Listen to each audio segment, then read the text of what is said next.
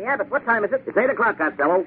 We're on the air for PDQ Gasoline here in Hollywood. Well, what are we waiting for? Let's go with the Abbott and Costello show.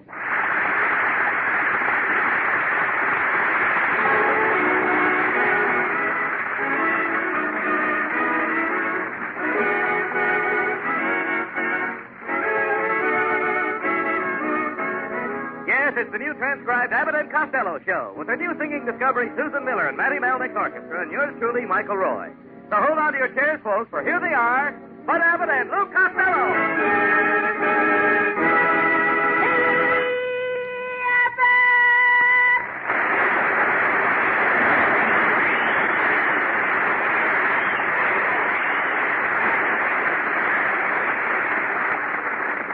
All right, Costello. Well, you're late again. Oh, I couldn't help it, Abbott. I jumped in my car, drove down to Long Beach, over to Santa Ana, up to Las Vegas, down through the mountains, and here I am. Well, why didn't you come straight here? Abbott, did you ever try to drive through Los Angeles?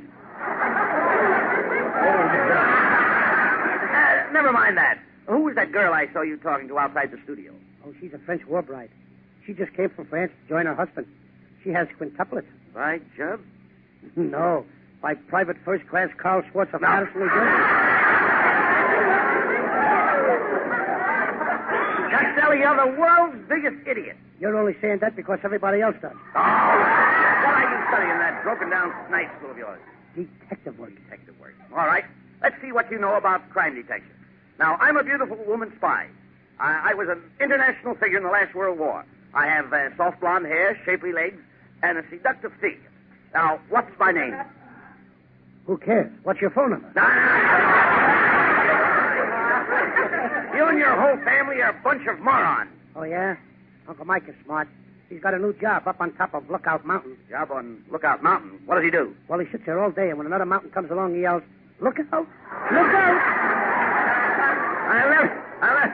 I'll never know what your Aunt May ever saw in him. Oh, it was wonderful, Abbott. When Uncle Mike proposed Aunt May, you should have seen him. He got up on one knee. Wait a minute. You mean he got down on one knee? No, up. He was in a saloon at the time. He is collecting antiques as a hobby.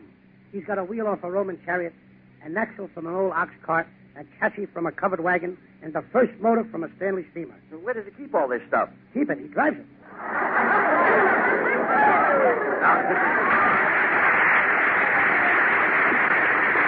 Now, wait, Costello, wait. Relax and listen a minute. My friend here has got something interesting to say. Once a month on every oil executive's desk is a scientific analysis of many, many brands of gasoline. The findings of an independent testing laboratory outfit reported to all the industry. And any petroleum engineer would have to admit that this PDQ gasoline looks mighty, mighty good in the hard light of scientific analysis. We get a kick out of this at PDQ because it reminds the big boys that when we talk seriously of PDQ quality, PDQ power, PDQ speed, we're giving you straight facts, not just making up pretty words. PDQ makes its own gas at its own PDQ refinery. Shucks, we even have our own oil well. And so our gasoline is our own product. And the PDQ gasoline you use in your car is the first and finest product we make. What this means in extra mileage, more power, and quick performance in your car is something that will please you mightily. So, shall we plan on filling you up next time with PDQ? While you ponder this, here's the Abbott and Costello gas station game.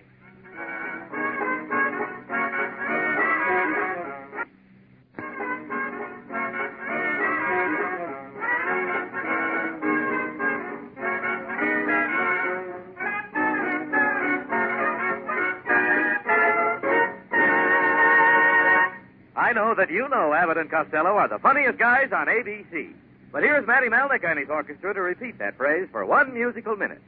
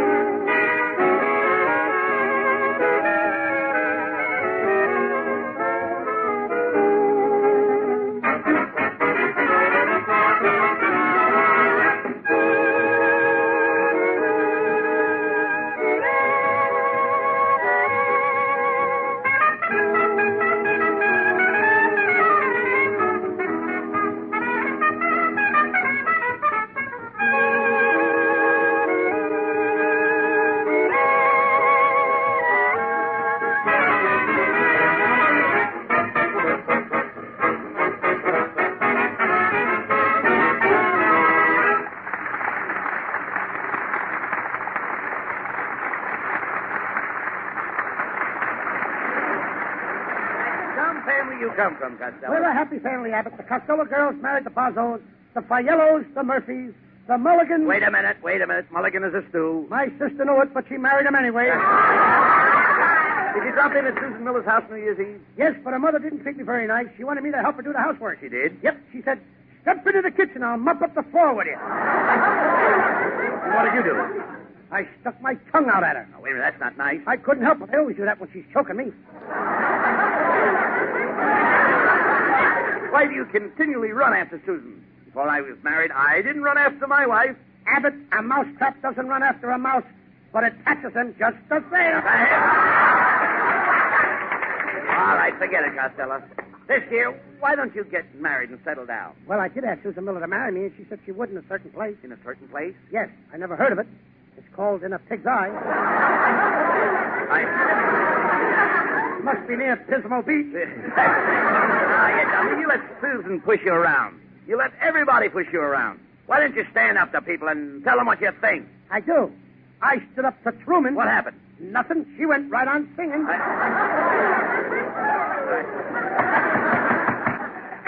Don't let me down. Please don't let me down. You just can't let me down. Who are you? Oh, just an old short skirt.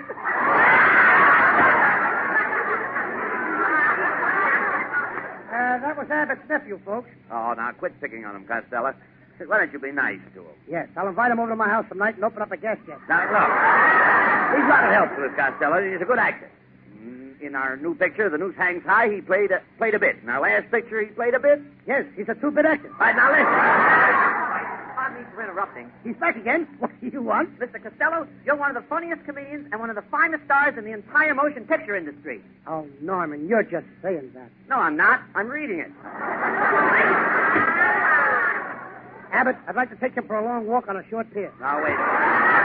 You're just jealous because he's a better actor than you. Is that so? I'll have you know that I played with Lauren Bacall in Dark Passage. I saw that picture. And I didn't see you with Lauren Bacall.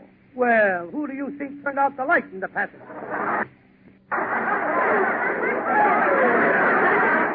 Look, the director didn't think so much of you at Eagle Lion. He did so. I heard him say that my performance was very educational. He said your performance was educational? Well, not exactly. But when he saw me on the screen in Noose Hangs High, he said, well, this ought to teach us a lesson. How did you happen to get in pictures anyway?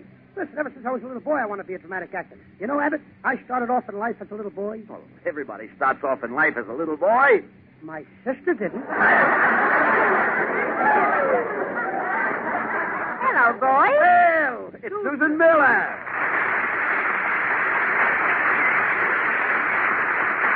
Why, Susan, isn't that a pretty dress you're wearing? It's nothing. It's just an old Mother Hubbard. Well, don't look now, but your cupboard is bare.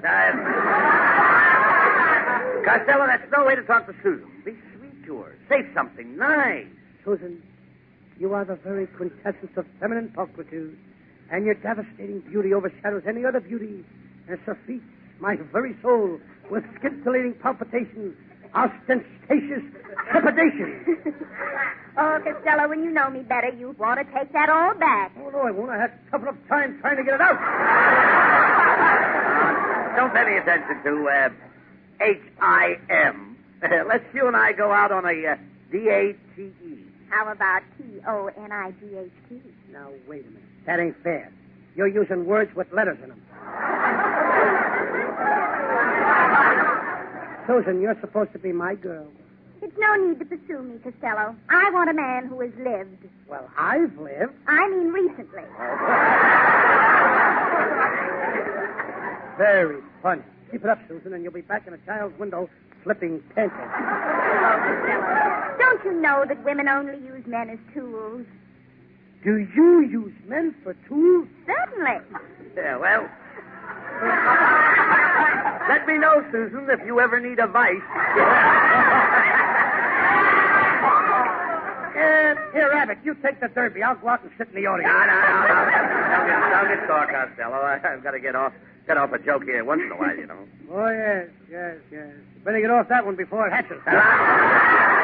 Susan, if I was a single man, I'd ask you to marry me. Well, that would be wonderful, Bud. And if we had children, you'd be the father. Yes, the man is always the father, and the woman is always the mother. If it was any different, you'd be on People Are Funny.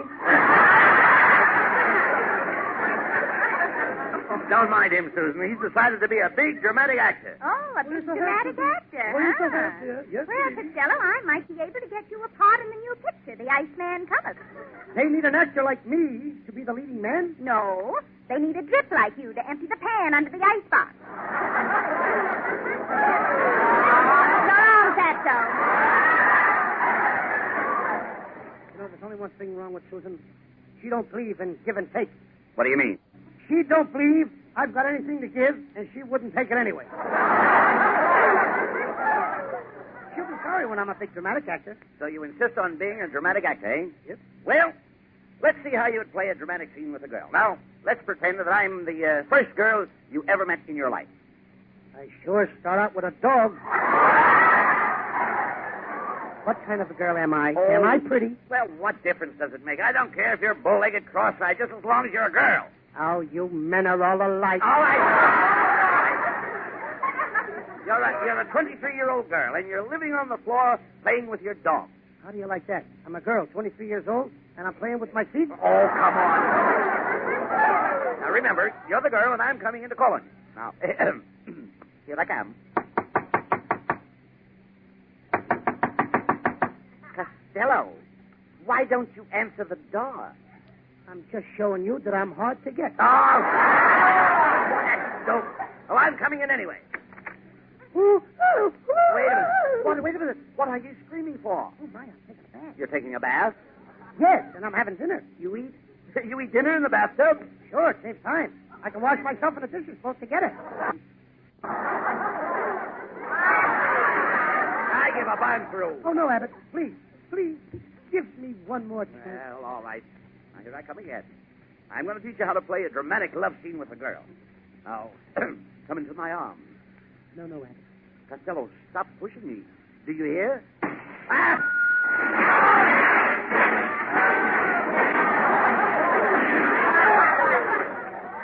Costello, you idiot. Why did you push me out the window?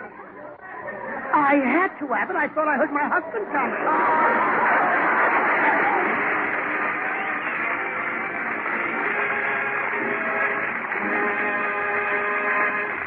We'll be back with the nonsense and the flick of an eyelash, folks, after a few comments on this subject. And now, ladies and gentlemen, your attention, please, at this phase of the exhibition. For within the confines of these walls, you're about to hear, for perhaps the first time, a revolutionary new idea in motoring. Over the broad highways of this great nation, we of PDQ, which I have the honor to represent, are determined that word shall spread among the alert, the intelligent, the leaders, please move in a little closer here, of a great new discovery in California. Not gold, not Grable, not sunshine, but, and this is a historic moment, the clean windshield. The clean, bright, unsullied, sparkling windshield, courtesy of your neighborhood PDQ dealer. I tell you, friends, that somewhere tonight on this broad land, the rain is falling. The mud, the dirt, the grime, the tawdry byproducts of our civilization are clouding windshields of every make and model, paid for or not. Better check the oil, too, Lou.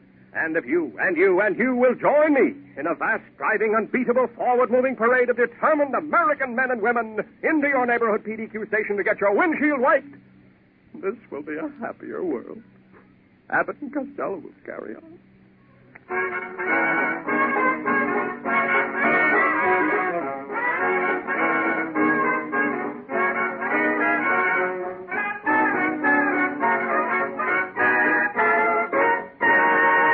Susan Miller sings the Leo Rubin lyrics approved by the Hollywood Chamber of Commerce. It's June in January.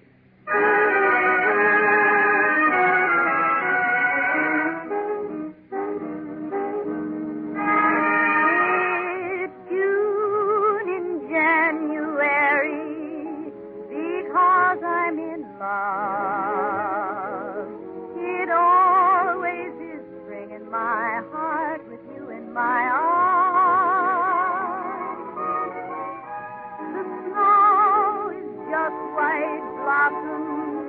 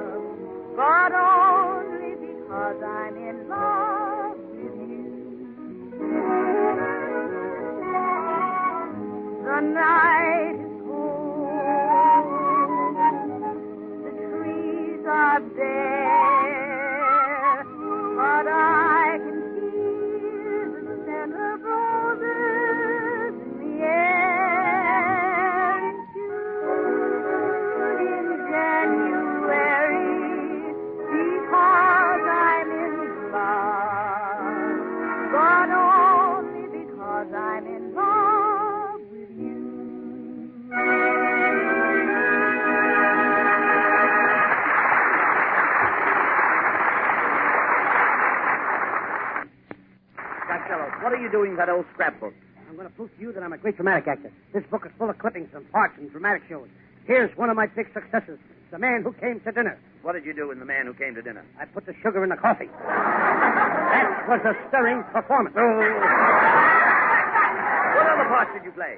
Well, I played Napoleon. My greatest scene was when I was Napoleon and I lost the battle of, Waterloo? No, thanks, Bud. I'm not thirsty.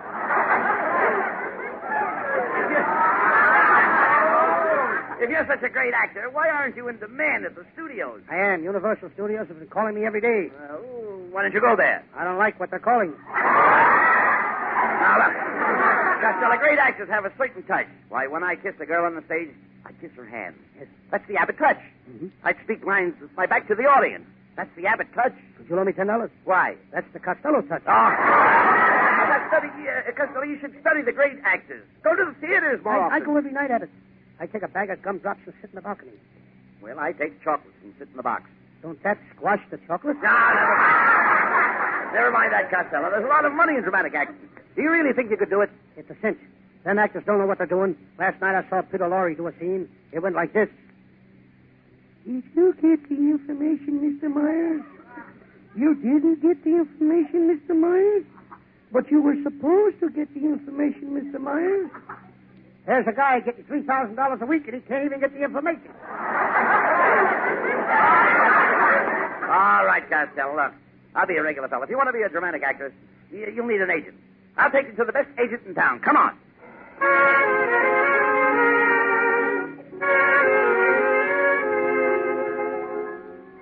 Sit right down, gentlemen. Mr. Whitney will be with you in a moment. Thank you. Abbott, do you know this guy? Is he really a good agent? Well, he carries a lot of weight. He gets steamed up. He pushes his way into the studio, flattens the opposition, and paves the way for you. I call that an agent. I call that a steamroller. Well, Mr. Whitney is a great agent. He's got his foot in the door at MGM, his finger in the pie at Paramount, his ear to the ground at Eagle Eye, and he keeps one eye on Universal Lot. If he's going to handle me, he's got to do one thing. What's that? Pull himself together. We'll see you gentlemen now. Go right in. I'll be with you in a moment, gentlemen. I'm talking to a client on the phone. What's that? You're tired of playing the same parts all the time? But you're not a romantic lead. I'm sorry, but you'll have to just keep playing the same kind of parts. Goodbye.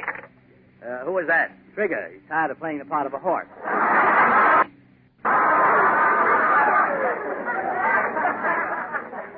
I'd drop him as a client, but he owes me $500 I loaned him for gambling. Trigger the horse gambles? Sure, I see him at the track every day. He bets on the jockey. Mr. Whitney, Costello wants to be a dramatic actor. Costello, have you had any acting experience? Well, once I was with a traveling troupe, a road company. Did you spend much time on the road? I was on the road so much I had a white line down the middle of my back.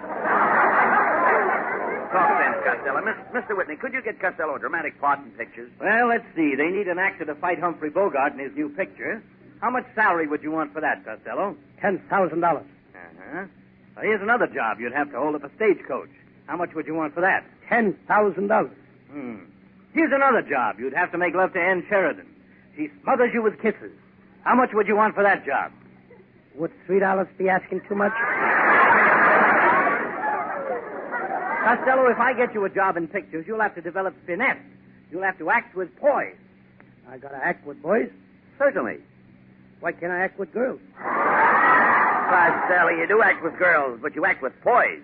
How can I act with girls if I'm gonna act with boys? Costello, whenever you act with girls, they expect you to act with poise. Not the girls I go out with. You don't understand. We're talking about poise. Poise is important. Suppose you were asked to dance with a girl in a picture.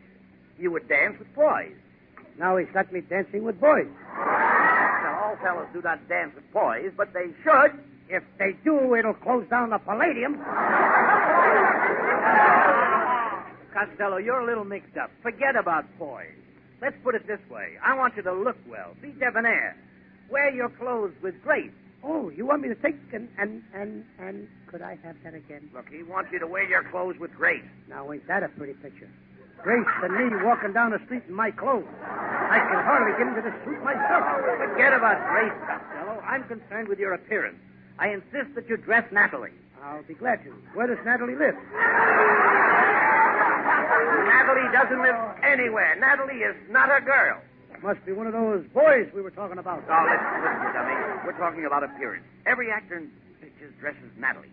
Abbott, do you dress Natalie? Certainly. Wait till your wife finds out about this. Mr. Costello, we're not discussing a woman. We're discussing clothes. Now, before I take you to the studio for a job, I want you to go to a good men's shop and get some decent attire. Good. I'll go right away. And what should I get? Attire. Something to wear. Attire. You want me to wear attire? Certainly. How do you like that? Now he's got me walking down the street dressed in attire. What are you talking about, Costello? Well, Abbott, I didn't mind it when you told me that I had to dance with boys. And I didn't object when you asked me to wear my clothes with Grace. And then you made me get Grace out of my clothes and put them on Natalie. But when you asked me to wear attire so that I will have to go to a filling station every time I want to get dressed, I don't like that. You have not only impugned on my good name, but you have cast contumely on the good name of the two pantsuit makers of America and besmirched the dignity of the Amalgamated Confederation of Needleworkers, and you have degraded the fair city of Los Angeles, style center of the USA, and New Jersey of all. I'm taking you to the studios to get a job.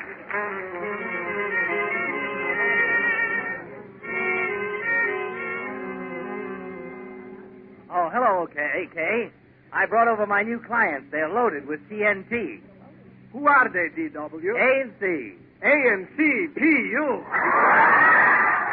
You see, AK, Costello's anxious to play a dramatic part in pictures. Well, I'm making a picture called The Life of Sidney Greenstreet. Costello, you might play the part of Sidney Greenstreet. You both have the same shape. Hey, I spoke to Sidney Greenstreet on the phone last night, long distance. Person to person? No, stomach to stomach. Tell me this, Costello. Have you ever had any experience as a screen lover? Well, in my last picture, I hugged and kissed Ingrid Bergman. She was very happy. Ingrid Bergman was not in our last picture, Lou. That's why she was so happy.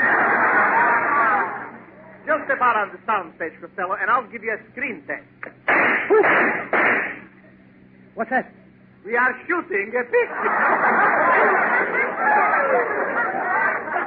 I'm going to take my brother to see that picture. Oh, but the picture won't be out for 6 months. Neither will my brother. How about this screen test for Costello? Now, if you want to make money in pictures, Costello, you've got to have polish. Every star needs polish. Our stars can't get enough polish. Now, do you know how to make money in pictures? Sure, sell polish to the stars. Costello, by polish he means work, hard work. Take Clark Gable. When he makes love to Hedy Lamarr, it becomes work, just like selling newspapers. Any questions? I wonder if Gable will sell me his newsstand. Well, we are ready for your test now, Costello. Now, remember, you are supposed to be Sidney Greenstreet. Now, give it everything you've got. Lights, camera, action! Come to my arms, Olivia. At last we are alone, Olivia. I'm over here, Olivia. Kiss me. Oh, you are so brave. Press your lips to mine.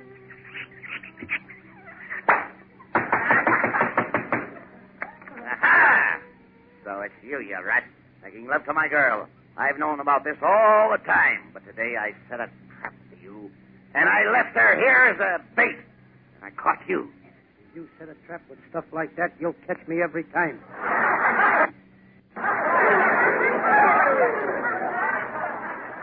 Cut. Now let's go to the projection room and run the test.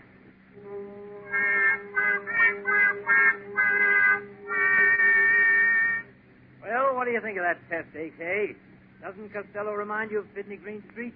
That's it. What an idea. It's wonderful. You mean I get the job? No, send for Sidney Greenstreet. Why don't I think of ideas like that? The Life of Sidney Greenstreet starring Sidney Greenstreet. Abbott, get me out of here.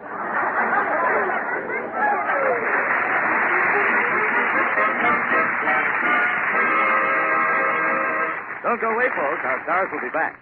But first, they'd like you to listen to this. Let's roll out the old PDQ welcome mat for a few new typical dealers. Guys who have recently joined the PDQ team of independent dealers.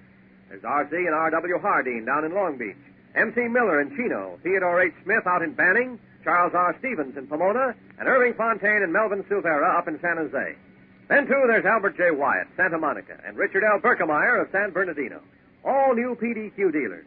Typical of the many, many automotive experts who are men in business for themselves.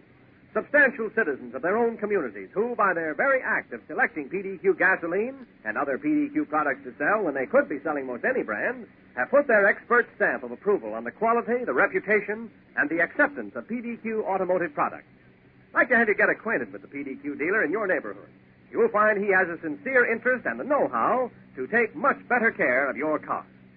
And now the PDQ gas station gang fill her up Abbott and check the oil Costello.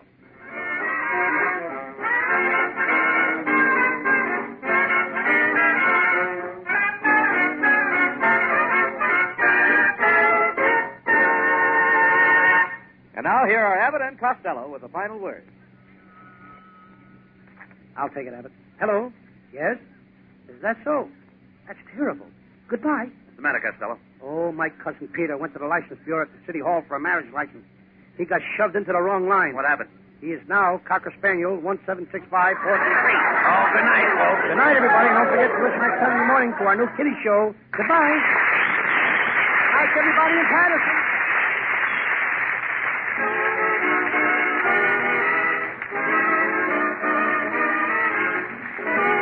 Listen each Wednesday night at this time for another great Abbott and Costello show, produced and transcribed in Hollywood by Charles Vanda and featuring Susan Miller and Matty Malnick's orchestra. This is Michael Roy saying goodbye until this same time next Wednesday. This is ABC, the American Broadcasting Company. Costello, we're on the air for PDQ gasoline here in Hollywood. Well, what are we waiting for? Let's go with the Abbott and Costello show.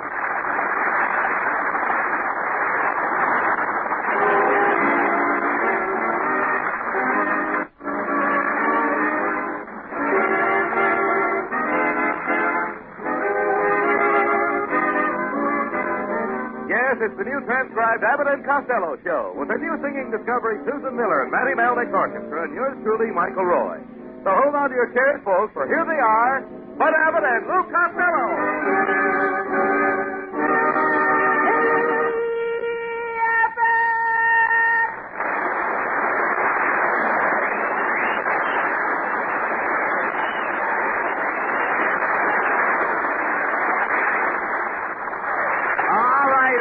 Costello, here I am. Where have you been? I was sitting in the front row at the Purse Theater. Why were you sitting in the front row? Well, they wouldn't let me sit on a stage. Yes, I was headed down here to the studio, and a fellow was following me with a shotgun. So I run and he run, up one street and down another. Well, he didn't shoot you with a shotgun. No, it turned out all right. He was on his way to a wedding. Look, enough of this silliness. Do you know that this is National Dog Week, Lou? Oh, sure. And I celebrate all those weeks. National Apple Week, I went out and I had an apple. National Donut Week, I went out and I had a donut. National Baby Week, I went out. I didn't celebrate that. Now, wait a minute, look.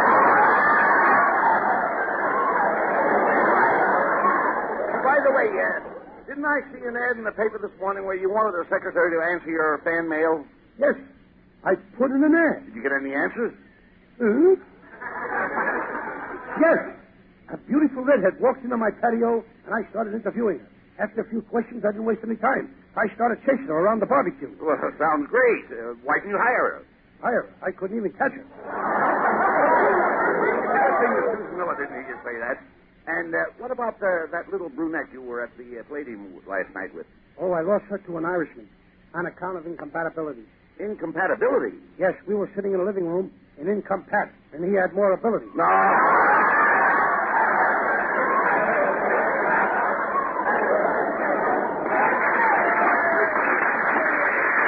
Costello, how can you be such an idiot?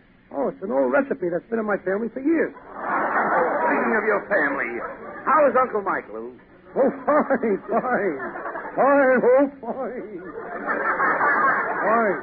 Aunt May presented him with a baby boy New Year's. The new baby was such a shock to him that he quit smoking. He used to be a chain smoker. Gave up cigarettes, eh? No, he didn't smoke cigarettes. He smoked chains.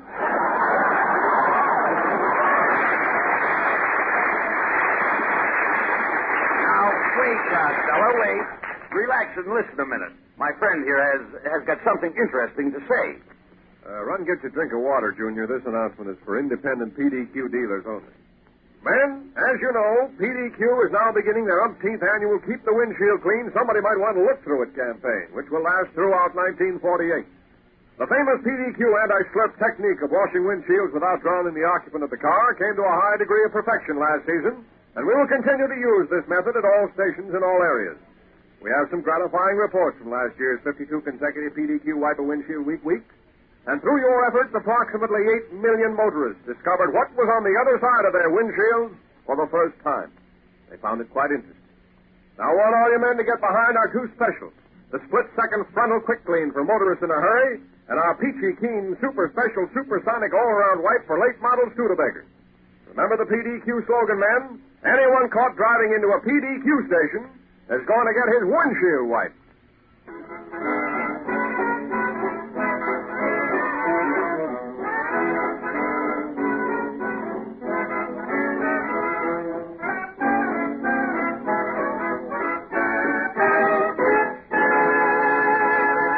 We just took a minute for a mighty important message.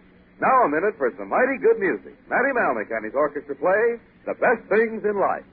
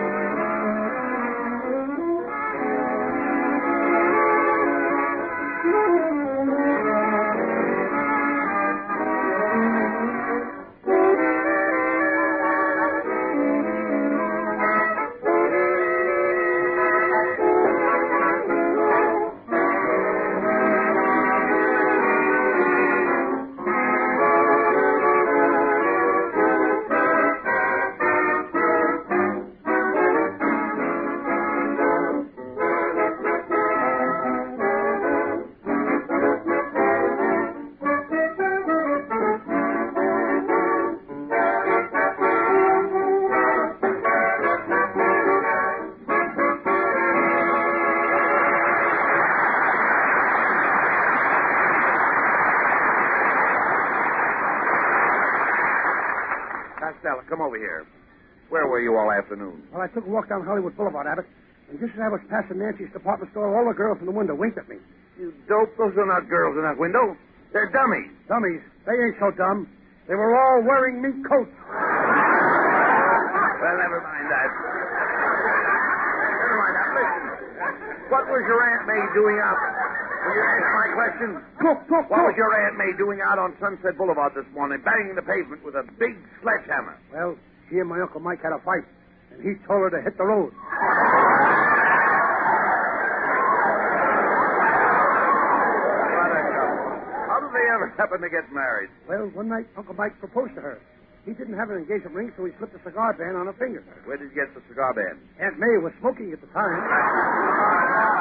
Costello, why is it none of your family and none of your relatives ever get along? Well, they all get along, Abbott.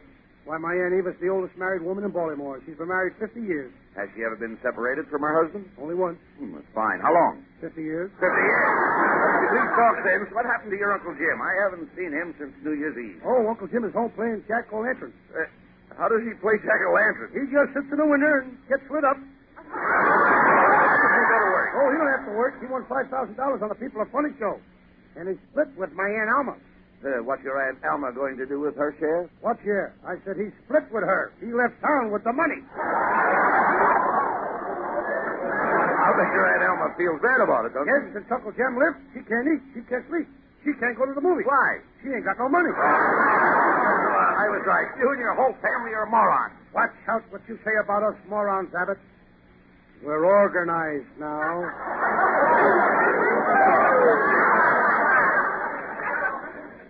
Hey, Mr. Costello, I want to thank you for that lovely Christmas gift you sent me. It was the most wonderful game I ever played. Game? I didn't send you any game. That was an autographed picture of myself. How do you like that? All night long, my wife and I sat up trying to pin a tail on it.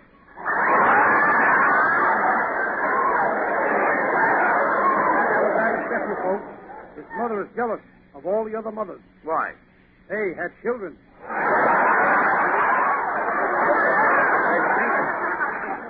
He's a pretty good actor, Costello. Last week he was on Information, Please. Yes, and they couldn't guess what he was.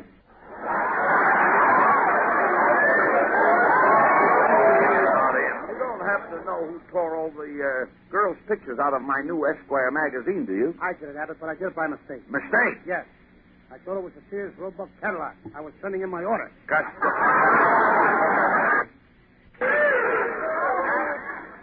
Costello, the only way you can get a girl by mail is to join a Lonely Hearts Club. I did that once. I sent my picture in the Lonely Hearts Club, and they sent it back with a note. And what did the note say? We're not that lonely.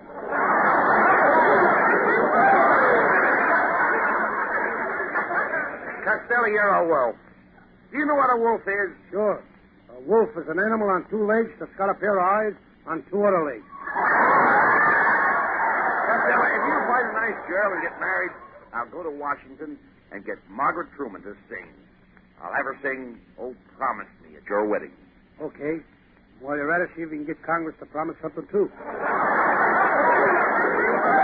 tell you, Costello, no girl would have you. You're too fat. You'll never get a beautiful girl with your shape. Who wants a girl with my shape?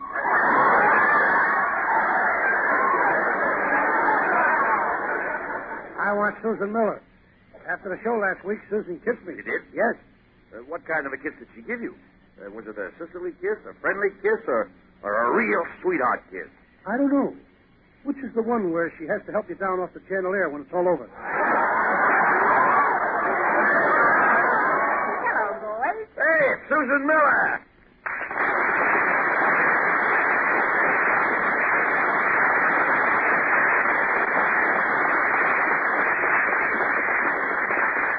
Oh, Susan, you look so pretty tonight. What makes you so beautiful? Well, Costello, you know the old saying. Girls are made of sugar and spice and everything nice. The ones I get are garlic and hash and your father's old mustache.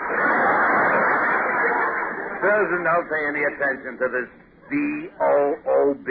Oh, that's a good one. I'll bet he doesn't even know what B-O-O-B means. I do so. It's B-O, spelled forwards, backwards, and sideways. Costello, why don't you stop forcing your attention on Susan? She's not for you. She's of the upper crust. And you're the lower crust. Gee, we could make beautiful pies together. Costello, Susan is not your type. I'd be more suited to her. I have finesse. I'm hoity-toity. Abbott, you may be hoity, but you'll never see toity again. Well, look, how did you take pity on Costello, Susan, and go out to dinner with him tonight? I will not. Last time I went to a restaurant with him, there was some silverware missing, and the cashier wanted to search me. But, Susan, you're not the type to steal silverware. That's what I told the cashier. But she said if I would walk out of the restaurant with Costello, I'd walk out with anything.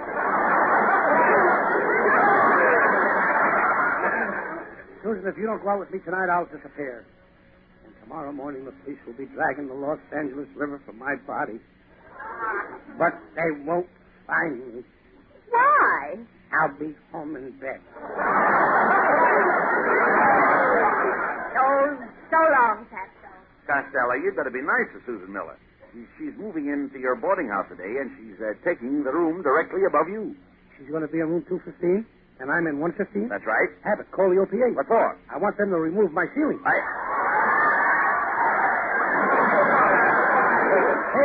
will Susan be in that room all the time? Well, you know Susan. She goes in and out. Did you notice that too, Abbott? Oh, this is wonderful. The woman I love living right upstairs. Oh, stop, Costello. You're not in love with Susan. She's just a passing fancy. Well, I never passed up anything that fancy. Oh, I hope she likes her room. Oh, she should like the room. She gets bored with it. Well, I'm glad. I said she gets bored with her room.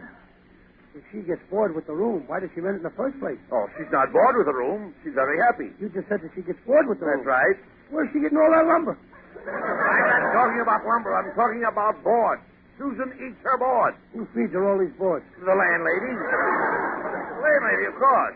Susan made arrangements with the landlady to eat her board 3 times a day, 30 days a month. Abbott, I'm moving out of that place. Why? That Susan Miller is going to eat me out of house and home. What are you getting so excited about? What business is it of yours, what she does to her room? I'll make it my business, brother. Her floor happens to be my ceiling. Abbott, I don't mind you knocking the props out from under me every week, but I ain't going to let that Susan Miller eat the roof from over my head. Costello, there's no sense getting yourself into a frenzy. What? A what? Frenzy. I'm not making frenzies with nobody. Wait a minute, you idiot. I'll try to explain. War. By giving you an example. Now, in your room, the plaster is all cracked, so you have a flaw in your ceiling. I got a flaw in my ceiling. Certainly. How do you like that? I've been living upside down.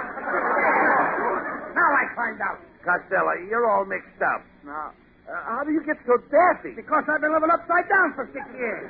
What's your excuse? Now, wait a minute. You listen to me. How do you like walking around on your head? I'm not walking around on my head, neither are you. I'm only trying to tell you that Susan's room is perfect. It has no flaw. And she's happy because she gets bored with the room. Here we go again. No, the reason she likes to get bored with the room is because she gets so hungry after a busy day at the studio that she rushes home and eats like a beaver. Now he's got her eating beaver board. She does not eat beaver board. You just said she eats a board like a beaver. I said she eats like a beaver. What does she eat like a beaver? Her board. I trapped him again. All right. Forget about the beaver. Susan eats her board 3 times a day. She starts with breakfast. I suppose for breakfast she has a couple of soft-boiled shingles. No, rest. If you will excuse me, Mr. Abbott, I got to run over and nail a sign of Susan Miller's store to warn other roomers. What kind of a sign? What kind of a sign? Yeah. Beware. Susan Miller, girl termite.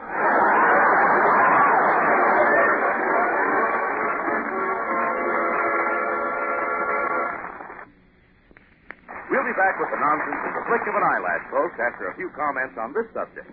Ladies and gentlemen, during the intermission, I will pass among you with the incredible true facts about PDQ compounded motor oil. For here is an oil of such wonder-working magic that the management guarantees not 1, not 2, not 3 or 4, but 5 surprise prizes in each and every quart of PDQ compounded motor oil. First, the detergent, the miracle ingredient that cleans away old carbon, actually brightens, shines, and beautifies the motor as you drive. 2, the anti-foamant inhibits dangerous foam and lava, reduces the dreaded air bubble in the oil line. 3rd, the carbon inhibitor minimizes the catastrophic consequences of the oxidation, the bane of all internal combustion engines. 4th, anti-acid scientifically neutralizes the dangerous acidity of hydrocarbonic combustion, which, running rampant, mars the fair escutcheon of costly bearings. Last but not least, PDQ compounded motor oil contains the viscosity index regulator. And, of course, you know what that means. For your convenience, PDQ compounded motor oil is sold during the performance and afterwards at all PDQ service stations. And now, Abbott and Costello continue.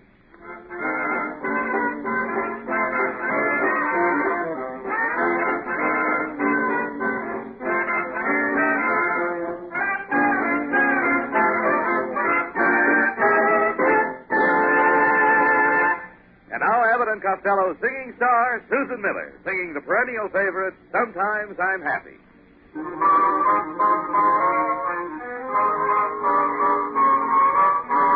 Sometimes I'm happy, sometimes I'm blue.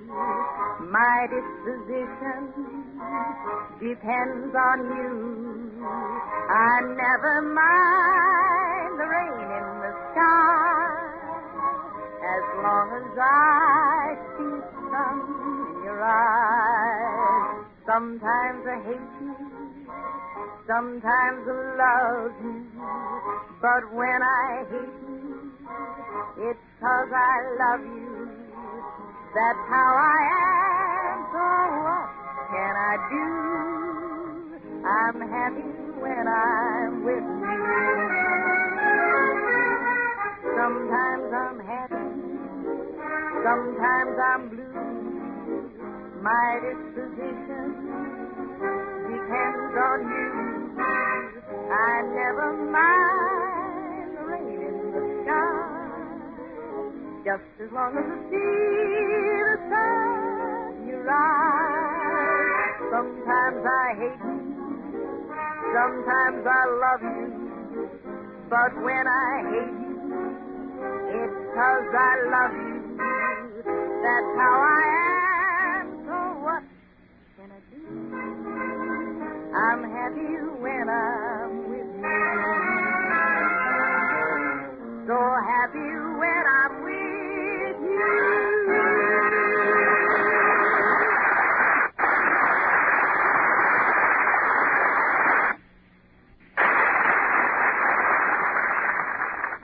Costello, did Susan Miller move into that room in your rooming house? She couldn't have it.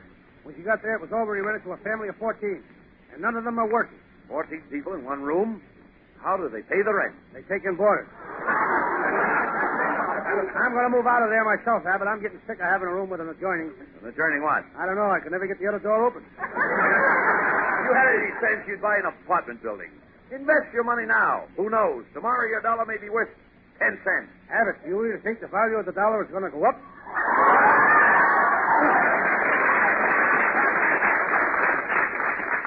Costello, if you owned an apartment house, who would you rent to? Well, let me see. Well, I'd rent one apartment to a lawyer. Why? That's in case I get in trouble. And I'd rent one to a gorgeous redhead. Why? That's to make sure I get in trouble.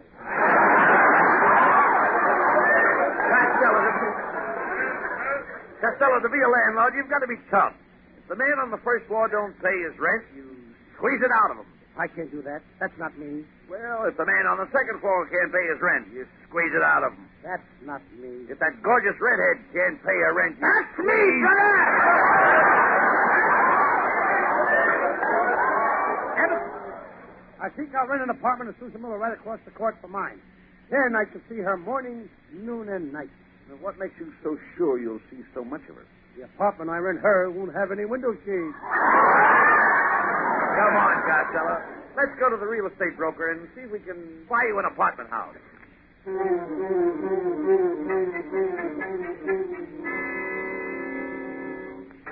So you want to buy an apartment, huh, Costello?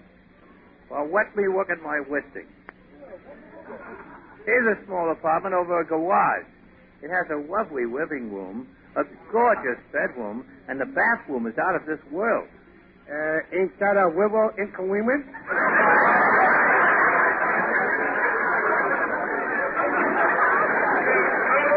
Costello, how does this sound to you? A Swiss chalet, Swiss architecture, Swiss furniture. Sounds pretty cheesy to me. Maybe you could build Costello a new house. Nothing doing. They're making all of them new ones out of Taft bricks. What are Taft bricks? Every time it gets a little dewy, they drop out. My Uncle Mike built an apartment next to the zoo. He's so nearsighted, he started nailing zebras over the windows. Nail zebras over the windows. Yes, he thought they were awnings. Costello, your Uncle Mike knows nothing about building, and neither do you. I do so. What's the first thing you do in building a house? I call up the corset shop. To build a house, you call a corset shop. Sure, where do you think I can get my foundation? Quiet, Costello. Mr. Broker, don't you have an apartment house that's a real bargain? Oh, I got just a house for you, Costello. Jane Russell lives on one side of it. Who lives on the other side? Who cares? I'll take it. Oh, come on, Costello.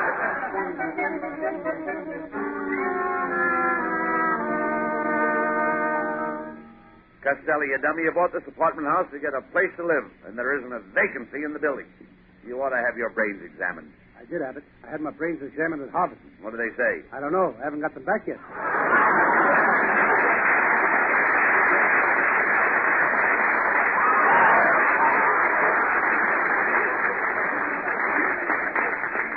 Hey, look, Costello, you're the landlord of this building, and you have a right to an apartment. Now, go to that door and tell the tenant to move.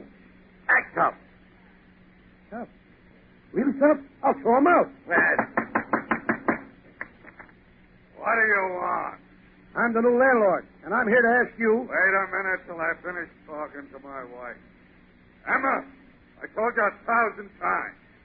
I like parsley on my steak. Tonight you forgot the parsley. And you know what that means. Now, landlord, what was you going to ask me?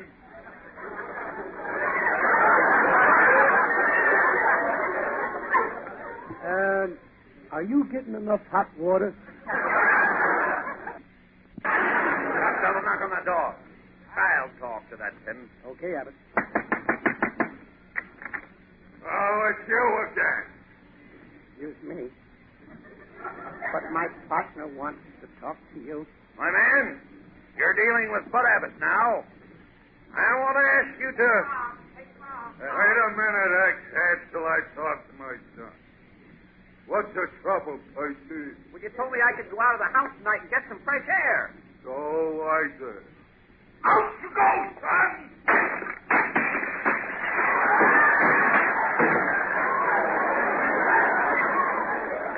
Now, Abbott, what was you going to ask me? Are you sure you're getting enough hot water?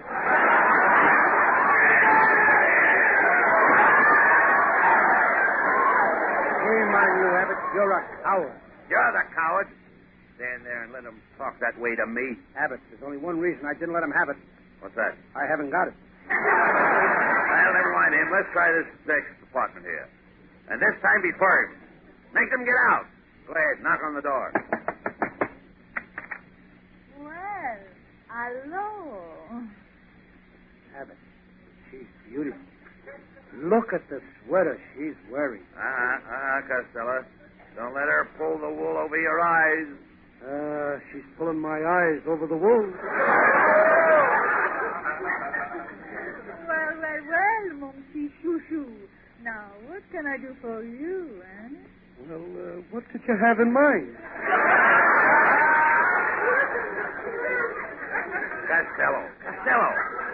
Costello. Remember, you've got to think of some way to make her move. I got it. I'll tickle her. Let me handle it. Miss, you're very sweet, but Costello's the new landlord, and he needs your apartment, so you'll have to move.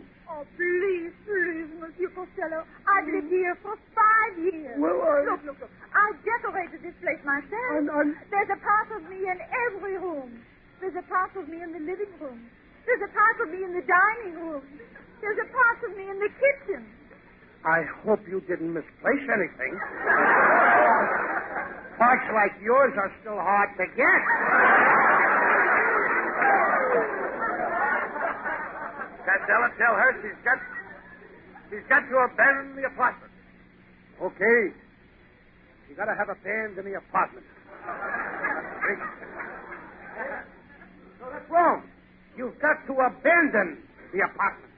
That means you've got to... Costello, I said abandon the apartment. Tell her she's got to leave. Well, okay.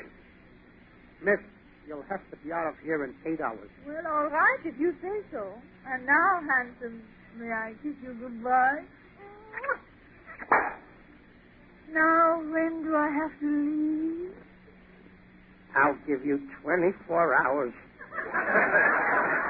Well, then I'll say goodbye.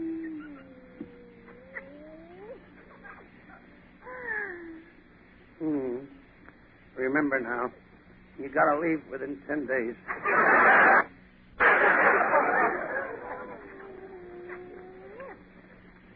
If you ain't out of here by 1963, there's gonna be trouble. Costello, you're a weakling. Be firm. Tell her to get out. Okay. Miss, there's only one thing I want to say to you. Could you wait till I say goodbye to my brother? Who's your brother? The big tough guy in the next apartment. Now, what were you going to say, Costello? Are you sure you're getting enough hot water?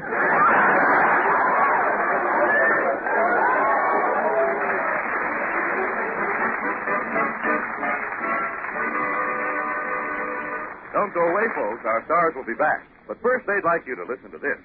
Let's not beat about the bush. PDQ would dearly love to have more independent dealers selling our gasoline, but we just can't throw the gates wide open, for we feel that we must have a very special kind of a guy pumping our gas. So this announcement is intended primarily for good, experienced, independent dealers who've thought about getting on the PDQ team. Fellas, it's like this.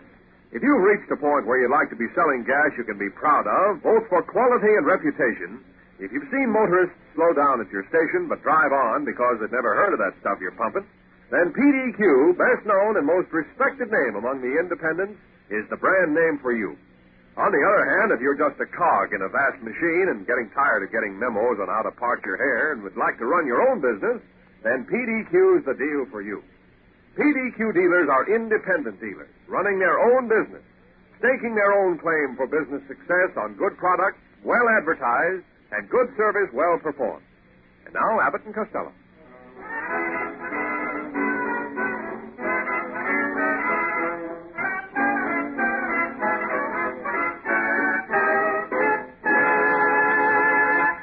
now, here are Abbott and Costello with the final word. Costello, in case some of our listeners haven't heard the news, why don't you tell them about our Saturday morning kid show? Folks, Abbott and I are doing a special kid show every Saturday morning over this network featuring the Lou Costello Jr. Youth Foundation Award.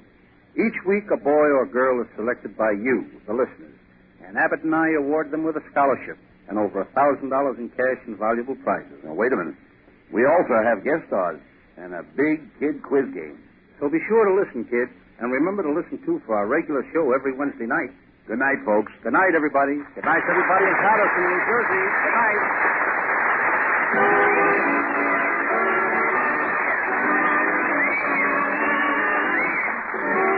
Listen each Wednesday night at this time for another great Abbott and Costello show, produced and transcribed in Hollywood by Charles Banda and featuring Susan Miller and Matty Malnick's orchestra. This is ABC, the American Broadcasting Company. It's 8:30 at KECA, Los Angeles. Hey, Abbott, what time is it? It's time for the Abbott and Costello show. We're on the air for ABC here in Hollywood. Well, what are we waiting for? Let's go with the Abbott and Costello show.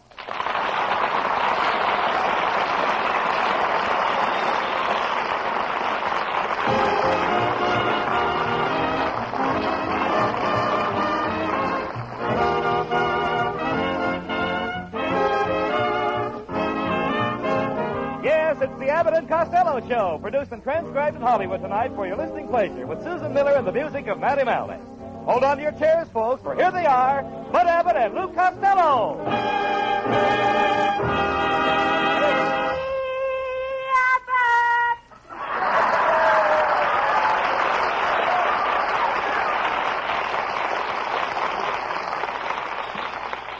Hey, where have you been? Oh, Abbott, I've been hanging around the bars all day. I've been in every candy store in town. You idiot. There are no bars and candy stores. Old Nick candy bars? Well, I'm going to the old Nick myself tonight. Oh, solo mia! Oh, so are you! Oh, solo mia! And so are you! Be quiet, Abbott, and don't interrupt me. I'm taking singing lessons. My teacher says when I'm finished, my singing teacher says I'll be Nelson Eddy, Tony Martin, and Frank Sinatra all rolled into one. You will? I'll be a loafer shortening bird with curly hair wearing bobby socks. How can you be a singer? There's no music in your family. Oh, no? For your information, my Uncle Mike made a fortune with the Bell song. Was he a singer with the Metropolitan Opera? No, good humor man on Route 66. You know, Lou, to be a good singer, you've got to sing with pear-shaped tones. Pear-shaped tones? Yes. The tone must come out of your mouth in the shape of a pear. Which end first? Well, I'm talking about pear-shaped tones. Do you sing with pear-shaped tones? I don't know about pear-shaped tones, Abbott, but when I sing Apple Blossom Time, it comes out fruit salad. No. It's something you never sang in public in your life. Oh, you don't think so, huh? No. Well, I did so. I once sang an opera. Carmen. I carried a spear and hit the highest note ever heard. How did you do that? I wasn't the only one carrying a spear.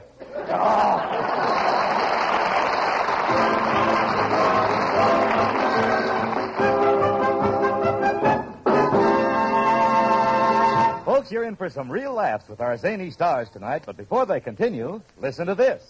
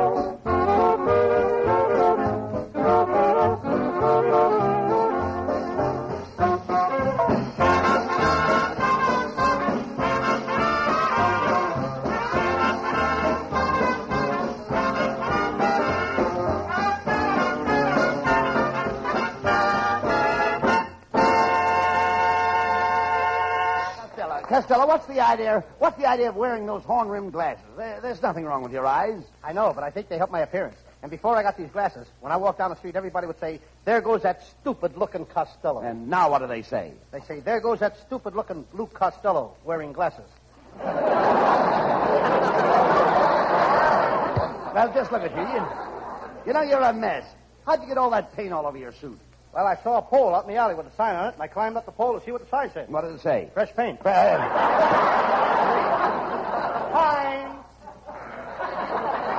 Well, you'd better take that suit over to my Uncle Herman at the Kirk Dry Cleaning Plant. Dry cleaning plant? What's your Uncle Herman doing there? Well, this is Wednesday. He's dying today. That's terrible, Abbott. I didn't even know he was sick. Oh, he isn't sick. He's dying. He's dying and he isn't sick? That's right. If he was sick, he couldn't die. Why not? Well, it's against the rules of the cleaning plant.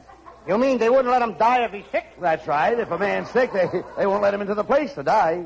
What do? Leave him out in the alley? Oh, no. He can't die in the alley. He can't? No, if he wants to die, he has to go up the 7th floor. He's got to die on the 7th floor. Well, certainly.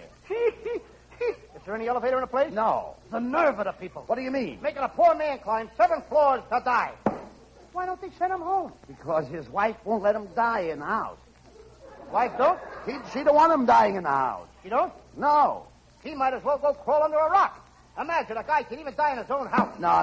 If there's any dying done to be done around the house, his wife does it. Huh?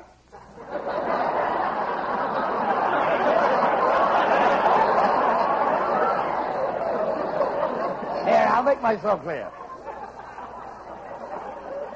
If there's any dying to be done around the house, his wife does it. What are you laughing at? It was funnier the other way.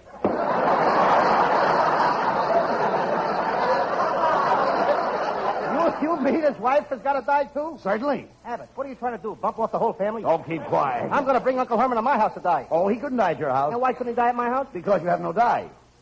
You got to have dyes to die? Costello, will you pay attention? I'm trying to tell you that Uncle Herman has to die so he can live. Well, naturally. I mean, F. What was that? I said my Uncle Herman has to die to live. If he doesn't die, he can't eat. You mean he eats after he dies? Well, certainly he dies for a while, then he eats. Then he dies again, then he eats some more. Must be the food that's killing him. Must be eating at your backstage. No, you idiot. A man has to eat if he stands up all day dying. You mean he has to stand up to die? Naturally. Did you ever hear of anybody lying down to die? All the people I ever knew. Look, Costello, They use the standard way. No. He can't lie down on the job. He's got to be through dying by 6 o'clock. If he dies after 6, he gets time and a half.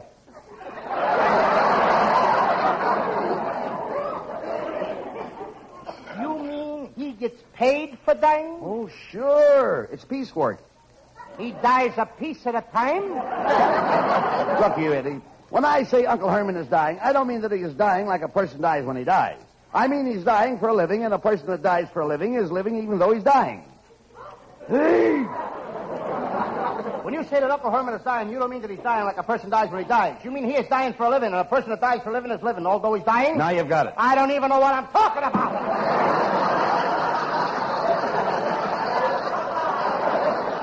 Hello, boys. Well, it's Susan Miller.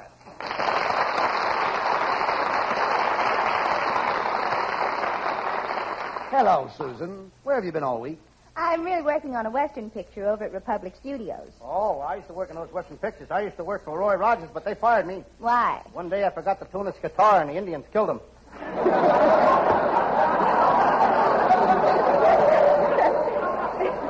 You talk sense, Costello. When are you and Susan going to get married?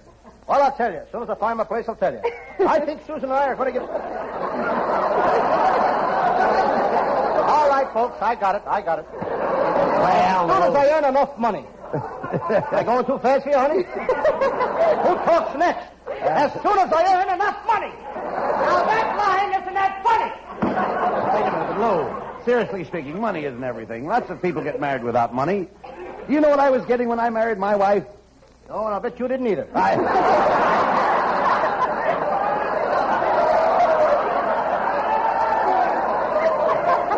No, but really, Bud is right, Costello. What do you want with money? Money won't buy happiness. Money won't buy love. And money won't buy health. And money won't buy contentment. Just give me the money, kid. I'll do my own shopping. Don't forget, money talks. Money talks. Hasn't said much to me lately, but it talks. These days, you can't hold on to it long enough to start a conversation. What I'm going to do what my Aunt May did, I'm going to wait for my ship to come in. Did your Aunt May's ship come in? Aunt May waited for her ship to come in for 40 years. Then her pier collapsed.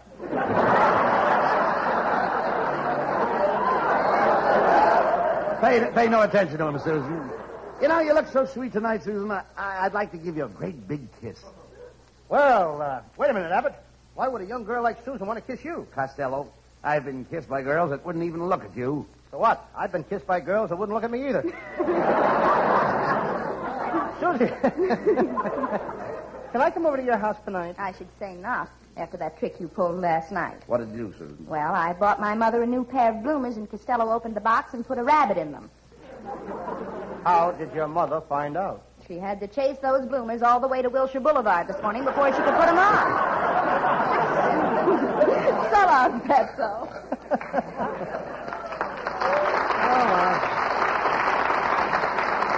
You know, I wouldn't blame Susan Miller if she never went out with you again. You're too selfish. You spend all your money on yourself. Why, you spent over $300 this week. What did you do with all that money, Lou? Well, I haven't got an automobile, and I have to take a streetcar. A streetcar here and a streetcar there. Oh, wait a minute, just a minute. How can you spend $300 in 1 week riding streetcars? I forget to take transfers.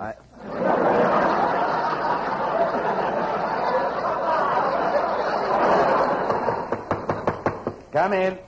Good evening, gentlemen. I'm Lawyer Mellonhead, and I have the pleasure to inform you, Mr. Costello, that you're in line for an inheritance of $800,000 left to you by your great-great-grandfather, Diamond Jim Costello.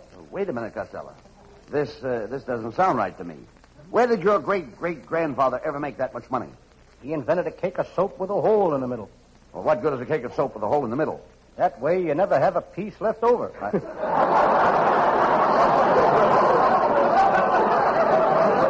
Lawyer Mellonhead, Costello's great-grandfather's will was probated 75 years ago when the old man died. Yes, and that's when I started my search. But I wasn't born 75 years ago. No wonder I couldn't find you. Oh, that's it. Well, furthermore, I have a point of law to establish here. The money was left to the oldest grandson. Now, in looking up the records, I found that you, Costello, were a twin. And I just couldn't believe it. And why not? Well, I took one look at you and I said, there can't be another one like him. You know, Abbott, this guy's a phony. How dare you? I'm an expert on wills. All my life, Costello, all my life, I've been searching for missing heirs. And from the looks of your shiny dome, you never found any.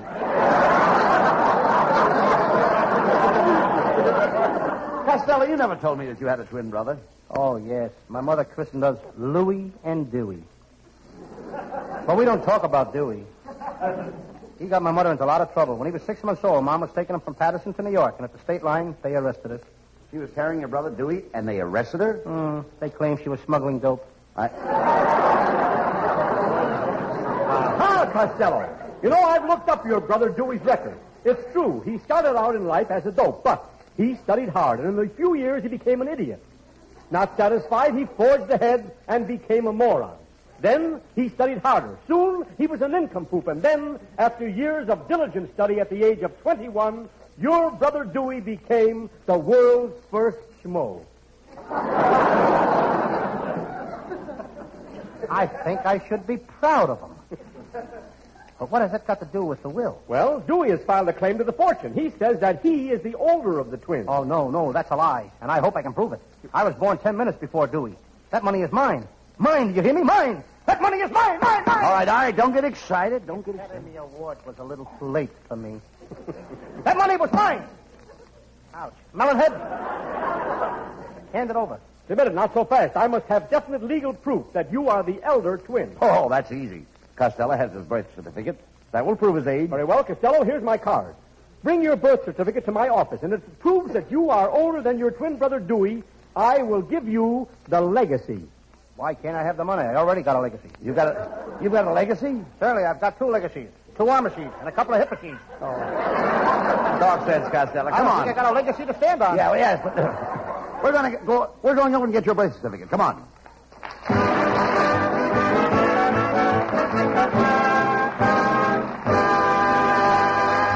And there's a lot more mad stuff still to come, but right now a change of pace to let you hear this.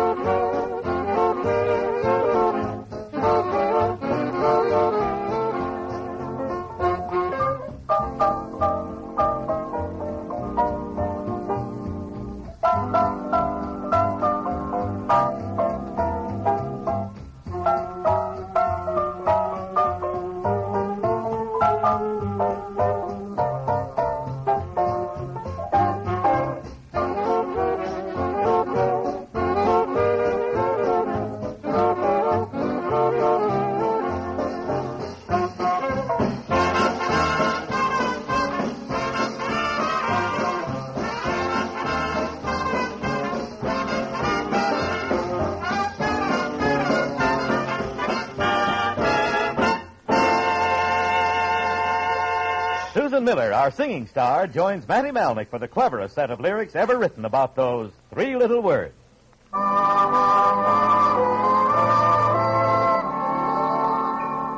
I've just written a love song. It's got everything.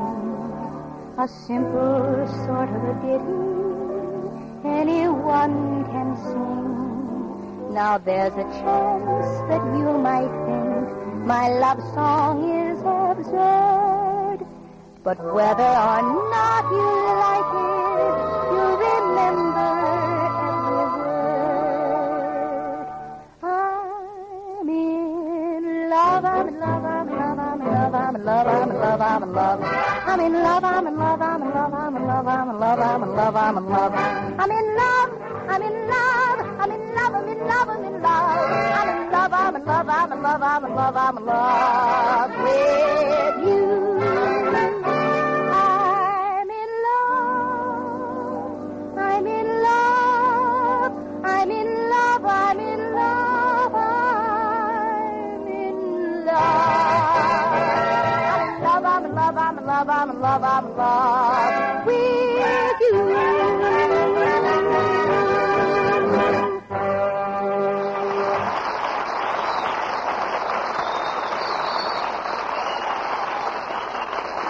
Costello, we've turned the house inside out, and you still haven't found your birth certificate. Remember, your twin brother Dewey has already presented his claim to the fortune. He says he's the oldest, and unless you can prove he's wrong, you lose your inheritance. You've got to find that birth certificate. All right, Abbott. Hey, look. Here's the old vest I used to keep my birth certificate in. I just looked in the pocket. What do you think I found? Your birth certificate? No. The hole I must have lost it from. Wait a minute. It seems to me you used to keep all your important papers in your back pocket. Can't be there, Abbott. Look at that big hole I got in the back of my pants. Nonsense. There's a hole in the back of your pants. Why can't I see your underwear? I also got a hole in my underwear. You dummy. We've got to find that birth certificate, Lou. I don't know where it is, Abbott. I've snooped all over the house. I snooped in the kitchen. I snooped in the blonde's apartment next door. I snooped in the cellar. I snooped in the blonde's apartment next door. Then I snooped in the attic. Then I snooped in the blonde's apartment next door. Wait a minute, wait a minute. Why did you keep going back to that blonde's apartment? Do you think you lost it there? No, but do you know a better place to snoop? Costello, this is serious. Think, please. Where did you put that birth certificate? I got it. I left it in the pocket of my pink shirt that I sent to the Chinese laundry yesterday. Well, that's good. Now, come on. We're going to get that shirt.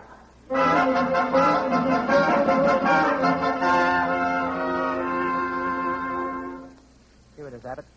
Lum Feng's Real Chinese Laundry. Come on in. Hello. You got tiki, no sake. Wait a minute. I thought it was no ticky, no shirty. Oh, this week a running special. No tiki, no sake. Are you Lum Feng? Lum not here. Me Abna. I don't like this laundry business, Abbott. I once opened a hand laundry, but I nearly starved to death. There's no money in a hand laundry. Why? Most people wash their own hands. Oh. Talk sense. Mr. Fung, where's Costello's laundry? Oh, here my laundry be ready Friday. Oh, well, we don't care if it's ready or not. We just we want to look through his shirt. Costello left something important in his pocket. Oh, we know what shirt are here. This real Chinese laundry. We send all shirts to China.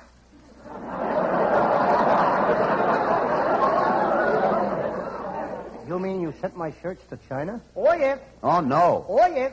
Look, Mr. Fung, I got to get that shirt right away, even if I have to go to China for it. Oh, very good. You go to China.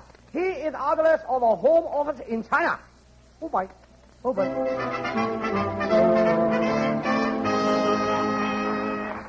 Well, Costello, the China Clipper leaves for Hong Kong in an hour. I hope that laundry has your shirt with your birth certificate in. Isn't it exciting, Costello? We're going to China. Gee, maybe I'll see my cousin, Lon Costello. He's in the silk business in China. He started in business with 2 silkworms. They made 6 pairs of silk stockings a day. Then he got an idea. Now they make 1,000 pairs of stockings a day. How did he do it? He made the worms partners in the business. Then he tried to corner the market by getting his hands on every pair of silk stockings in China. But he got arrested. How? The last fair he got his hands on, there was a girl still in them. Now he's living in Burma. He's a big man in Burma. He works for a shaving cream company in Burma. Which one? Barbasol. You idiot. You know nothing about the Orient. Oh, I do so. I used to make dates with a rickshaw. A rickshaw. A rickshaw is a long, skinny thing that you drag around and it takes you hours to get any place with. That's her.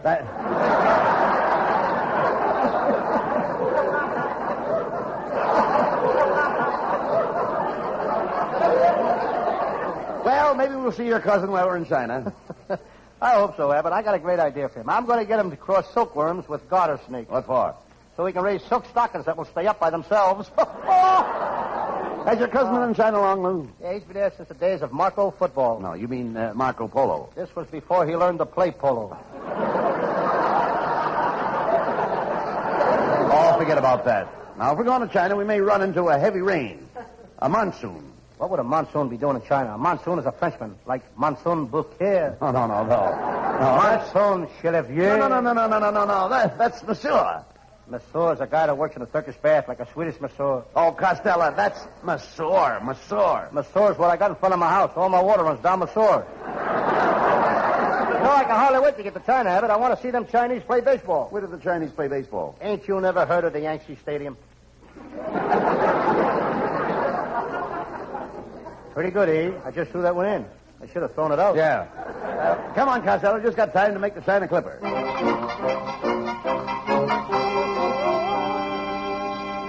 Hey, we're stuck, Costello. There's not a seat left on the China Clipper.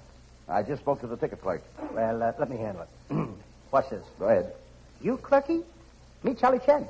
Me must get to China. Very, very important case. Why, gee, Charlie Chan, the great detective. Have you solved any big cases lately? Me just solved case of blonde bubble dancer who shoot husband.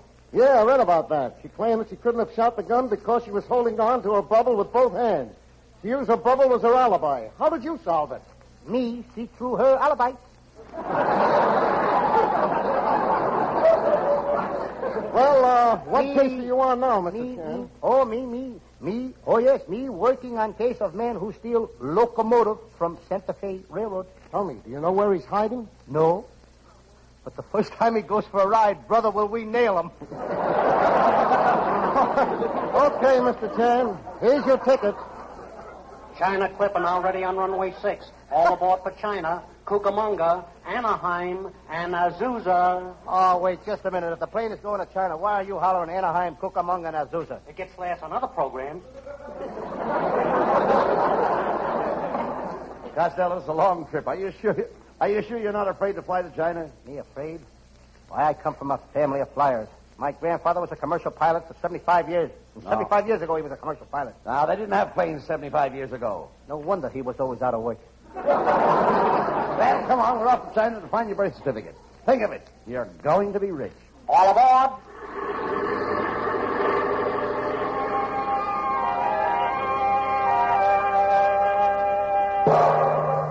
Look what the bell brought. Welcome to China, gentlemen. I am the Dragon Lady. I am Costello. And I like what you're dragging, lady.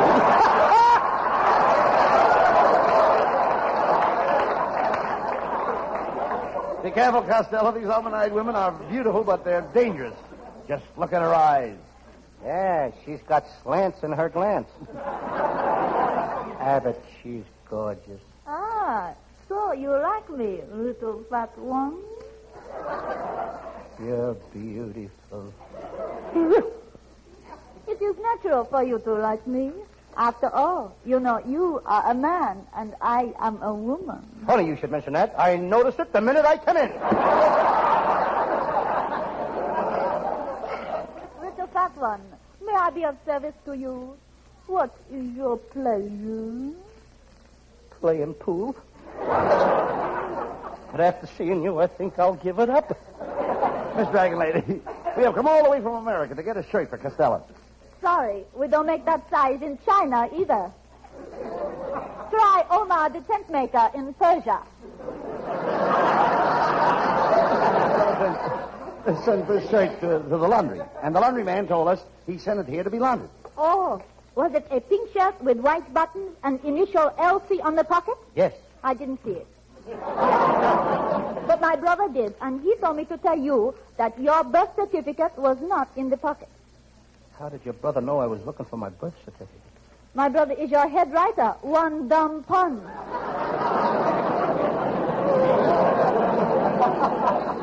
Abbott, now I remember. I didn't leave my birth certificate in my shirt. I left it in a blue suit I sent to the cleaners. You idiot. Come on, we're going back to America. Honorable Costello, Yes, darling. before you leave, Yes, dear. allow me to kiss you goodbye. You do every week. Why not now?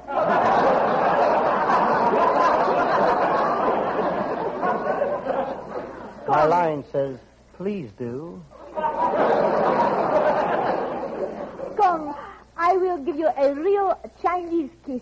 It will make your hair fall out. That I intend to see. Come here.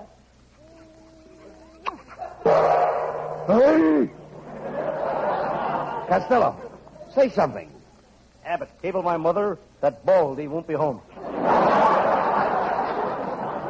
Come on, Costello. We've just got time to make the China Clipper back to America.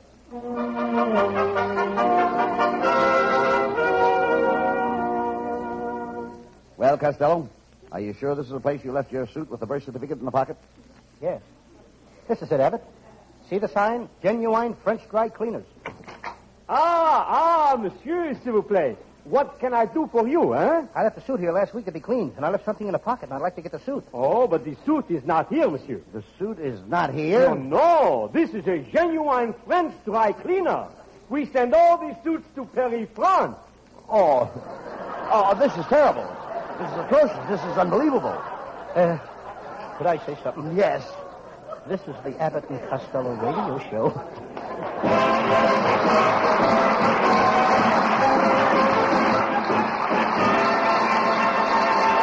The boys will be back for a curtain call in just a few seconds, the time it takes to tell you this.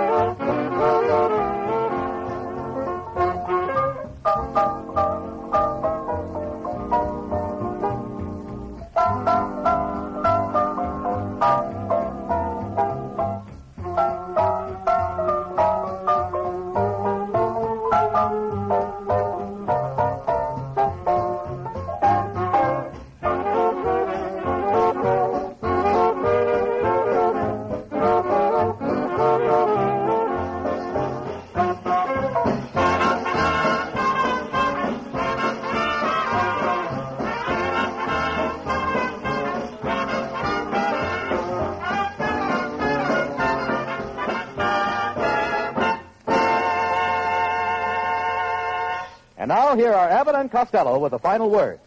Say, Costello, you never told me that you had a twin brother. Oh, yes. Dewey and me are twins. I ain't seen him since we were babies. Did you look alike? Yeah, we were as much alike as two peas in an old tin can. You mean two peas in a pod? We were so poor that we couldn't afford a pod. Oh, good night, folks. Good night, everybody. I'm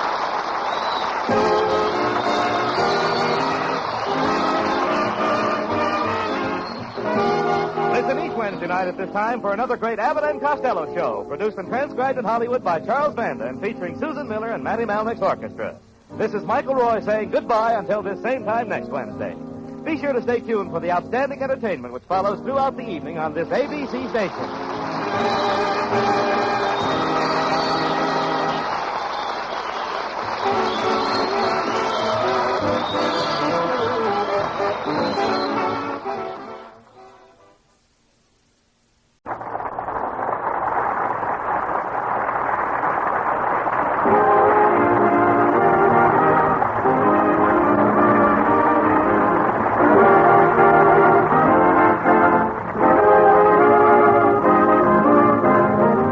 It's the new transcribed Abbott and Costello show with the new singing discovery Susan Miller and Matty Malnick's orchestra and yours truly, Michael Roy. So hold on to your chairs, folks, for here they are, Bud Abbott and Lou Costello.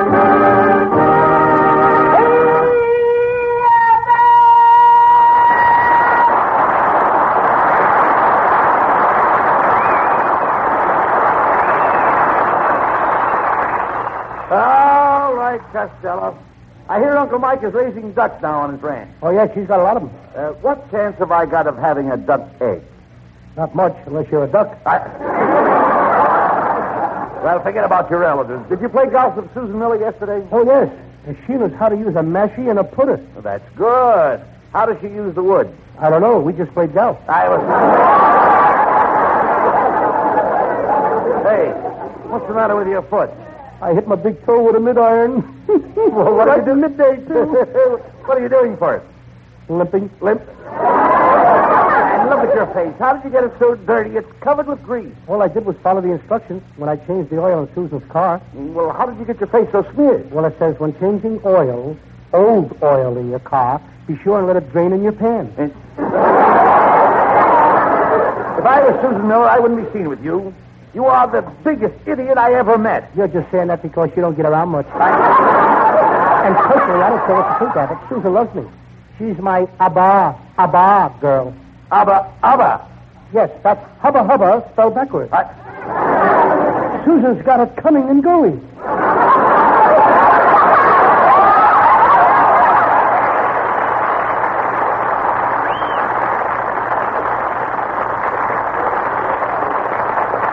Now, wait, Costello. Relax and listen a minute. My friend here has something interesting to say. I want to pass along an opinion of lubrication experts. Among these authorities, the consensus is that 80% of all engine failure is the result of improper or insufficient lubrication. Yes, 4 times out of 5 when it lets go, faulty lubrication is the villain.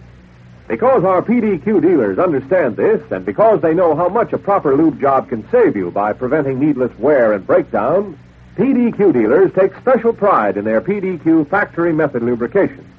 This system duplicates exactly the recommendation of the engineers who designed and built your car. Your car is much too valuable a piece of machinery for careless experimentation. So you'd best drop in and have your PDQ dealer do that lubrication job. He knows what he's doing. He knows how important it is, and he uses the PDQ system, the type, weight, and amount of lubricant specified by the men who built your car. And now, Abbott and Costello.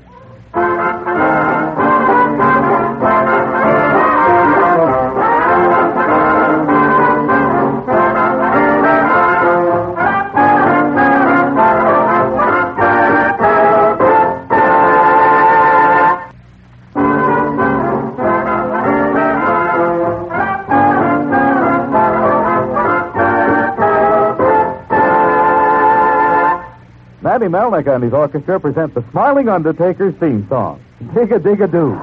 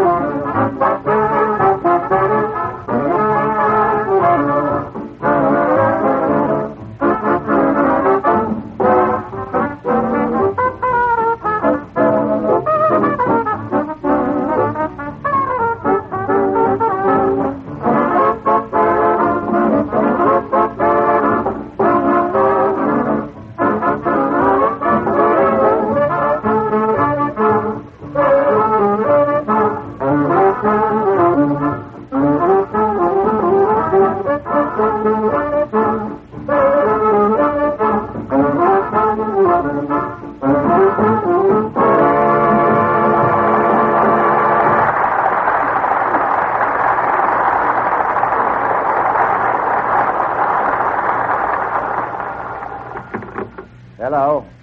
Hello, Abbott. Costello, where are you? I'm out here on Vine Street taking my California driving test. Costello, what happened? I passed.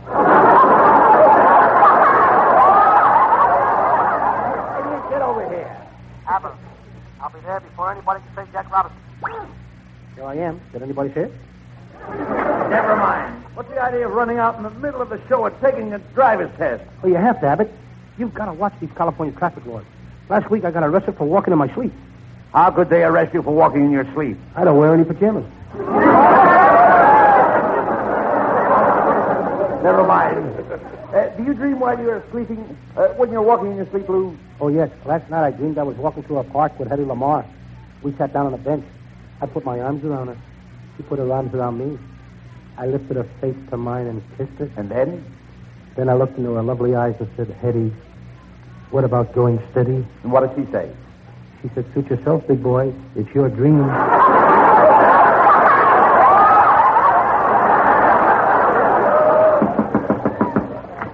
Good evening, gentlemen. I'm the star salesman for Henry Wallace's new book, 60 Million Jobs. Well, what can I do for you? Could you tell me where I could find employment?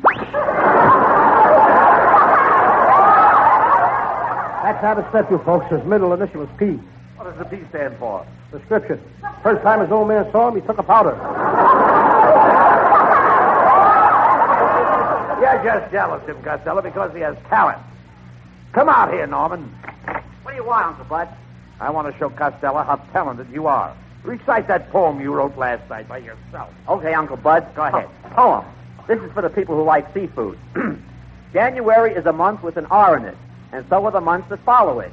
If you've been holding an oyster in your mouth all winter, now is the time to swallow it. I'm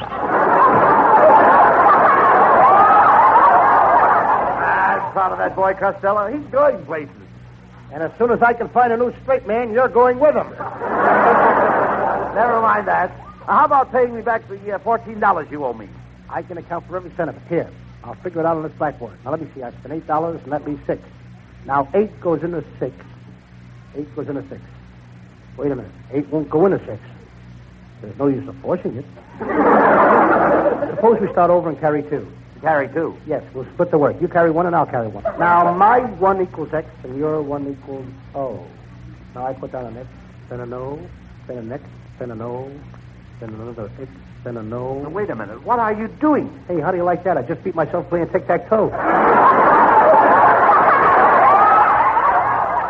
Hello, boy. Well, it's Susan Miller.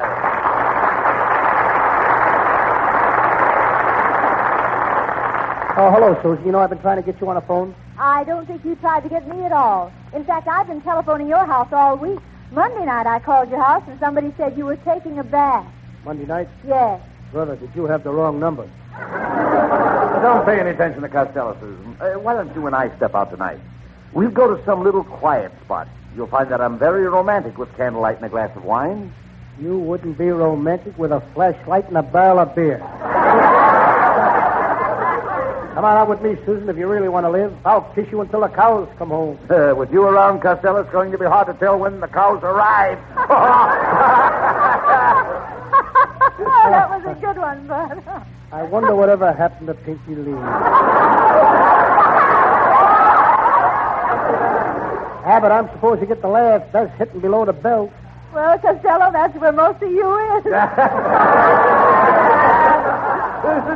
You're really sharp tonight. Go on, Abbott. Go ahead. You and Susan tell the funny stuff. I'll set fire to these old rubber boots. Costello, won't that smell up the studio? Yes, but nobody will notice it while you two are on.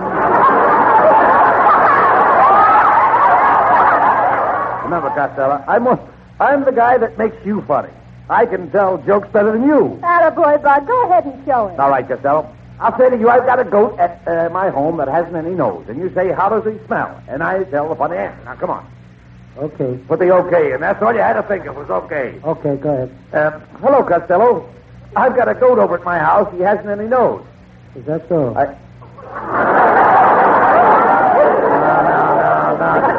Not is that so? You're supposed to say to me, how does the goat smell? I'll try it again. Costello, I've got a goat at my house, and he hasn't any nose. Well, Costello, ask him how he smells. I don't have to. I've been to his house.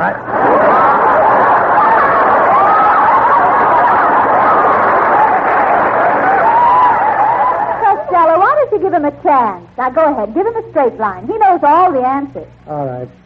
Abbott, what's the difference between? Between what? See that? He's stuck already. Simple little thing like what's the difference between?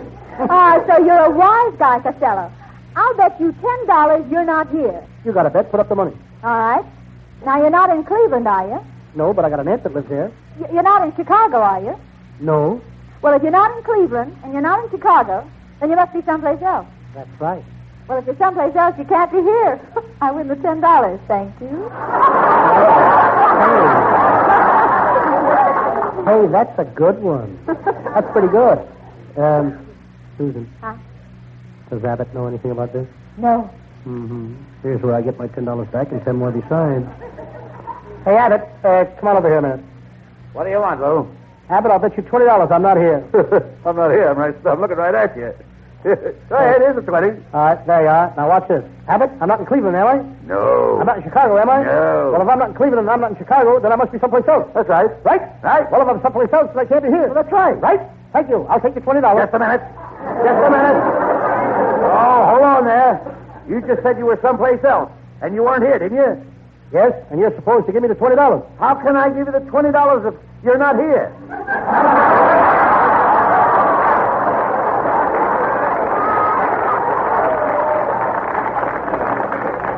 Well, how do I get the money? Tell me where you are, and I'll mail it to you. You know, Susan, you got me into this.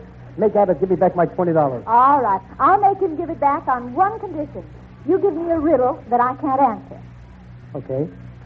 What is it that has 8 legs? It's 12 feet long, wears glasses, flies backwards, carries a bottle of ketchup in one hand, and carries a baseball bat in the left hand, and bats 376. What is it?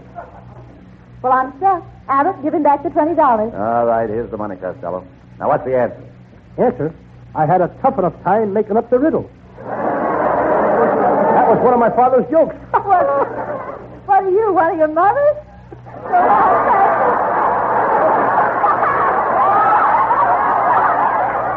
That's it, Abbott. I'm through with that, Susan Miller. I'm through with all girls. Telegram for Lou Costello. Telegram for Lou Costello. I'm Lou Costello. You're Lou Costello, Yes. the famous movie actor? That's me. The great comedian that's on the air every Wednesday night? That's me. Well, what are they raving about? Give me the telegram. Mr. Costello, would you give me your autograph? And you're the same guy I've been giving my autographs all year. You've got 5 of my autographs now. Yeah, and when I get sick of yours, I can trade them for one of Trigger's footprints. Well, here's one of my footprints.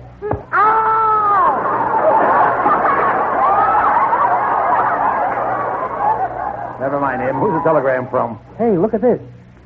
It's from that famous Hollywood columnist, Erskine Johnson.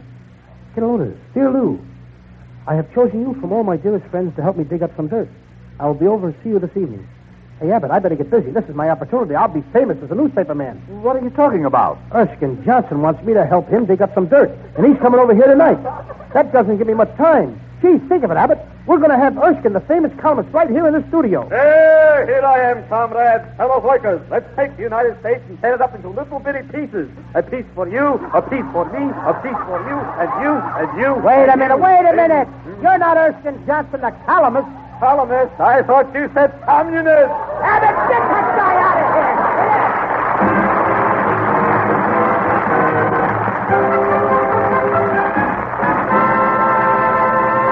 We'll be back with the nonsense and the flick of an eyelash, folks, after a few comments on this subject. Ladies and gentlemen, we at this very moment are face to face with February, one free day in 28, for this is leap year. And by special arrangement with the calendar makers, PDQ is happy to announce that this year you'll get not an extra weekday, not an extra work day. Oh, Lou, I must stand closer to the mic. But an extra Sunday, an extra day of rest and recreation. You will not again have an extra Sunday on your February calendar until that dim and distant year of 1976. In observance of this event, PDQ invites you to drive into the PDQ station of your own choice and buy a tank full of PDQ gasoline to profit by PDQ's sensational offer of extra mileage in each and every gallon. Thrill to the well-documented proof in highway, road, and hill test. Stand back, man. I gotta wave my arms. Bet for miraculous mileage-stretching economy, for ping-proof power-pack performance, exceedingly acceptable acceleration. There is no gas, not one, like PDQ. Now, the Abbott and PDQ Costello Show.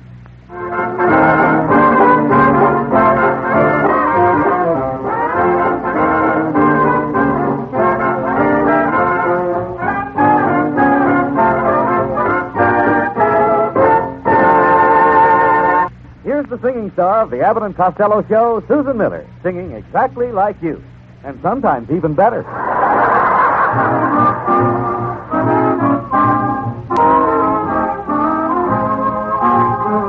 I know why I've waited, know why I've been blue. Prayed each night for someone exactly like you. Why should we spend money you. No one does those love scenes exactly like you. You make me feel so grand. I want to hand the world to you. You seem to understand each foolish little scheme I'm scheming, I'm dreaming. Now I know why Mother taught me to be true. She meant me for someone exactly like you.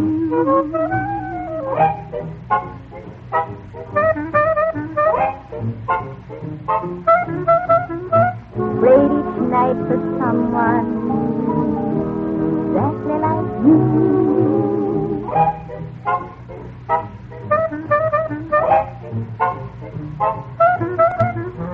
No one does those love scenes exactly like you.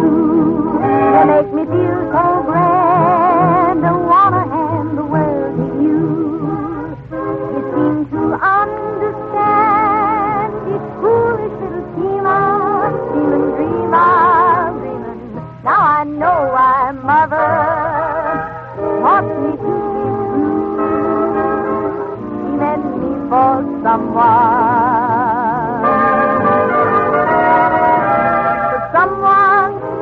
exactly like you.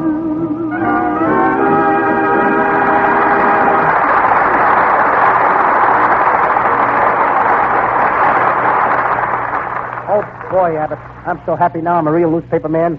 I'm going to help Erskine Johnson dig up the dirt.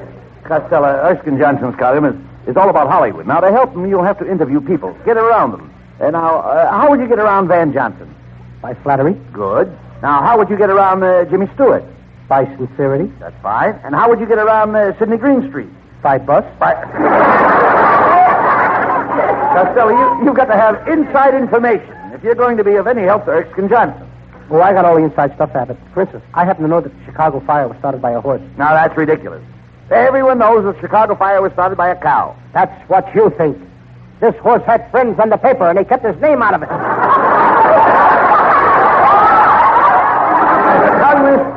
You'll have to get you'll have to go to a lot of parties and keep track of who's there, Lou. I went to a party last night. There was one guy there who tried to kiss all the girls. He tried to kiss every girl in the place. At 2 o'clock in the morning, they finally threw him out. Was the party better after that? I don't know. I couldn't get back in. That was one good thing about being a cardigan.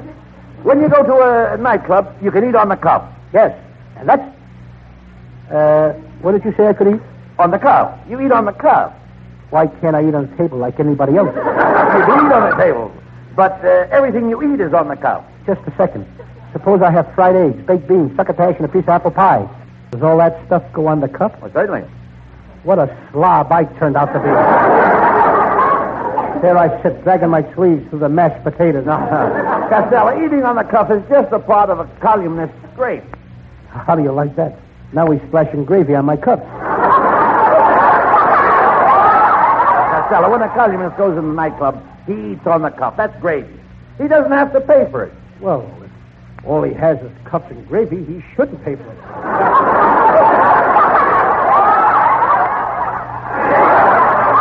Forget about that.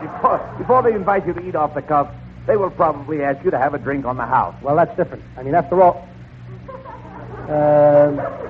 what did you say again? I said they'll ask you to have a drink on the house. But if I got to climb up on a house to get a drink, the heck with it. When I say you eat on the cuff you eat on is not like the cuff you have on your cuff. And when you drink on the house, you don't really drink on the house.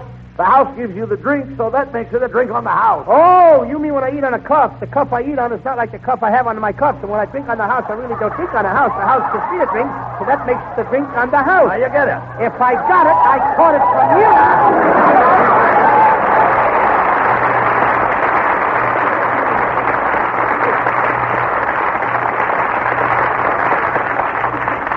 You'd better get out and scare up some news. Erskine Johnson is coming right over here tonight, and he said in his wire he wanted you to dig up some dirt. On my first column, I'm going to get Johnson to put in a big picture of Jane Russell. Well, do you think that will help Erskine's circulation? No, but it should do a lot of good for mine.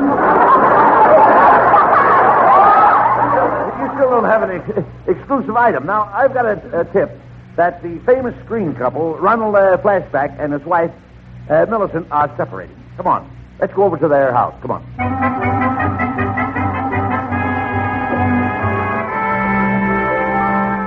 My, they have a lovely house here, Costello. Look at the gorgeous flowers. I'd say they were lilies. They look more like Pelargonian geraniums. Pelargonian geraniums? How do you spell that? They're lilies. Go ahead and ring the bell. Now I know what happened to that Lucky Strike commercial.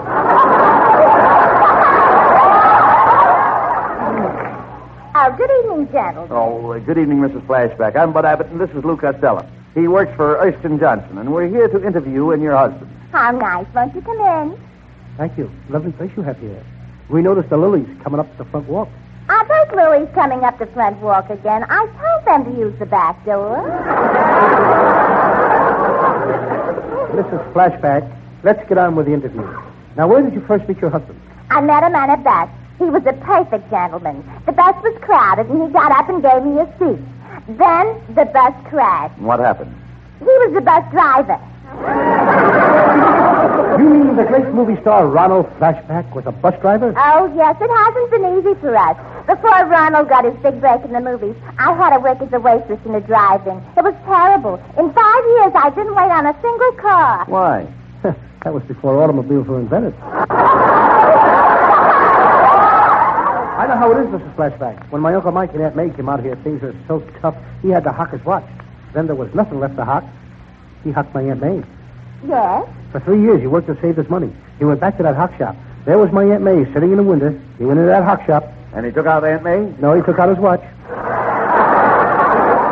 Mrs. Flashback, Costello's interested in the rumor that you and Ronald are going to separate.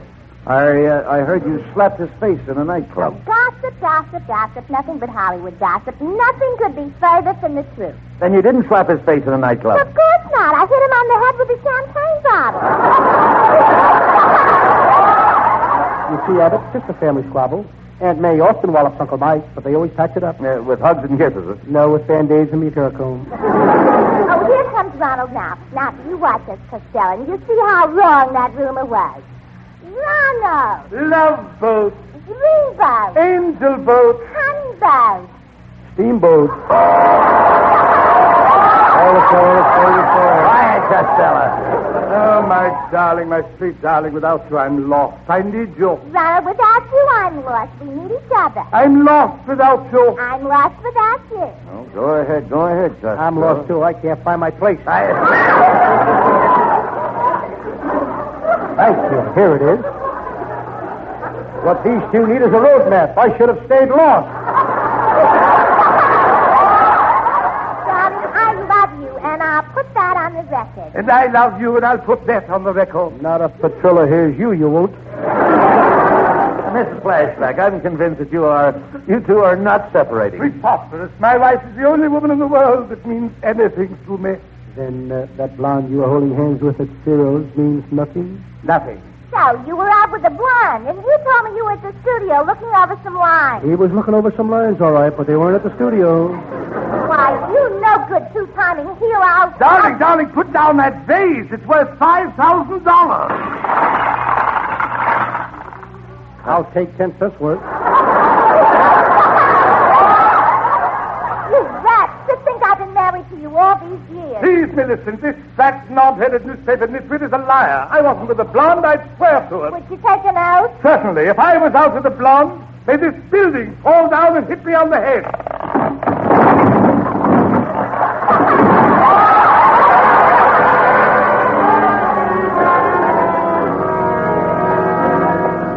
Well, Costello, we sure got an exclusive divorce story for Erskine Johnson's column. Hey, Abbott, it's Erskine Johnson.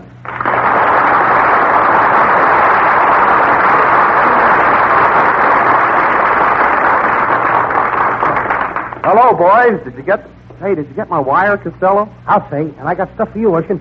Hey, did you know that Universal International is making a picture about the beautiful, sunshiny California weather? Really? Where are they shooting it? In Phoenix, Arizona. Costello. Hello, Lamar. But look, boys, I came here... Erskine, Last night I was out with Eddie Lamar, and I whispered in her ear. And you know what she said to me? No. How did you get it?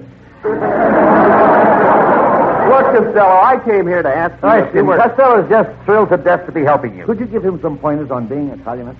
Well, it takes a lot of perseverance. For example, you want to interview Olivia de Havilland. You've got to park yourself on her doorstep. And then the only way she can get in is to walk over you. And that'll make you a columnist. That would make me a doormat. Say, Erskine, did you see our new picture, The Noose Hangs High? Sure, I saw it at a speech preview in Azusa, and it was a howling success. It was? Sure, everybody was howling for their money back.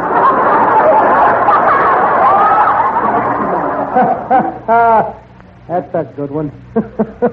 That's a good one. Erskine, when do I start working on your column? You working on my column? What are you talking about? Didn't you send me a telegram telling me that you wanted me to help you dig up some dirt? Oh, sure, Lou. You see, I'm building a swimming pool in my backyard, and I thought if you weren't doing anything Saturday, you might come over and help me dig up some dirt. Me? You expect me to dig dirt in your backyard? You want me to be a common shoveler? Well, I thought... Erskine Johnson. I leave you with 2 words. What 2 words? Jimmy Fiddler. Oh, no!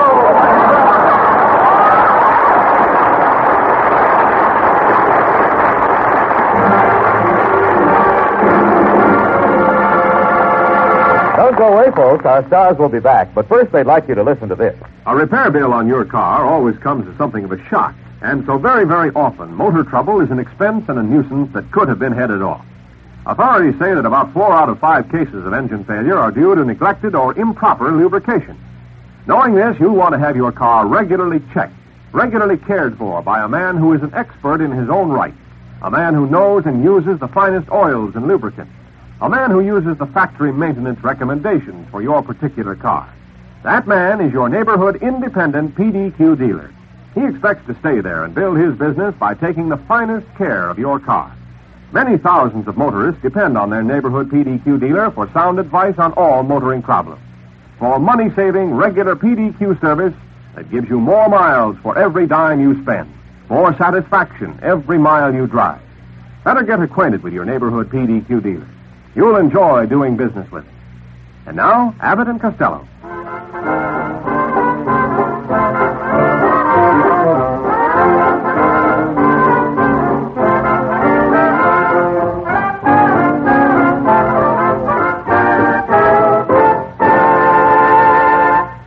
And now here are Abbott and Costello with the final word. Well, Costello, I'm convinced you'll never be a newspaper man. Oh, what do I care? I'll stick to acting. I'm a great lover. I kiss better than anybody in the movies. But what makes you think you kiss so good? All I got to do is walk down the street and all the girls say, "There goes Costello. What a kisser." Oh, good night, folks. Good night. Good night, everybody in Patterson, New Jersey.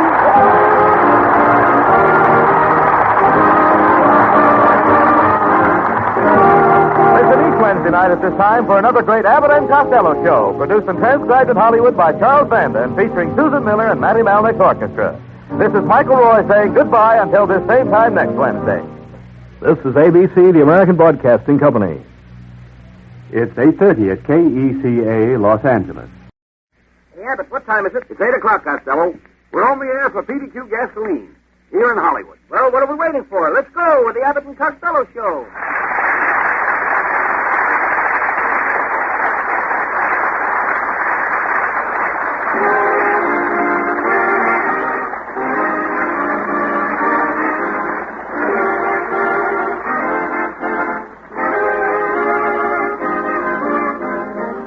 It's the new transcribed Abbott and Costello show with the new singing discovery Susan Miller and Matty Malnick's orchestra and yours truly, Michael Roy. So hold on to your chairs, folks, for here they are, Bud Abbott and Lou Costello.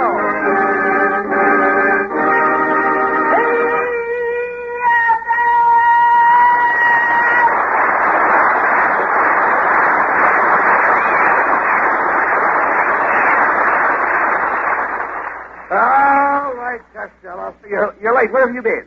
Well, I stopped off for dinner at Rickabee's 35 Club restaurant and got into a terrific argument with the waiter. He yelled and screamed at me in front of everybody. Well, when somebody yells at you like that, the thing to do is give him a soft answer. I did. I hit him in the face with a custard pie.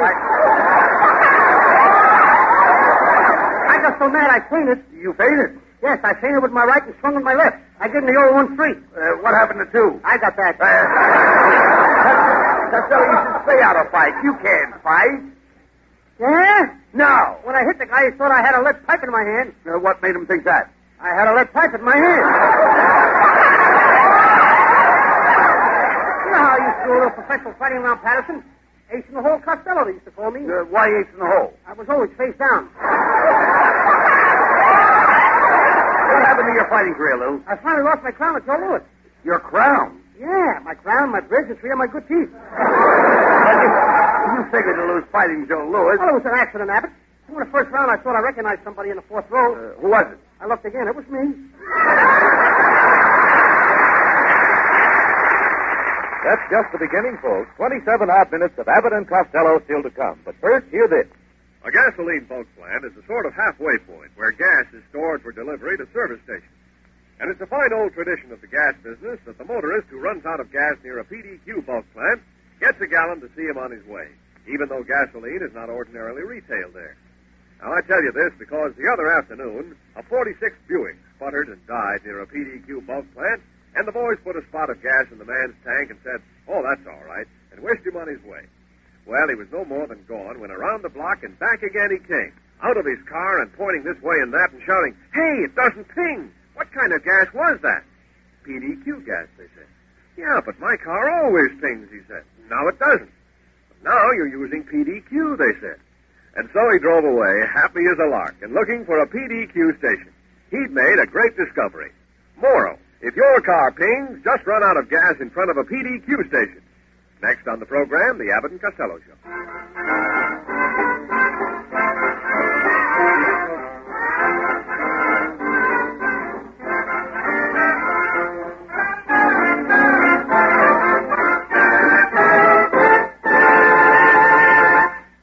Costello, come over here. Just look at you. Your pants cuffs are dragging you on the ground. What's the idea? It's the new style, Abbott. I lifted all my pants 4 inches. Why? To compete with the new look. The new look? If the girls will let me look at their legs, I'm not going to let them look at mine. What's the idea of wearing your best suit to work? My club is giving a big party tonight. We're going to have favors for all the girls. At 12 o'clock, we're going to turn out all the lights. Aren't you going to have any favors for the men? What do you call turning out all the lights? I suppose you're taking that redhead that lives next door to you. No, we had a lover spat. Since I've been going with her, she's been married 3 times and had 8 children. Yes? Yes, if she keeps trying to make me jealous, I'm going to break our engagement. Who are you taking to the party? One of the Powers models, Abbott. You know the dames that got those funny names? Is it Candy Jones? No. Is it Chili Williams? No. Is it Choo-Choo Johnson? No. I got it. Sour Cream Shapiro. Sour Cream Shapiro. Say, Costello, she's the most popular girl in this neck of the woods. Abbott, any girl that next in the woods has got to be popular. Sour Cream Shapiro. Sour Cream Shapiro. Isn't that a peculiar name for a girl? Oh, no, that's just a professional name, Abbott. What's her real name? Sour Cream Schwartz. She's a very fancy dresser, Abbott. Sunday I took her riding and she wore a riding suit. Monday I took her hiking and she wore a hiking outfit. Tuesday I took her to a dinner party and she wore a dinner gown. I can hardly wait until Saturday night. Why? I'm taking her to a birthday party. Those models are pretty smart girls, Costello. You know, my wife Betty used to be a model. She's got a face like $1 million. Yes, sir. Long, green, and wrinkled. Costello, that's just your opinion. Some people think she's pretty, and some people think she's homely. They're both right. She's pretty homely. How can you say that about my wife, Betty? She's gorgeous. She has long, golden hair halfway down her back. Yes, it's too bad it didn't grow on her head. Well, anyway, my wife is smart. She has a trigger mind. Yes, when she gets through with it, she ought to give it back to Trigger. Costello, how can you stand out here and deliberately insult my wife? Believe me, Abbott, it's a pleasure. Not only that, but every time you meet her, you insult her to her face. Every time I meet her, she still has the same face. Let me out. Costello, it's my wife, Betty. Oh. Get out the nets. The Barracuda are running tonight. Barracuda. I heard what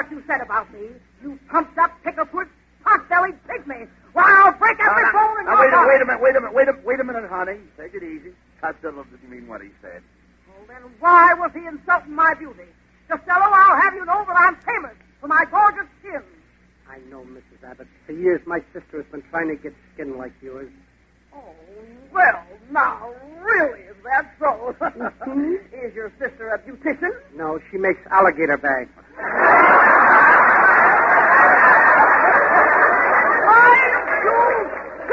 Simple-minded little flirt. Just a minute, honey. I'll handle this. Costello, I am not going to stand here and listen to you insulting my wife. Do you hear me? Well, I'm just not going to stand for it. well, what are you going to do about it? I'm going to sit down.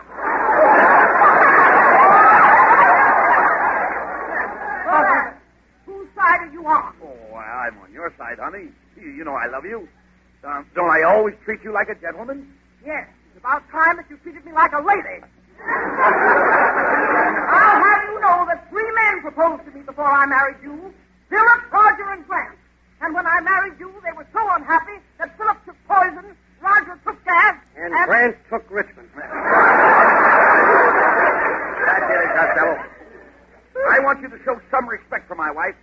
Can't you be more chivalrous toward her? I'm always chivalrous. Yeah. Last night when I was walking Betty home, we came to a big mud puddle, and I threw her coat down in the mud. Yes. And the next time you do it, take me out of the coat first. That was my wife that said that. And I'm glad it wasn't me. Oh, Buddy, you're so witty. Oh, honey, I'm not half as witty as you. Oh, I'm not half as witty as you. But I'm not half as witty as you. Billy, I'm not half as witty as you. Ladies and gentlemen, you have just heard from a couple of half-wits. Well,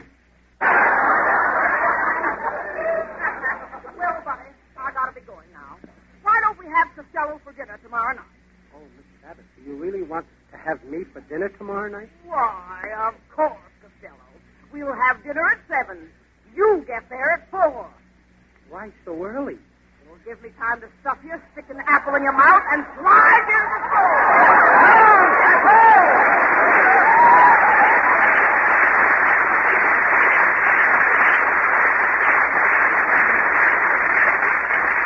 Costello, I don't blame my wife for getting mad at you. You have one big mouth. What did you expect me to have? 2 little ones? Costello, your ignorance is amazing. What do you do to get so stupid? I can't tell you. Why? It's an old recipe that's been in our family for years. And you shouldn't call me out, Abbott. We should be pals like Damon and Pythias, Stanley and Livingston, and the Russo brothers. Who are the Russo brothers? They're my tailors, and I promised to get them a plug tonight.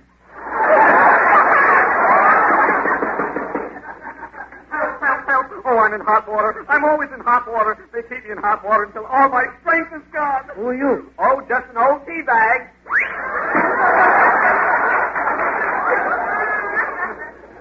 That's Abbott's nephew, folks. If he had his life to live over again, he'd be a fool to do it. Costello, wait a minute now. First you insult my wife, now you pick on my nephew. I'm going to have to work on this show, Costello. You know, I was with Phil Spitali's band for 3 years. Phil Spitali had an all-girl band. Now, how could you stay with them for 3 years? I kept my mouth shut.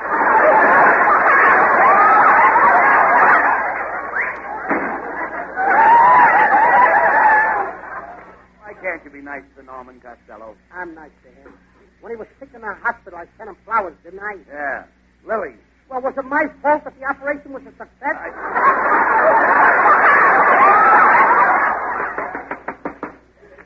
Cablegram for Lou Costello. Cablegram for Lou Costello. I'm Lou Costello. Here. That'll be $4.95 collect. $4.95? Here's $5. Keep the change. Thank you. Don't mention it. I'd be ashamed to.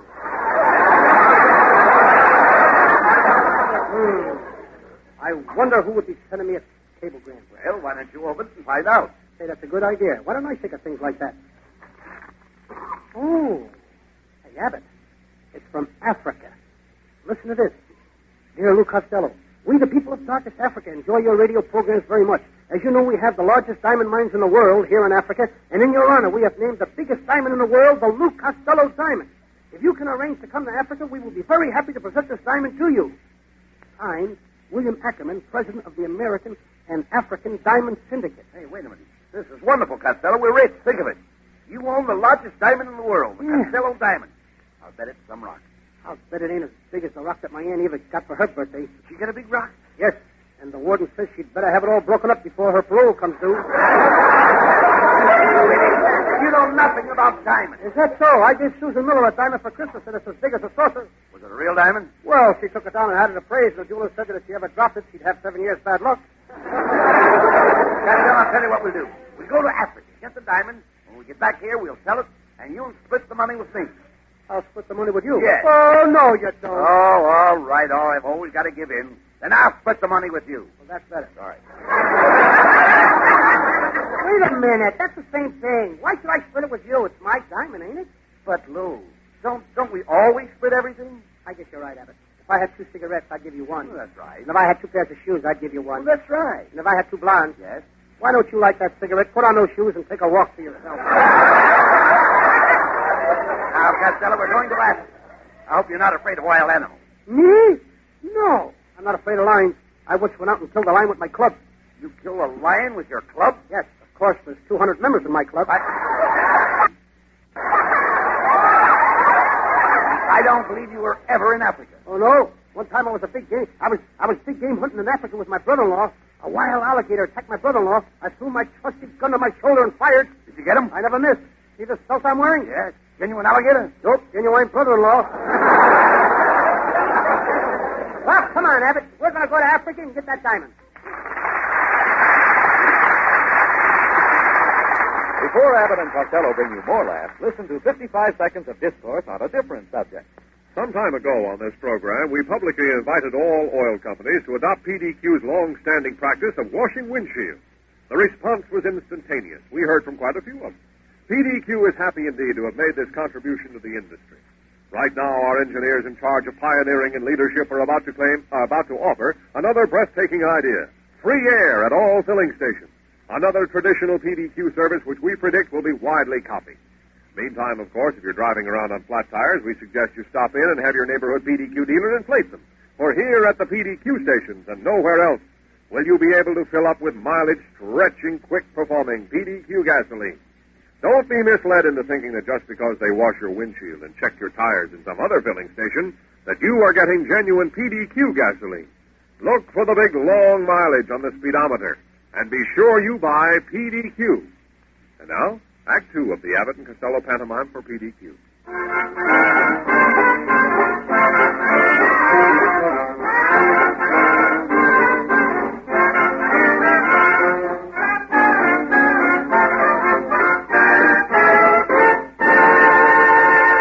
I'm confessing that I love you.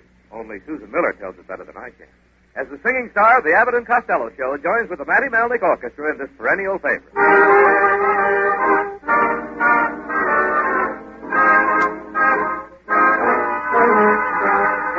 I'm confessing that I love you.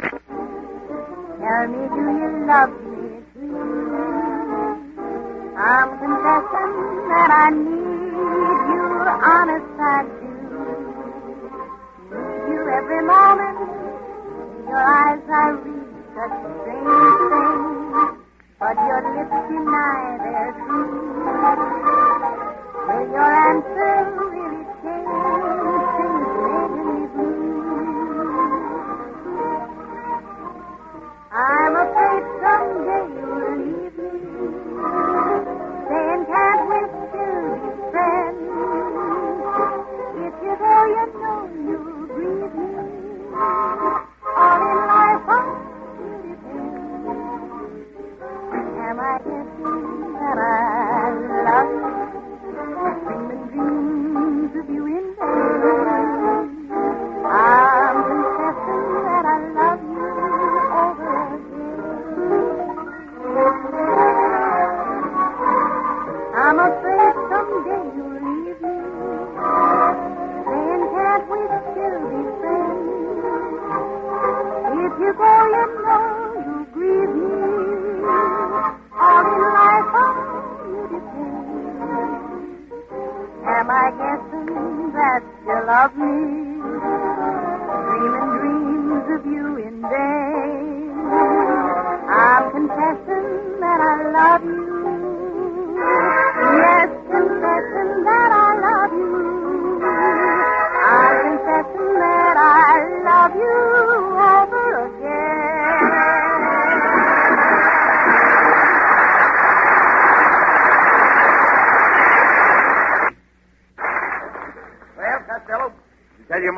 leaving for Africa to get the Costello diamond? Yes, and my mother insists that I go on a boat and send my baggage on another. Why? That's in case either one of the boats go down. She won't lose everything. Oh, thoughtful. Costello. All ocean-going boats are safe. Oh, yeah? Well, my Uncle Mike was a boat builder, and he built a banana boat.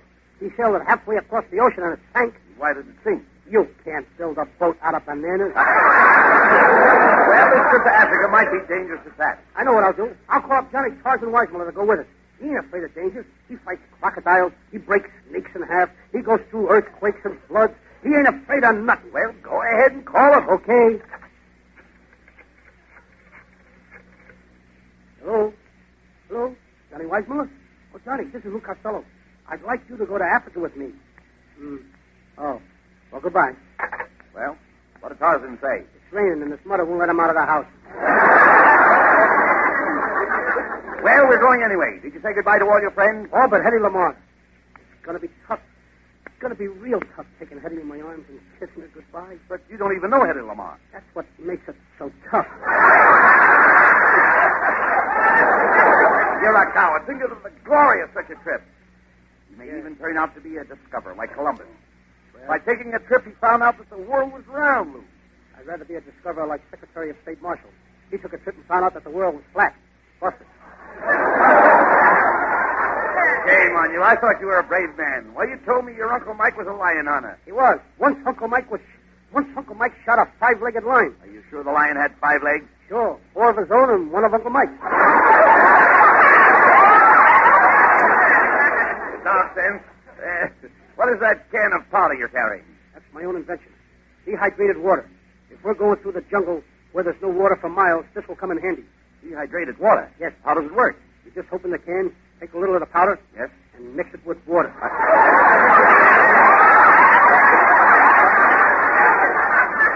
Come on, Costello. We're going down to the docks and see if we can get a ship that will take us to Africa so you can claim your diamond.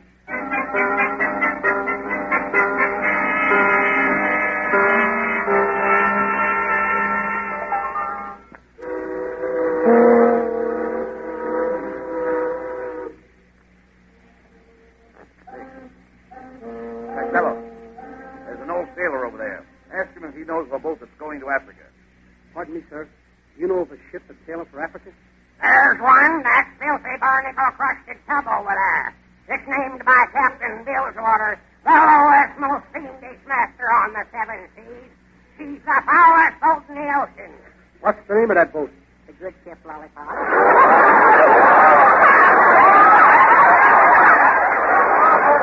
Come on, Costello. We're going to talk to the captain of this ship. He'll let us work our way to Africa, I think. Ahoy there, Captain! Just a second, you two swabs. I'm talking to my first mate. So, Mr. Quistrodden, you disobeyed my orders, huh? I said raise the anchor, and you claim you didn't hear me, huh? You know what that means? Hand me the cat o' nine tails. Take that, and that, and that. Being it's your birthday, one more for good luck. Crew, you heard what I said. It's the mate's birthday.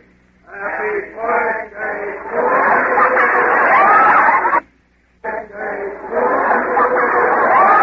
That's better. Now throw the mate overboard. Now, you two swabs, what do you want? Captain, did you see a little fat fellow go by you just a minute ago? No. Well, here I go now. Come back here. Captain, Costello and I want to get to Africa. Can you use 2 seafaring men?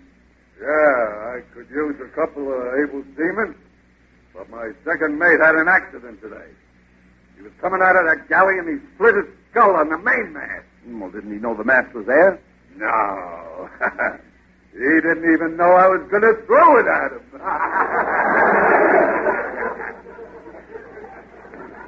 Costello, you a good sailor? Yes, sir.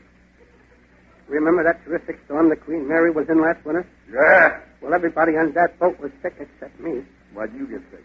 I ain't never been on the Queen Mary. My boy, I've been sailing through storms for 20 years. Well, that's nothing to sniff at. In all them 20 years, I never been off this boat. That's nothing to sniff at. And in all them 20 years, I've never had this bailiff suit off. I pass.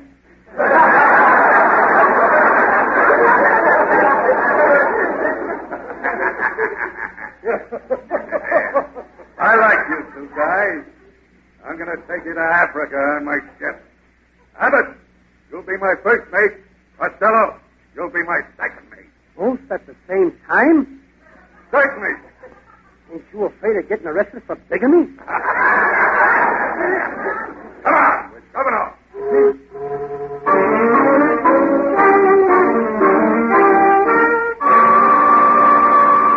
Well, Costello, we've been at sea for 6 weeks.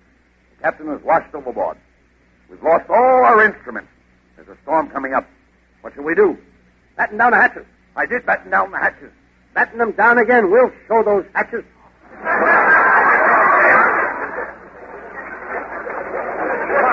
Please, we've got to bring this ship into port. I'll get up on the bridge and call out the orders. You repeat them back to me. I'll repeat all the orders back to you. Right. Yes, sir. Reef the mainsail. Reef the mainsail. Close the scuppers. Close the scuppers. Loop your poop deck. Loop your poop deck. Reef your mainsail. Close your scuppers. Lower your jib. Man your lifeboat. Tilt your rudder. Port your helm. Loop your poop deck. Costello. Land.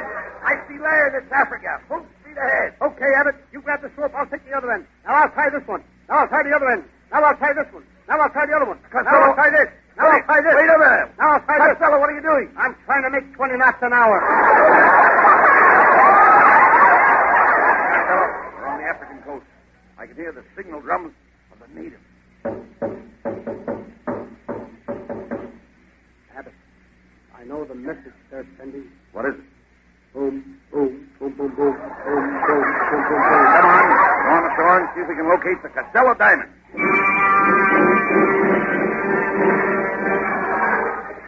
Look, Costello. There's a Ubangi chief. Ask him if he knows the way to the Costello diamond. Chief Ubangi? Me, Costello. You know where we find Costello diamond? Chief Ubangi, why don't you answer me? I can't. You're standing on my lower lip.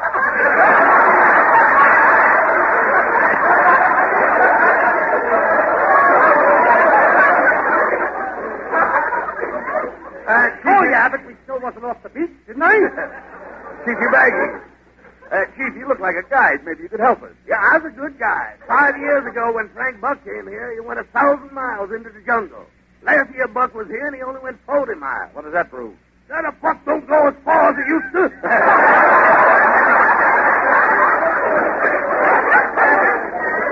Chief Ubangi, Costello was summoned to Africa to be presented with the Costello diamond. You know how we can find it? Yeah, just through that jungle to Diamond Compound. But first I have to get the permission of the natives for you to pass through. I'll send a message on this drum. What message did you send? Yeah, I said, Abbott and Costello request permission to enter your territory to be presented with the Costello diamond. Now listen, here come the answer.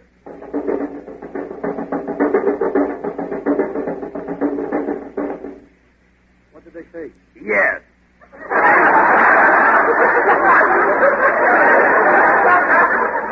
Yeah, just follow that path through the jungle. Yeah. Come on, Costello, and be careful. This jungle is full of wild animals.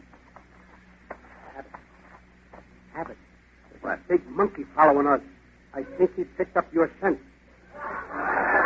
What makes you think he picked up my scent? He's holding his nose. Look, Costello. Here's the head man of the village. He's coming to greet us. Yeah, welcome to Africa, Abbott and Costello. Hey, how did you know our names? Are you kidding? I played the part of the Ubangi chief on the last page. Well, shut my mouth! My good man, we've come I didn't see you all! My good man, we've come thousands of miles. To the star, you all! To the star, you all! I'm from the southern part of Italy. We've come thousands of miles to get the Costello diamond. Could you tell us where it is? Sure, it's right up there where all them Ubangis are playing baseball. You mean that's the Costello diamond? Sure, it's the biggest baseball diamond in Africa.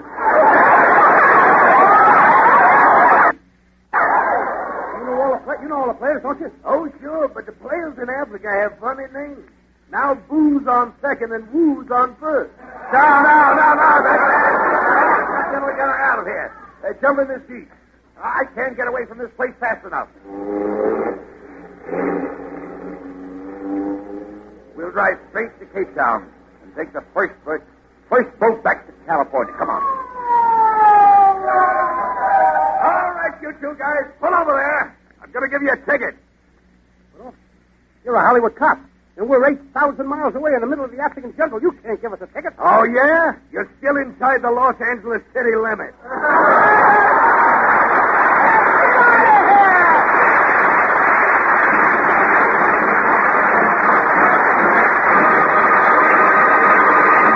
And that's not all. The boys will be back in just a minute after a few wise words from this fellow.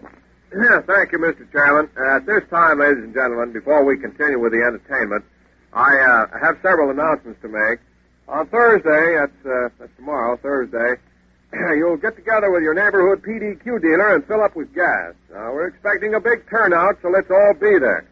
Friday, that's just day after tomorrow, that's a good day to have your PDQ dealer change your oil. All motorists are invited, and there'll be plenty of free air and water for everybody. Now, some dealers report they haven't received PDQ credit card applications from all of you. I'd like to have you take care of that right away. It's important. Forms are available at all PDQ service stations. The PDQ Performance Committee reports the elimination of a great many pings, and I know you'll all join me in saying, great work, fellas. Great work. Now I'll turn the meeting back to Chairman Charlie of the Entertainment Committee. You ready, Bud and Lou? Okay. Thank you.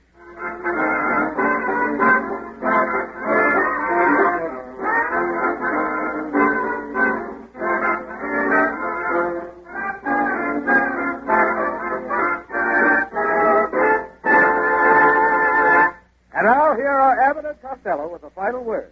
Well, Costello, we certainly went on a fool's errand tonight. Africa. Yes, Abbott.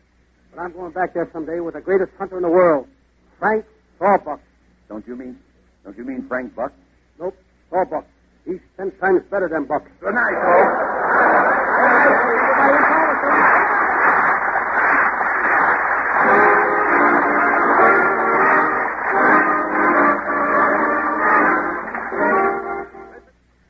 This is ABC, the American Broadcasting Company. It's 8:30 at KECA and KECA-FM, Los Angeles. Abbott, what time is it? It's 8 o'clock, Costello. We're on the air for PDQ gasoline here in Hollywood. Well, what are we waiting for? Let's go with the Abbott and Costello show.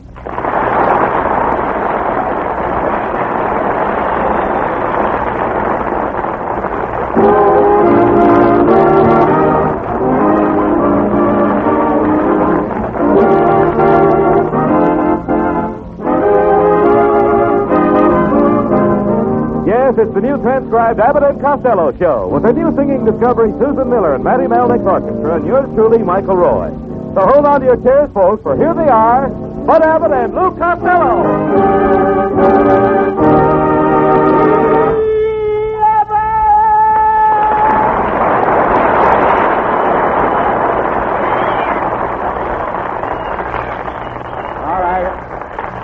All right, Costello, listen to me. Do you know if tomorrow is Lincoln's birthday? Oh, sure. I already called him up and I congratulated him. Why, you dope. Lincoln has been dead for over 75 years. No wonder he didn't answer the phone. You don't know the first thing about history, Oh, no? Ask me a question. All right. What happened in 1809? Abraham Lincoln was born. Right. And what happened in 1861? Well, now, let me see now. Ferguson, 18... I got it. Lincoln was 52 years old. All right. Who wrote Lincoln's Gettysburg Address? Don't look at me. I didn't do it. Certainly you didn't. Certainly you didn't. Well, give me credit. I may not be smart, but I'm honest. All right. I'll try it with a question about Lincoln. Now, whose picture is on the $5 bill? Truman? No. General Myers? No. Hands are on it. Wait a minute. I insist that you answer the question. Whose picture is on the $5 bill? I'll find out. Give me that phone. Hello, operator.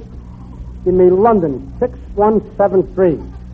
Hello, Mr. Atlee. This is an American citizen.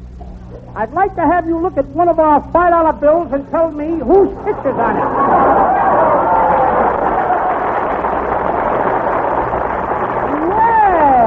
Well, is that so? Well, did you find out? No, they ain't got nothing smaller than a 20. That's just the beginning, folks. 27 odd minutes of Abbott and Costello still to come. But first, hear this. What's new in Compton? It's Frank L. Atkinson. And in Los Angeles, Jack T. Shimatsu. Up in San Jose, we have Jack Walsh and Tony Tomasello. And down in Long Beach, Charles Simmons. More new PDQ dealers. Each decided for himself that PDQ was the name and the reputation and the quality to stake the dream of personal business success and independence upon. If all goes well, these men in 1, 2, or 5 years from now will have a lot more than a lapel button for good conduct to show for the long hours, the hard work, the confidence and experience that they will put into their filling station business. For they will have proven, each in his own community among his customers and neighbors, that an independent automotive expert conducting his own business, offering automotive products of unbeatable quality, will give the motorist more for his dollar.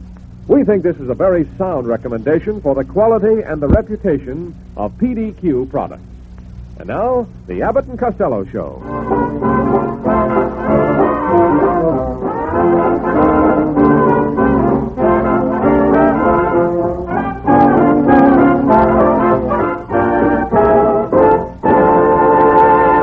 Where have you been? I haven't seen you all week.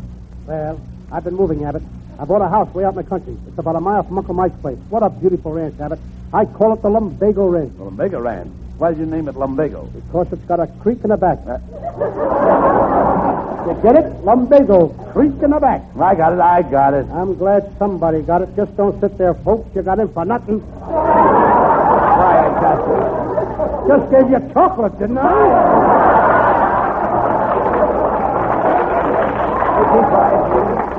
Tell me, what do you want with a ranch? Well, I'm going to raise monkeys. You bought a ranch to raise monkeys? You're a nut. What's better for a nut than a monkey ranch? Here's a picture of the farmhouse, Abbott. What's that little house in the back? That's the garage. I'll bet you thought I was going to say smokehouse.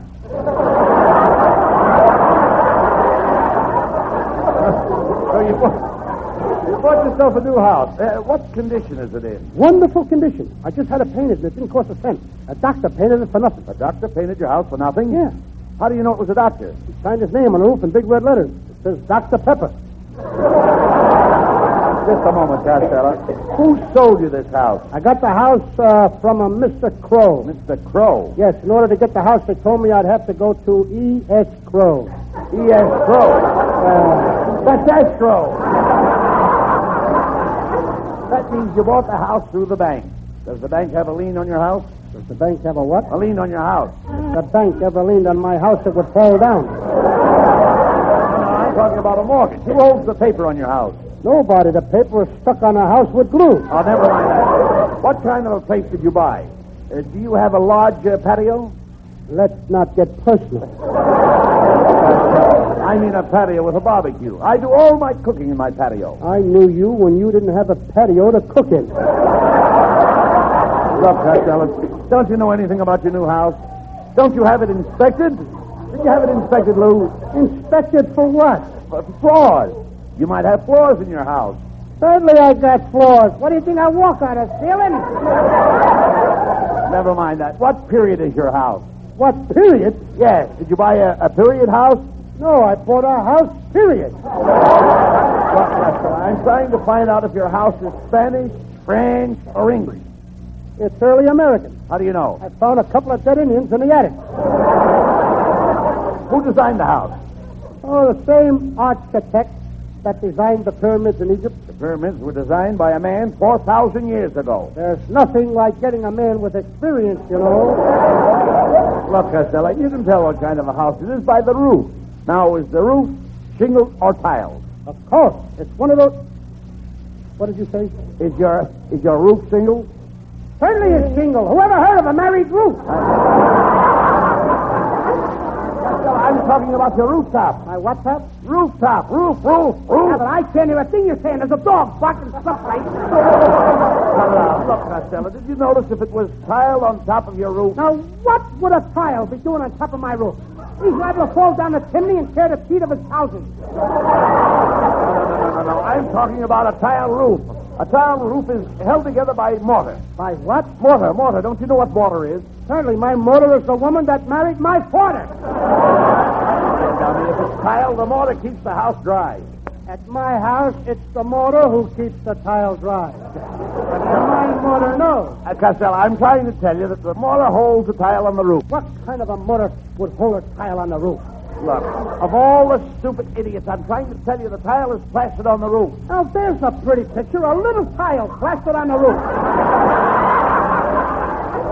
Well, let me explain, please. I have a tile roof on my house. You also have a tile head on your shoulder. Now, wait a minute. I don't interrupt. Now, when the roof is tile, they spread the tile on the roof and plaster it with mortar. The tile runs across the roof and down the gutter, so that in case of a shower, the tile drains into a pipe or spout and keeps everybody in the house from getting soaked.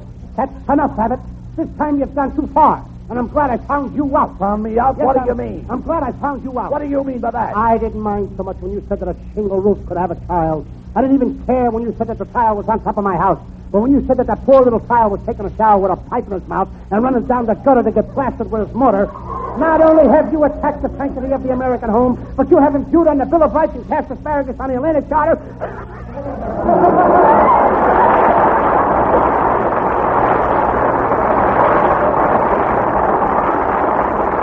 Come on, Costello. We're going out and look at that house.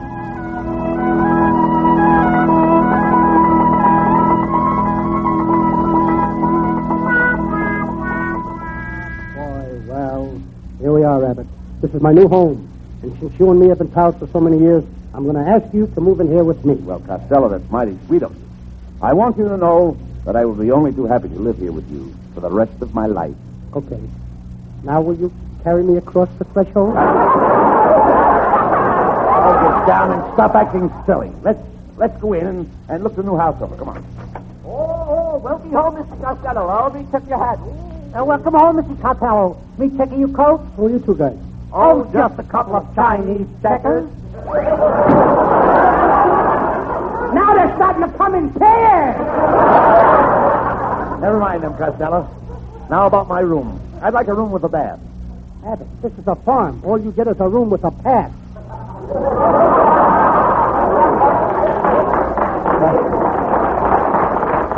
Costello, are you crazy? Do you mean to tell me that you bought a house without a bathtub? What do we need with a bathtub? We're only going to stay here during the winter. This place is in a deplorable condition. You'll need a full staff of domestic help. I can't afford a full staff. Then get a skeleton staff. I will, as soon as I can find a skeleton that will work for 7 bones a week.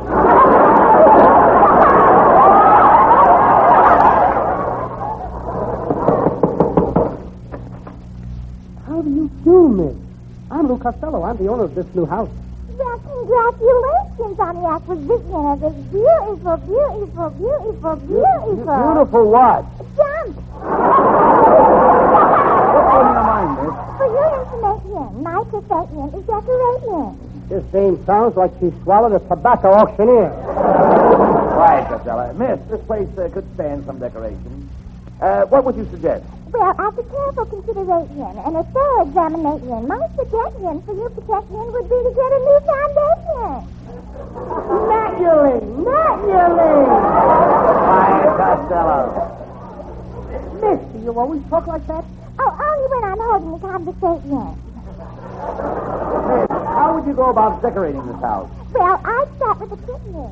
What is the kitchen? Oh, you know, the kitchen where you have your electric refrigeration.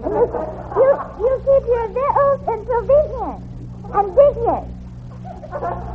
Dishes? What dishes? Wait a minute, Lou. She means dishes, plates. Aren't you going to get some new plates? She's the one who needs new plates.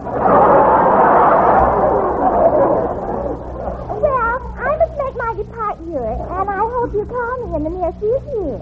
You bet you're, and I'm glad to have met your. And I consider myself very fortunate to have met the upper kids.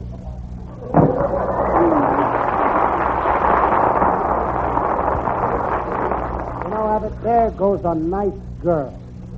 You bet you are.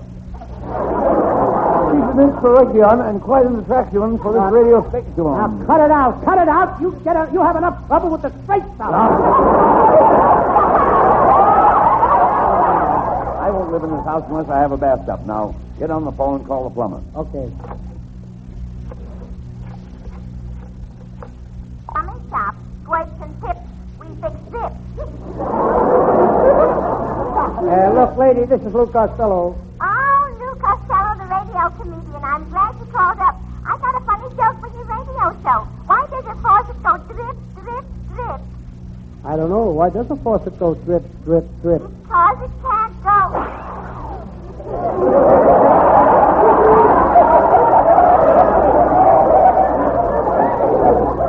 Look, lady, I just bought a house out in the country and it ain't got no bathtub.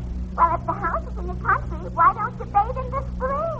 I can't wait until spring. I'm going to a dance Saturday night. Oh, all right. But remember, there's a terrific shortage of bathtubs. However, I'll let you talk to our Mr. Fawcett, but I'm afraid you'll find it pretty cold. Hot or cold? Connect me with Fawcett. One moment, please. Hello, Fawcett speaking. Hello, this is Lou Costello. I'd like to have a bath. Well, how long has it been since you had one? Look,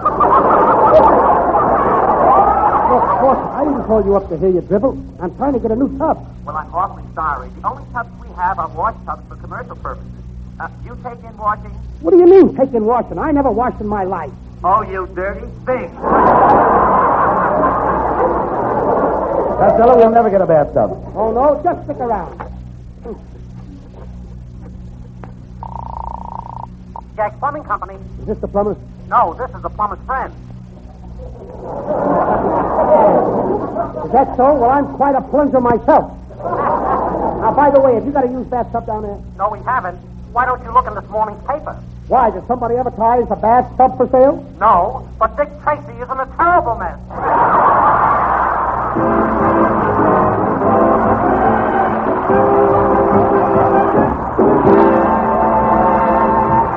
Before Abbott and Costello bring you more laughs, listen to 55 seconds of discourse on a different subject. Thank you, sir. Friends, before you plunge headlong into an extensive overhaul job, consider this. The endless annoyance of the ping, the stuffed-up logy feeling so often associated with unwise gas-buying habits, may be caused by one of two conditions. Either your car needs working on, or you are not buying PDQ gasoline. So why risk the delay any longer, the danger, the needless expense, when you may find, as many thousands have found, that taking the ping from your motor is as simple as changing to PDQ gasoline. This famous home remedy for shortness of mileage may be purchased at your neighborhood PDQ service station.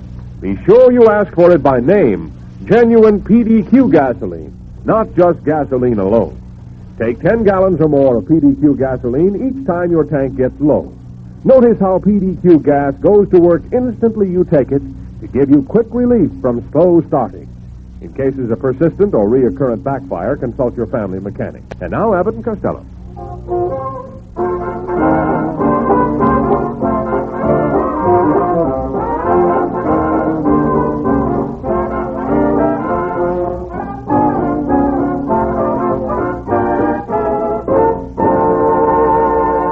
I'm in the mood for love.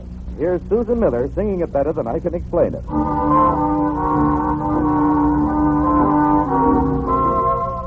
I'm in the mood for love, simply because you're near me. Funny, but when you're near me, I'm in the mood for love. Heaven is in your eyes,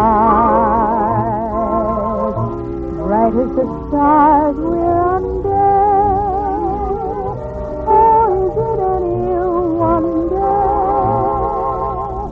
I'm in the mood for love. Why stop to think of whether this little dream might stay? We've put our hearts together. Now we are one. I'm not afraid if there's a cloud above. I'm in the mood for love. Heaven is in your eyes, bright as the stars we're under. Oh, is it any wonder? I'm in the mood for love. Why stop to think of whether this little dream might stay? We've put our hearts together. Now we are one. I'm not afraid if there's a cloud above. I'm in the mood for love. rain will let it. But what a night, forget it. I'm in the mood for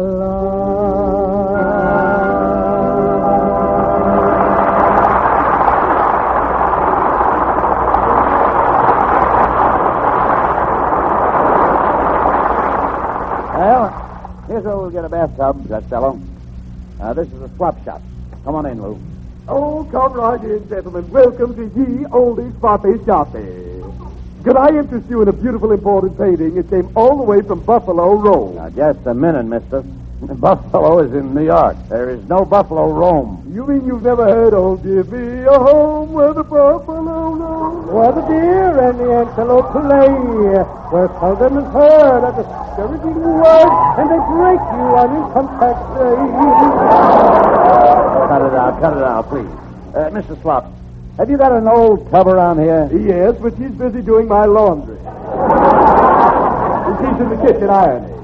Oh, you want to get her to iron you. You're all washed up. Mr. Slop, Costello needs a bathtub for his new house. Do you happen to have one? Have I got a bathtub? Gentlemen, just step over here and gaze at this beautiful piece of merchandise. You mean that broken down thing? That must be 100 years old. Costello, how can you tell the age of a bathtub? I counted the rings around it. Now, Costello, that's a pretty nice tub. Oh, yeah? Look at the funny-looking legs on it. Tut, funny-looking legs. Are you going to wash in it or dance with it? Just the same, it's an old model, and I don't like the shape of it. Look at the way it bulges around the keel. Bulges around the keel, huh? Now, when you're that old, it'll happen to you, too. This tub is a genuine antique. It was handed down from the Revolutionary War. Handed down? Looks like somebody dropped it. Costello's right, Mr. Swap. There's a big crack in the enamel. Well, the crack proves it's an antique. Read that plaque on the tub. Okay. George Washington slipped here. See, you don't have to worry, Costello. The lady that owns that tub said she'd have the crack fixed. Meant it? Of course he meant it, if she wouldn't have said it. Costello, we're wasting time. How much do you want for the tub, Mr. Swap? $14. I'll give you $8. $8? $8 for this magnificent tub? Why, I wouldn't even sell it to my own brother for $8. I'll give you $8 for that tub. No! Who's that? My brother. I said $14, and $14 it is. I only have one price. I'll give you 10. That's my price. For $10. And there'll be a $35 charge for delivery. $35 for delivery? Oh, no, you don't. Oh, no. I'll take the tub home myself on top of my car. Come on, Abbott. Help me carry it out on the car. Wait a minute, Costello. How can we carry this tub out to the car? It weighs over 1,000 pounds. We'll make 2 trips.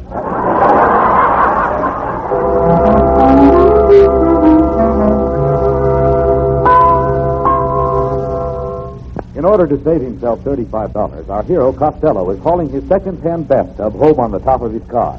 As we look in on him now, Abbott is at the wheel, and Costello is on top of the car, sitting in the tub to balance it. What a picture! One tub sitting in another.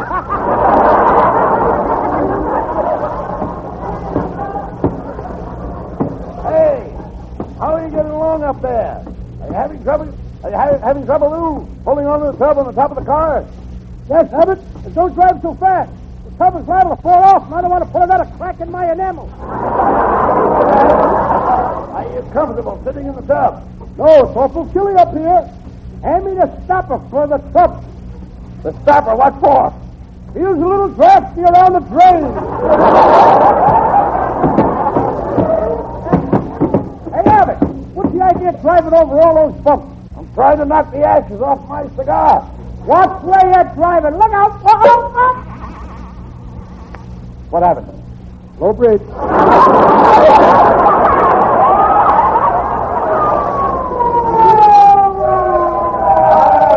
All right, you two, pull over there to the curb. What's the trouble, officer? 7 years ago, our fathers brought forth... Just a minute. What's the idea of reciting the Gettysburg Address? This happens to be the Lincoln Highway. Officer, do you happen to know my Uncle Mike? He's the chief detective in Glendale. Here's his picture. See if you recognize him. Oh, yes. Cockeyed Mike Costello. How did a man that's so cross-eyed ever get to be a detective, huh? Well, look at him. Can you tell who he's watching? A wise guy, huh? What's the idea of riding around the streets sitting on the top of your car in the bathtub? Have you tried to find an apartment lately? Oh, get fresh with me, young lad, or I'll come up there and scrub your back with this club. Oh, yeah? Just because you got a uniform, you think you're tough? Just take your coat off once. Okay. There. The coat's off. What about it? My, hasn't he got beautiful suspenders? Quiet, Costello. Officer, we just bought this bathtub. We're in a hurry to get it home. I can't help that. I'll have to give your fat friend a ticket for indecent exposure. What do you mean? I'm sitting in a tub and all you can see is my face. With your face, it's indecent exposure. Now get along with it.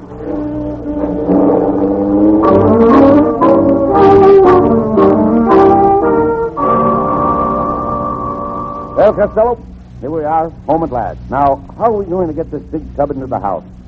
I'll back the car across my neighbor's lawn and put the tub in through the dining room window. But the tub is too big. It won't go through the window. Abbott, please, let me handle this.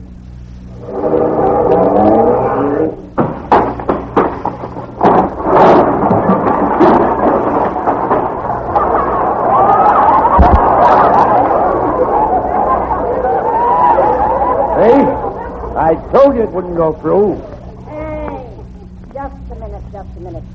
What do you two hoodlums think you're doing? Driving across my lawn with that car. You ripped up my grass. You crushed my petunias. And you shattered my gladiolas. Get back in the house before I fracture your hollyhock. Now, Costello, don't talk like that. This woman is your neighbor. Remember the old saying, you should love your neighbor. Well, okay. You brute! Put me down! Costello! You want me to call my father? No, thanks. I don't think he'd appeal to me. Oh, come on, Costello. Let's get into the house and set up the bathtub.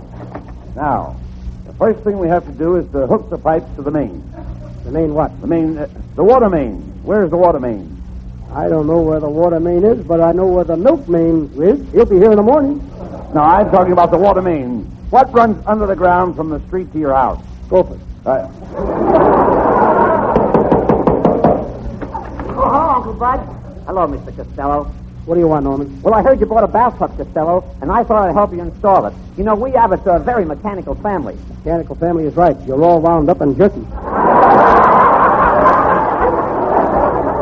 Oh, break it up, Costello. Look, I'm going down in the basement and connect the pipes. I'm going to connect the pipes in the tub to the hot water heater. You bore a hole in the floor and shove the pipe down. Okay. Norman, hand me that drill. I've got to bore this hole. Hey, Mr. Costello, you must do a lot of this work, huh? Oh, not a great deal. Then why is it people always say they find you boring? Boring, that is. Hey, Costello, what are you doing up there? Bore a hole and put that pipe through. I don't have to bore a hole, Abbott. I found a couple of holes in the floor already. Oh, you can't use those. They're not holes. What do you mean they're not holes? They look like holes to me. Costello, they are holes, but they're not holes. How can they be holes if they're not holes? Look, Costello, a knot hole is a hole, but it's not like a hole that is not a knot hole. How do you like that? He can even go down in the basement without starting a routine. Listen, I'm busy. Costello, will you please shove those pipes down through the hole in the floor? Where are you, Abbott? Look through the hole in the floor and you can see me. Oh, how you changed. Where did you get those beady little eyes and that mustache? You're looking in the wrong hole. That's a rat. Well, there is a family resemblance. Here come the pipes, Abbott. Okay. I'll connect these to the hot water heater. Right. Okay. You get ready to take your bath. Oh, boy, my first bath in my new house. Now to remove my clothes and get in the tub. Are you ready, Abbott? Yeah, all ready. You can turn on the water now. I'm singing in the rain. I'm sliding down the drain. I'm fluffy, Hey, what's the matter, Costello? Hand me a towel, Abbott. But I can't see you, Costello. Everything has suddenly gone black. The black is me. You dummy, you connected the tub to the oil tank on the furnace. Get me out of here.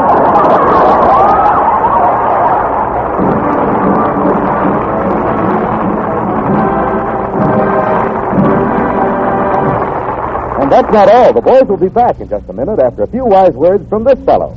If Johnny brings home a pretty good report card, you just naturally like to talk about it. So please forgive me if I mention what nice report cards PDQ has been getting.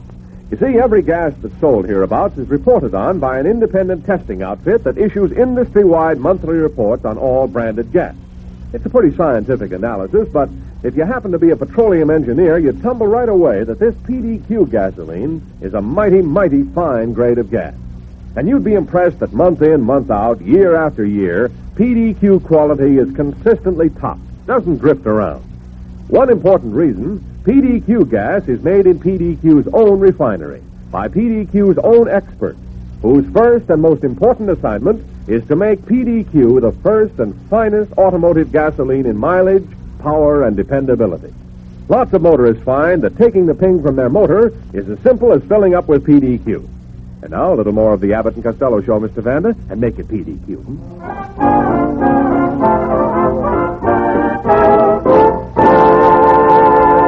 And now here are Abbott and Costello with a final word. Well, Costello, I don't think much of your new house. Oh, I ain't going to stay there, Abbott. I'm going to build me a big house, a house with 7 Grables. Not Grables, you mean Gables. I mean Grables. When I build a house, it's got to be well built. Oh, good night, folks. Everybody in politics.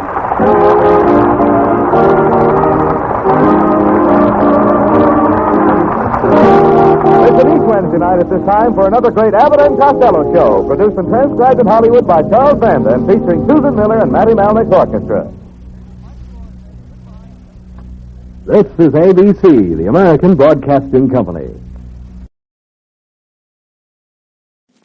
Hey, Abbott, what time is it? It's 8 o'clock, Costello. We're on the air for PDQ gasoline here in Hollywood. Well, what are we waiting for? Let's go with the Abbott and Costello show.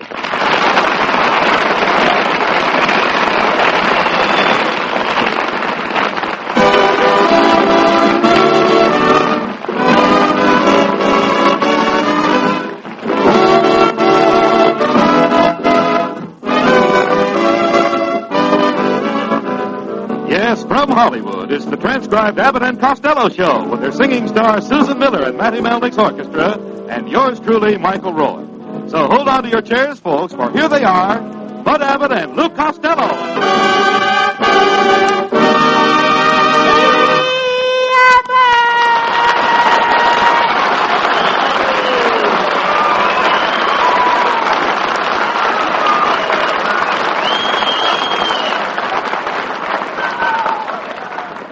Here I am, Costello. Where were you all day? Oh, Abbott, I met a girlfriend of mine who used to be a sword swallower with the circus. She was a sword swallow with the circus? Yes, she's the only girl in the world that can kiss you and cut the buttons off your vest at the same time. What is she doing now? She's still with the circus, but now she's a fan dancer. She's got her own style of working the fans. How is that? Just slow enough to be interesting and just fast enough to stay out of jail. Well, Costello, circus time will soon be here. Yes. Why don't you get your wife a job at the circus as a clown? My wife a clown? Yeah. Wait a minute. A clown is a person who has big feet and paints his face and acts like a fool. Well? Hey, I'll send her over in the morning. Now, listen, you cut that out. I love the circus, Abbott. My Aunt May used to be a lion tamer. You should have seen her in her red Satan tights.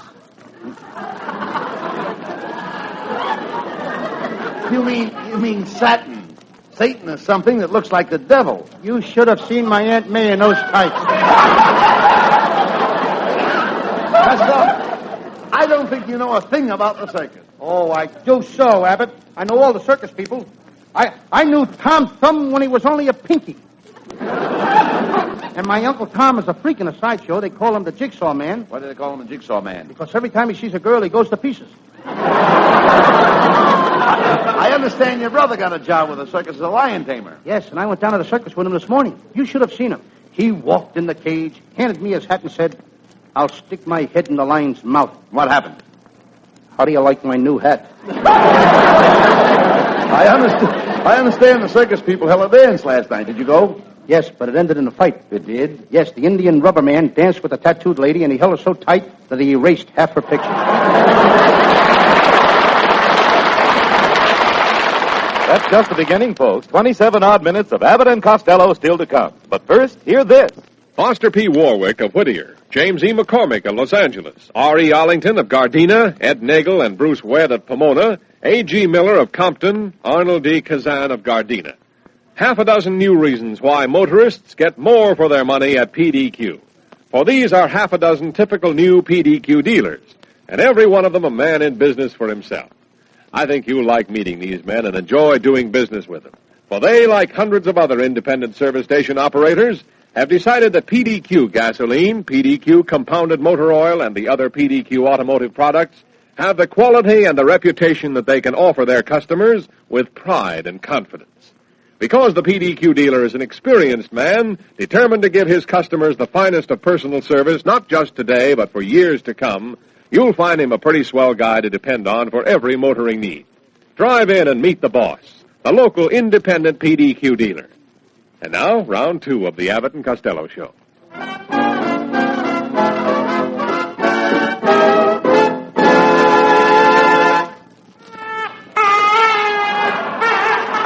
Please, Costello, run around here. Oh, don't be so modest, Abbott. Ladies and gentlemen, I want you all to know that my old pal Buck's been elected the mayor of Sherman Oaks. This is on a level, folks. Let's give His Honor a great big hand. Come on.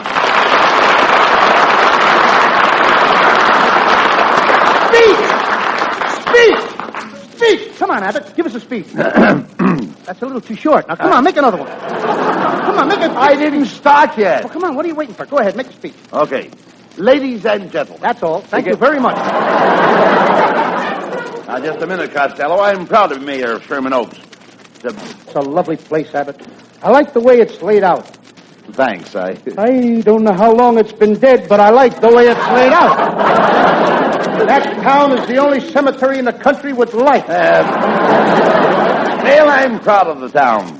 And I'm now living in the mayor's mansion. It's a beautiful house, but I need more room. Next week, I'm building a wing on it. Why don't you put 2 wings on it and fly it over to Glendale? Oh, Costello, there's no discussing anything with you. You're too ignorant. Ignorant? I'll have you know, in my class at school, I was a moron. Moron?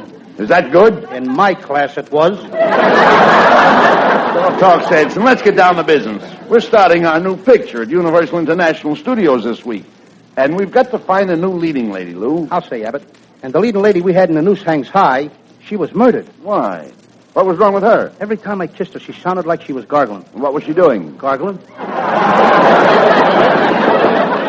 Well, Mr. Costello, can you find a part from your new picture? You know, I'm very clever. I can juggle with my hands and dance with my feet, and all at the same time, too. Yes, but can you do anything with your head? If I could do anything with my head, I wouldn't be on this program. That's a snappy line. Abbott, why don't you keep your nephew Norman out of here? Oh, quit picking on him, Costello. He's got a head. He's got a great head. I've seen better heads on a short coat. Never mind him. Let's think about our leading lady now. Hey, I've got it. My beautiful wife, Betty. My beautiful wife, Betty, would be perfect for the part. Abbott, I know we're making a horror picture, but we can't use anything that horrible. Tell her my wife is one of the cutest little fillies in this town. I stole her from Cary Grant. That ought to teach Grant to keep his stable door locked. That so? Take a look at this. Here's a picture of my wife in a bathing suit. She had just come out of the water. How many days has she been in? I heard that, Costello. It's my wife, Betty. Run for cover, folks! Virus X has broken loose again. Why, you lame-brained, low-browed lump of lard. Buddy promised me the leading lady role in your new picture, and I've already talked to Mr. Barton, the director. He told me that he could read character, dignity, strength, and intelligence in my face. He must have been reading between the lines. Costello, my wife has no lines in her face. Oh, no? If she had a string on each ear, she'd look like a Venetian blind. She keeps fit by riding in the park every morning. Well, funny you should mention that. Why, only this morning my riding master said I would make a great horsewoman. You've got that wrong. He said you'd make a great horse, woman.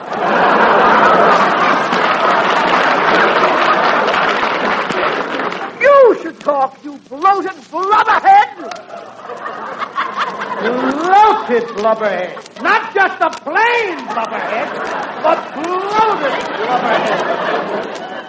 Mr. Abbott, I could get hit by a truck and still look better than you do. Not if I was driving the truck. I mean it. Oh, Billy, that's silly. You're a card. Oh, no, buddy. You're the car. Oh, you're a card. No, I insist you are a car. Ladies and gentlemen, you have just heard from a couple of old cards that ought to get lost in the shuffle.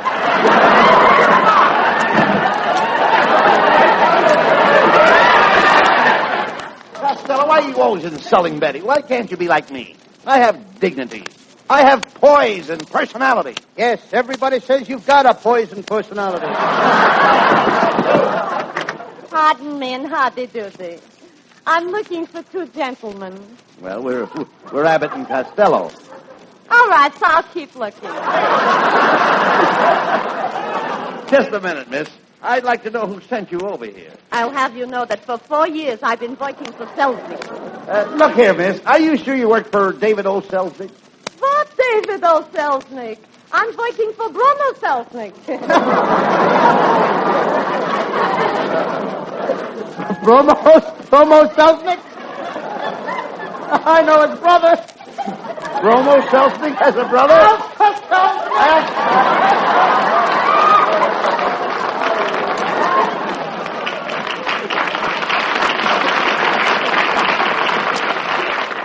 Now look, Abbott, I don't mind being. I want to be a little particular, but I mean, what kind of girls are we gonna have in our picture? Costello, I've got it. We'll use that gorgeous new French star the studio brought over last week. Paulette DeVoe. Paulette DeVoe? Yes. Oh, boy, she's gorgeous. I feel like taking her in my arms and kissing her again. Again? Did you ever kiss Miss DeVoe? No, but once before I felt like it. I'm going to be Miss DeVoe's leading man. In this picture, you're going to be a stuntman.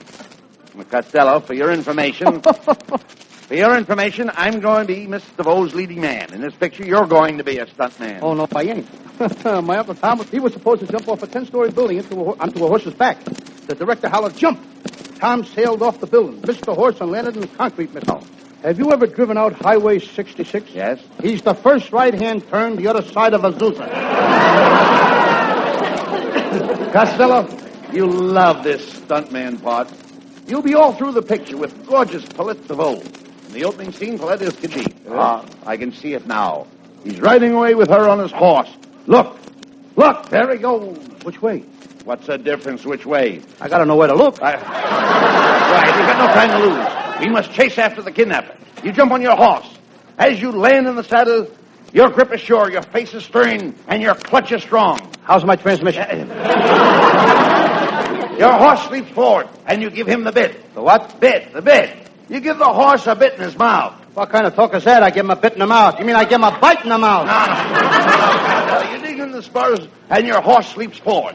You soar through space. I soar where? Soar on the horse. You can say that again. The horse jumps the fence, and you pull up short. I pull up my shorts. They must have dropped when I jumped the fence. Finally, we head off the kidnapper. And I must throw myself in front of the kidnapper's horse. That's where you come in. What do you mean? Well, you're the stuntman. Yeah? To rescue Miss DeVoe, you take my place and stop the runaway horse with your manly chest. Just a minute. I ain't stopping no horse with my beautiful body. Abbott, how much money do I get in this picture for risking my life? What do you care about the money? It's the experience you need. Oh, so it's the experience I need. Yes. Now the horse is running madly at you. The horse is frothing at the mouth. You jump in front of him and grab him by the mane. By the mane what? The mane. Horse's neck. Horse's neck. Let him neck with a white car. You or nobody else can stop horses from necking. Be quiet. There's a fierce struggle, and the horse drags you for 100 yards. Your head is bouncing over the ruts in the road. Boy, am I in a groove. But you hang on. You don't mind the ruts. No, I've been in a rut for years. The horse stumbles over you and comes to a stop. Where am I? Under the horse. That's the horse on me. And then with a sigh... Wait a minute. How much money did you say I was going to get for this? Oh, forget the money. It's the experience you need. Oh, yes, I forgot. It's the experience that I need. Now, with a sigh of gratitude, the gorgeous Miss DeVoe slips off the horse into her hero's arms. Into my arms. Wait a minute. What do you mean your arms? I'm the hero. And I bend down and I kiss Miss DeVoe tenderly. What's the big idea, Abbott? I saved her. Why can't I kiss her? But, Costello, you're not being paid to kiss Paulette DeVoe. What do I care about the money? It's the experience I need.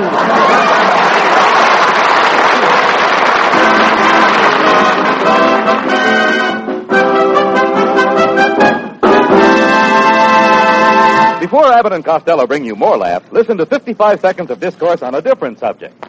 In experimental and testing laboratories, all manner of products are twisted, bent, burned, and tortured just to see what happens. Well, that's good, because engineers learn a lot this way, even though the thing they're testing becomes a bruised and battered pile of junk. But let's not experiment with your car. Let's not clown around with experimental ideas on what happens when you change oil once in the blue moon or never. The men who designed and built your car have their ideas on just how and when and how often you'd best change the oil and see about a grease job. Let's string along with them. Let somebody else play guinea pig. Now, your neighborhood PDQ dealer uses factory method lubrication. He follows the recommendations of the engineers who made your particular car. He figures he's running a service station, not a testing ground for odd ideas. And when the PDQ dealer lubricates your car, he can say, if the men who built your car had done this job, they would have done it just like I did. Convinced? Okay. Now, Abbott and Costello's PDQ show continues.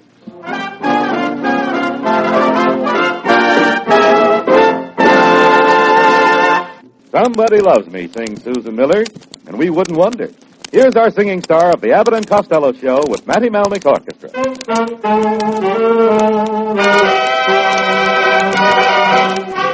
Somebody loves me, I wonder who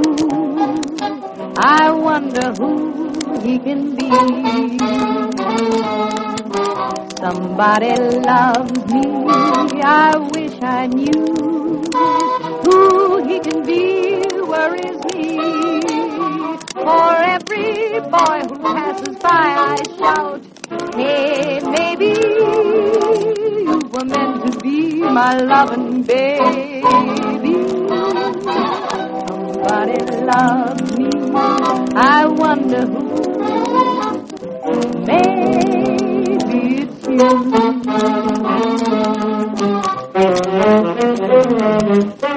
I wonder who he can be.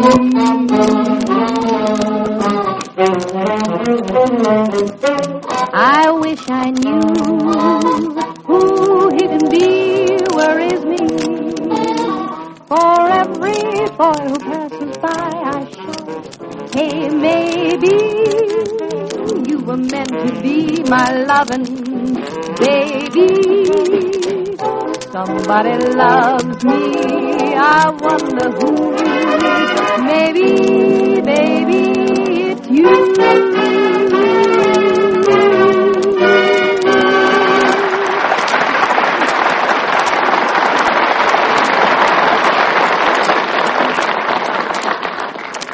Well, Costello, we're ready to start the picture. Here's the producer's office. Let's go in. Good morning, Mr. Barton. Good morning, Mr. Barton. Quiet, you two. I'll be with you in a minute. Now, Miss Black, about that script for the Abbott and Costello picture. Did you see if our writer, Mr. William Shakespeare's ready with it yet? But, Mr. Barton, William Shakespeare is dead. Dead? He can't do that to me. I'll fire him. Hello, payroll department. Fire William Shakespeare.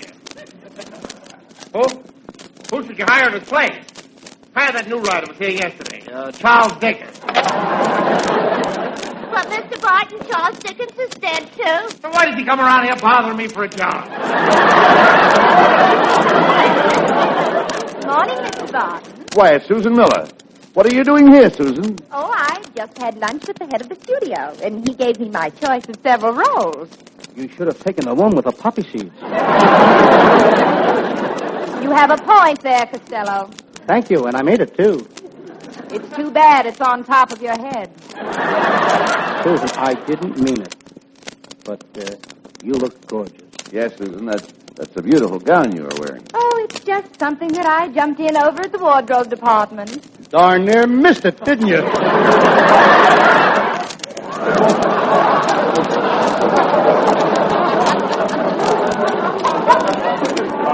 Mr. Barton, we came here to talk about our picture. Now, you'll have to wait your turn. Miss Black, send in Abraham Lincoln. I'm doing his life story with the original cast. Abraham Lincoln. Oh, this is terrible. First it's Shakespeare, then it's Dickens, and now it's Lincoln. That virus X is killing everybody on the lot. I'm going home. I don't feel so good.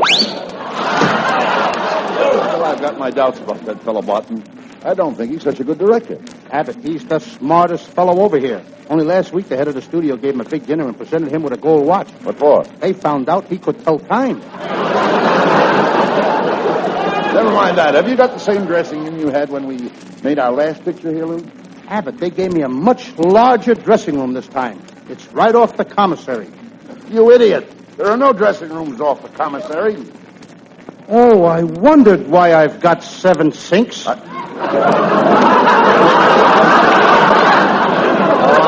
quiet.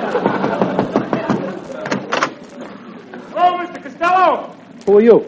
A makeup man. What do you want? Silly, I just want to make up with you.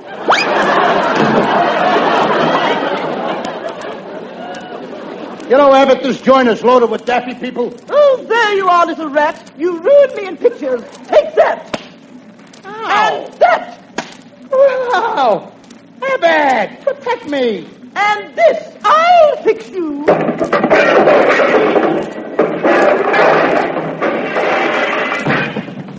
Now, that's what I think of you, Charlie Barton. Lady, I'm not Charlie Barton. I'm Lou Costello. Oh, I'm so sorry. I thought you were Charlie Barton. Even if I was Charlie Barton, is that any way to come in here and beat the daylights out of me? What business is it of yours what I do to Charlie Barton? But, madam, this is a horrible mistake. I'm Bud Abbott, and this is my partner, Lou Costello. Oh, Abbott and Costello. I saw your last picture, Buck Private. Buck Privates wasn't our last picture. Well, it should have been. Goodbye. Abbott, I'm getting out of here. I don't have to stay around here and be insulted, you know. You don't? No, I can go home and read my fan mail. Bonjour, mon petit cher. Je suis tellement heureuse de vous voir et de rencontrer quelqu'un d'aussi charmant que vous. Oh, Abbott. Who is this gorgeous creature? As if I didn't know.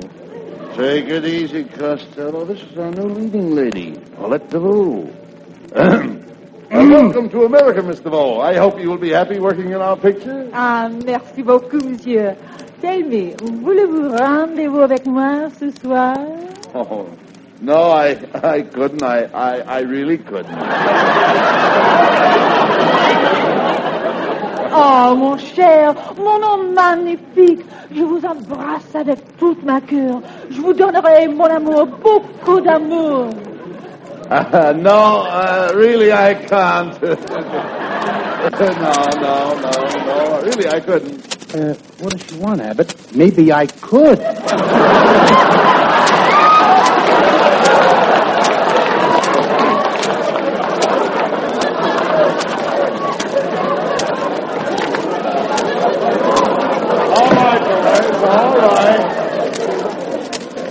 All right, boys, you two, Mr. Bull. You play the part of the princess. We're ready to start the new Abbott and Costello picture. On stage, everybody.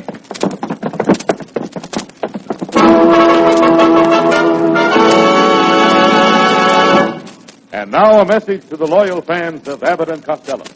We present the new Abbott and Costello picture entitled Tied Hand and Foot in Algeria or Bound in Morocco. As the scene opens, we see 2 footsore and weary Arabs trudging across the desert. They are approaching the small town of Blemish on the Chin. Lights, camera, action! Abbott, I can't take another step. This sand is terrible. What are you complaining about? I've got a hole in the side of my shoe and the sand keeps pouring in. Why don't you cut a hole in the other side and let it pour out? Abbott, the heat of this desert is getting me. I'm getting dizzy. I'm getting dizzy. I tell you, I'm getting dizzy. I think that's pretty darn good acting. Abbott, the heat is getting me. Look over there. I see a building with 2 beautiful cars in it. Costello, there's no building there. What do you know? I just saw a 2-car mirage.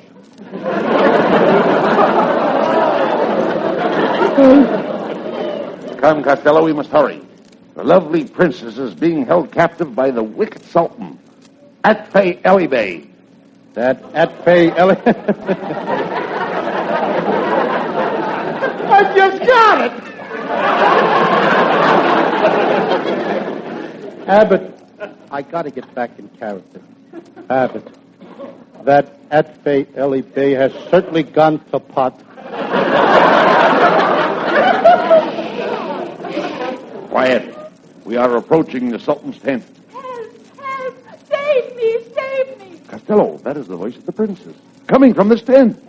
Hello in there. Hello in there, princess. It's me, your friend, the Rip. Hello, Rip. What do you hear from the raft? Things are pretty rough with the raft. Rip, raft. All right, quiet, Costello. It's awful dark in this tent, princess. I can hardly see you. Yes. There she is. Boy, you sure have gotten skinny.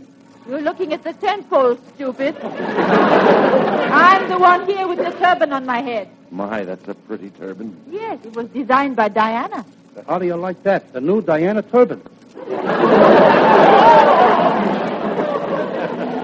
Oh, please, you must get me out of here. The wicked sultan is going to sell me as a slave. Don't worry, princess. We'll help you escape.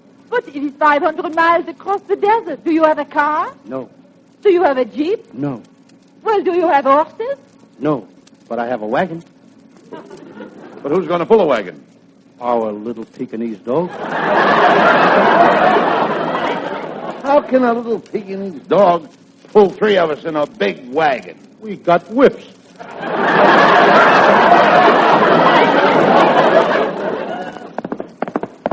Whoa!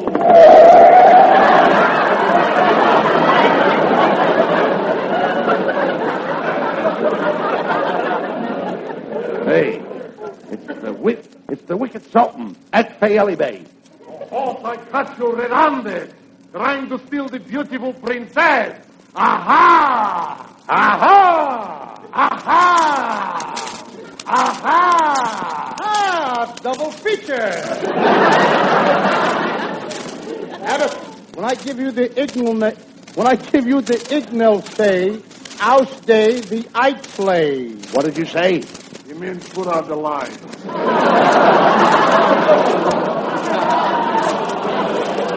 All right, come on, Costello. I've got the Sultan's horse. Let's go. Well, we did it, Costello. We escaped from the wicked Sultan. And we're safe in this desert, this deserted cave here. Oh, we've got to go back. Why? I forgot the princess. Yeah, dummy. I've got her right here in my arms. Look, she's fainted. She must be dying. She might be dying. Abbott. Oh, princess, beautiful princess. Lift your veil and speak to me. Of course. I've worked for Selznick for 4 years. Bromo Selznick, that is. Get her out of here, Abbott.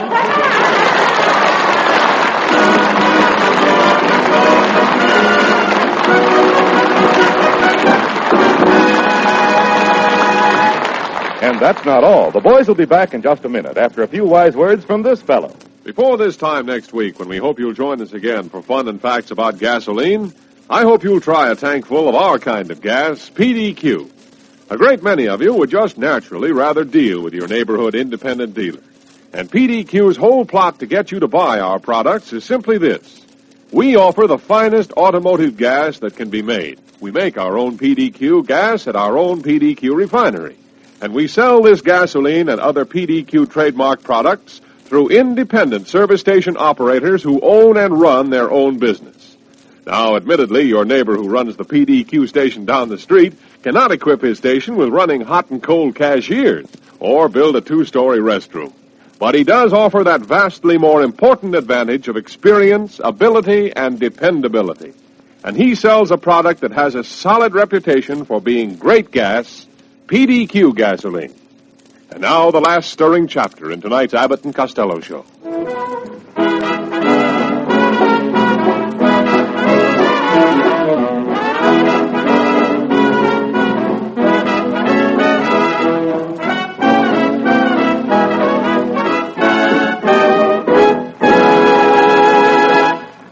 here are Abbott and Costello for a final word. Well, Costello, we certainly were in a tight spot tonight, surrounded by all those Arabs in a strange part of the world. What would you have done if that cave had caved in? Oh, I was in tight spots before, Abbott. Only last week I squeezed tight against the wall. I could hardly breathe. I was nearly crushed to death. I had to claw my way out. Out of a cave? No, a Sunset Buzz.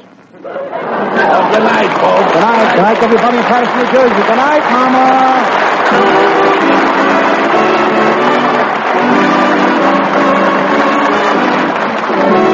Listen each Wednesday night at this time for another great Abbott and Costello show, produced and transcribed in Hollywood by Charles Vanda and featuring Susan Miller and Matty Malnick's orchestra. This is ABC, the American Broadcasting Company. 8:30 at KECA, AM and FM, Los Angeles.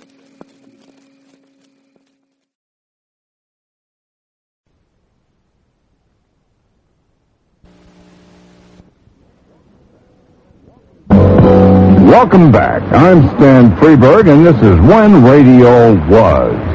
It's time now for part one of the Abbott and Costello show and Going to Alaska to Find Gold, as originally broadcast March 3rd, 1948. Hey, Abbott, what time is it? It's time for the Abbott and Costello show. We're on the air in Hollywood. Well, what are we waiting for? Let's go with the Abbott and Costello show.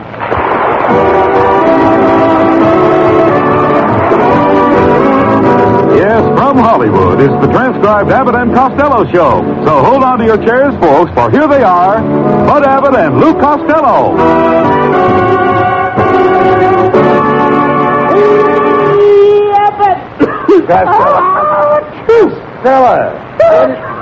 Where did you catch that terrible cold? I was out with Susan Miller last night in her car. Well, how did you get the cold? She made me walk home. Well, you better not work tonight. You better rest your voice. It's pretty weak. Oh, no. I'll yell my jokes twice as loud so everybody can hear. No, not that! Anything but that! How much can the human being say? What a sneaky guy. Well, this all serves you right. Always running out with girls, Costello. Do you want to be known as a guy who thinks of nothing but girls? Why? Is there another kind? You dope. You know nothing about women. That ain't my fault. I'm at that in-between age. In-between age? Yes, I'm too tall for keyholes and too short for transoms. Costello, did your father ever tell you about birds and bees? Yes, he had to. He didn't know anything about girls. What a dope. What are those gloves you always carry around with you? They belong to my old girl back in Patterson. Why don't you throw them away? What? Throw away Mary Boswell's gloves? There's too much sentiment attached to them, Abbott. Those are the gloves she wore the night she knocked out Tony Galinko in the fourth round. You're an idiot, a moron, an imbecile, and a jerk. Isn't that marvelous, Abbott? I'm more versatile than Orson Welles. Oh, quiet. You beef up this kind of talk, and the native Californians are not going. They're going to hate you, really. Oh, yeah? You think so? Yes, no, they won't. You don't know these Californians. You don't even know what a native Californian is. Oh, yes, I do. A native Californian is a girl who comes from Topeka, Kansas, marries a man from Cedar Rapids, Iowa, walks out on the street, gets hit by a car from Phoenix, Arizona, and gets a blood transfusion from a Boy Scout from Glendale. Well, if the California traffic is too heavy for you, why don't you move back to New York? Oh, it's much worse back there, Abbott. Oh, they even made a big movie about a guy walking across the street in New York without even getting hit by a taxi. Now, what was the name of the picture? A Miracle on 34th Street. Never mind the traffic. Where were you all afternoon? Abbott, I found a swell place. No kidding. It's called Arthur Murray's Dance Studio. The minute I walked in, a beautiful blonde grabbed me. We danced for 2 hours. Then we sat down and had tea and cakes. Then we danced for 3 more hours. Then I put my hat on to go, and she stopped me and said, "How about some money?" What did you say? I said, "Oh, I never take money from girls, but if you want to, you can send me a couple of ties." You idiot. You're an idiot. That's a dancing school. They got $5 an hour. Did the girl teach you any new dances? No, but I taught her one. It's my special dance for crowded dance halls. I call it the elevator dance. Elevator dance? Mm-hmm. What kind of steps do you use? No steps. Just grab the girl, stand in one place, and go up and down. Up and down. Well, I'll bet that girl was glad to see you leave. She was not. She wanted to make a date with me for tonight. She says after work. She says after work. I can't read the next line. Why am I lost? She was not. She wanted to make a date with me for the night. She says after work she's a taxi dancer. Are you going to meet her? No, you can't have no fun dancing in a taxi. But that leaves you without a date tonight. No, I'll get one. How? Like I always do. Me and my dog stand out in front of the Palladium and I whistle. If it's a dog, he gets her. If it's a girl, I get her. And if nobody comes, we go inside the dog and I dance together. Shame on you whistling at girls. Don't you know you get your face slapped that way? Yeah, they get some pretty good dates, too. Hello, boys. Well, it's Susan Miller. There are policemen swarming all over the place. What's wrong? Well, they're looking for a peeping Tom that's been peeking in the dressing rooms of the girls at Earl Cal Theater. From the top of this building. Oh, I'd hate to be the guy. I'd hate to be that guy when the police catch up with him. You said it. Excuse me a minute. Where are you going? I'm going to go out and sell my binoculars. You're just like a little kid. I think I'll get you a doll and some games. Just get me the doll. I'll think of my own games. Costello, there's no way to talk to Susan. She's trying to be nice to you. I'm sorry, Susan. And if you come over to my house tonight, I'll shoot you a game of billiards. I've got a new billiard table. But I never played billiards. How do you play it? Are you sure you don't know how to play? No. Well, you stand close to the table like this. Then you put your arms around me like this. And I put my arms around you like this. Then you squeeze me tight like this. Then I squeeze you tight like this. Wait a minute, Costello. Wait a minute. That's not the way you play billiards. It's not? No. How do you like that? Every year they change the rules. You know, I've got a better idea, Costello. A bunch of us girls are giving a friend of mine a shower tonight, and I'd like to have you come over. What for? Well, I want to show them what a real drip looks like. So long, Captain.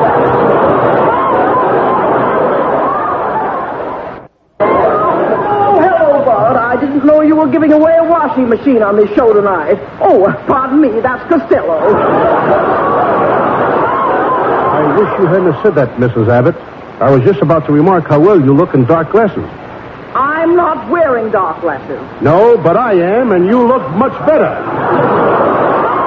Betty, what are you doing down here tonight? Well, I came down to see Roy Rogers. You know, I had a small bit in his last picture. Looks like the bit was too small. Pulls your mouth all out of shape. Why, you waffle-headed windbag. If I was your mother, I'd give you poison. And if you was my mother, I'd take it. What? You sawed-off little shrimp. Me, a shrimp? Yes, Betty's right. You're a shrimp. Why, you only come up to her chin. Which one? Are you insinuating that I have a double chin? Double chin? You have so many chins, you look like a 7-layer coconut cake. I've never been so insulted in all my life. Now, take it easy, honey. I'm ashamed that I ever came over to this place. I'm ashamed that I ever associated with this fat monster. Why, I'm even ashamed to be seen leaving here. I wish there was some way I could get out of here without being seen. I can fix that, Mrs. Abbott. Just step through this window and down the fire escape. Oh, well, thank you, Mr. Costello. I'll just climb down the fire escape. You're welcome.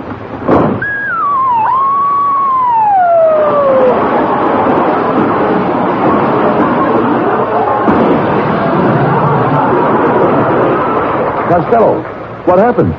I just thought we ain't got no fire escape. Right. Shouldn't have done that, Costello. Playing a trick like that on my wife.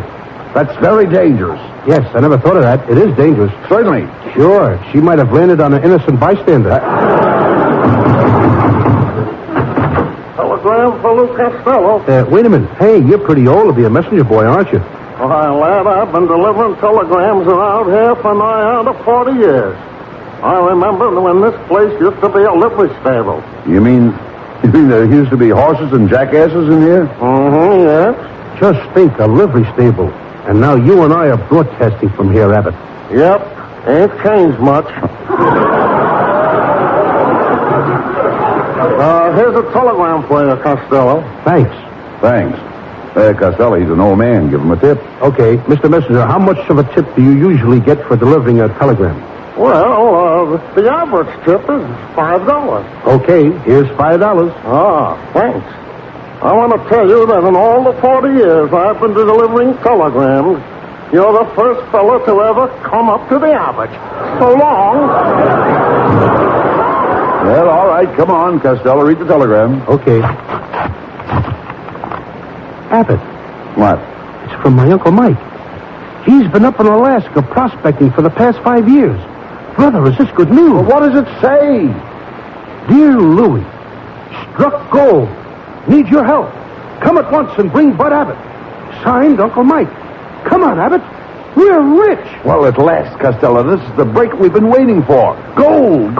Uncle Mike has found a bonanza. I hope he'll split it with us. Why?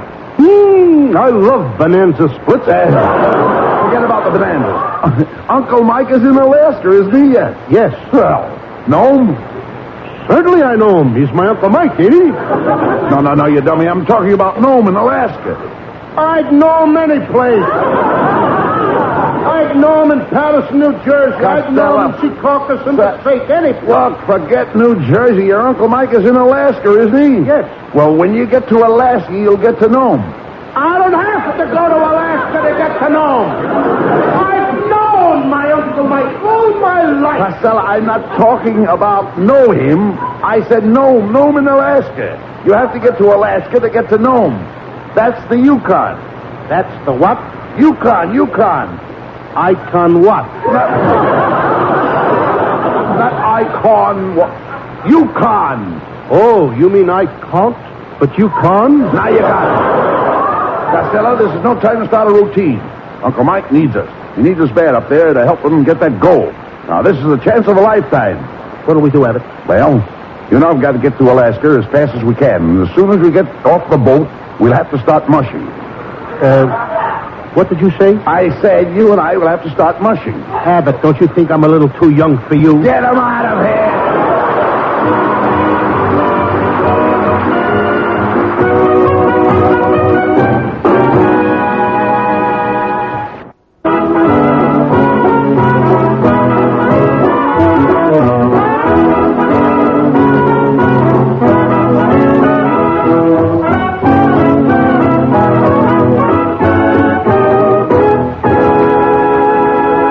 Well, Costello, come on, let's get packed. We're going to Alaska and sharing your uncle's mine.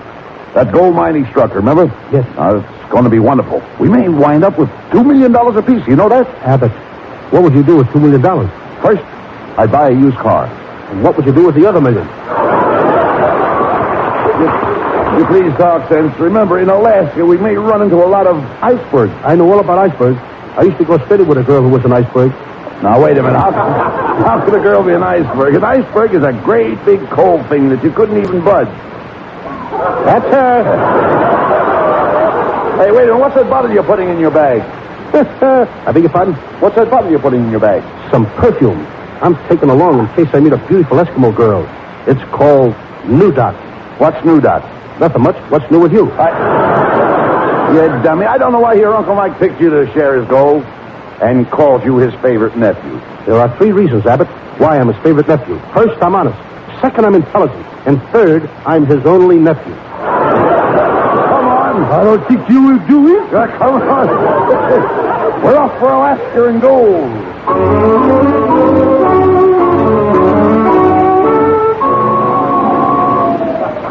Oh, Costello, it's freezing here in Alaska. Boy, listen to that wind. Now, come on, Costello. We're going to find Uncle Mike. We'll need a dog sled. Look, there's Ignorant Ignatz, the used sled dealer. Ah, gentlemen, what can I do for you? Well, we're traveling north. What kind of a sled would you suggest for us? That's our radio special, a sled with a horn. The horn is $5 extra. Just listen to it. I'll take it. Good. One sled horn, $505. You said it was $5. Yeah, $5 for the horn and $500 to join the musicians union. Now, So, here's a nice sled with plenty of extras. White wall blubber tires, sleep covers, fog lights, headlights, parking lights, spotlights, and a searchlight. What's the searchlight for? So you can find the switch to put on the other light. We'll take it. How about some dogs? Yes, you can't fool me on dogs. You know, Mr. Costello, I don't like to say this, but I don't believe you ever drove a dog team. Oh, is that so? I love dogs. I'll never forget the time my dog Spotty saved my life. It's a sad story. Would you like to hear it? No. Then I'll tell it to you. I was out in the Arctic waste with my little dog Spotty. We were lost, starving. No food for 10 days. I couldn't stand it any longer. I had to eat. So I ate Spotty. Every last bit till there was nothing left. Just his little bones. And that was the saddest touch of all. I thought to myself, my wouldn't Spotty have enjoyed those bones? Well, we're wasting time. We've got to find Uncle Mike and his gold. We'll take this dog sled, Mr. Icknick. Come on, Costello. We're off on the trail of gold. Come on.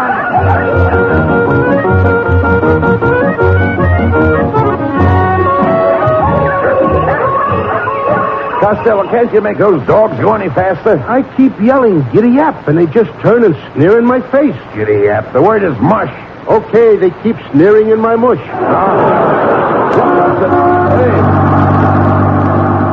Costello, that's a Los Angeles bus. What's it doing up here in Alaska? It must be the bus that runs to the Los Angeles city limits. There's the Lucky Seven Saloon. Let's go in and get warm. Come on, Abbott. What? I don't like the looks of that saloon. There's a tough guy hanging out in front of it. Well, lots of guys hang out in front of saloons. On the end of a rope? Come on, hop off that sled and let's go in. Hey, look at all the Eskimos in here, Costello. And they're all dressed alike. I wonder how you can tell a girl Eskimo from a boy Eskimo. Abbott, if the Eskimos ain't complaining, why should you? Say, there's one of those Alaskan dance hall girls. She's beautiful. Look at that dress she's wearing. It's made out of gold pieces. Yeah, it sure is. Look, she's got $5 gold pieces around the bottom, $10 gold pieces around the hips, $20 gold pieces around the waist. Quit staring, Abbott. Anybody would think you never saw a $50 gold piece before. Costello, when we find your Uncle Mike, we'll have plenty of gold, too. You'll be rolling in gold. Well, did I hear you say gold? Come here, Chubby. I want to kiss you. Ooh, I'm Maisie. I'm woozy. You know, I'm crazy about you. Why? Because I'm a woman and you're a man. You understand? I'm a woman and you're a man. Well, what are you going to do about it? Don't you think it's a little too late to do anything about it now? Costello has no gold. He may have lots of gold when we find his Uncle Mike, but right now he's broke. What do I care? I want him. We don't need money. We can live on love. Kisses for breakfast. More kisses for lunch. Just go on. Nothing but kisses for dinner. You're going to live on nothing but kisses? Abbott, do you think that would make you happy? Abbott, we may not be happy, but we'll be the skinniest couple in Alaska. Come on, Costello. We've got to find your Uncle Mike and get that gold. Say goodbye to Maisie. So you're really going, my love. Costello, I'll be waiting for you to return. I live in a little house 12 miles from here with my mother. Maisie, may I kiss you goodbye? If you kiss me, I'll call my mother. But you just said your mother is 12 miles away. I know, but if you kiss me right, she could get here before you're through. Maisie, I'm going to give you a kiss that will be felt on the other side of the world.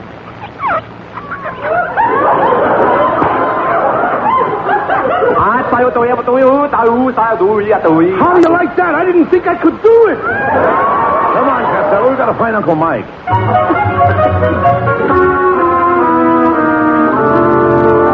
Well, Costello, this is where that old prospector told us your Uncle Mike was. Hey, look at that sign. It says Alaskan Jail. There's Uncle Mike looking out through the bars. Hey, Mike, we're here. Costello and I are here to help you dig the gold. Dig what gold? You said in your telegram that you struck gold. What are you doing in jail? Sure, I struck gold. That's why they put me in jail. But they can't put you in jail for striking gold. The gold I struck was Sam Gold. Sam Gold, the chief of police. You gotta get me out of here. Never mind him, Abbott. Get me out of here.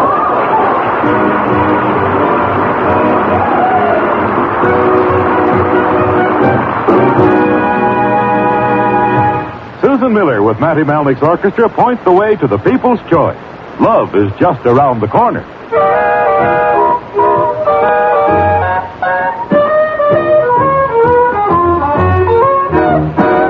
Love is just around the corner, any cozy little corner. Love is just around the corner when I'm around you. I'm a sentimental mourner and I wouldn't be forlorner when you keep me on the corner, just waiting for you. Venus de Milo was noted for her charm. Strictly between us, I'm cuter than Venus, and what's more, I've got on. Let's go cuddle in the corner, any cozy little corner. Love is just around the corner when I'm around you. Yes, when I'm around you.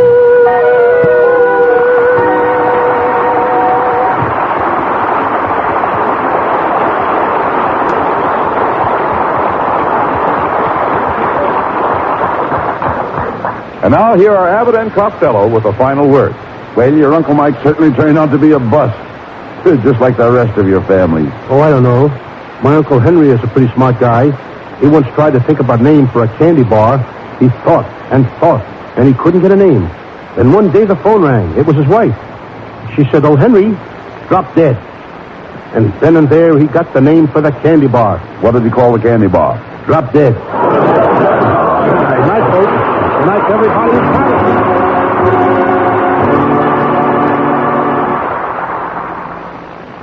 And that was part 2 of the Abbott and Costello Show, as originally broadcast March 3rd, 1948. I'm Stan Freeberg.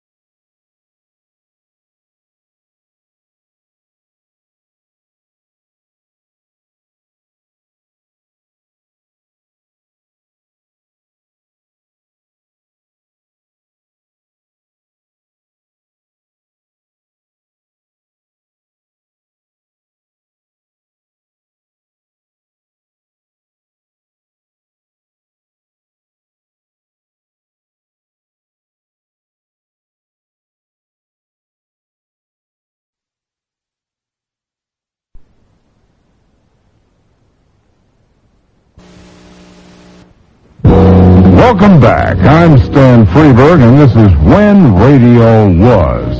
Burlesque comedians Bud Abbott and Lou Costello moved to radio after New York Mayor Fiorello LaGuardia closed his city's burlesque theaters in 1937 and almost single-handedly preserved the rich oral traditions of vaudeville and burlesque comedy in their movies, radio, and television shows. That is, Abbott and Costello preserved it, not Mayor LaGuardia. Their radio success led to a series of films for Universal Pictures, which saved the movie studio from bankruptcy, and Abbott and Costello soon became Hollywood's top box office team. So it's time now for Bud Abbott and Lou Costello in part 1 of Costello Pays Income Taxes, as originally broadcast March 10th, 1948 on the Abbott and Costello Show. Hey, Abbott, what time is it? It's time for the Abbott and Costello Show. We're on the air here in Hollywood. Well, what are we waiting for? Let's go with the Abbott and Costello Show.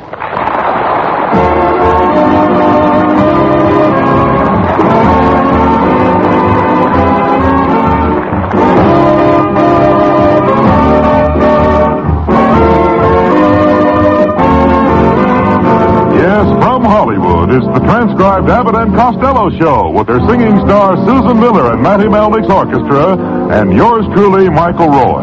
So hold on to your chairs, folks, for here they are, Bud Abbott and Lou Costello.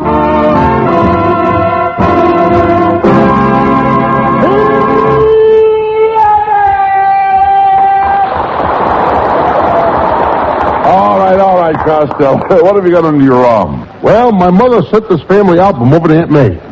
Let me see it a minute. Mm-hmm. Well, here's a picture of Uncle Mike.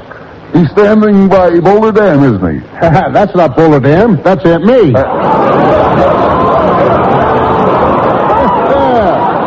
Her girdle and the camera snapped at the same time. Here's a picture of your brother, Pat. Wait a minute. Who's that tall, skinny girl with the curls holding his hand? That's me. You? Mm-hmm. I'll bet all the boys thought you were a girl. Yes. And the nice part of it was, the girls thought I was too.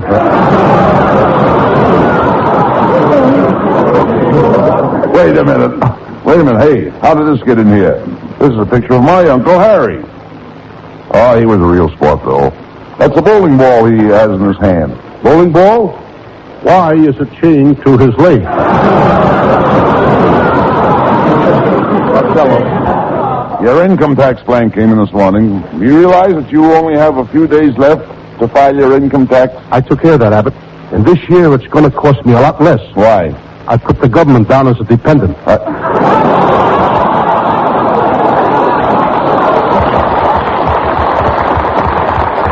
You dummy, you can't do that. You don't even know the first thing about income taxes. Is that so? Well, listen to this. First you get down to the tax bureau, walk inside.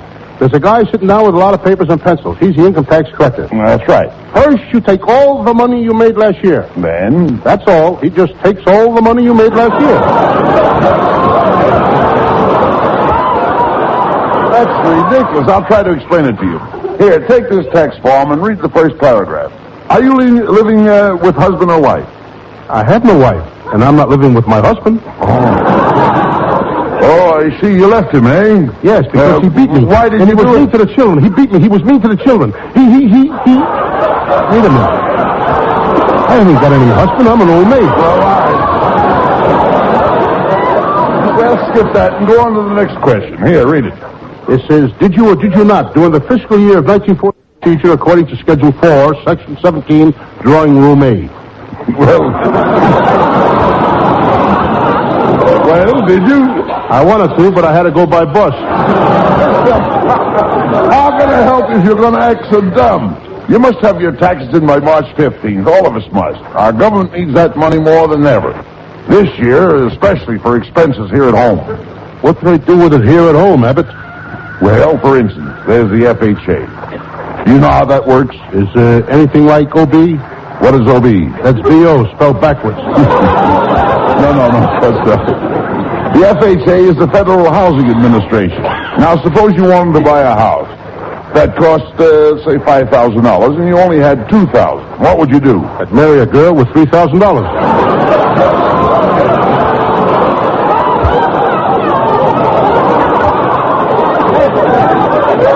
Costello, how can you be such an imbecile? I practice. You practice? No use discussing money with you. You don't even know the difference between capital and labor. Oh, yes, I do. Now, if I lend you $10, that's capital. That's right. But when I try to get it back, that's labor. Shame on you, Costello. You should pay your taxes with a smile. I tried that, Abbott, but they want cash.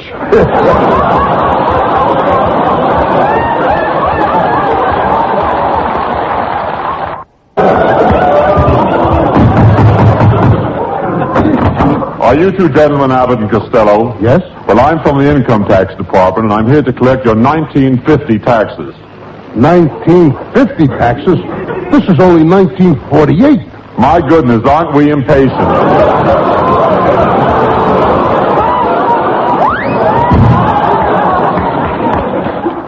Abbott, those income tax collectors are pretty sharp. They sure know how to get your money.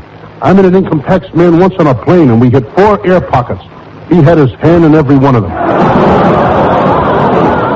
never mind that. You better get busy on your income tax. Do you have any surplus money?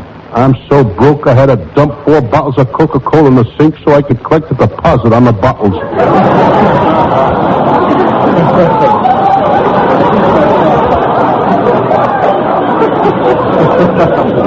Well, being broke makes no difference. You've got to file your income tax. And remember, you've got to give them an honest count. Abbott, how can you make such an insinuation? I always give them an honest count. I'm patriotic. And besides that, they watch you too close. Costello, you'll never be able to make out your return. Come with me. I'm going to take you to an income tax accountant.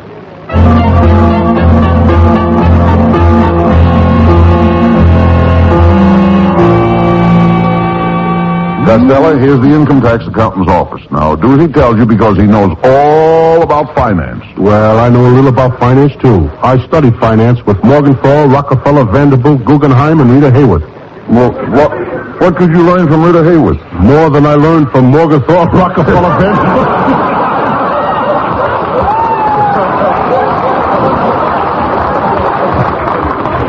Talk sense. Let's go into the accountant's office.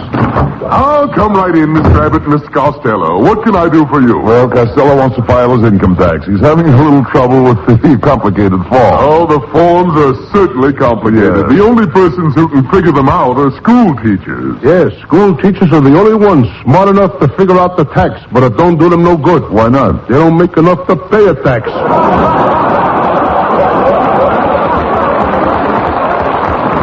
Well, let's get on to business. Mr. Costello, how much money did you make last year? Well, I'm... Speak right up, young man. Speak right up. All this information's confidential. Well, I made... Tell me about it. Come on, tell me about it. How much did you make? Well, it was about... What's the matter? Has the cat got your tongue? Get the marbles out of your mouth.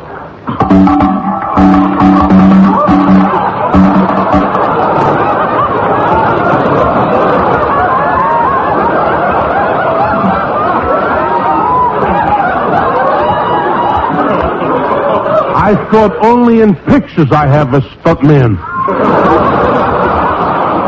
Well, come on, I got a professional spitter out of marbles. Come on, Costello. Answer the man's question. Hey, Costello, did you work last year? Oh, yes. I had a very steady job. What did you do? I refereed all the fights at Ciro's. Now, for the fiscal year of 1947, by what method did you ascertain your income? Here, watch your language. This program is being broadcasted to school children in Japan. You idiot. The man wants to know how you file out your form last year. Collector wrote that joke. Lou, the man wants to know how you filled out your form last year. By eating mashed potatoes and banana splits. Well, let's look over your papers. Did you make any donations to charity? Oh, sure. I gave $502 to the Los Angeles Police Department. Did you get a receipt? The parking tickets are in my car.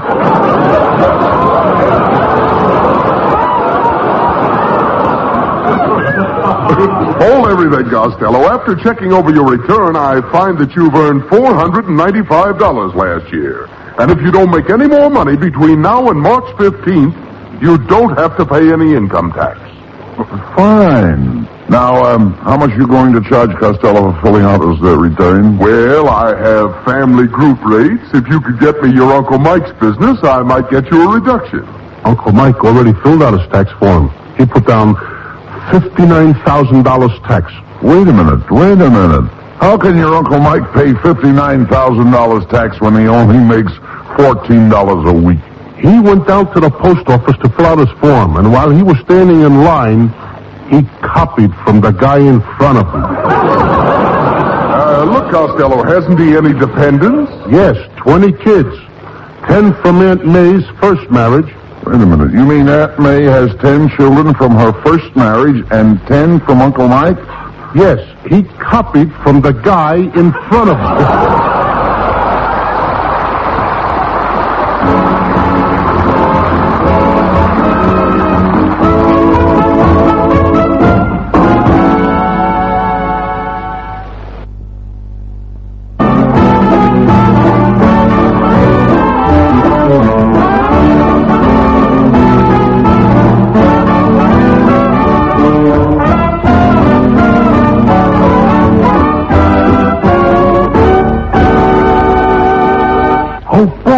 I'm happy. Why am I happy? No income tax to pay. No problem. Here I am. Up to now. Well, if it isn't my sweet little wife, Betty. How are you, Betty, darling? Buddy, I'm so excited. I just came from the doctor, and he's going to change my nose. That's good. Maybe this time they'll put it in the middle of your face. Now, you go ahead, Costello. Insult me all you want, but my husband thinks I'm beautiful. Don't you, buddy, dear? Yes, darling. Your hair looks beautiful tonight. Oh, well, it should. I just had it washed. Oh, I could tell that, Mrs. Abbott. Oh, you could? The laundry tag is still tied to your bangs. Well, what's the idiot so happy about tonight? Oh, Costello just filed his personal income tax. Oh, you fat little businessman, you. I'd hate to pay a tax on your corporation. I taxed my brain for that one. Mrs. Abbott, there's no tax on abandoned property.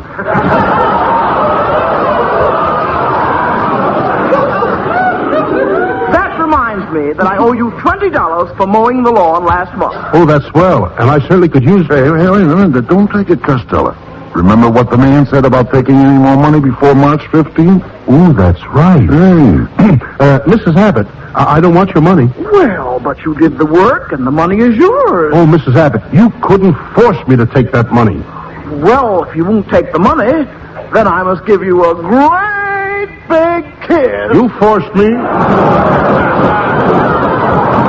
Goodbye, Mrs. Abbott. Now, Costello, look what you've done. You've got $20 too much money. Abbott, don't let him put me in jail.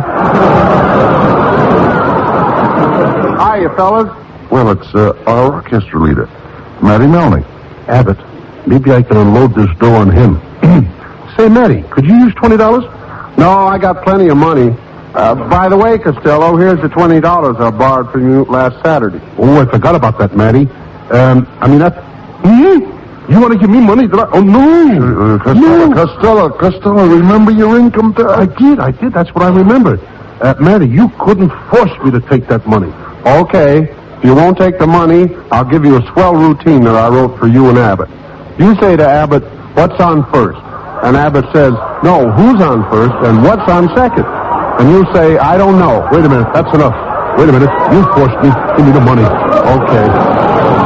So long, fellas. Costello, you did it again. Now you've got $40 too much money. I'll get rid of it. I'll go out and spend it. But what can you buy with $40? Well, if you lend me $5, that will make $45, and I might be able to buy a couple of pork chops. Well, hello, boys. Look, Costello, it's Susan Miller. Hello, Costello, honey. I haven't seen you since the cocktail party last Saturday. Did you get home all right? Yes, but I woke up the next morning with 2 big circles under my eyes. From staying up late? No, somebody set a couple of wet beer glasses on my face. By the way, Costello, I'm selling raffle tickets for my club. They're $5 apiece, and I'll buy 8 of them. Costello, 8 tickets would be $40. Can you afford to buy 8? I can't afford to buy any less.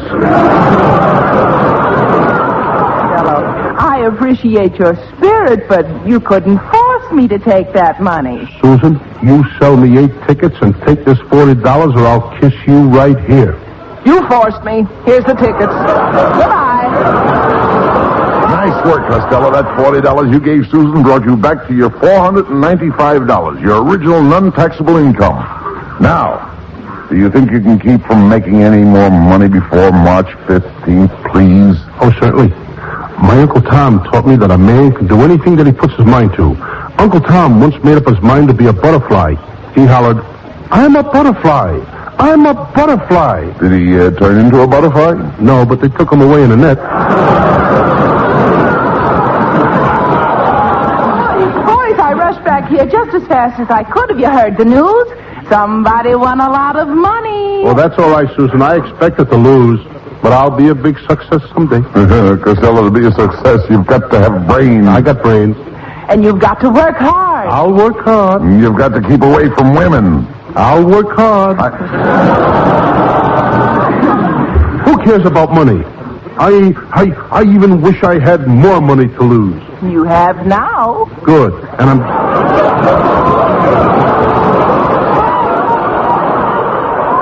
What did you say, Susan? Yes, Costello. The 8 chances you took from me won the first 8 prizes in the raffle. And here's the money. $3,000. Oh, Susan, what have you done to me? After what we've meant to each other, I've always treated you nice. I took you out, took you to the swellest places, showed you a good time, and now a few days before the income taxes are due, you put me in the higher bracket. Oh, I wish I was dead. Costello, I don't understand you. Well, why don't you take the $3,000 and sink it in something? That's a great idea. Where's the nearest river? Come on, Costello. We've got to work fast. See you later, Susan. Abbott, what do we do now? Why, you ingrate. You and your raffle tickets. Here I work my fingers to the bone. I slave. I stay up nights thinking how to keep you broke. And you go behind my back and win $3,000. Why? Why do you do these things to me? Oh, I'm a bad boy. I'll say you are. You know, I've come to the conclusion you have the brain of a low-grade moron. Abbott, you can have it back anytime you want it. Now,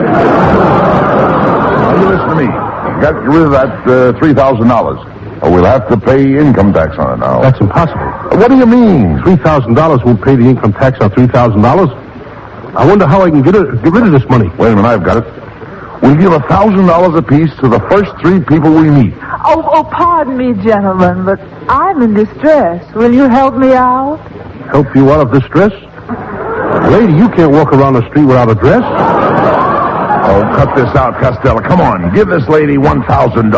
$1,000? That's right. And here it is. $1,000 right on her nose. Be happy.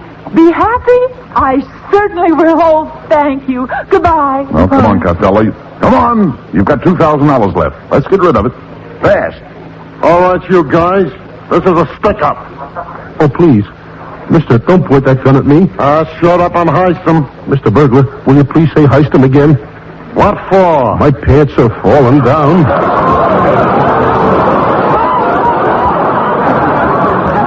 Now, don't be a wise guy. My trigger finger is itching. Do you want me to scratch it for you? Come on, hand over that dough. Costello, here's your chance to get rid of the other $2,000. Hey, that's right. Here, Mr. Burglar, here is $2,000 for you. What? I wish you had struck me up 5 minutes ago. I'd have given you $3,000. There's something fishy about this stick-up. Why are you so happy to get rid of this dough? Well, you see, Mr. Costello wants to get rid of this money. It's almost income tax time, and that $2,000 puts him in a higher income bracket. Oh, that's different. Hey, wait a minute. Well, what's the matter? I've just figured my earnings for this year. Let me see. Well, I hired a bank in Frisco. That's $21,000. The bank in Oakland, that was $2,000. Then I stuck up the bank in Pismo Beach. Bank in Pismo Beach. You must have got a few thousand clams out of there. Yeah, I can't pay income tax on all that loot. I've got to get rid of it. Yes, sir. And you better do it before March 15th. March 15th? I ain't going to get rid of it right now. Here, Fatso. Here's $35,000. Hold on, George. What am I going to do with all this money? Give it to somebody, quick. Here comes a lady. I'll give it to her. Pardon me, madam. Would you like... Oh, there you are. I've been looking all over for you. Yeah, but it's the same lady I gave the $1,000 to. Yes, I am. And remember when you gave me the $1,000? You said, be happy. Yes? Well, Be Happy won the race and paid 90 to 1. No. Here's your share. No. $45,000. No. Abbott, get me out of here.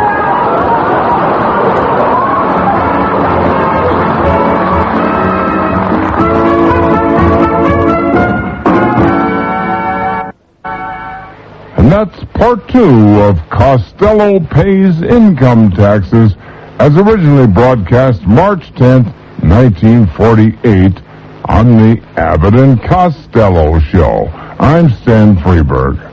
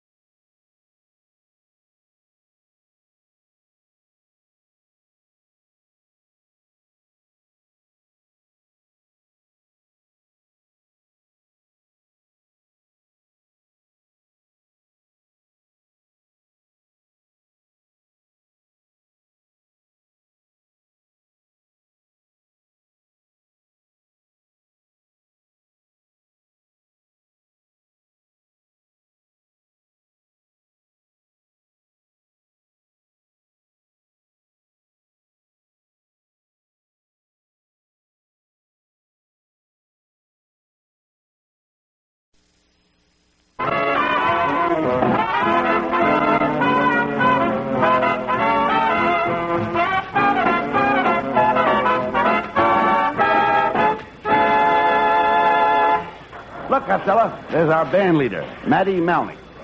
Look, he's just coming in the studio. You know he's got a lot of nerve, Abbott. What do you mean? I'm going to talk to him. Hey, Malnick, what's the idea of showing up late again? Ah, shut up. This is my week off. But you were off last week, the week before that, and the week before that. Matty, you've got to put in more working hours. Which one are you, Taft or Hartley? I guess he told you, Abbott. He says he's gonna make this one of the highest class bands in the country. How's he going to do it? He's taking out all the brass and putting in sterling silver. Now, wait a minute. I think the band is pretty good as it is. There's only one thing wrong, Abbott. What? The harp is too loud. There's no harp in the band. What do you think that drummer is, Italian? That's no way to talk. That's no way to talk about a musician. You should get more friendly with the boys. Oh, I tried being friendly with them, Abbott. I invited them over to my house for a buffet supper. Not buffet supper. It's buffet. The tea is silent. Not the way those guys drink it. Just a minute, Costello. I don't have to take that guff from you. Oh, no. Now, listen, Malik. I'm the boss of the show, and you get in the front of that band and start waving that sticker, I'll fire you. You can't fire me. I'll be on this show as long as I like.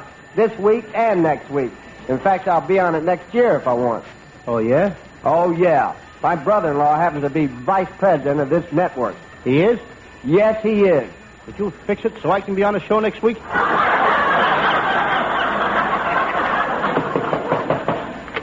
I've been robbed. I've been robbed. I've been robbed. I tell you all, I've been robbed. No, who's that? Joe Walcott. She's been that way ever since he fought Joe Louis. Hello, boys. Well, look who's here. It's Susan Miller.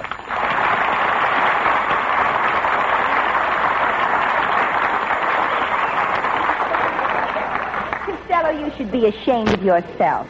Fighting with Matty Malnick. He's a thorough musician. How do you spell that thorough?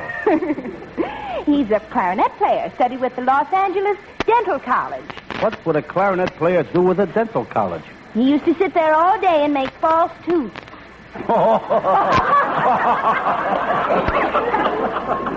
That's a good one. Mm-hmm. You know, my Uncle Tom in Baltimore, he used to be a test pilot in the underwear factory. He used to let the flaps down on the union suits.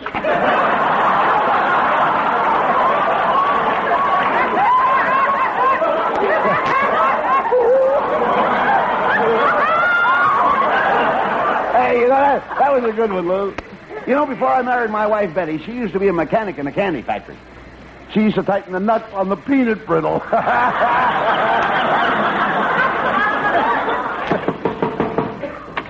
Please let me rest in peace. Why can't you let me rest in peace? Why do you keep digging me up? Every week you dig me up. Who are you? Joe Miller.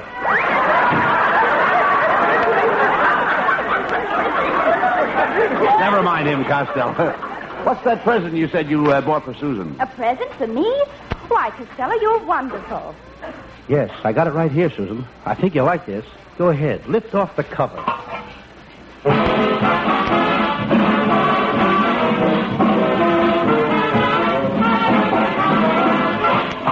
Oh, gee. It's wonderful, but what is it? A musical garbage can. Shame on you, Costello. A garbage can for a fine girl like Susan. I'm sorry, Susan, but you know how I feel about you. You are a radiant vision of ethereal loveliness, and the cosmic vibrations of your mere presence fills my humble soul with palpitation of ecstasy. Was that me? Costello. Wait till I give you the finish. Wait a minute. Fills my humble soul with palpitations of ecstasy. Don't you feel good, Lou? Yes. Where did you learn to talk like that? I used to write ads for Honest John. Never mind, Costello. I think it was very sweet of you to give me the present. And in appreciation, I'm going to give you a kiss that will make your toes curl. Ah, you couldn't give me a kiss that would make my toes curl up. Oh, no? Yeah. Come here.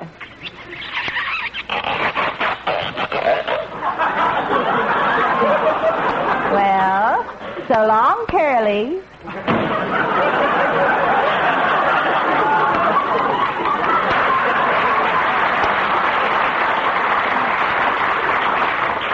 You know, Abbott, she calls me her secret lover. Why?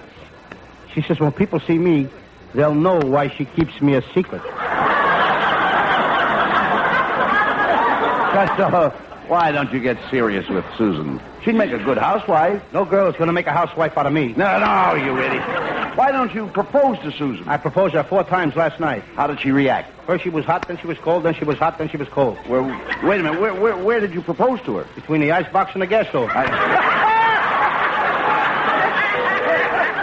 Hey, dummy. Hurry up before the joke cools off. Yeah, dummy, why didn't you propose to her in the parlor?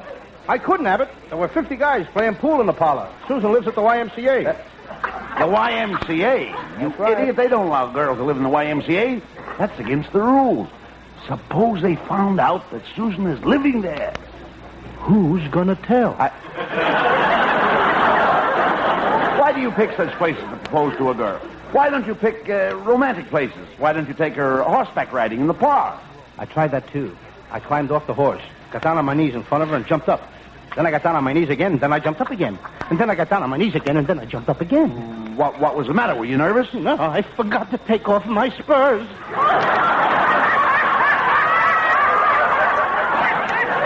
That's the trouble with you, Costello. When you propose to a girl, don't let anything stop you. Oh, nothing will stop me. Now, if a girl says you've got to give her all your money... That won't stop me. Well, if she says to you, you've got to stay home nights and help her with the housework... That won't stop me. And if she says she wants a family of 10 children... That stops me. Hello,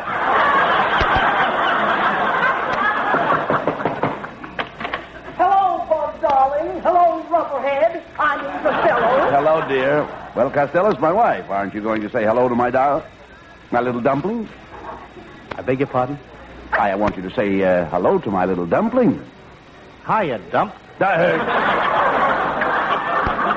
Costello, don't you look charming today? You and your new look shape. What do you mean, new look shape? You're the only man in Hollywood with an ankle-length stomach.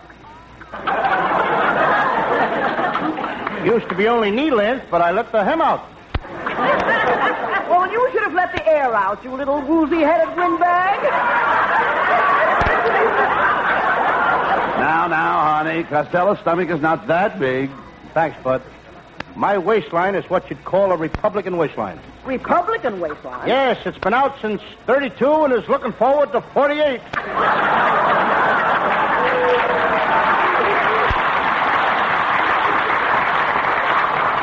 Never mind that, Costello. Aren't you glad to see my wife? Huh? Aren't you glad to see my wife, Lou? Oh, sure. Mrs. Abbott, you're a sight with sore eyes. You mean I'm a sight for sore eyes? Okay, you're a sight with 4 sore eyes. There's nothing wrong with my eyes. I saw you going down Hollywood Boulevard yesterday with that red-headed bubblegummer. Yeah, who was that red-headed girl? I don't know her name, Abbott, but I call her Baseball. Why? She was thrown out at home.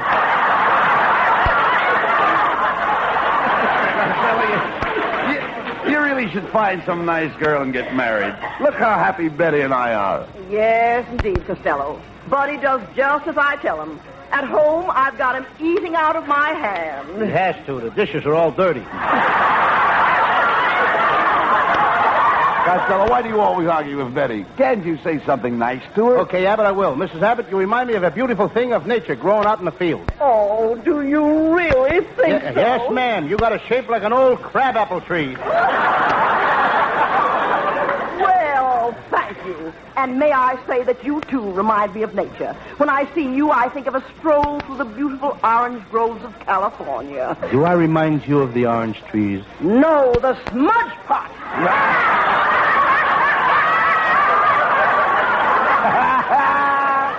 Oh, that fella, you my little potato. You sure left him holding the bag. Oh, no, my little potato. You always leave him holding the bag. No, my little potato. You always leave him holding the bag. Ladies and gentlemen, you have just heard from a couple of old potato bags. Oh, goodbye.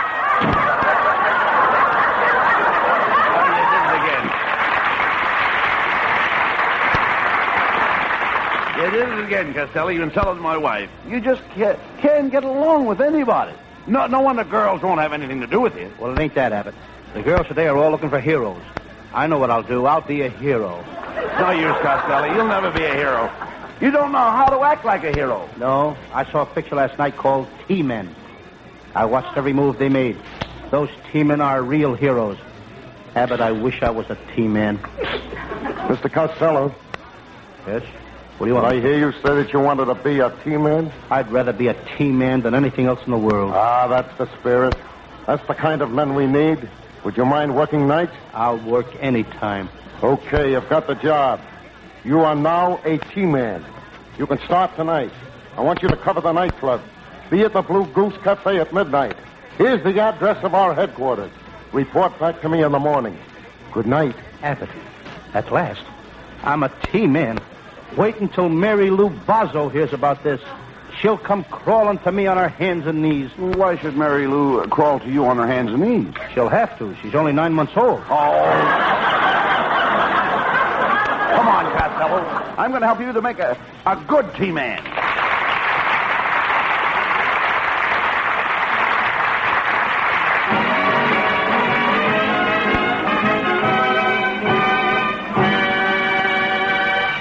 And that's only half the fun, folks. Just as many laughs yet to come. But first, listen to this.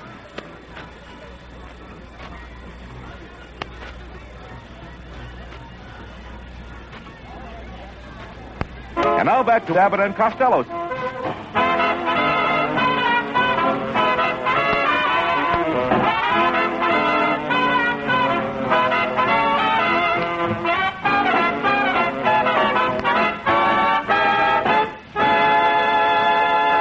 Susan Miller sings out with a hey and a hi and a ho ho ho.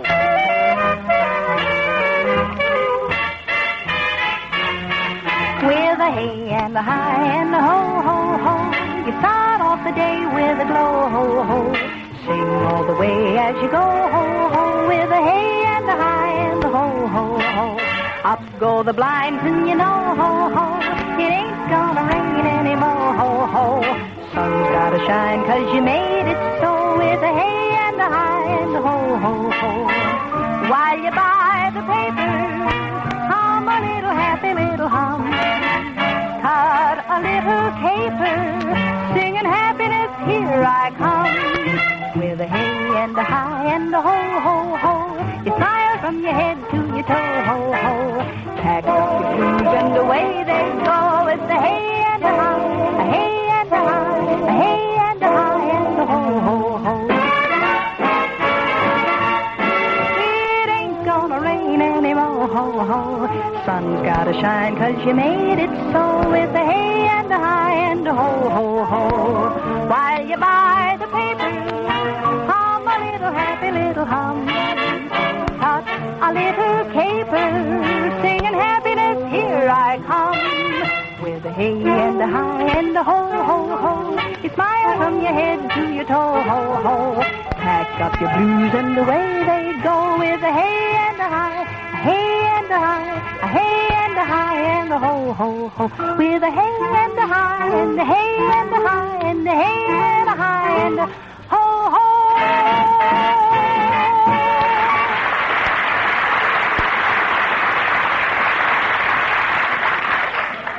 Abbott, ain't it wonderful? I'm a real T-man. Boy, am I happy. Quiet, Costello.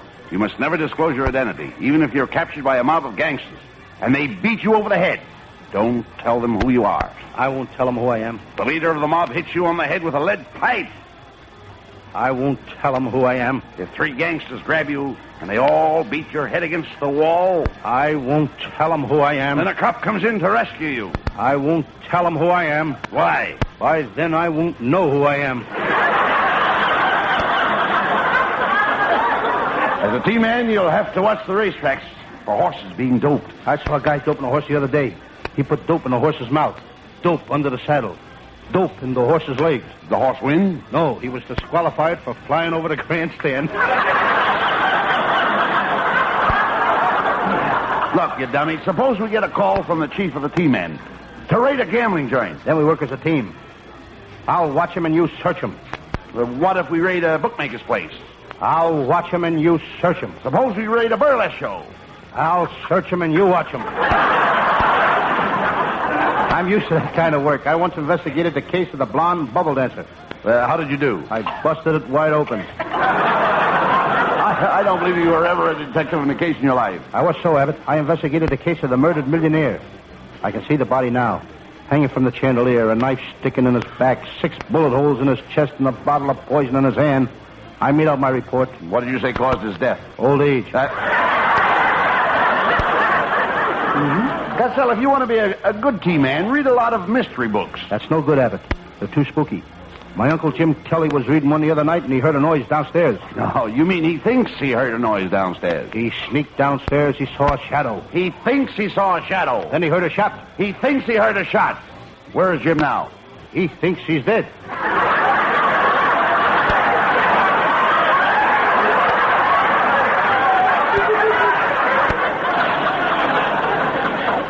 Well, never mind that. We're supposed to be at the Blue Goose Cafe at midnight. It's over on the other side of town. Now, what's the quickest way to get there? By boat. By boat? How can a boat get through the Los Angeles traffic? Something must be getting through. Cars ain't. Oh, come on. We're going to the Blue Goose Cafe.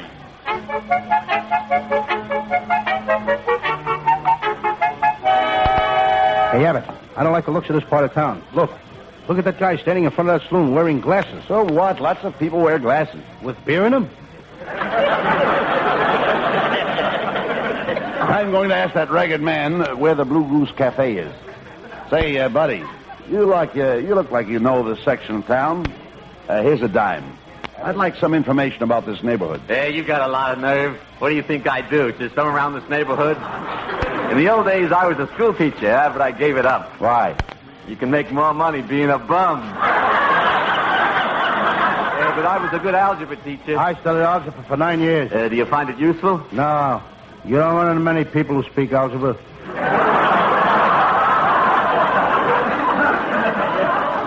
I know how you feel, Mr. Bum. My Uncle Mike was once a bum. He was so poor he had to roll his own cigarettes. Lots of people roll cigarettes. From the gutter up to the sidewalk? It must be awful to have no money. Mister, you don't know what poverty is. Why, when I was born, my mother was so poor, the stork left me with the woman next door. That's very sad. You're like my poor cousin Vincent. He worked from the time he was 5 years old to save money to go to college. He was stuck up by crooks. They took his money. He was the first guy drafted in the war. Came back. Couldn't get a job. He had to beg for money. Finally, he saved $12. He lost it in the stock market. He invented television. They stole his idea. Now he's writing a book about his life. What's the name of the book? Smile and the world smiles with you.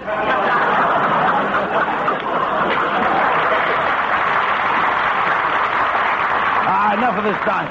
Look, do you know where the Blue Goose Cafe is? Yeah, it's 2 doors down the street. Come on, Costello. We're going into the Blue Goose Cafe.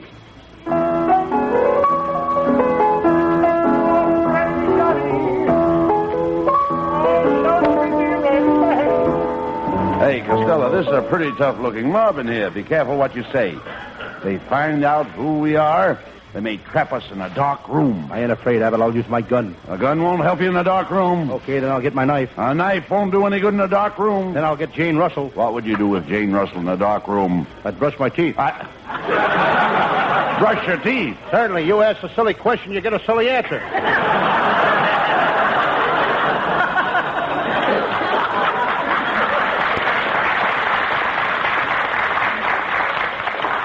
Hey, Abbott, look at that gorgeous, lovely, beautiful girl over there. Here she comes. Well, hello, cute and chubby. Hello. You can call me Dolores, big boy. Hello, Dolores, big boy.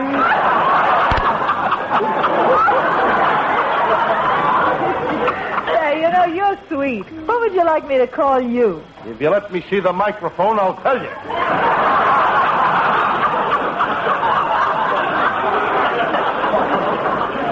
Could I have it again? You know, you're kind of sweet. What would you like me to call you? You could call me every 5 minutes.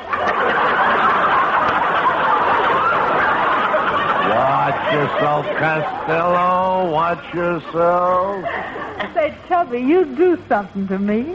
I'm going to put my arms around you like this. Oh. And I'm going to squeeze you like this. And now I'm going to kiss you like this.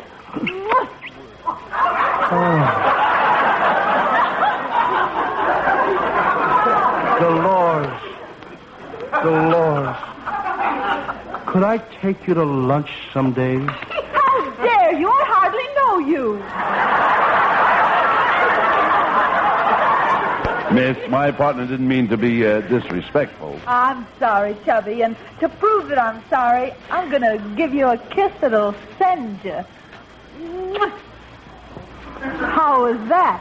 Wonderful. Now can you give me one that'll bring me back?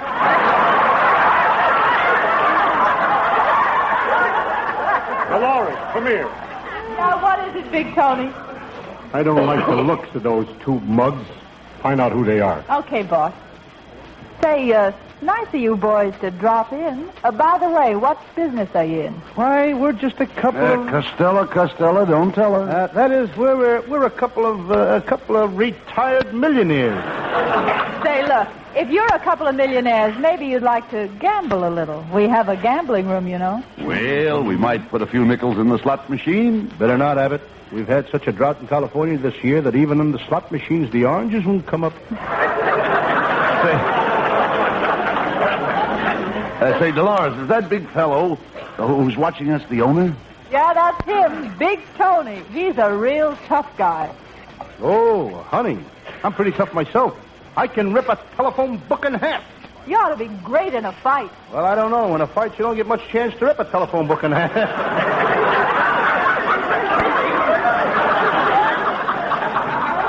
Well, boys, how about a little roulette? Like to try your luck? Oh, I don't think so, Mr. Tony. We're not much on gambling. Now, listen, I heard you guys say you were millionaires. See, all millionaires gamble, and you mugs are gonna gamble. You better do as he says. He's pretty tough. Abbott, we'd better go into the gambling room.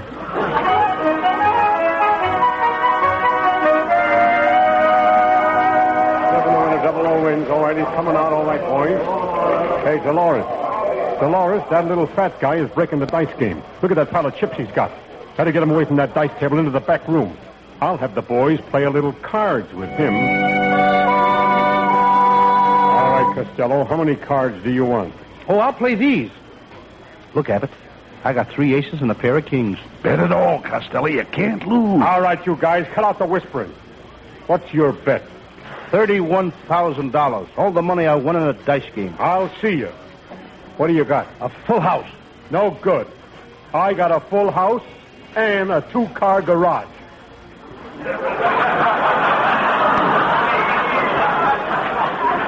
You got a full house and a 2-car garage. What kind of poker game is this? Poker?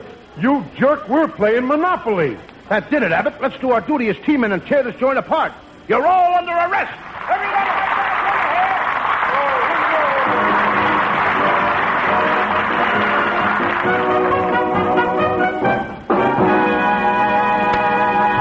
Now, before Abbott and Costello have their final fling, we bring you one more thought on this subject.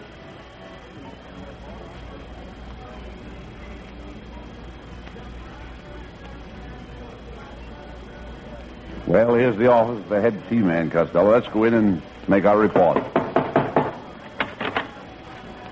Well, boys, how did you make out on the first assignment, this T-man? Oh, fine. We went to the Blue Goose Cafe and ripped the joint apart. What? You idiot. That was one of our best customers. T-men have customers? Why, sure. You're T-men for the United Tea Company. We sell tea, and the Blue Goose Cafe is one of our best customers. Get me out of here. Good night, folks.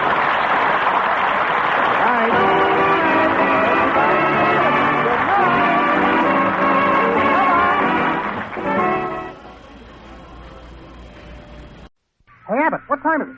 It's time for the Abbott and Costello show. We're on the air for ABC here in Hollywood. Well, what are we waiting for? Let's go with the Abbott and Costello show.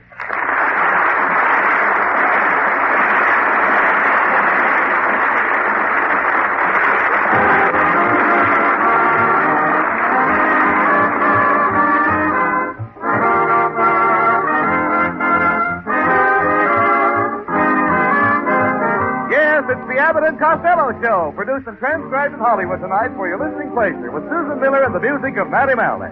Hold on to your chairs, folks, for here they are, Bud Abbott and Lou Costello.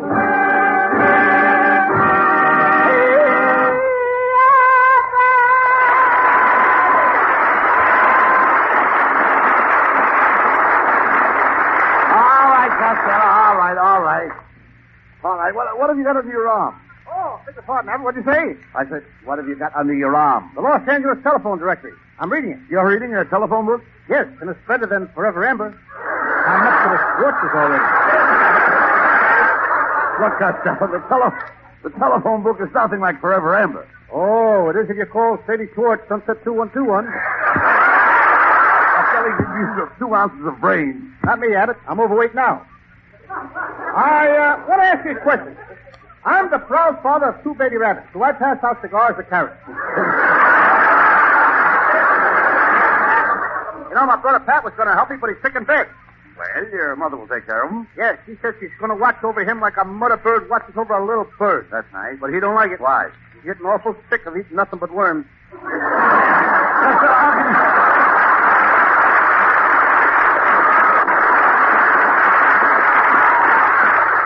Costello, how can you be such an idiot? I watch the company I keep. Oh, you've got the sniffles, eh? Yep. What are you sneezing from? My nose. Where do you think I sneeze from? You ever try it from your right pew? No. I mean, you've got a cold. A cold what? Oh, nose run. No, it's not the athletic type. Will you listen to me? Laugh out loud, lady. It's okay. Don't hold it in. Well, listen, please. The cold is caused from lowered resistance brought about by lack of sleep. You ought to go to bed with a chicken. Oh, nothing doing. My Uncle Mike tried that. Then what happened? He fell off the roof. Well, Abbott, I gotta leave you now. I hear that USC is going to go to the Rose Bowl in June, and I want to get my ticket. Oh, wait a minute, you dummy. What is USC going to do in the Rose Bowl this June? Yeah, I beg your pardon, what did you say? What is the USC going to do in the Rose Bowl this June? What they should have done New Year's Day. Pick roses.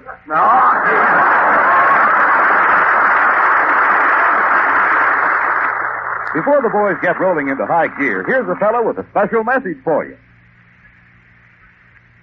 Things can become extremely complicated. For instance, just about a year ago, during the telephone strike, a commuter in New York City wanted to tell his wife he wouldn't be home that night.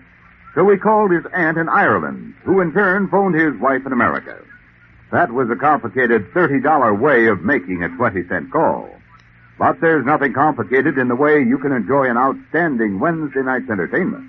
Just keep your dial set to ABC all evening long. Later tonight, you'll hear the great Bing Crosby Show, guest starring Fred Astaire. And highlighting the program will be a wonderful medley of hit songs from old Astaire pictures. Immediately following Bing comes another musical treat, the sparkling Star Theater featuring singers Gordon MacRae and Evelyn Knight and Victor Young's orchestra. Remember Bing Crosby, Star Theater, and Abbott and Costello. They're three of the star-studded programs in ABC's great Wednesday night lineup. Now back to ABC's Abbott and Costello show.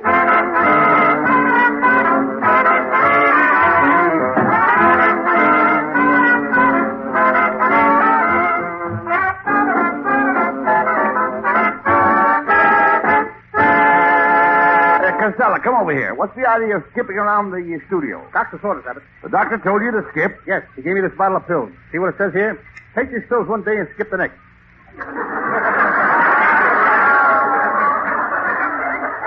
This is my skipping day.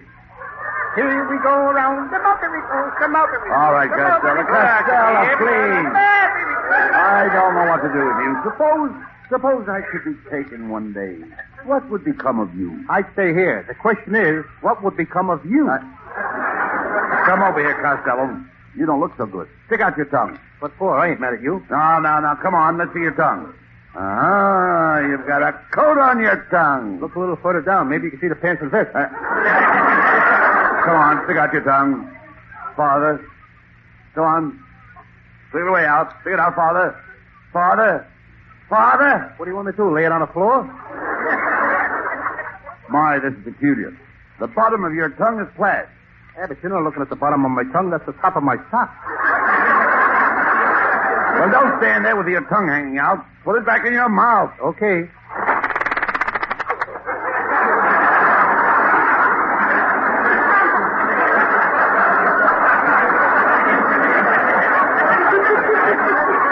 All right.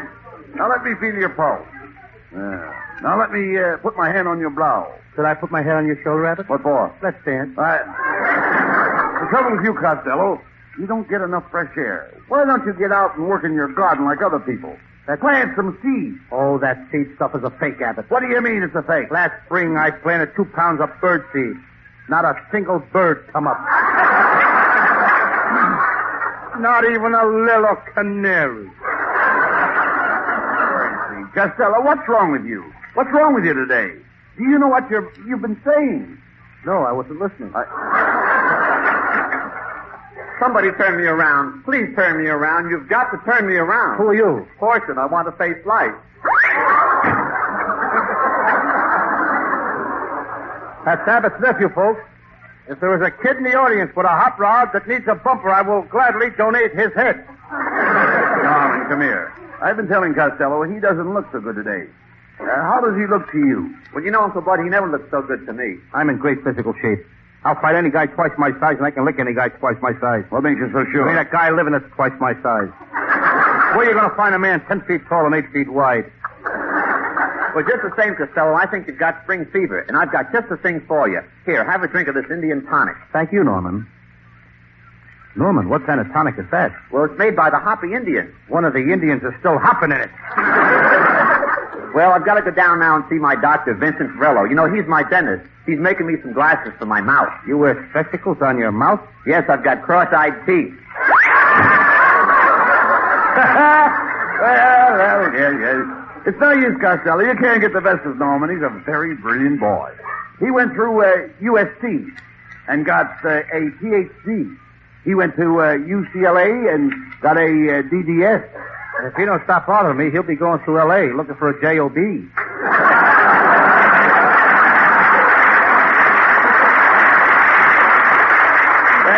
Well, never mind him. Where did you get that black guy? Well, a guy got tough with me and insulted me and wanted to fight outside of Ciro's.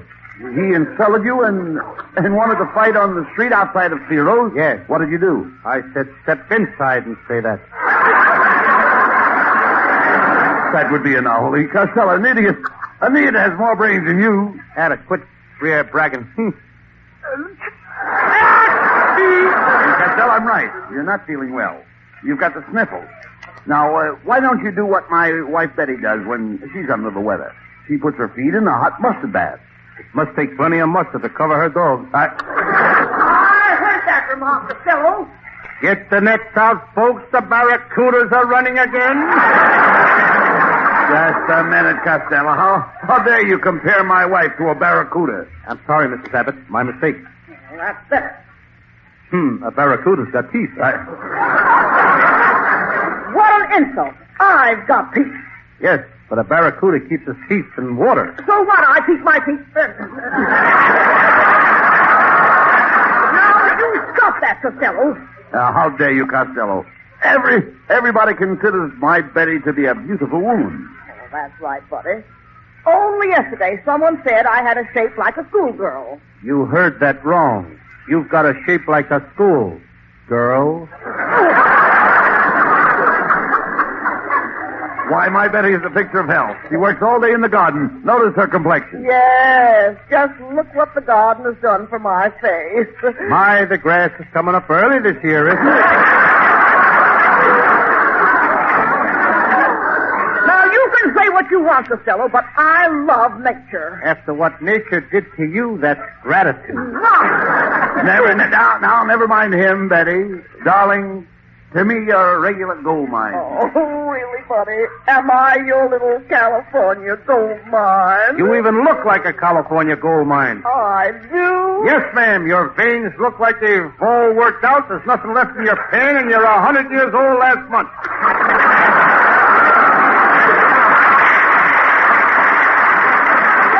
Get it, buddy. Let me at that fat monster. I'll take his junior G-Man badge away from him and let his rompers through. Now, Betty, you'll have to excuse Costello. He's not himself today. Well, if he isn't himself today, he's better off whoever he is. However, if you're not feeling good, Costello, just take a couple of these pills. Now, here. These are nice pills. They look like mothballs. Oh, go ahead and swallow them. They even taste like mothballs. What are they? Mothballs!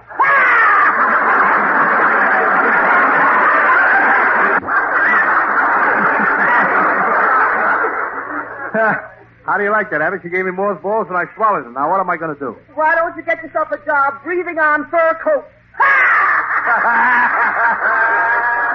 Now, you can't get away with this, Mrs. Abbott, feeding me mothballs. I'll have you in jail. I've got plenty of drag in this town, plenty of pull. With what you have to drag around, you need plenty of pull. Oh, Betty, you told him that time. You're positively intoxicating. Oh, now, no, buddy. You're the one that's intoxicating. But I insist here, you're intoxicating. Oh, no, dear, you're intoxicating. Ladies and gentlemen, you have just heard from a couple of fugitives from Alcoholics Anonymous. Oh, goodbye again. Well, you did it again. Always insulting my wife. Why, she was a famous model, Lou. For 5 years, she stood alone in her field. Well, that's a perfect place for the old scarecrow. Hello, boys. Well, look who's here. It's Susan Miller.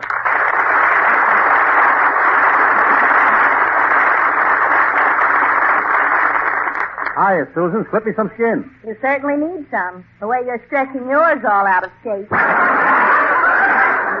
See, Costello, Susan prefers me to you. Well, after all, I'm reminded.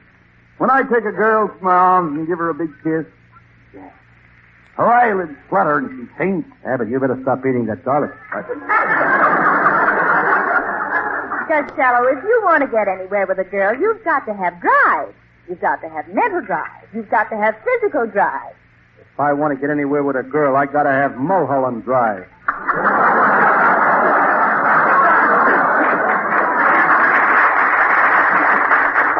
Costello, you That's don't know how to a handle lonely women. road in a canyon.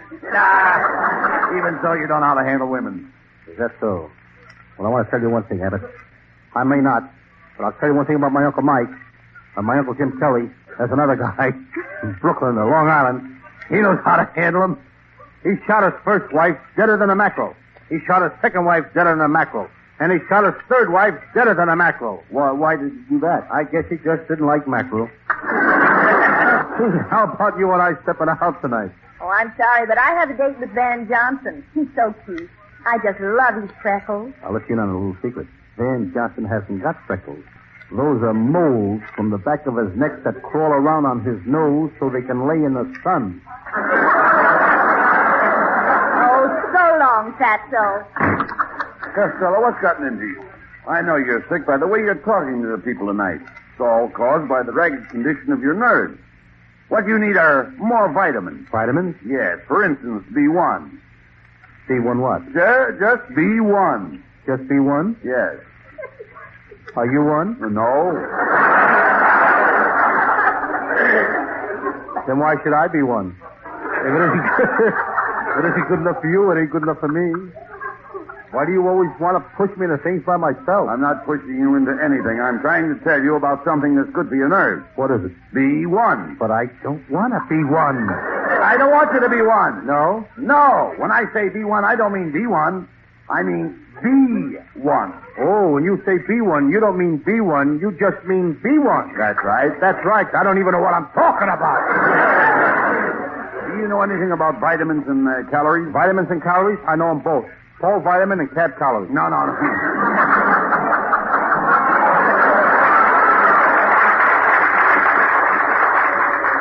I'm talking about vitamins that contain thiamine.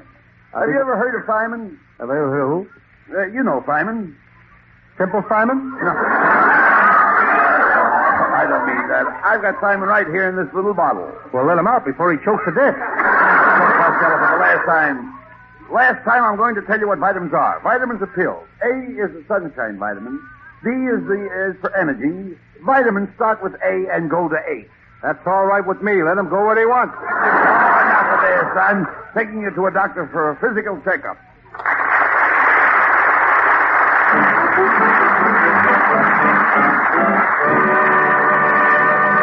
Well, they deserve a breather after that one, so let's take a minute right about now to listen to this. While Bud and Lou run over to the doctor so Lou can get a checkup, let me check up on some more swell programs you can enjoy this evening. Tonight at 10 in the East, at 9 elsewhere, Fred Astaire, the great dancer of stage and screen, will guest star on the Bing Crosby Show. And Fred and Sting will be joined by lovely Peggy Lee, as all three sing a wonderful medley of old hit tunes. You'll hear Top Hat, Nice Work If You Can Get It, Smoke Gets in Your Eyes, and many others, plus a few of today's favorites.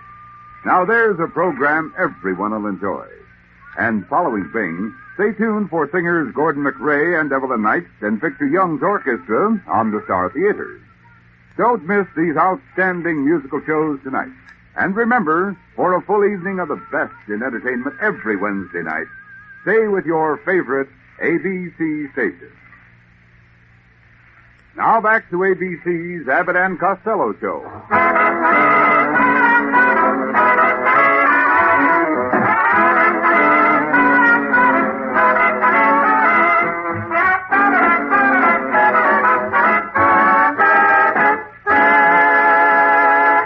Miller with Matty Melnick's orchestra singing that she's lucky in love.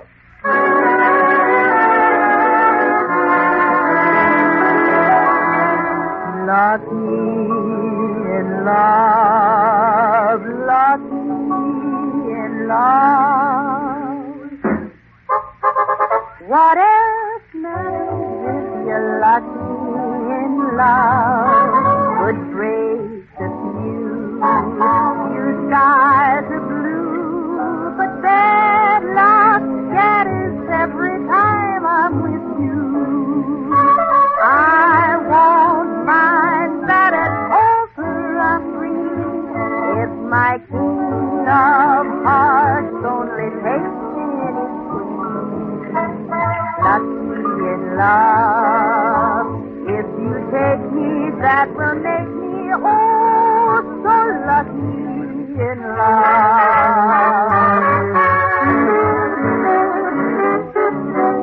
I won't mind that at altar I'm green if my king of hearts only takes me his queen. I'll say I'm lucky in love. If you take me, that will make me oh so lucky. I'll say I'm lucky, oh so lucky in love.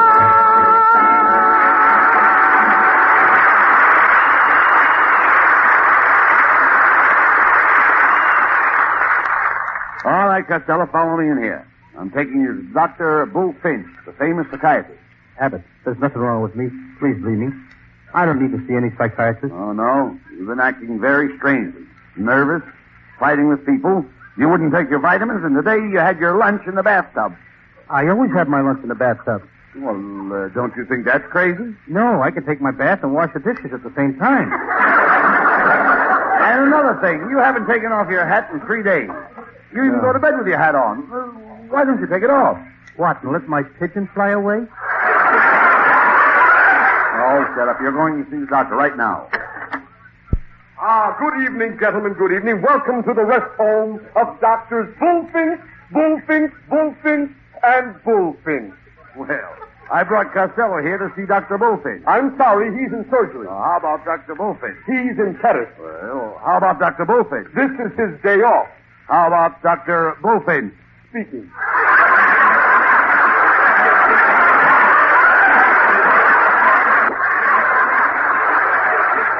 Come right in, Mr. Abbott. I've been expecting you. So, this is your little friend, Lou Costello, eh? Yes, Doctor. You were perfectly right in your description of him. He does look a little, shall we say...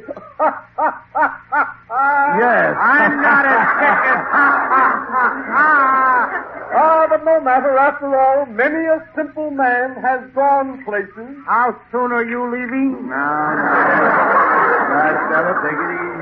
And place yourself in the doctor's hand. That's right, Costello. Now, sit right down here and answer a few questions. Now, how old are you, my boy? 28. Now, wait a minute, Costello.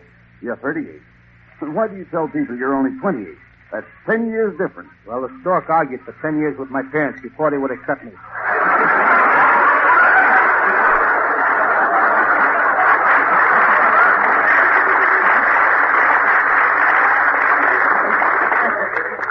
Come, Costello. What was the most important event in your childhood? When I was 3 years old and I ran away from home to join the Navy. 3 years old? How could you join the Navy? I lied about my age. You see, Doctor? He's been talking that way all day. That's right, Abbott. There's only one thing to do, Costello. I am going to psychoanalyze you. You wouldn't dare. You touch me, I'll call my mother. Abbott, get me out of here. Costello, Dr. Bullfinch won't hurt you. Of course not. I just want to probe into your subconscious mind. For instance, have you had any dreams lately? Yes. Last night I dreamed I wanted a salami sandwich. Fine. Salami's imported. That suggests you wanted to make a trip. Isn't that what you wanted? No, I wanted a salami sandwich. But didn't you try to analyze your dream? Didn't you go beyond the first phase? Yes, I got up and ate the salami. No. And that was all? You slept peacefully after that? Not exactly. I knew it. You were subconsciously disturbed. You wanted to take that trip. Now, did the dream repeat itself? No, but the salami did. Please, let's forget the salami. I'm sorry I brought it up. You had one, too? I think you better try something else. A good idea, Abbott. Costello, let's try word association. Now, I'll mention a word, and you tell me a word that's closely related to it. For instance, the word flower. What does that make you think of? Poppy. Good. Poppy's a flower. Now, what does poppy make you think of? Mommy. Wait a minute, Mommy? That's funny. I don't think of Mommy. You should. Your mommy thinks of you. Costello, will you pay attention to the doctor? Yes, let's start over again. The word flower. What do you think of? Bed. That's perfect. Flowers grow in beds. The next word is river. Bed. Good. River bed. The next word is icebox. Bed. Bed. Costello, how can icebox make you think of bed? I'm tired. All right. Let's take the word tired. What does that suggest? Sleep. Sleep. That's right. Now we're getting places. What does sleep suggest? Delicatessen. How in heaven's name could sleep suggest delicatessen? Because I might have another dream tonight, and I'm all out of salami. This man is impossible, Mr. Abbott. I suggest that you take him to my rest home immediately.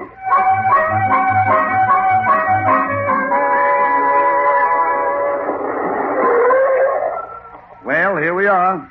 Dr. Bullfinch's Rest Home and Hospital. It's a lovely, quiet-looking place. I was in the hospital last night. What happened? Well, yesterday afternoon, my Aunt Alma had triplets.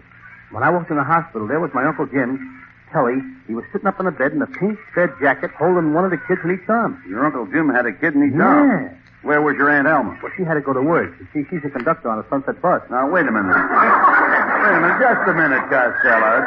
Let's understand this thing clearly. You said your Aunt Alma had triplets. Yeah. And your Uncle Jim was only holding two of them? Yeah. Where was the other baby? Well, Aunt Alma took one of them to work with her. Oh, that's ridiculous. What would a little baby be doing on a Sunset bus? Who do you think was punching a transfer? Costello, after that joke, you really need a rest. Come on, we're going in. Good evening, boys. We've been expecting you. Oh, hold on, Lucy. Let's not waste any time. Come on, start soothing my nerves. Costello, you must talk in a whisper. This is a rest home. Yes, Costello. We've got to be quiet. Very quiet. Okay. This is a rest home. Okay. I'll remember that. Look, Lucy. Have you got a quiet room? Yes. Are you sure it's quiet? Yes. It's been there for 10 years and it's never made a sound.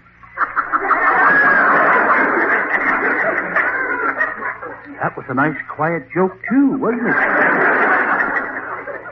Please, Mr. Costello, you must observe absolute quiet. Yes. Silence. Yes. Understand? Silence. Okay. Now, hurry up. Follow me, and I'll announce you. Mr. Costello's here! Mr. Costello is here! Mr. Costello is here! Mr. Costello is here! Wait a minute!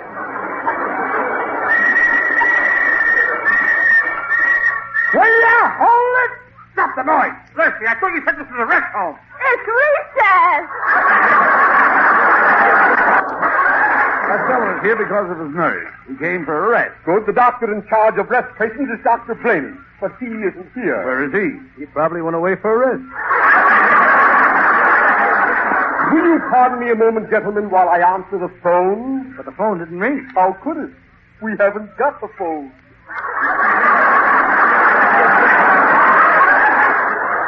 Costello, I'll turn you over to my assistant, Dr. Maney. Well. Good evening, gentlemen. I am Dr. Maney, M.E. M.E., what's that? Me. Greetings to you. And nuts to you. Quiet, Costello. Pay attention to the doctor. Pardon me, Dr. Maney. Do you mind if I cut in? Abbott, he's got a knife in his hand. Ah, that's the trouble with you, Costello. Fear. Step out into the hall, Abbott. I must be alone with the patient. Now, Costello, you're nervous, but I'll take care of that. What you need is rest. Plenty of rest and quiet. Relax, rest up. But look, Doctor, I used to be nervous, always on edge. Nerves got, but no more. Rest. Plenty of rest. That'll fix you up in no time. But listen, Doctor, calm down. It's all in the mind. Have a good time. Relax. Sleep. Plenty of sleep. That's what you need. Sleep. Hey, easy. Doctor, you'll be all right. When are you going to examine me, Doctor? Waste of time. Go and get some rest. Go ahead, hurry. Plenty of rest and quiet.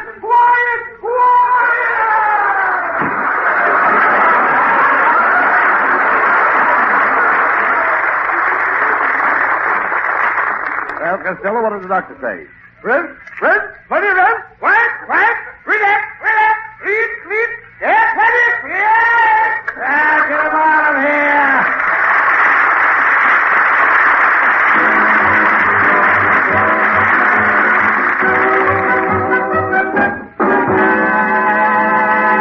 Well, stick around. The boys aren't quite through with you yet. They'll be back after a final thought on this subject. Friends, after this Abbott and Costello show runs its course, having set the groundwork for more laughter, stay tuned for radio's funniest quiz program, the Groucho Marx Show. And following on the heels of sure-witted ad-lib artist Groucho comes the most famous singer of them all, Bing Crosby. On Bing's great show tonight, the Groner and his special guests, Fred Astaire and Peggy Lee, will help you recall memories with a number of favorite songs associated with Astaire. Remember Cheek to Cheek and Jeepers Creepers and Fine Romance? They're three of the tunes you'll hear. Then, after Bing, enjoy more lilting melody on the Star Theater, featuring singers Gordon McRae and Evelyn Knight and Victor Young's orchestra. Next week, tune in early, listen late, for the complete lineup of hit programs heard Wednesday nights over most ABC stations. Lionel Barrymore in Mayor of the Town, Vox Pop, Abbott and Costello, Groucho Marx, Bing Crosby, and the Star Theater. Now back for a final word from ABC's Abbott and Costello Show. And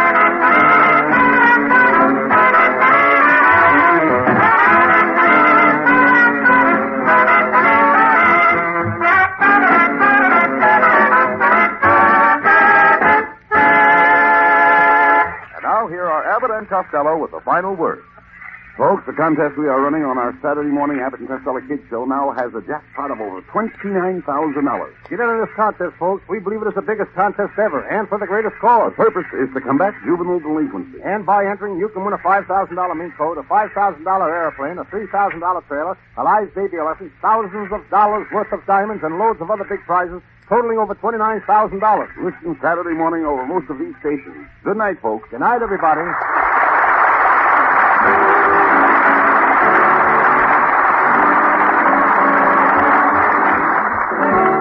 Listen each Wednesday night at this time for another great Abbott and Costello show, produced and transcribed in Hollywood by Charles Banda and featuring Susan Miller and Matty Malnick's orchestra.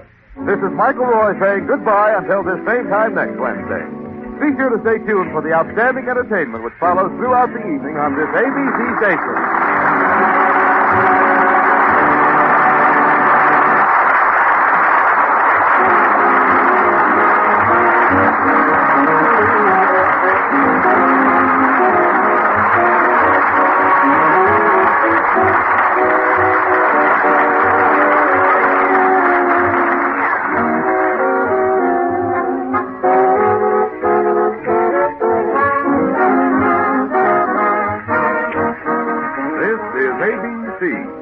The American Broadcasting Company.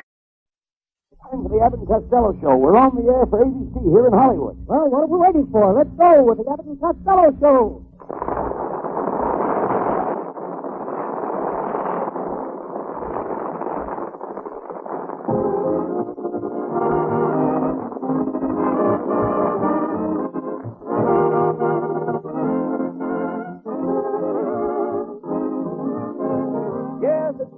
Costello Show, produced and transcribed in Hollywood tonight for your listening pleasure, with Susan Miller and the music of Matty Malnick.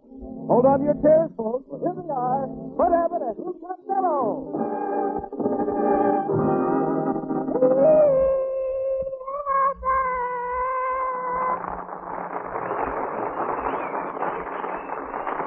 All right, Costello. What are you doing with that suitcase? Hey, I've been invited to Washington. You've been invited to Washington. Well, President Truman wants me to advise a plan for peace. I'm going to move all the people in France to Germany, all the people in Germany to Italy, all the people in Italy to France, and all the people in England to Italy. Well, how will that make peace? Everybody will be so busy learning a new language, they won't have time to fight. Excuse me, I'm going to walk right in the White House and say hiya, Harry. You call the president, Harry? Oh, sure, I got something on him, Abbott. One time he sold me a necktie that wasn't washable. Costello, you haven't got the brains you were born with. It ain't my fault, Abbott. Stork was a dirty crook. Oh, be quiet. Before the boys get rolling into high gear, here's a fellow with a special message for you. Exactly a year ago today, the eyes of America were focused on an airplane landing in Tokyo. It was the bombshell en route to shattering all-time records for around-the-world flights. This year, the ears of millions the nation over are drawn to ABC each Wednesday night. Week after week, ABC sparks the airwaves with a full evening, star-studded entertainment, an outstanding lineup of top-flight Wednesday night shows. And tonight, immediately following Abbott and Costello, comes 90 minutes of glistening listening that's especially recommended. First, the Groucho Marx Show. Then there's the Great Bing Crosby Show, guest starring Fibber McGee and Molly. Bing's followed by the Star Theater, featuring singers Gordon McRae and Evelyn Knight, plus Victor Young's orchestra. Don't miss these three fine programs later tonight. And remember, Wednesday night from early to late, the listening's great on ABC. Now back to ABC's Abbott and Costello Show.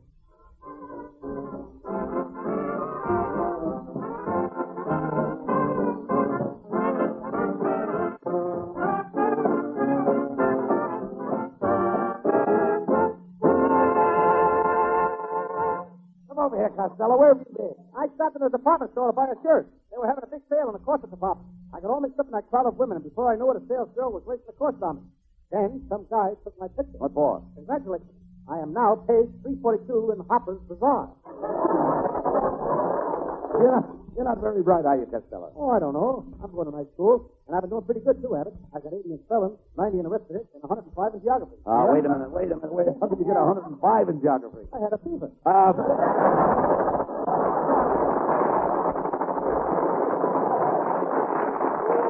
So you're going to night school, Lou, eh? Oh, yes. I didn't know you were so studious. Oh, indeed I am. I study lots of stuff. 6 months ago, I started a course in dancing from Arthur Murray and a course of muscle building with Charles Atlas. How are you doing? Not so good. After 6 lessons, I've got muscles like Arthur Murray, and I dance like Charles Atlas.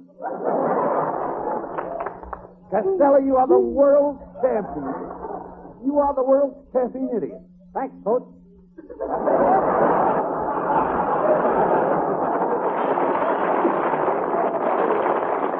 Something like you could never hold office, especially a public office. Your family has no background, as I told you. No, well, the Costello family is famous. My great-grandfather, Daniel Boone Costello, started out with Standing Bull. You mean Sitting Bull? Not after Grandpa shot him. Only one day, Grandpa came home unexpectedly, and there was Grandma smooching with a famous general. Custer? Yes, sir. He called her every name he could think of. Costello, this is ridiculous. You can never be elected to public office. They only want prominent people. Take Benjamin Franklin. Oh, what did he do? What did he do? What did he do? A natural question. What did he do?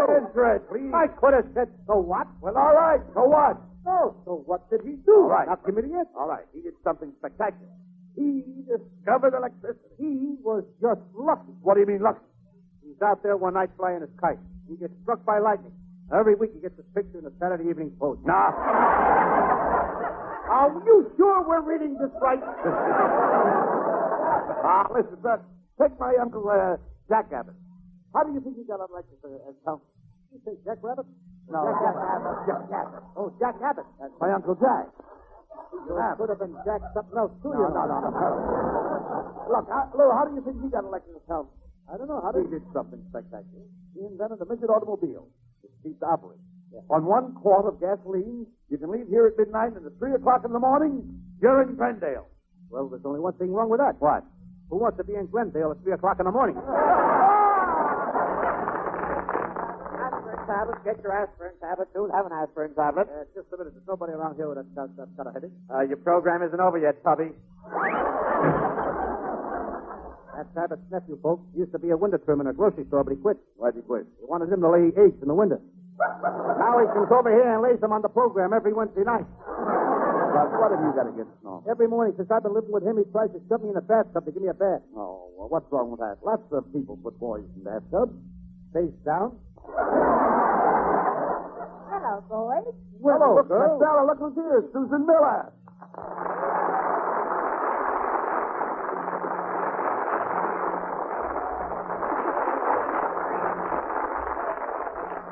Why, you Susan, old taco kid, old thing. Costello, that's no way to address Susan. You worry.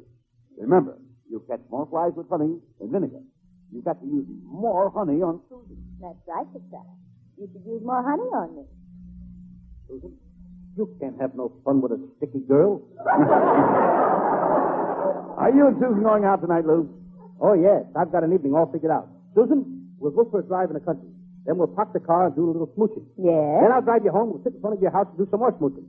Then we'll go inside in the parlor, sit on the sofa, really do some smooching. Did you figure this all out by yourself? Sure. I did it to show up that General Marshal. He thinks she's got a plan. Costello, that's no way to treat a girl like Susan. Why don't you cut that out and propose to her? Yes, and remember, Costello, successful proposals are made in heaven.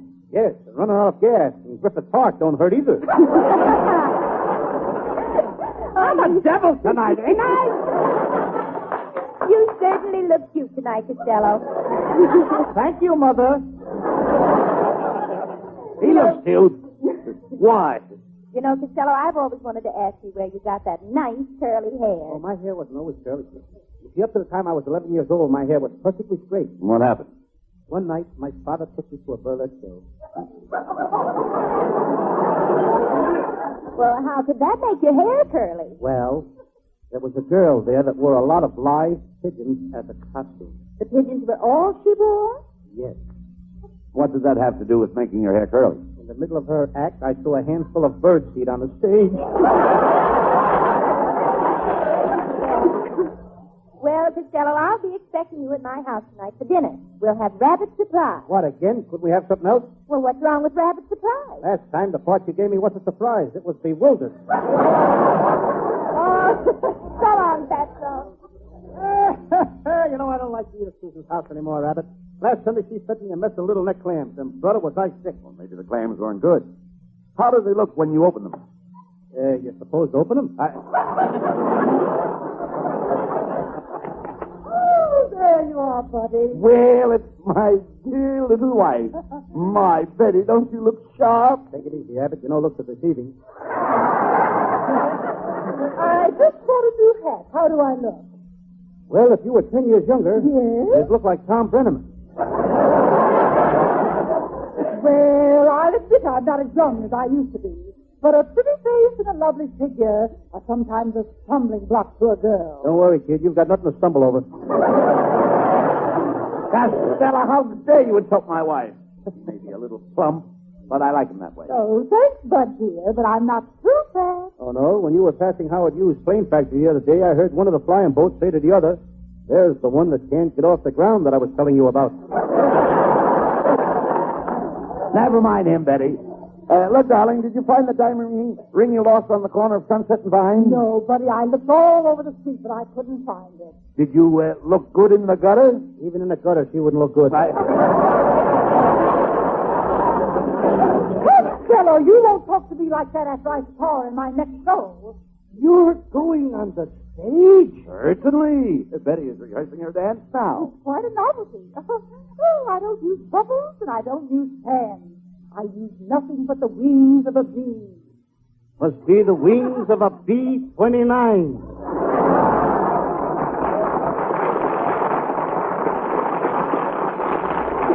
Quiet, Costello. Tell me, dear, how are you coming with the rehearsals of the show? Oh, just fine. You know, there's one scene in that show that takes place in 1775. Oh, tell us I'm sitting by the window with my hair up in curlers and cold cream on my face. Paul Revere rides up to warn me that the British are coming. Then I pull up the stage and he sees me.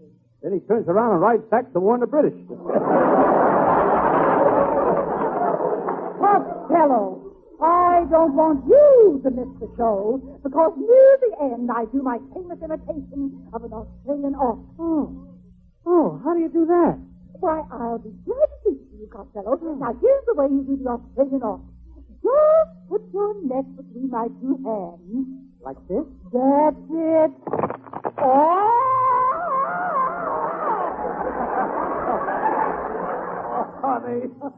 Honey, you certainly took him for a rump that time. Oh, buddy dear, you always take him for a romp. Oh, but this time you took him for a rump. Oh, you're always taking him for a romp. Ladies and gentlemen, you have just heard from an old pair of rompers.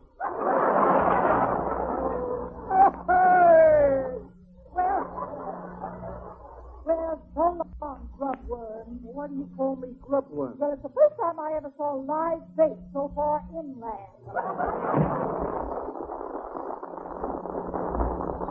Costello, you got to be more careful what you say to my wife. She's a very influential woman. She knows all the big people in the town. So what? I know the biggest people in the country. I know President Truman. I know Tom Dewey. I know Henry Wallace. Costello, it's a long-distance call for you. It's Henry Wallace on the phone. I'll take it. Hello, Hank. What's that? Well, the best thing to do is just sneak up on them. Yeah, but you got to be very, very careful. Make sure they don't see you. And when the time is right, you strike. Good day. What does Wallace want? Political information? No, he just wanted to know how to give Taft the hot foot.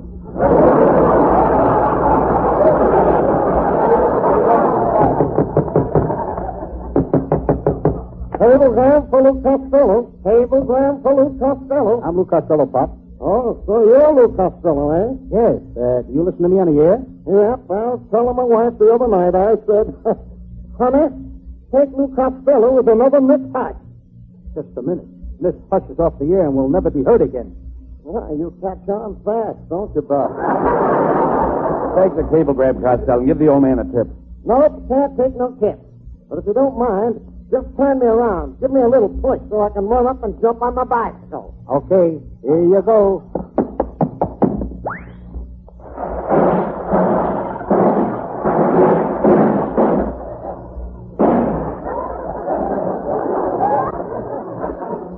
Well, now, how do you like that? I miss it every time.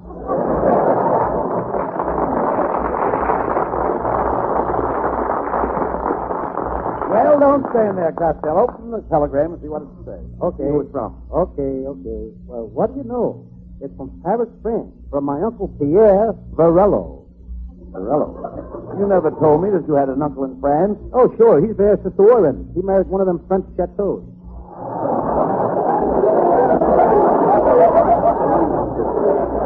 Now, never mind that. But read the cablegram. Come on. Okay. Dear Louis, as you probably heard, we're having trouble in France with the French. The situation is getting worse, and I would like you to come to Paris immediately. Both I and the French people would like very much, and we would be very grateful to you if you could help us with the problem we are having with the French. Your loving uncle, Pierre Varello. Hey, this is wonderful, Costello. It's your chance. It's your chance to become a great diplomat. Just think of it, Abbott. You and me in Paris. We've got to get to Paris, France, right away. See, I haven't been to Paris since the war. How well I remember it. All through the war, I was in the French underground. How did you ever get in the French underground? Somebody pushed me into a sewer. Come on, Abbott. We're off to France. And Mademoiselle Clément Mathilde at all.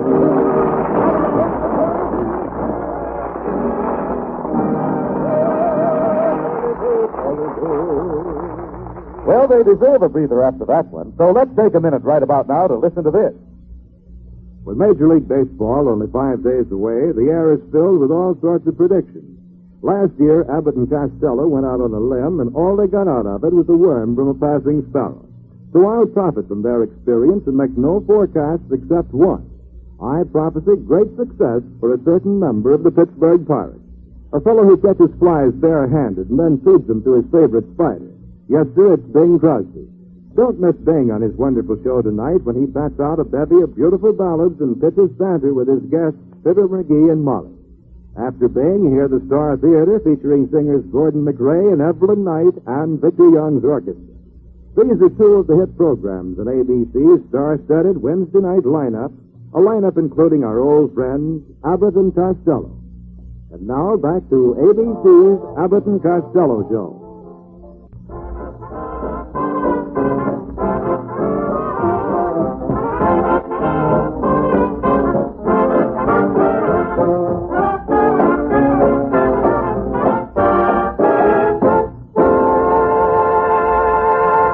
It's Susan Miller, singing star of the Abbott and Costello Show with Matty Malnick and his orchestra. He offers Mañana tonight. The porch keeps dripping and the fence keeps falling down. My pocket needs some money so I can't go into town. My brother is working and my sister doesn't care.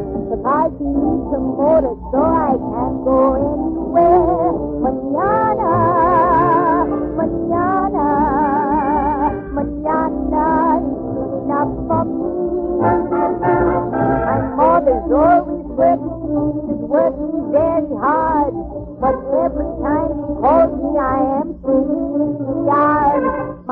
Daddy says I'm lazy, and maybe she is right. I'll go to work mañana, but I gotta sleep tonight. Mañana, mañana, mañana is soon enough for me. The window sill is broken and the rain is coming in. If someone doesn't fix it, I'll be soaking through my skin. But if we wait a day or two, the rain may go away. And we don't need a window on such a sunny day. Mañana, mañana, mañana is soon enough for me. Mañana, mañana, mañana is soon enough for me. Oh, wait a minute. What's your hurry? Mañana is soon enough for me. Mañana is soon enough for me.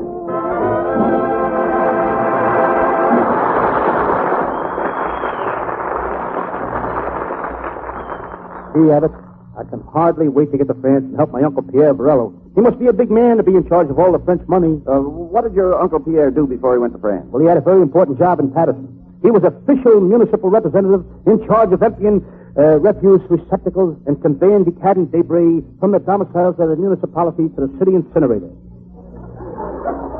You mean he was a garbage man? Isn't it funny I can never think of that word? Well, never mind that, Costello.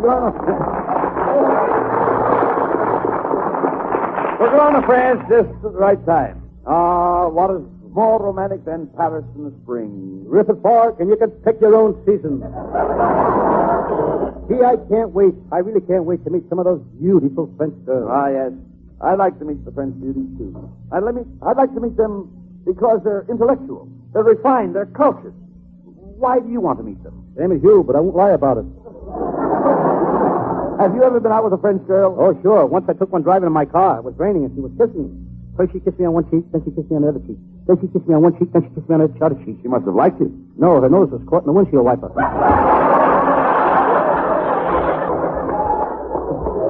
You know, the French girls like a lot of attention. Did you buy her a present? Yes, I bought her a pair of nylon stockings, and she let me put them on. She did? But I don't look good in nylon stockings. What was this French girl's name? Her name was Eiffel Tower. Eiffel Tower? Yes. The Eiffel Tower is a tall, skinny thing that's 75 years old and is practically falling apart. That's her. Yeah, but no. Just talk sense. While we're in France, we should buy some French perfume. Yes, Susan Miller had some French perfume on last night, Abbott. It's called Giraffe. And that's stuff powerful. One sniff and you want a long neck. I can't understand why Pierre wants you to go to France to help with finance. You know nothing about money or business. Oh, is that so? Well, for your information, I saved Universal International Studios $50,000 on their last picture. How? Well, in one scene, they had 500 girls dressed in long skirts. I made them get into bathing suits. Did the picture show a profit? Among other things, yes. Just how do you propose to help the French people with their money problem? Oh. You can't stop inflation. I think I know how to do it, Abbott. How? I'll take all the money out of the banks and put it in the horse barns. Why? To stabilize it.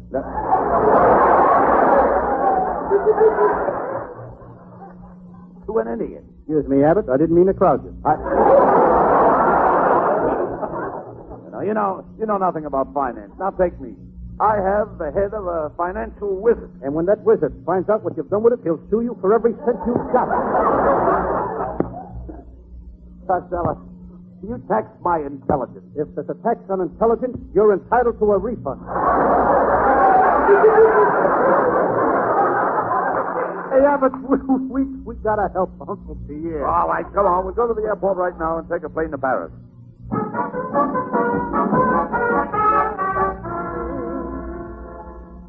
Well, Costello, here we are in Paris. Think of it. You and I are probably the only two people in France that came from Los Angeles. Hey, why don't you look where you're going? Abbott, that's three of us from Los Angeles. Costello, before we look up your Uncle Pierre, let's get a bite to eat. Oh, wait a minute. There's a little cafe that says English spoken. Let's go in. Abbott, I don't like the looks of this place. Look at that chef in the kitchen mashing potatoes. What's wrong with that? Lots of chefs mash potatoes. With their heads? Ah, bonjour, monsieur. You must be a stranger in Paris, huh? How did you know? I have never seen anything stranger in Paris. Pardon, monsieur, I am the head waiter. What would you like, huh? I'd like to have a date with that beautiful little red-headed waitress. Ah, but monsieur, she's a silly girl. She is not all there. There's enough of her there to have a date with. Enough of this nonsense. Waiter, we're hungry. Did you suggest a good French dish? A French dish, but certainement. How about some poisson avec pomme de terre et bouillabaisse marseillais, garnished with sauté mounière à la Lafayette? Well, what is that in English? Gefilte fish.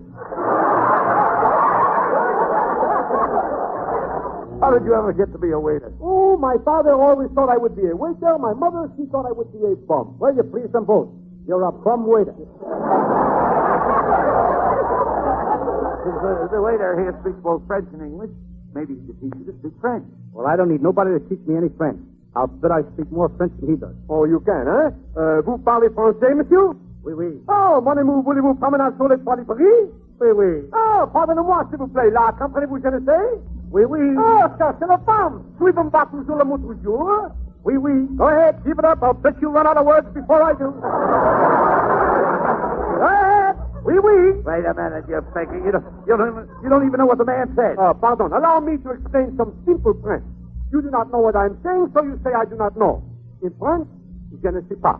Je ne sais pas? What does that mean? I don't know. How do you like that? He's going to teach me French, and he don't know the meaning of je ne sais pas. He knows the meaning. All right. What does it mean? I don't know. See that? He don't know. You dummy, it's not he don't know. I don't know. This is worse than I suspected. Neither one of them knows, and they're both trying to teach me French. Be quiet, Costello, and listen. The waiter knows what he's talking about. Well, okay. I'll prove to you that he don't know what he's talking about. Waiter, what is the meaning of je ne sais pas? I don't know. I rest my case. Dog sense. Waiter, we'll order now. We'll start with a salad. Voila. The salad? Beauty. Well, if you don't mind, I'll make my own dressing. Now, first a pinch of salt, then a pinch of pepper, then a pinch of cheese, then a... Wrong pinch. Mademoiselle, may I apologize to my friend? I take it that you are an entertainer here in this cafe? Oui, oui. I am Mimi. I do the can-can. Goody, goody. I am also the hostess. I welcome you to Paris. And you, mon petit chouchou, I'm going to take you in my arms. Oui, oui. And now I squeeze you. Oui, oui. And now I kiss you. Wow, wow.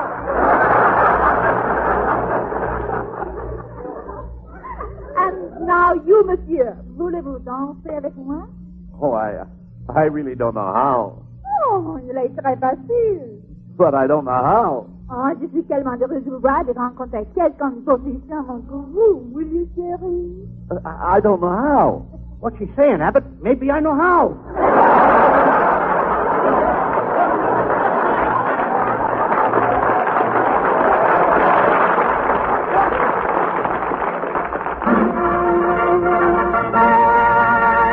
Oh, ce fleur sur le petit café. Mademoiselle et monsieur, the Cafe Arc de Triomphe presents the famous French stars of Paris, Gaston and Marcel, in the original comedy, Routine. Ah, Gaston, avez-vous un baseball team? Mais certainement, qui est sur la first base? Non, non, non. Quoi est sur la first base? Qui est sur la second base? Je ne sais pas! Je ne sais pas! He's on third base! How do you like that, Abbott? Those Frenchmen are hopping in our routine. Washington is learning everything to France. Come on, Costello. The third one we hit tonight. We're going to find your Uncle Pierre.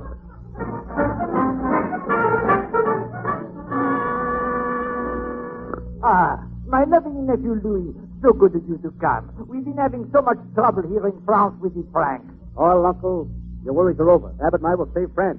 We have brought you a case full of books on finance. Books? Didn't you bring any mustard? Mustard? What has mustard got to do with the French money? What French money? I am having trouble with the Frank brothers. I'm running a hot dog stand. A hot dog stand, eh? Am I humiliated?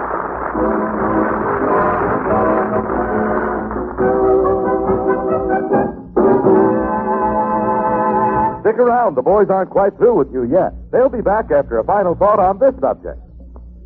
At the end of tonight's program, when Bud and Lou dash through the studio doors to see who will get to a radio first, why don't you just sit back and enjoy the last festival they're racing to hear? It's the Last Fest that's the laughingest quiz program on the air. The hilarious Groucho Marx Show, which follows next over many of these ABC stations.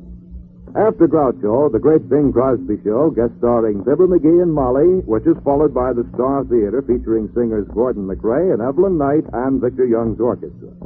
Next week, tune in early, listen late for all the outstanding programs broadcast every Wednesday night over most ABC stations. The Lone Ranger, Lionel Barrymore and Mayor of the Town, Fox Pop, Abbott and Costello, Groucho Marx, Bing Crosby, and the Star Theater. Remember, the outlook is bright for great listening tonight and every night on ABC. And now back for a final word from ABC's Abbott and Costello Show.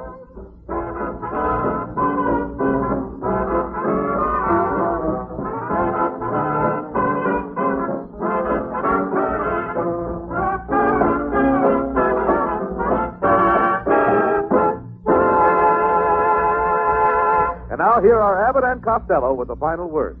Folks, the contest we are running on our Saturday morning Abbott and Costello Kids Show now has a jackpot of over $29,000. Get into this contest, folks. We believe it is the biggest contest ever, and for the greatest cause. The purpose is to combat juvenile delinquency. And by entering, you can win a $5,000 mink coat, a $5,000 airplane, a $3,000 trailer, a live baby elephant, thousands of dollars worth of diamonds, and loads of other big prizes, totaling over $29,000. Listen Saturday morning over most of these stations. Good night, folks. Good night, everybody.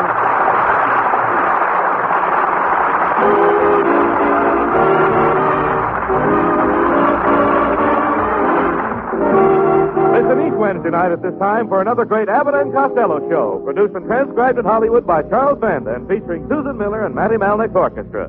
This is Michael Roy saying goodbye until this same time next Wednesday. Be sure to stay tuned for the outstanding entertainment which follows throughout the evening on this ABC station.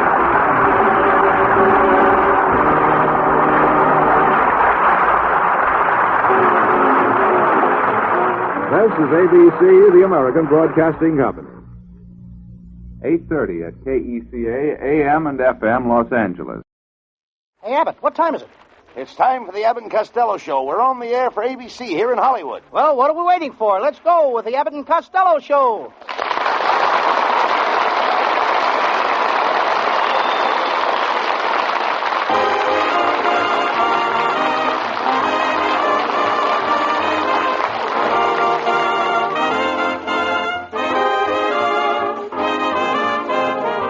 It's the Abbott and Costello Show, produced and transcribed in Hollywood tonight for your listening pleasure with Susan Miller and the music of Matty Malnick. Hold on to your chairs, folks, for here they are, Bud Abbott and Lou Costello.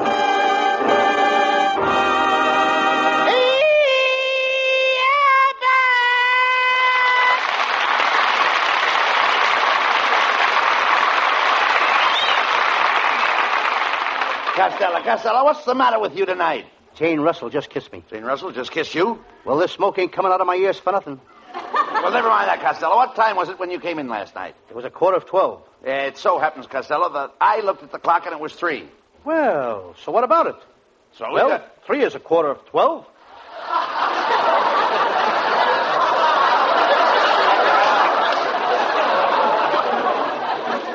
anyhow, did you have a good time at the party? Good time. Why, Abbott, they treated me like a king. Well, it's one of those high-class society affairs, you know, where they give you all to eat. And all to eat. The little crackers and sardines, that's what they give you. Little crackers and sardines. Costello, they were hors d'oeuvres. Well, I should have... They were what? They were hors d'oeuvres, hors d'oeuvres. How do you like that? And they tasted just like sardines to me. Costello, you're getting more stupid every day. I've tried to improve your mind, but I just can't seem to get anywhere. Why don't you face it, Abbott, and admit that you're a failure? Skip it. Skip it? Yes.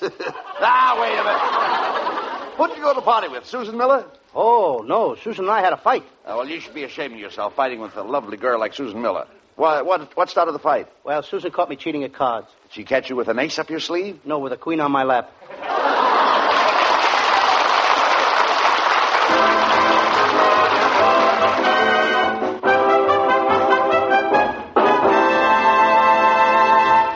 Before the boys get rolling into high gear, here's a fellow with a special message for you.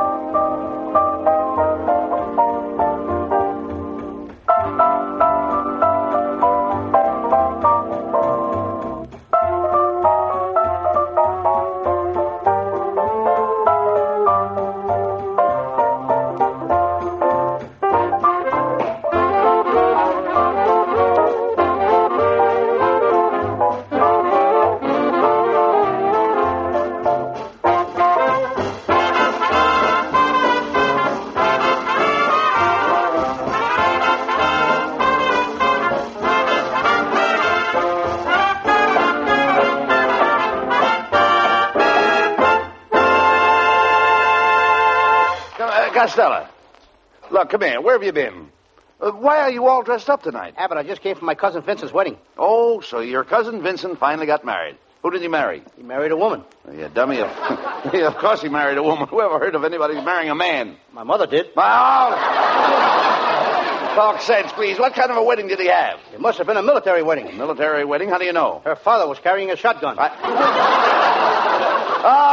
Marriage is so romantic.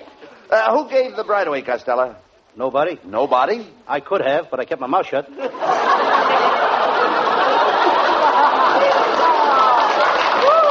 on, Costello. Who let her down the aisle? Nobody let her. She knew the way, blindfolded. Look, Costello, somebody had to lead her down the aisle to meet her spouse. To meet her what? Her spouse. Vincent is a spouse. Just a minute, Abbott. You can't call Vincent a spouse. She never touches her stuff. Okay. Then we'll say that Vincent was a groom. That's better. He was a groom before he was married. How could he be a groom before he got married? He worked in a livery stable. That's a horse on you. Oh, skip it. How'd the bride look, Costello? Was she wearing a corsage? Oh, Abbott, how can you ask me such a thing? I'm only a young boy. I'm only asking you if the bride wore a corsage. No, with her shape, she don't need one. Look, Costello, you saw the bride, didn't you? Of course I saw the bride. What kind of clothes did she wear? Oh, she had a beautiful torso. Torso? Every bride has got to have a torso before she gets married. No, Costello, you mean trousseau. Did you see her trousseau? No, he wasn't there. Who wasn't there? Trousseau. Robinson Crusoe. Listen. Well, listen, Costello, when the bride came into the church, did you notice her train? What train? She drove up in a second-hand jalopy. I'm talking about the train on her dress. With every bridal dress, you get a train. What store's giving those away? I bought a suit once and got a baseball bat and a catcher's mitt, but I never got a train. Costello, will you please listen? When the bride walked into the church, was she dragging anything behind her? My cousin Vincent. I'm talking about her dress. Did you see that long white piece of goods hanging from her dress? Oh, yes, sir, I saw that. That was her train. Oh, I tripped over that thing and tore it off. You tore off a train? How did the bride look without a train? She looked like a late freight with a loose caboose.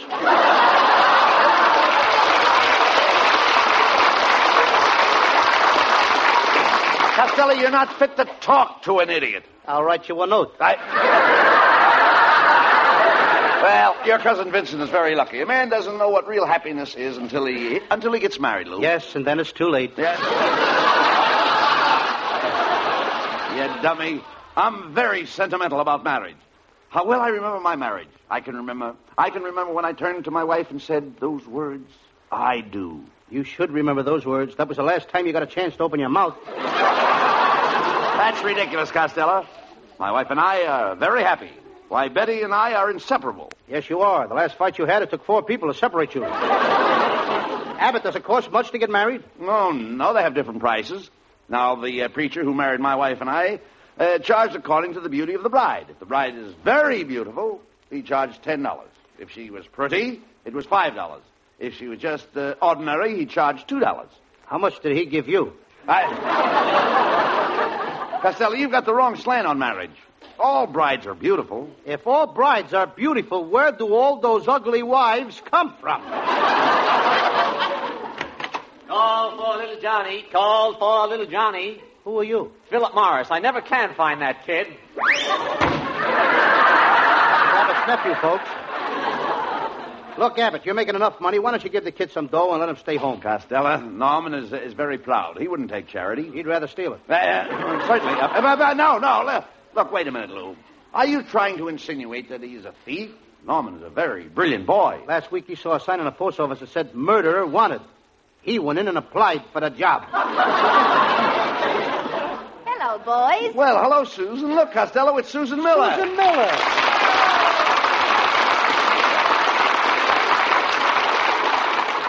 Oh, Susan. Why didn't you show up for our date last night? Oh, I couldn't, Costello. We've had sickness in our house. The fireplace caught virus X. Now, how could your fireplace catch virus X? Why not? It's already got the flu. Get it? Fireplace. Same writers we got. Susan, you're getting to sound more like Milton Berle's mother every day. Why don't you invite Costello to your party next Sunday afternoon? Oh, that's a good idea. Costello, you can be Cupid. Wear three-cornered pants and carry a bow and arrow. Oh, Susan, I couldn't do that. Why not? Oh, how would it look for a guy my age to be carrying a bow and arrow? I'm going to the party, Costello. I'm going as Simple Al. Oh, don't you mean Simple Simon? Abbott's so simple he can't spell Simon. Oh, you shouldn't talk that way about Abbott. He's very romantic. And he's quite a hand with the ladies at a party. Oh, no, he ain't. He's too slow. We went to a party last Saturday, and before Abbott got around to asking a girl for a kiss, I already had my face slapped 3 times.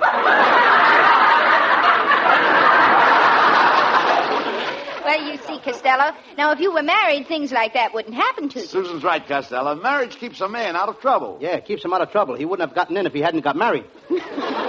Oh, now what don't you like about marriage? The part where they throw away the rice. That part I don't like, where they throw the rice. At my cousin's wedding today, they threw rice at Vincent, and it's too messy. Rice isn't messy. It is when they mix it with chop suey. Well, I gotta go now. I'll see you at the party. Susan, I'll be over real early, and I'll help you stuff the turkey. Oh, no, you don't. You stuffed the turkey the last party. You stuffed it with taffy. Stuffed the turkey with taffy? Mm-hmm. What happened? Well, while all the other people were trying to get their teeth unstuck, Costello ate all the white meat. So long, Fatso. You know, Abbott, there goes a nice girl. Really. Yes, I'll have to agree on that. A very nice girl. You know, Susan said that she'd marry me if it wasn't for my sentimentality. Sentimentality? Yeah, she knows I haven't got a cent, and she's not so sure about my mentality. Susan would marry you all right, Costello, if you were in business and making money, you know. Oh, Abbott, what kind of business could I go in? Well, it's sleep year and it's spring. You know, I think we could make a fortune if we open a matrimonial bureau. There's a lot of money arranging weddings for people. Not me, Abbott. I'm not going to be responsible for sticking guys with mother-in-laws.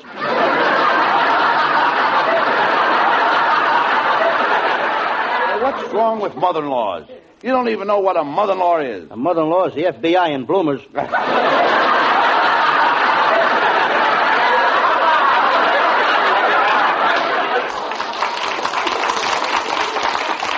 it's easy to see you know nothing about matrimonial bureau. Well, I do, too. Last summer I worked in a matrimonial bureau. I was in the travel department. I arranged places for happy couples to go on their honeymoon. You did? And I only made one mistake. A couple wanted to go to Niagara Falls, and I sent them to Atlantic City. Were they angry? They will be if they ever find out. Well, Betty, darling, it's my wife, Costello. Betty, Costello and I are thinking of opening a matrimonial bureau. Oh, I think that's wonderful. Oh, marriage is such a wonderful thing. I owe everything I am to my husband, Buddy. Why don't you give him the 2 cents a square to your account? Oh, Buddy, why don't you defend me? Sometimes I think the only reason you married me was because my Uncle Harry left me $1 million.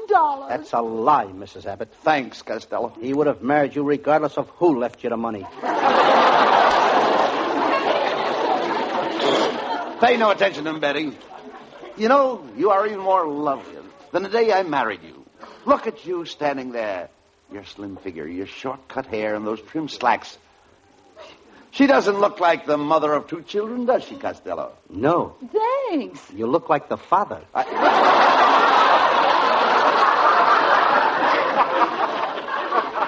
Costello, have you know that my wife still wears a size 16? Isn't that a pretty big shoe for a woman? Why, you bloated blubberhead.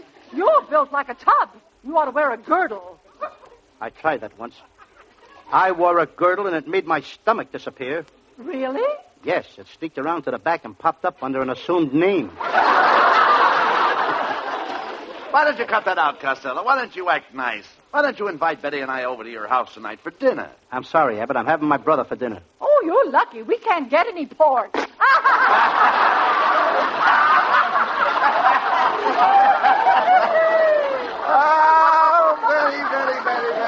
Betty. Oh, Betty, you certainly sneaked that one in on him. Oh, you're always sneaking them in on him. No, you're always sneaking them on him. Ladies and gentlemen, you have just heard from a pair of old sneakers.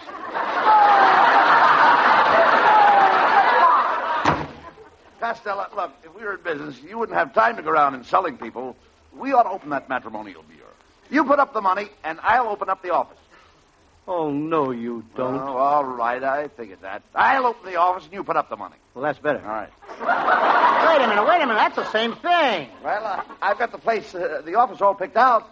All I want you to do is to go around and grab some customers that want to get married. Okay, I'll grab Jane Russell. Well, you can grab Jane Russell.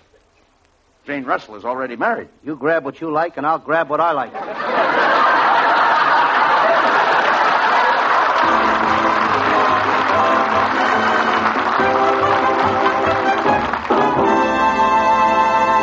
Well, they deserve a breather after that one, so let's take a minute right about now to listen to this.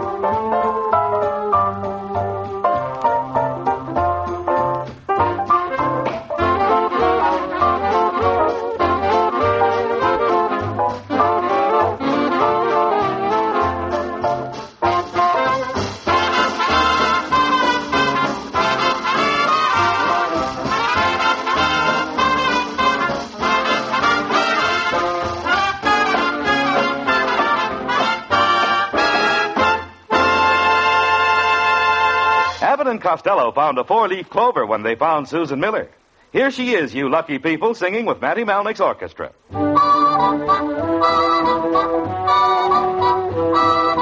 I'm looking over a four-leaf clover that I overlooked before.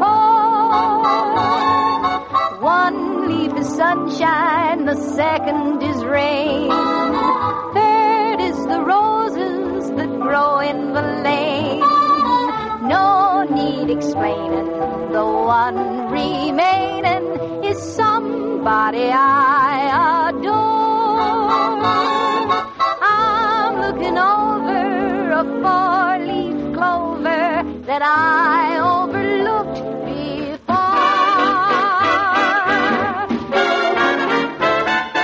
I'm looking over a four-leaf clover that I overlooked before.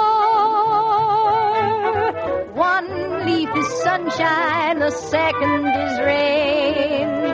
Third is the roses that grow in the lane. No need explaining, the one remaining is somebody I adore. I'm looking over a four-leaf clover that I overlooked before. That I overlooked before.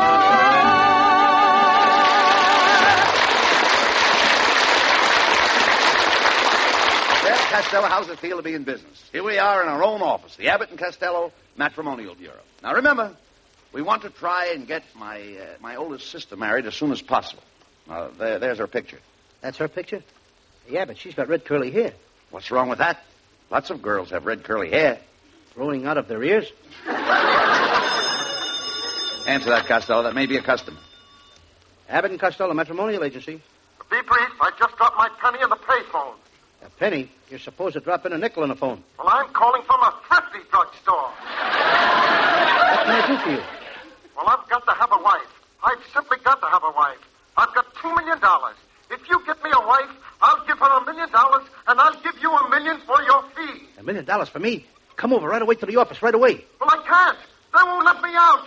I'm all right, I tell you. I'm all right.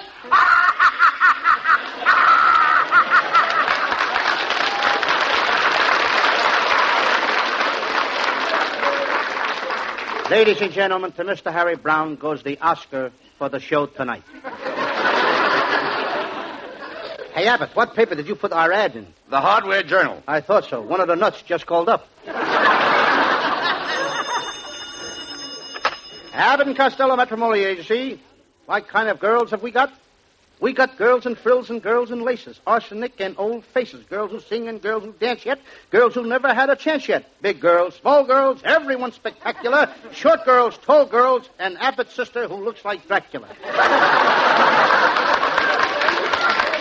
I think I run Harry Brown a close second. How do you do, gentlemen? I'm from the Marriage License Bureau. I understand you two are running a matrimonial bureau. Mr. Costello, do you understand the laws governing marriage? I do. And Mr. Abbott, do you understand the laws governing marriage? I do. I now pronounce you man and wife. That'll be $5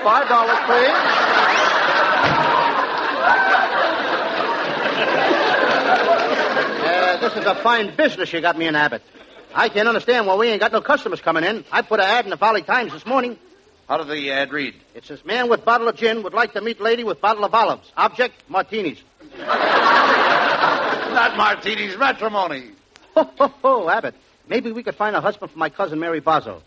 She had a very tragic life. Her first husband was hanged. Her second husband was hanged. Her third husband was hanged. And her fourth husband was hanged. And she wants to get married again? Yes, she's just getting the hang of it. Abbott, maybe we could find a wife for me. Well, what kind of a girl would you want? She must have gorgeous blonde hair, a lovely figure, and a beautiful face, and $1 million.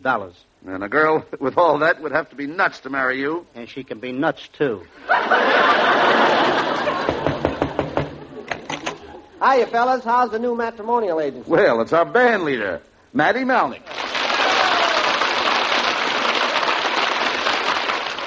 Well, I just dropped over to bring you some business. I have a little niece at home who's dying to marry Costello. Why does every girl want to marry me? Sometimes I wish I wasn't so young and beautiful, and coy and charming, so debonair and so petite. Now, wait a minute, Costello. Wait a minute. Just hold on a minute. Don't go flying in there. Matty's idea sounds like a good proposition.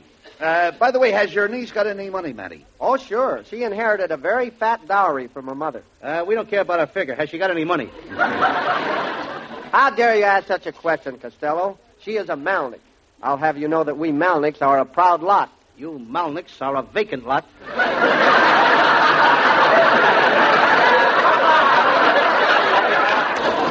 Now, Costello, take it easy. Are you really serious, Matty, about your niece wanting to marry Costello? Yes, I am. Last night, my little niece was sitting on the floor playing with her toys. And she looked up at me and said, that Lou Costello is the sweetest boy, and I'd like to marry him. Oh, now, isn't that cute? How old is she? 57. Look, Matty, Costello doesn't want to get married, but we'll be glad to find a husband for your niece. That's wonderful, Bud. She's right out in your waiting room. Shall I bring her in? You better wheel her in. Poinciana, will you step in here? Here she comes on the run. She doesn't run very good. Maybe she needs a grease job. Quiet, Costello. How do you do, Miss... The full name is Poinciana Pigeon-Pigeon. What's the hyphen for? That's for the pigeon to sit on. Miss Pigeon, I'm sure that we can find you an ideal husband. Now, if you'll just leave $100 deposit and, of course, one of your pictures. Oh, I'm afraid I haven't any pictures of myself. I did have some taken, but the photographer didn't develop the negative. He was probably afraid to go in a dark room with them alone. Miss Pigeon, have you ever been married before? Yes. My first husband snored, so I got a divorce. Now he pays me $500 a week alimony. Just because he snores? Yes. That guy's really paying through the nose. Are you going steady with anyone right now? Yes, I am. But he's a businessman, and he's always away on trips. Now, Mr. Costello, what would you do if you were in my place? Oh, I don't know. Let's go over to your place and find out. Quiet, Costello.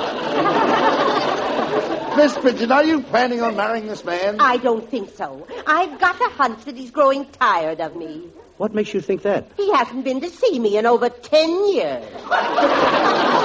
Your troubles are over, Miss Pigeon. We'll find you a husband. Oh. Just give us your check for $1,000 for our fee and sign this contract. What contract? Now, I can't see so good. Broke my glasses before I left the house this morning. Well, how could you see to find your way to this office? She must have come in on the rims. Quiet, Costello, quiet. This woman is a customer. Let me handle her. And now, Miss Pigeon, if you'll come to my house 8 o'clock this evening, we'll say, I'll show you a happy family. Myself, my wife, and our little boy. Oh, this is so thrilling. I'll be there at 8 o'clock. Abbott, why did you tell that woman you had a little boy? You haven't got a little boy. Well, Costello, we've got to put this deal over. I'll have a little boy by 8 o'clock tonight. Don't worry.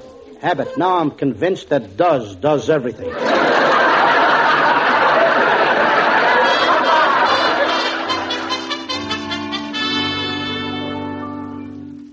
Buddy, this is a ridiculous scheme. Even with short pants and bobby socks, Costello doesn't look like a 5-year-old boy. I don't? No, you look like a 3-year-old moron. Now, remember, Costello, I'm going to call you Junior, and you're supposed to be a schoolboy. I am a schoolboy, Abbott. For 20 years, I've been going to school studying reading, writing, and arithmetic, and my mother is proud to say that I am the only schoolboy that can't read, can't write, and can't count. Why is she proud? No other mother can make that statement. Oh, now there's Miss Pigeon now. Remember, Costello, you're our son, Junior. Now you answer the door, and Mrs. Abbott and I will go into the kitchen. Good evening, little boy. I'm Miss Pigeon. Hello, Miss Pigeon. I'm Junior. Pull up a clothesline and sit down. Spread your feathers. Oh, my. What a quaint little fellow. Just love little boys like you. I wish I had 14 little boys, and I wish they were all just like you. You want 14 little boys just like me? Yes. Let me smell your breath. Oh, my, how cute. Now tell me, little man, where are your father and mother? They're out in the kitchen passing the time. Passing the time? They're throwing the clock at each other. You mean they fight? Oh, you should have heard them yesterday. My mother was trying to stuff something in the incinerator, and she had an awful struggle, but she couldn't do it. But why didn't your father help her? He's what she was trying to stuff in the incinerator. Quite a kid, hey? And Mr. Abbott told me that they were such a happily married couple. Oh, but tell me, little man, is that Mrs. Abbott, I mean, your mother's picture over there on the mantel? Uh-huh, that's her. My, that's a lovely upsweep hairdo. My father gave her that. Now, how could your father give her an upsweep hairdo? He hit her over the head with a broom. Very interesting. Tell me, is Mr. Abbott, I mean your father, good to your mother? Oh, sure. He's always buying her presents. Oh. Only this morning he bought my mama a beautiful present. A nice new carving knife. Oh, does your mother know he bought her the carving knife? Oh, no. She don't even know he's going to cut her throat. Oh! Thank you, young man. You've saved me $1,000. Goodbye. Well, come on. Well, what happened? What happened? Wait. Where's Miss Pigeon? The pigeon just flew the coop. Costello, didn't you tell her that we were a very happy family? I couldn't, Abbott. I told her the truth. Costello, why do you do these things? Every time I have a chance to swindle somebody out of money, you always gum up the works. Why? Why do you continually do these things to me? Oh, I'm a bad boy!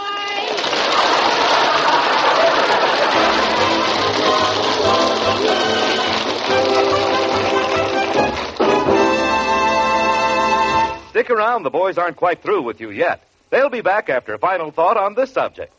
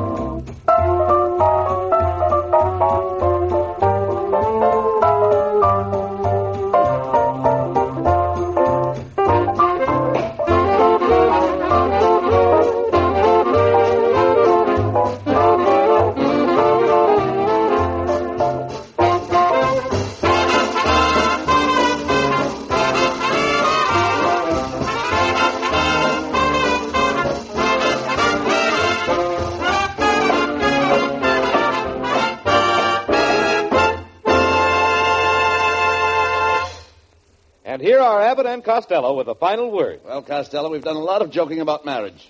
And I want you to tell the audience that you know that marriage is a serious thing. Are you kidding? Anybody that's married knows that. Costello, I don't believe you even know what it takes to make a marriage. Oh, sure I do. It takes two people to make a marriage. That's right. A single girl and an anxious mother. Oh, good night. Good night, everybody.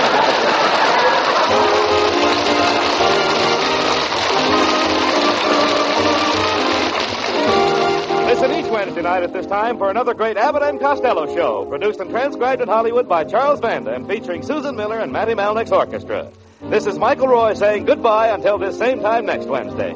Be sure to stay tuned for the outstanding entertainment which follows throughout the evening on this ABC station.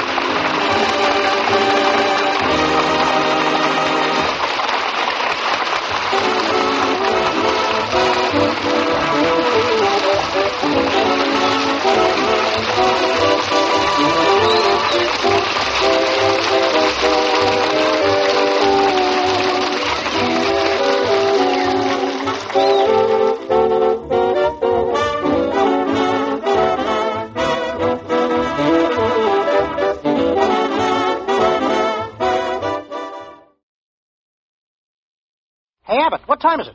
It's time for the Abbott and Costello show. We're on the air for ABC here in Hollywood. Well, what are we waiting for? Let's go with the Abbott and Costello show.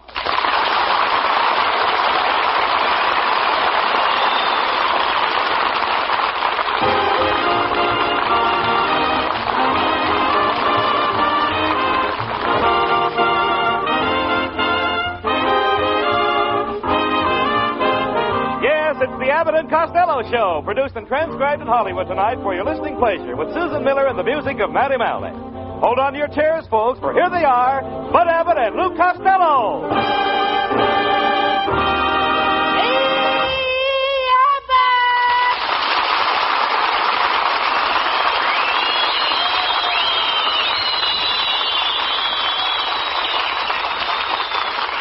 All right, Costello, stop that yelling.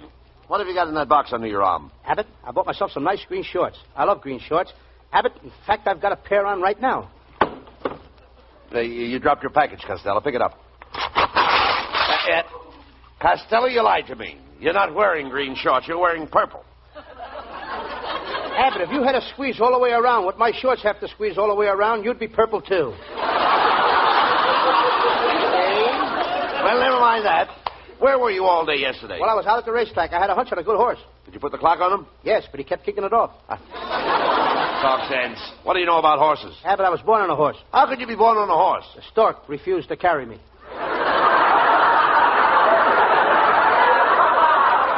Did you bet on any horses? Yes, I bet on a horse that finished first in the 7th race. Boy, am I mad.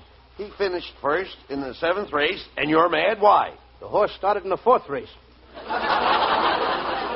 But it was still a thrill, Abbott, to see him with all 6 legs driving across the finish line. 6 legs? 6 legs! Wait a minute. How come 6 legs were driving him across the finish line? Short horse, tall jockey. Well, Abbott, I've got to get down to the city hall now. What for? I made a speech down there this morning, and they presented me with the key. What are you going back for? Well, I washed my hands. I've got to get the key back. Oh, quiet.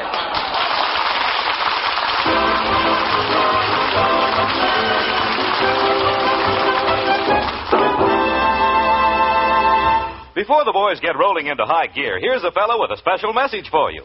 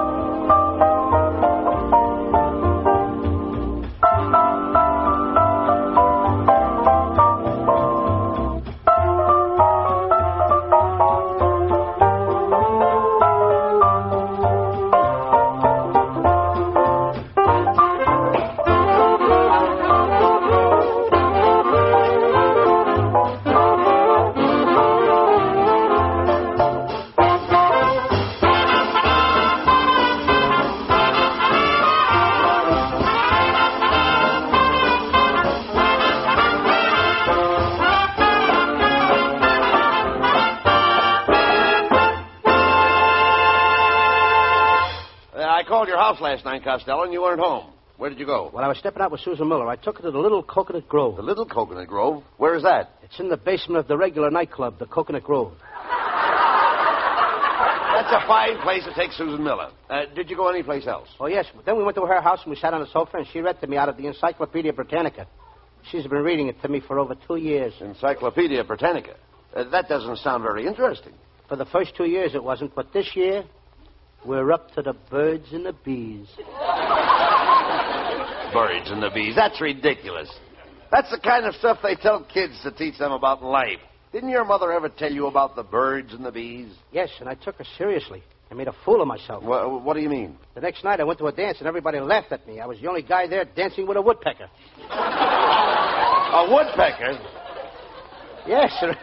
And right after the dance, I took the woodpecker home. I was walking through the woods and a ferocious skunk attacked me. Well, you're more than a match for a skunk. Did you let him have it? Well, it was about even.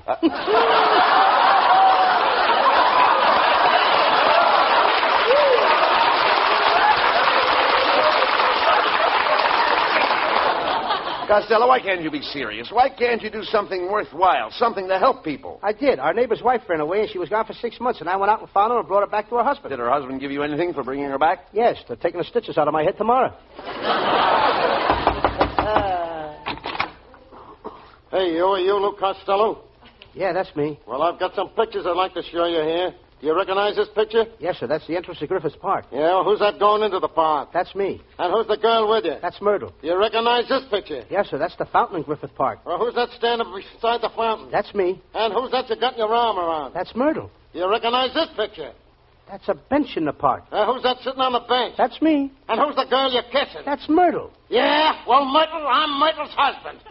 What are you going to do about it? I'll take a dozen of these, 6 of those, and have this one enlarged.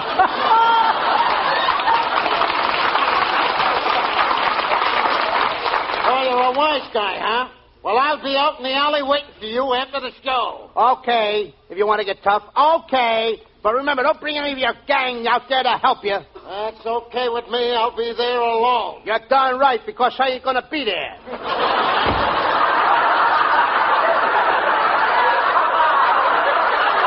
Have a step, you folks. You'll do anything to get a laugh. Why don't you get him a job at the filling station? Oh, what could Norman do at a filling station? With that big nose of his, he could replace a gas pump. Now, wait a minute. He has a very sensitive nose. He can stand 3 feet from a table and smell cheese. With that nose, he could stand 3 feet away and cut it. Costello, Norman comes from my wife's branch of the family. You know, my wife and Norman both have the same nose, and they're very proud of that nose. Well, there's enough there for both of them to be proud of. Believe me. Why, you little high-hipped, hypocritical hippopotamus. I heard what you Bigger said... type they need. Bigger type. I heard what you said about me. Costello, apologize to my wife. I'm sorry I said anything about your nose, Mrs. Abbott. After all, lots of families have big noses. Oh, well, that's all right, Costello. Do big noses run in your family? Only in the wintertime. Don't bandy words with me, Mrs. Abbott. I'm as sharp as a horse. Let's face it. Yes, you're the biggest horse face I ever saw.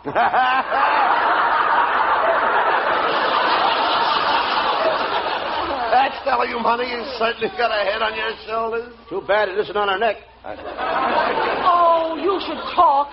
Get a look at your hands. They're all thumbs. I can't help that. I'm a retired pin sitter. You should see my toes. I only got 8 toes.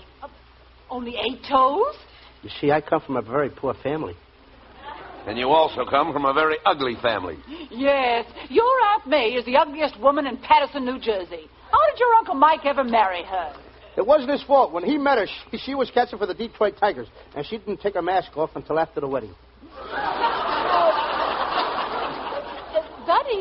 Buddy, dear, tell him how you met me. Honey, the day I met you, you fell straight from heaven. Yes, it looks like she landed on her face.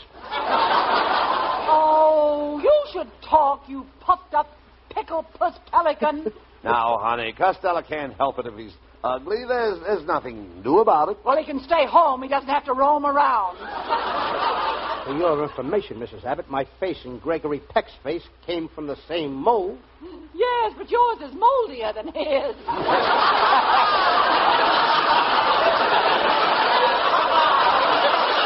So long, Tuppy. better be careful what you say to my wife, Costello. She's a pretty powerful woman. Yes, she's got a lot of muscle. Oh. She got those from training. All her life, my wife has wanted to be a boxer. Well, she got a good start. She looks like an Airedale already.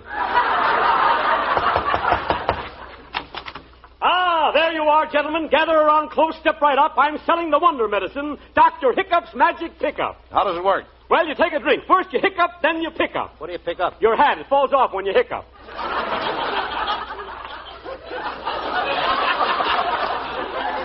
Who lets these people in here anyway? Now, get out of the studio. It's the policy. Policy, fine. I got just what you want. Policy, the latest policy from the Hollywood Life Insurance Company, Look, here. I don't want any insurance. Now, get out of the studio. You don't want any insurance? No. Shame on you. Suppose you drop dead tomorrow. What's going to happen to your wife? I'm not married. Not married? I represent the Searsucker Matrimonial Agency of Schenectady, New York. Here you are, girls in all walks of life. I can let you have a blonde, 2'2", with eyes of blue. Give you a redhead with beautiful pearly teeth. A nice brunette with skin like a peach. All right. I got plenty of girls. Hey, how would you like to have one with a face for a change? Now, get out of the studio, will you? You give me a headache. Headache? Fine. Here you are. I sell aspirin tablets. There you are. Take 2 of these tablets, and here's a glass of water. Come on now. Drink the glass of water. Drink it right down. That's the boy. Ha-ha. Fine. Whoa. Wait a minute. Hey, my dear man. I made a mistake that time. I shouldn't have slapped you on the back. I made you spit out some of that water. Here. What was that fell out of your mouth here? What was that? One of the aspirin tablets? No, I just dropped one of my teeth. Teeth. I represent Dr. Bergman, the friendly dentist. Walk up 2 flights and save $10. Get out of the studio. It's guys like you that are making me lose my hair. Losing your hair? I sell hair tonic. Get out of the studio. The finest kind of hair tonic in the world. Will you get out of the studio? Don't drink it.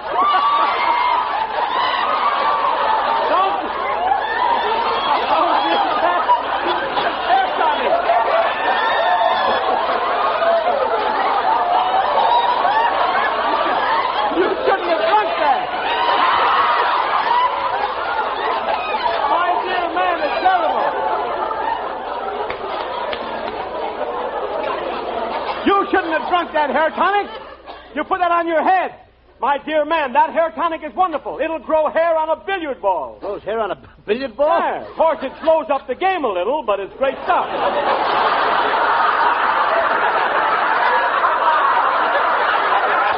That's wonderful hair tonic. I've been using that stuff on my head for 15 years.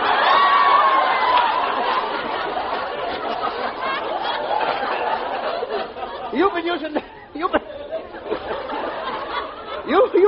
hair tonic? Yep. The back of your head looks like an empty parking lot. I've seen more hair on 10 cents worth of bacon. Will you get out of the studio?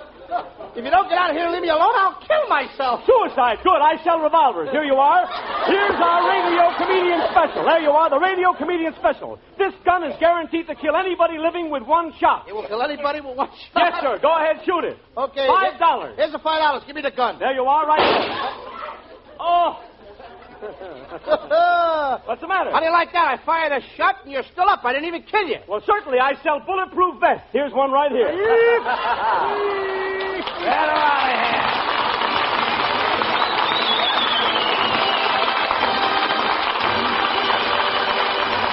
Well, they deserve a breather after that one, so let's take a minute right about now to listen to this.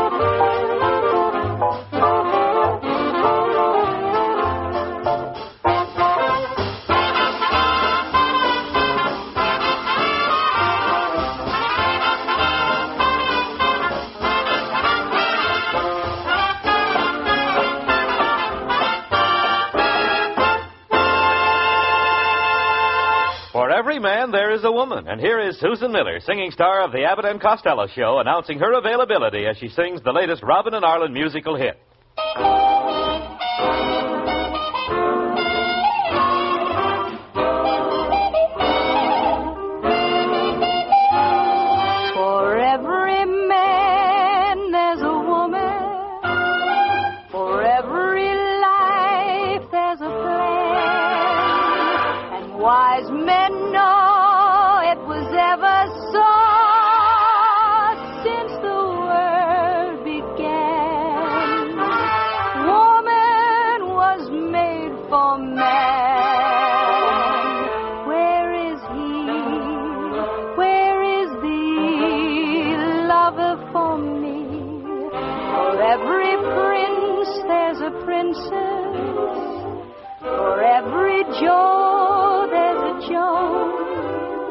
And if you wait, you will meet your mate, born for you alone, happy to be your own. Where is he? Where is the lover for me? Find the one, then together you can find the sun. For every heart there's a moment, for every hand is love, and for every woman a man to love.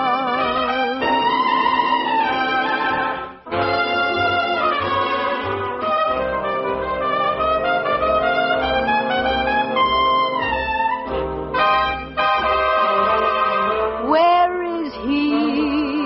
Where is the one for me?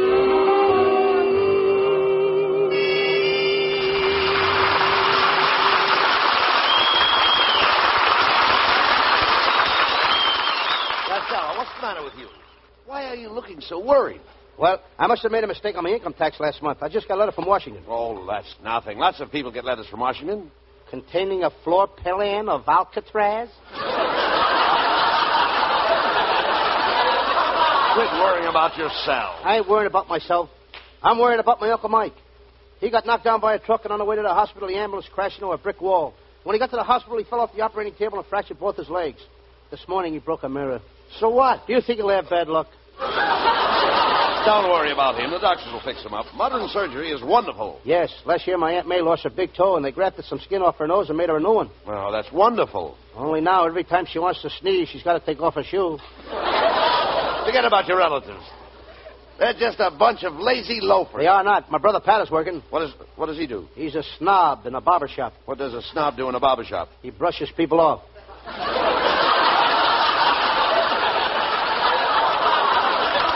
Nonsense. Why don't you get yourself a job? It's about time you started working. Look, I don't have to work, Abbott. I'm a horse player. I got a system. I play the jockeys. Yesterday, I bid on Midgie Shields, the greatest jockey in the world. Did he win? He's the fastest jockey in the business. Well, did he win? He come in third. Well, that's not so fast. It is when you consider that his horse came in eighth. You idiot. You can't make any money at the racetrack. Oh, I don't know. I had a pretty good day at the track yesterday. You did? Yeah, a fella gave me a ride home. I think some of them races are fixed, Abbott. Why do you say that? Well, one horse was carrying a jockey that weighed 200 pounds. They had lead weights hanging on his saddle. His tail was tied to the starting gate. Well, what makes you think the race was fixed? That horse won. That settles it. You're going to quit fooling around and get a job. Well, hello, boys. Well, it's Susan Miller.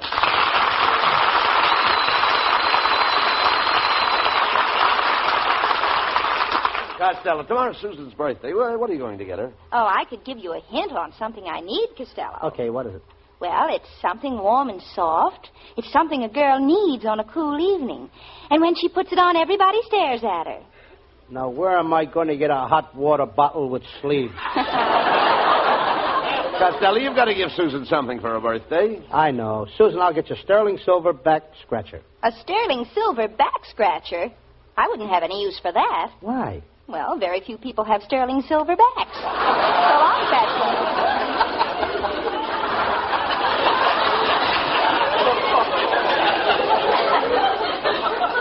She's mad at me because I took her driving last night and we parked near Malibu Beach. And then we went into the water.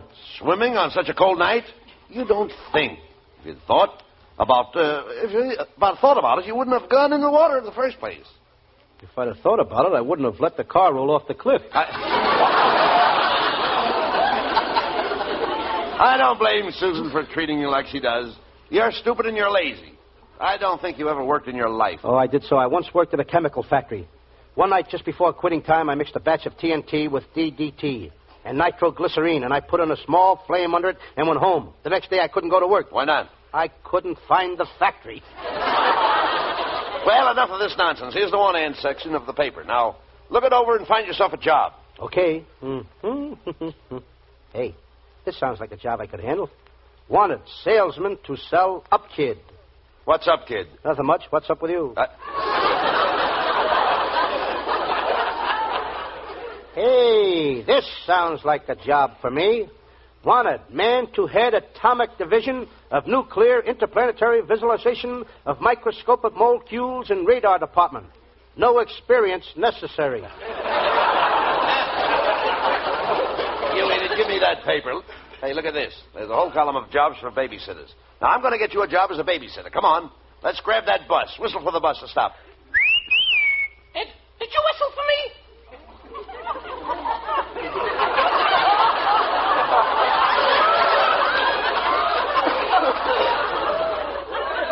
I whistled for the bus. You did not. That was a dog whistle. I know, because I used to be a dog. I used to be a St. Bernard dog. What happened? Did you lose your liquor license? Young man, you're not a St. Bernard. Oh, no. I've been going to a doctor. I used to be a St. Bernard, but I'm not a St. Bernard anymore. I'm much better now. Now I'm a Pekingese. Never mind him, Costello. Whistle for the bus. Huh? Oh, you shouldn't have whistled like that. The doctor warned me. You shouldn't have.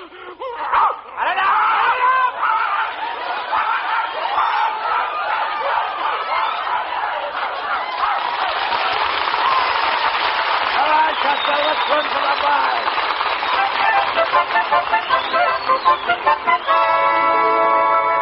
Well, Costello, here's the first place that advertised for a babysitter. Go ahead, knock on the door. Well, hello. What can I do for you? Get a load of this gorgeous dame, Abbott. Pardon me, miss. What did you say? I said, what can I do for you? Lady, Costello wants a job sitting with your baby. But I don't have any children. I'll wait. There must be some mistake. The ad in the paper said a babysitter was wanted at this address. Oh, that must be for Mrs. Jones on the 7th floor. Abbott, you go up to the 7th floor and I'll stay here with this lady. No, you don't. All right, then I'll stay here with this lady and you go up to the 7th floor. That's different. I'll be right back. How do you like that? After 20 years, that line finally worked. Ah, you're so clever. And you're handsome, too. And you, fair lady, you're the quintessence of loveliness. Your azure, hued eyes are like the languorous waters of the fabulous Nile. Your ruby lips are like the fiery rubies from the Tibetan mines of the Genghis Khan. How can you say that? I got writers who went to college.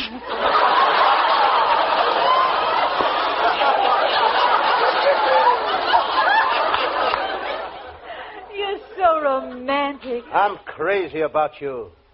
And that's something I don't tell every girl. Why? I don't know every girl. I think I'm going to give you a kiss. Ain't you afraid of them new kissing germs? Kissing germs? Ain't you heard of virus sex?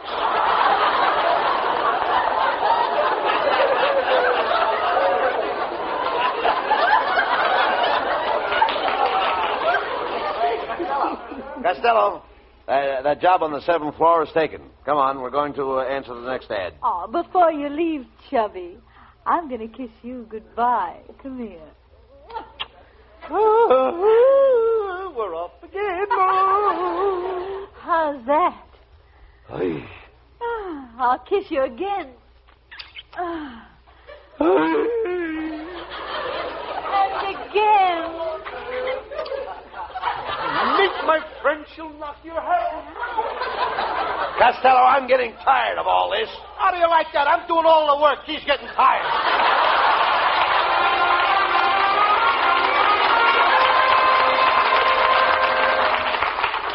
Well, here's the house that had the second ad for the babysitter. I hope the job's still open. Well, what do you mugs want?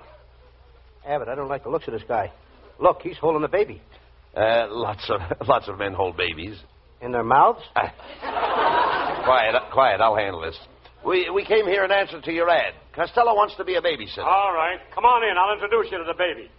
Junior, this fat guy is going to be your babysitter. Hey.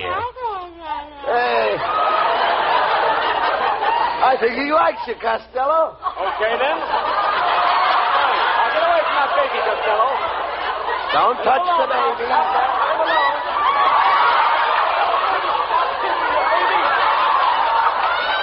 Don't touch the baby. Behave yourself.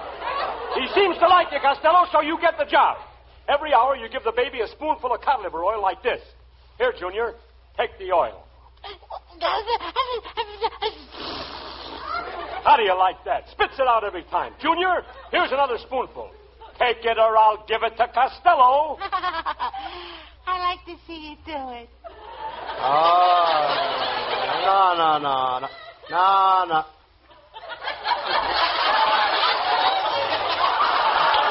Come on, take the cod liver oil. No, I don't want that stuff. I don't want it, no. Open your mouth, Costello. Here. No. Now, and the next time you refuse to take the cod liver oil, this is what you're going to get. Come here, Costello. I'm going to teach this kid a lesson. Junior, just you watch what I do to Costello. Oh. Abbott.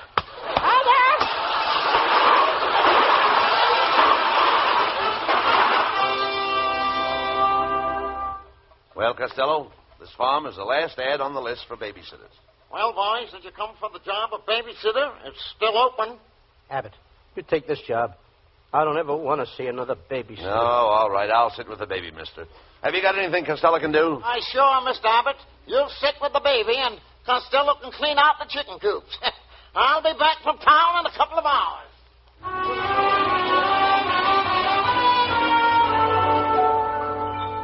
Well, I got my work all done. I wonder how Abbott is doing with the baby. Ah, hello. Hello. You're pretty. Who are you? I'm the baby. Who are you? I'm the jerk who cleaned out the chicken coops.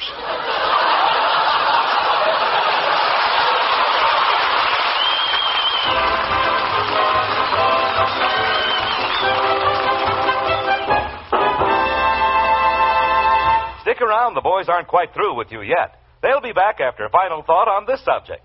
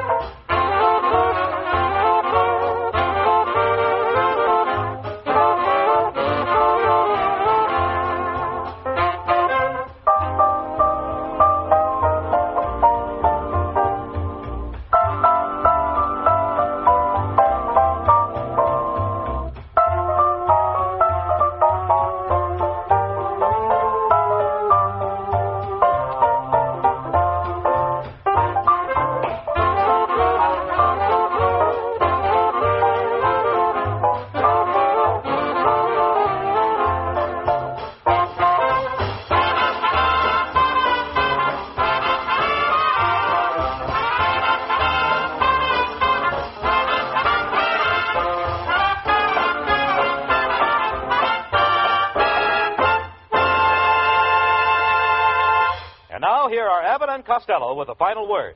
Folks, the contest we are running on our Saturday morning Abbott and Costello Kids Show now has a jackpot of over $29,000. Get in on this contest, folks. We believe it is the biggest contest ever, and for the greatest cause. The purpose is to combat juvenile delinquency. And by entering, you can win a $5,000 mink coat, a $5,000 airplane, a $3,000 trailer, a live baby elephant, thousands of dollars worth of diamonds, and loads of other big prizes, totaling over $29,000. Listen Saturday morning over most of these stations. Good night, folks. Good night, everybody.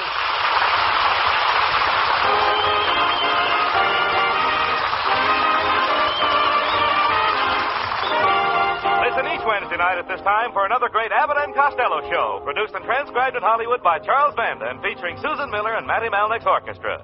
This is Michael Roy saying goodbye until this same time next Wednesday. Be sure to stay tuned for the outstanding entertainment which follows throughout the evening on this ABC station.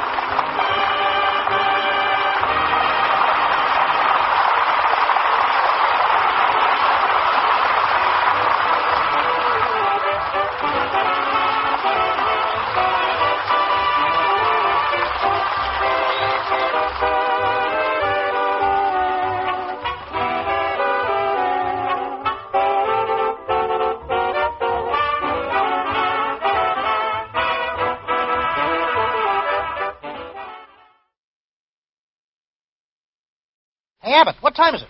It's time for the Abbott and Costello show. We're on the air for ABC here in Hollywood. Well, what are we waiting for? Let's go with the Abbott and Costello show.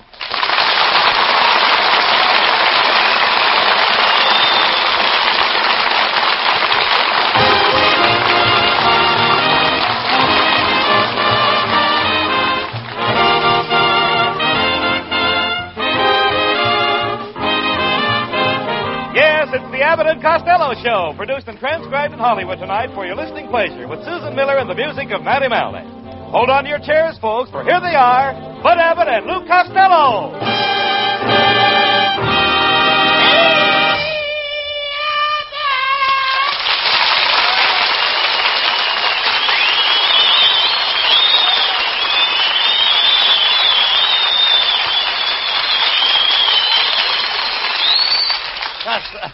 Costello, you're late again.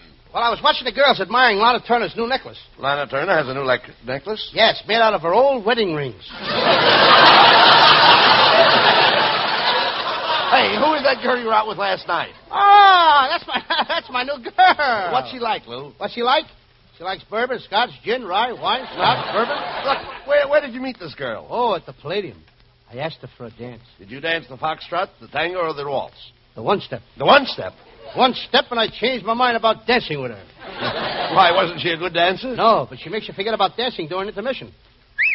When I took her home, I kissed her goodnight and got a real kick out of it. She kisses that good? No, her father caught us. Right.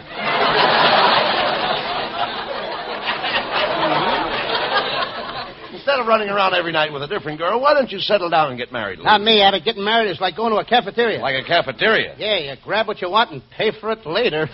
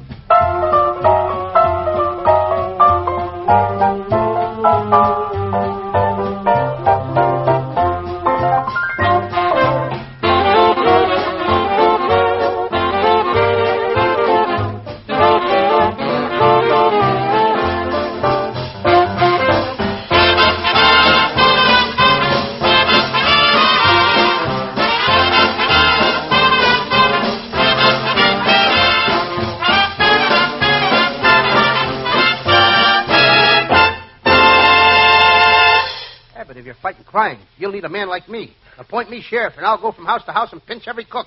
No, not every cook. You mean you'll pinch every crook? You'll pinch what you like, and I'll pinch what I like. Costello, you'll pinch what you like, and I'll pinch what I like. You said that. Costello, why were you late tonight? Well, I overslept, Abbott. I had a very peculiar dream. I dreamed I was a pincushion in a room full of balloon dancers. And am I mad? Why are you mad? Well, I woke up just when things were beginning to pop.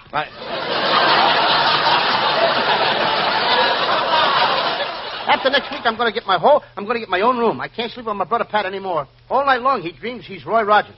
Well, why should that disturb you? He also dreams I'm Trigger.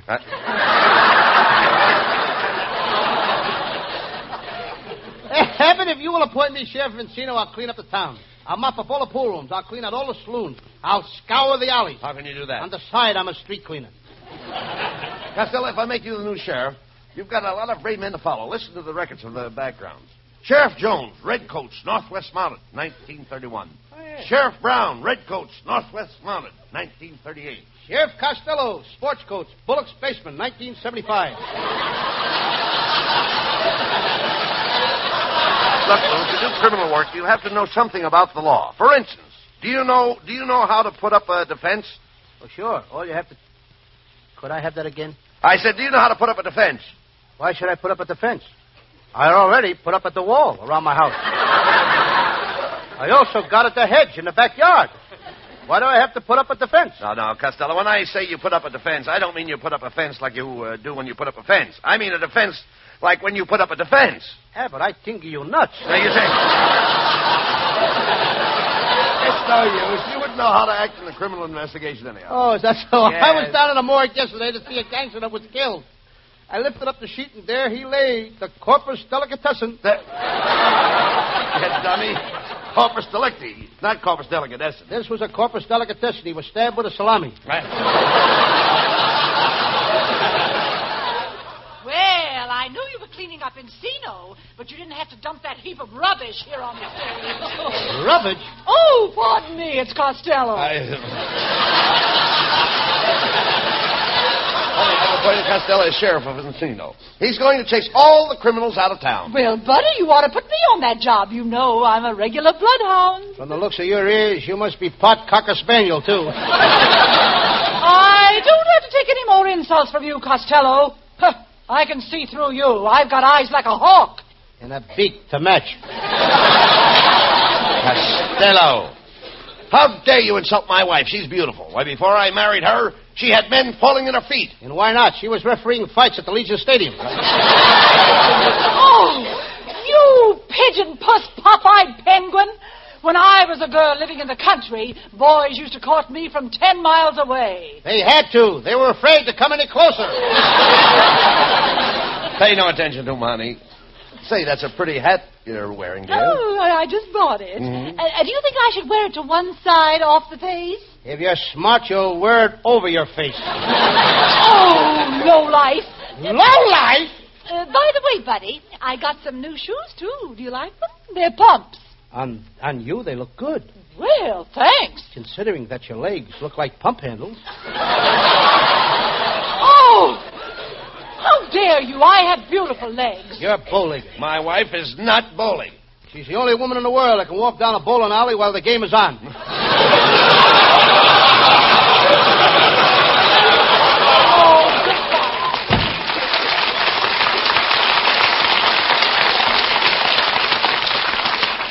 Costello, for insulting my wife, I'm not going to make you sheriff of Encino, and I'm not going to give you this beautiful badge. Oh, please, Abbott, let me be the sheriff. I've always wanted a badge. Everybody's got a badge but me. A cop has a badge, a fireman has a badge, even a little Boy Scout has a badge. Abbott, I've just got to have a badge. But why do you have to have a badge? I'm tired of holding up my pants with my teeth. Oh, all right. I hereby appoint you sheriff of Encino. Step forward, and I'll pin this badge on your shirt. Thank you, Abbott. I mean, Your Honor. Costello,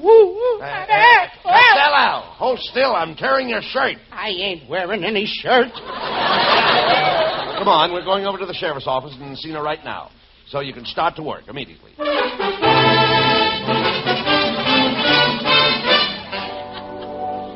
Well, Sheriff Costello, you can take over at once. I've got it, Abbott. What? The man broke into your room? Yes, ma'am. I'll put it on the police radio right away. Calling all cars. Calling all cars. Go to 237 Mulberry Street. An old maid found a burglar in her room. Proceed with caution. The old maid is armed.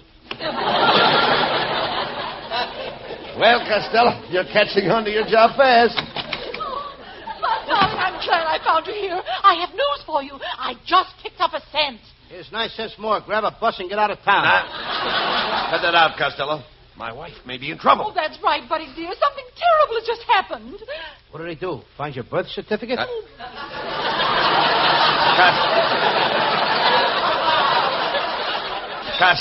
Costello, pay attention to my wife. As the sheriff of Encino, it's your duty to hear her out. Well, if it'll make you happy, I'll throw her out. Never mind him, dear. Let's hear your story. Well, for the last couple of nights, there's been a lot of strange noises. Screams and gunshots coming from that empty house next door to us. Suddenly, at 2 o'clock in the morning, as I was standing by the stove baking fudge... Ah! What happened? What happened? Oh, she burned her fudge. No, I saw a mysterious man peering out of the attic window. He made an ugly face at me like this. No, don't do that. I haven't made the face yet. How can I tell? Quiet, Costello. This may be more serious than you think. I'd like to see the sheriff. Ah! him! That's the mysterious man! Costello, look! It's Bela Lugosi.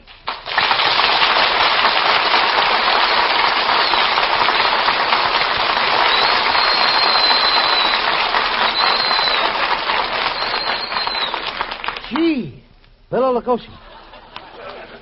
Just a minute, Costello. Mr. Lugosi, I am the chairman of the Committee for Crime Prevention in Encino. Now, just what is the nature of your complaint? Well, I put it in a simple language that even a moron can understand. Step aside, Abbott. He's talking to me. Now, listen, Lugosi, I'm the sheriff around here, and I'm going to ask you some questions. Now, what were those screams in your house at midnight? That was my business. And what about those gunshots? That's my business. Ask him about those dead bodies in the basement. It's also my business. This guy is doing a heck of a business. That settles it, Costello. You, as sheriff, will have to investigate and search Lugosi's house tonight at midnight. You will like the house, Costello. It's the only house in Encino where every room has a bat. And a strange man should suddenly appear with a long, sharp knife in his hand and offer to cut your throat. Yes? Refuse him. Abbott, take back the badge. I don't want to be sheriff anymore. Get me out of here now, Abbott.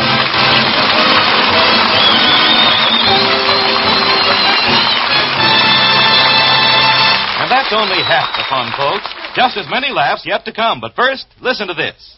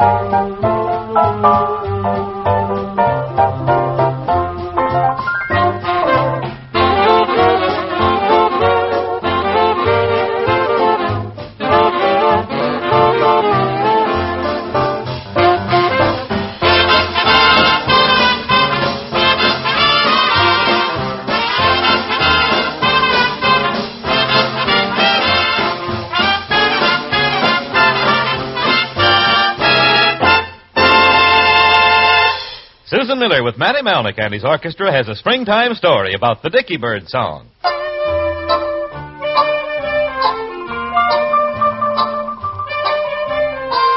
A dicky bird whispered, haven't you heard? Spring is here, spring is here, spring is here. A little crow sang a happy hello, my favorite time of the year. A little frog sang a song on his log, lose your blues, lose your blues, lose your blues.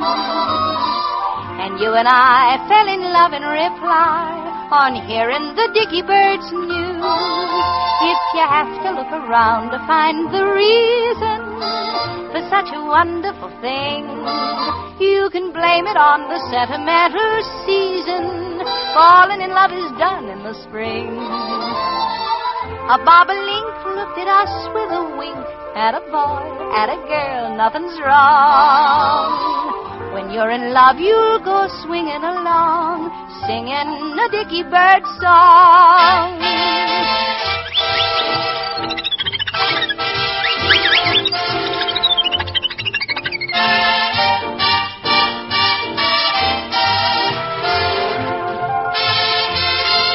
If you have to look around to find the reason for such a wonderful thing, you can blame it on the sentimental season. Falling in love is done in the spring. The bobolink looked at us with a wink. At a boy, at a girl, nothing's wrong. When you're in love, you'll go swinging along, singing a dicky bird song.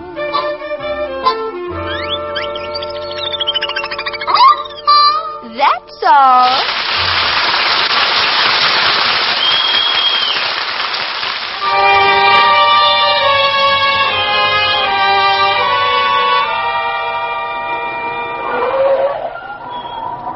Well, Costello, here we are at Bela Lugosi's house. Abbott, it's awful dark in that house. But you've got to go in there. You're the sheriff. You've got to go in there and look for the trouble. Couldn't I look for it out here? There's more light. Look at me. I'm not scared. Shh, Abbott. I think I hear something. Or is it my imagination? Thank goodness it was only my imagination.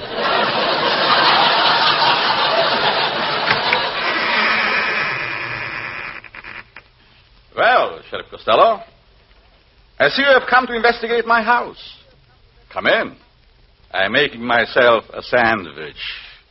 What kind of a sandwich? It's a rattlesnake burger. Covered with pickled toads and diced bat wings. Do you put ketchup on it? What? To get heartburn? No.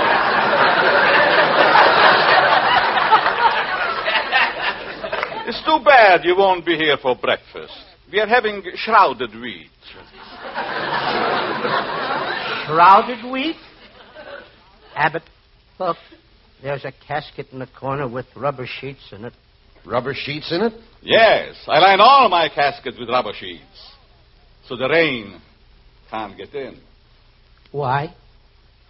My beer is the dry beer.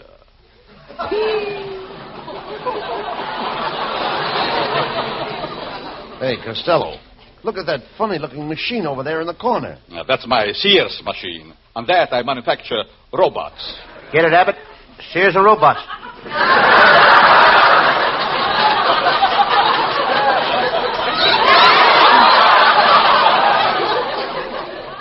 One of you will soon be dead. One of you will soon be dead. Which one? Don't be so choosy. Abbott, I'm getting out of here. I don't like the looks of this place. Look at the grandfather's clock in the corner. Oh, lots of people have grandfather's clocks. With their grandfathers hanging in it like a pendulum?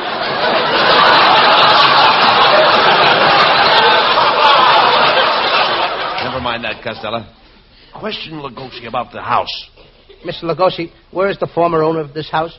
Do you see that pile of freshly dug dirt in the corner? Yes, sir. Well, that's not a vegetable garden. That's strange. I thought I felt a draft on my neck.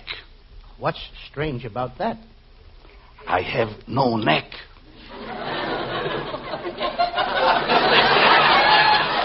Mr. Lugosi, what are you whispering for? I was born in a library. I had to stay there 6 months.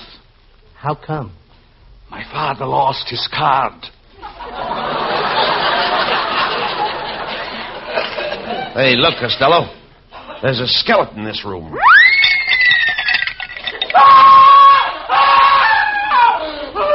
Abbott, there's 2 skeletons in this room. 2 skeletons? Yeah, I just jumped out of my skin. Hey, Abbott, look. Lugosi has just disappeared through that wall. Pardon me, Abbott. I want to see somebody outside. Who? Me. Come back here, Costello. You're scared? Why don't you sing? Go ahead and sing. It'll keep up your courage. Carry me back to old Virginia. You keep singing like that and they'll drag you back. Who are you? I'm a ghost. I'm the ghost of Richard, the lion-hearted. Who are you? I'm Costello, the chicken-livered. Mr. Ghost, Costello is the sheriff, and we've got to investigate this house. Why don't you start in the cellar? Here. I'll open the door for you. You can go right down those stairs.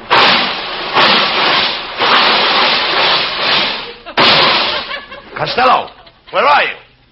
I'm down in the cellar, Abbott, but look out for that first step. It's a Lulu.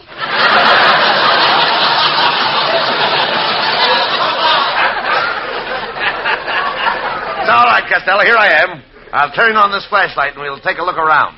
Hey, Abbott, quick. Look over there. There's a body on the floor.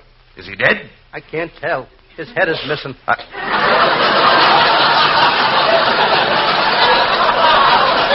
I'm getting out of here, Abbott. Costello, what are we? Mice or men? I don't know about you, but I'm glad there's no cat around.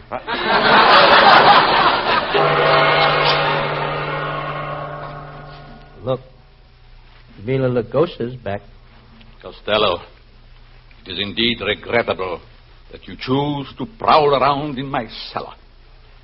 I'm in a bloodthirsty mood. So far this week, I've only killed 9 people. This guy sounds like a California driver. Just a minute, Lugosi. Costello's the sheriff of this town, and you've got a dead man lying down here in your cellar. Yes, I know. He lives here. But he's dead. He's dead, I tell you. Why don't you throw him out? I can't. His rent is paid up until June 1st.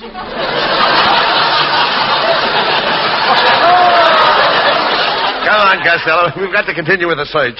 Well, go ahead with your search. If you want me, I'll be in the morgue, lying on my slab. That's where I'm happiest. I'm lying on my slab. Don't look now, Abbott, but I think he's a little slab happy. Come on, Costello. Let's look in this room. Open the door.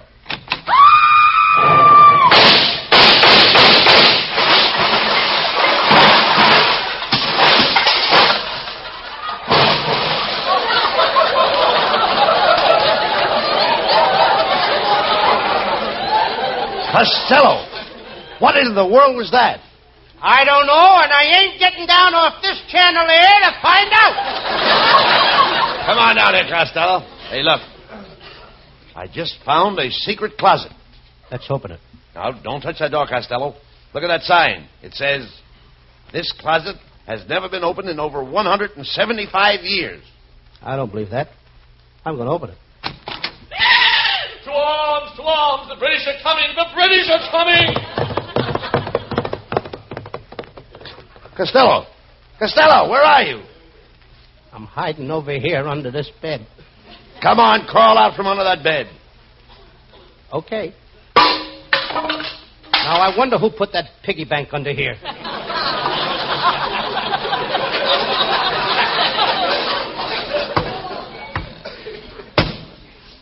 Hey, look, Costello.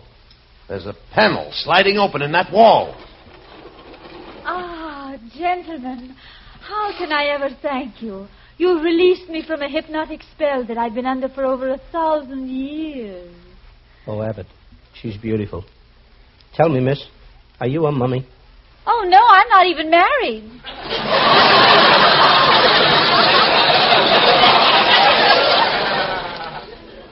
Gee, you're lovely. Where did you come from? I remember coming here on Noah's Ark with all the animals. They all came in pairs. The birds came in pairs. The rabbits came in pairs. Did everything come in pairs? Everything but the worms. They come in apples.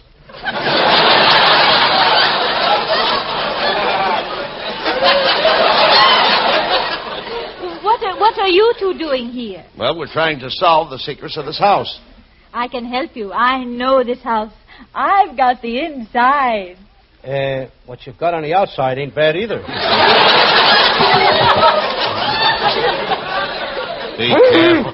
Be careful. Didn't have enough material, eh? Stella.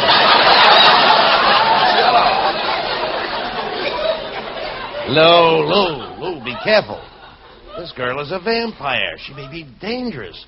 And besides, she's 1,000 years old. You ought to be able to handle her, Abbott. She's the same age as your wife. Which one of you gallant gentlemen opened that panel and released me? I did. Ah, I'm going to reward you. Come, put your arms around me. I'm going to kiss you.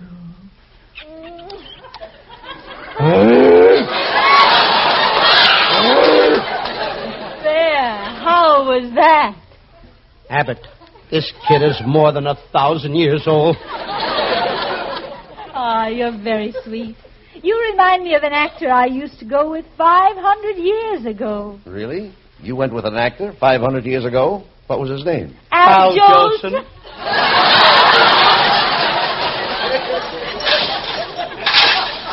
Hey, what's that? Oh, it's Lugosi coming back. He mustn't find me here. I've got to get back behind my panel. But before I go, you may take my hand and kiss it. Thank you. Thank you. Costello, what are you doing? I'm kissing her hand. But, Costello, the girl is gone. She's gone back behind that panel. Now, wasn't she sweet? She gave me her hand a kiss. I've got her hand, and I'm holding it in mine, and she's gone. And I was in that.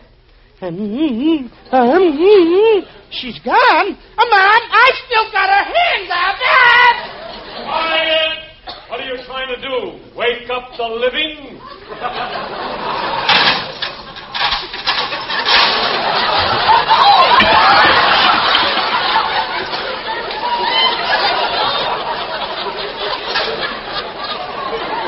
Costello! It's Bela Lugosi. He's coming towards us. Well, Sheriff Costello, I've got to go now before I get into trouble with the police. Are you afraid of the police because you killed those 9 people last week? No, it's not that. Are you afraid of the police because of the dastardly crimes you've committed? No, it's not that. And why are you afraid of the police? Yes, why? Why do you have to leave here so suddenly? I just remembered I left my car parked in a 1-hour zone, and you know those Los Angeles cops. Good night, Mr. Costello. Good night, Mr. Lugosi. Isn't he a lovely chap, Costello? Yes, he sure is. I'd like to have known him when he was alive.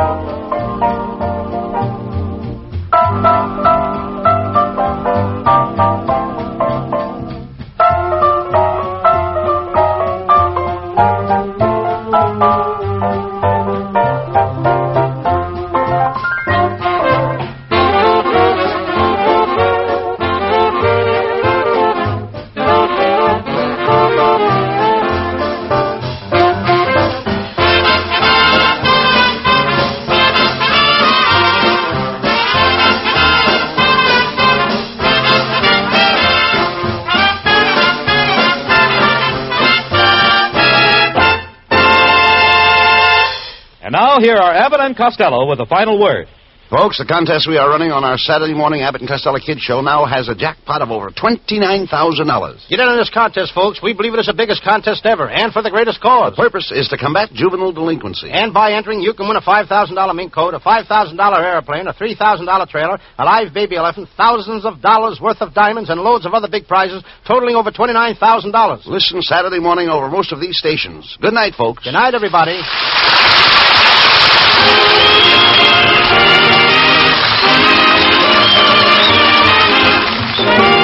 Listen each Wednesday night at this time for another great Abbott and Costello show, produced and transcribed in Hollywood by Charles Vanda and featuring Susan Miller and Matty Malnick's orchestra. This is Michael Roy saying goodbye until this same time next Wednesday. Be sure to stay tuned for the outstanding entertainment which follows throughout the evening on this ABC station.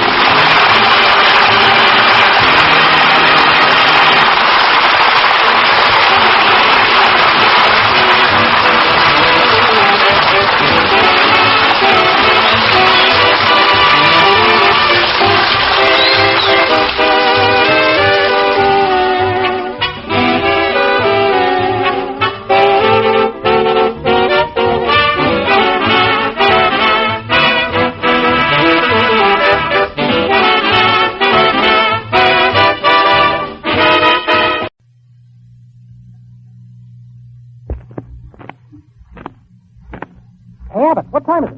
It's time for the Abbott and Costello Show. We're on the air for ABC here in Hollywood. Well, what are we waiting for? Let's go with the Abbott and Costello Show.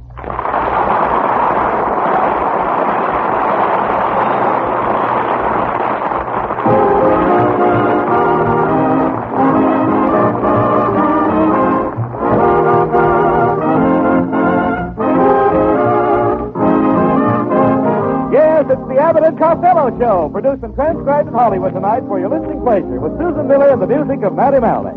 Hold on to your chairs, folks, for here they are, Bud Abbott and Lou Costello.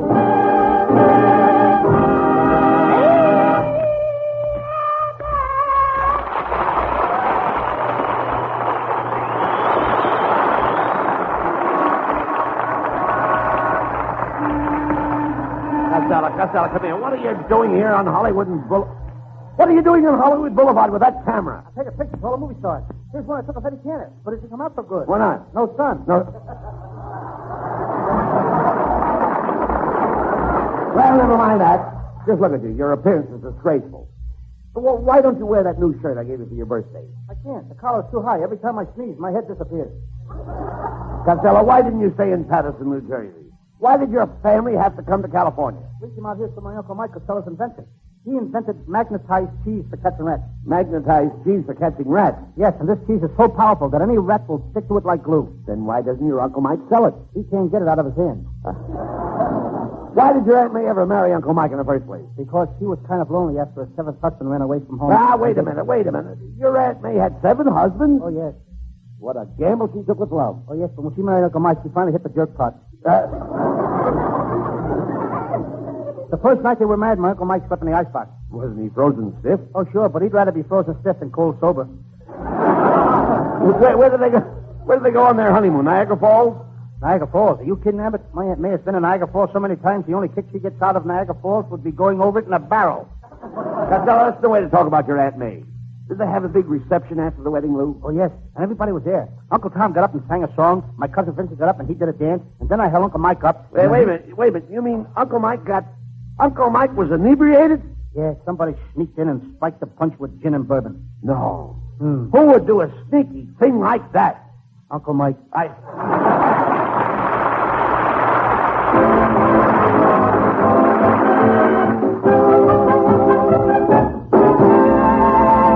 Before the boys get any further involved in nonsense, here's a thought that makes good sense. If your listeners keep your dial right where it is for the rest of the evening, you're in for a variety of wonderful entertainment. First off, you'll enjoy lots more laughs with Abbott and Costello. Then over most ABC stations comes Go for the House, the fabulous show that gives people an opportunity to win a beautiful new honeymoon house and furnishings.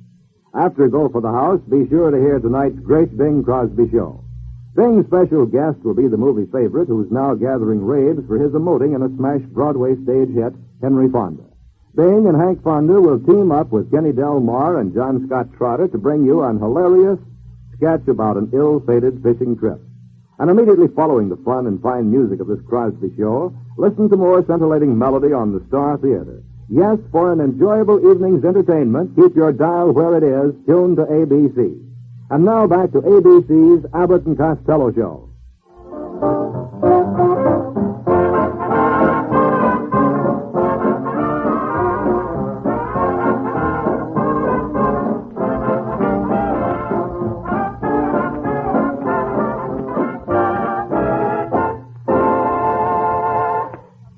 Can't you get here on time? What is your excuse for being late today? It wasn't my fault, Abbott. I was standing on the corner of Hollywood and Vine when a patrol wagon drove up.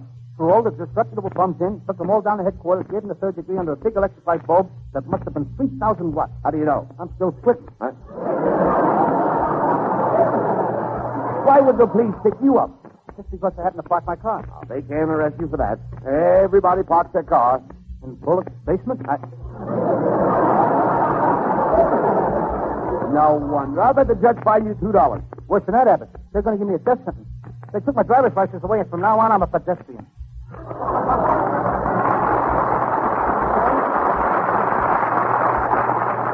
What has a pedestrian got to do with a death sentence? Oh, he's a stranger in California, folks. Costello, how can you be so stupid? For years I've tried to teach you how to catch on the things, but you just can't seem to hold them.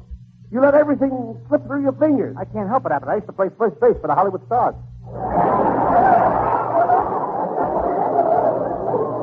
Costello, you get more stupid every day. I'm beginning to think that you're a dope. Well, sure, I've always... What did you say? I said you're a dope. A dope. Tell me I'm a dope. Everybody that's over 21 is a dope. We can't be children all our lives, you know. Talking to you, Costello, I feel sorry for your folks. It must be very depressing to have you around the house. Oh, I do that every Saturday. Yeah. You do what every Saturday? Depressing around the house. Yep. My mother does the washing, I do the pressing. How can you say such things? You have such gall, such irony. I have to have irony, Abbott. Why? To do the pressing. You can do the pressing till the iron... You can't do it till the irony is hot. Costello, you're positively giddy. Every time you open your yap, you get more giddy. Well, giddy up. Come on, Abbott. Let's play horses. There's only one reason why a man of my intelligence can get along with an idiot like you. What is it? I'm a very wise man. In fact, I'm an oracle. If you're an oracle, what are you doing in California? What do you mean? The oracles are playing in Baltimore. Baltimore? Did you ever hear the Baltimore oracles? That's not oracles, that's Orioles. I said I'm an oracle. An oracle is a bird with a long, skinny neck, a hard head, and a red beak. Any questions? Hello, boy. Well, look, Costello, it's Susan Miller. Susan Miller.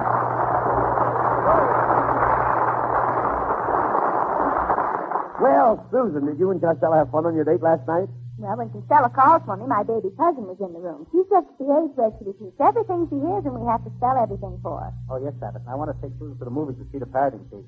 So I said, Susan, let's you and I go see T-H-E-C-A-I-R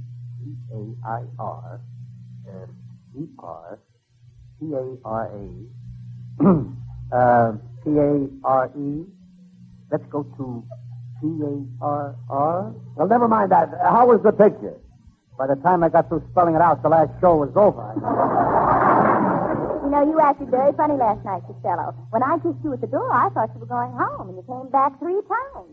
You come back to the door 3 times to get Susan to kiss you. My suspenders were caught in the doorknob. By the time he finally left, it was 3 o'clock. My father came in and said, "What's the idea of going home at 3 o'clock in the morning?" What did you say? I told him I'd like to stay longer, but I have to be to work at 7. Susan, does your father approve of Costello? No, my father wants me to marry a businessman. See, I was into business once. I was in the dry goods business. Then I thought I'd make a change, so I got into women's bathing suits. But I was a failure. Why? I don't look good in women's bathing suits. You know, Costello, you've got to quit stalling me around. Next month is June, and I'm looking forward to June. What for? Well, I'll give you a hint. I want to be all dressed in white. I get it. You're going to sell good humans. No. I want to be all dressed in white and hear bells ringing. You will if you sell good humans. Yes, idiot. Susan means that June is the month of marriages. The whole world gets married in June. The bees get married in June. The birds get married in June. Does everybody get married in June? Everybody but oysters. Why not oysters? They have to wait for a month with an R in it. So long, Pastor.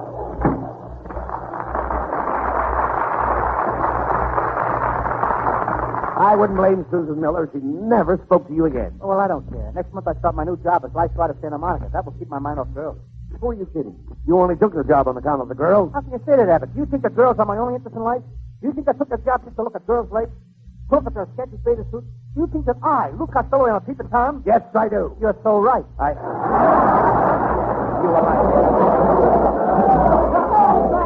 Hello. My, I thought the Freedom Train was on its way back to Washington. Freedom Train? Oh, pardon me, it's Costello.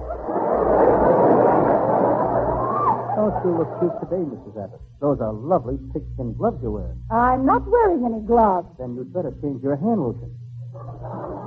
Pay no attention to Costello, dear. You certainly look lovely tonight. Oh, you know, I'm always lively, Bud. You know, I'm the wiry type. Wiry type, eh? Don't look now, but I think you've just been disconnected. Costello, you can't talk that way to my wife. She's a native daughter of the Golden West. Yes, why, only this morning the head of Republic Studios wanted to sign me for a Western picture. He said, "You look like a cowgirl." You're reading that wrong. He said, "You look like a cow, girl." How dare you, Costello? My wife is an accomplished actress. Indeed I am. Why, just last summer, I played Shakespeare's Romeo and Juliet. I played Julie. I saw that show. The first time I ever saw Romeo whip the ladder backwards. Darling, what's the matter? Oh, a mouse just ran up the back of Costello's pants leg. Well, don't just stand there. Do something. Quick, Bud. Hand me that ball. Come on. Okay, here. Oh, I'll get it. Oh. Darling, you missed them. Ow. Hey, he didn't come out. You must have missed him again. Ow. Honey, you missed them again. Oh, but, dear, I'll let you in on a little secret. What I'm aiming at, I'm not missing. Oh, darling, you failed him that time. You really gave him a belt. Oh, yes, darling, but you always fan him. You always give him a belt. But this time, honey, you fanned him. You gave him a belt. Ladies and gentlemen, you have just heard from a couple of old fan belts. Oh, good night. You too. Costello, you've got to stop insulting my wife. She is very important to our show. She has her fans. Are you kidding? Everybody that tunes into this program listens to me. I'll prove it to you. Will all the ladies listening to this program please drop me a card? Now, that's ridiculous, Costello. All the women that tune in are listening to me. All right. Then all the men that are listening, please write to me. Costello, the men that tune into this program are listening to Susan Miller. Mm-hmm. Okay. All the kiddies listening to this program, will you please write Uncle Louie and tell me how much you love me on the radio? Costello, all the kiddies that are listening to this show are listening to Matty Malnick and his band. They are? Yes. Well, if those two Cocker Spaniels in Glendale are listening, how do you like the show so far?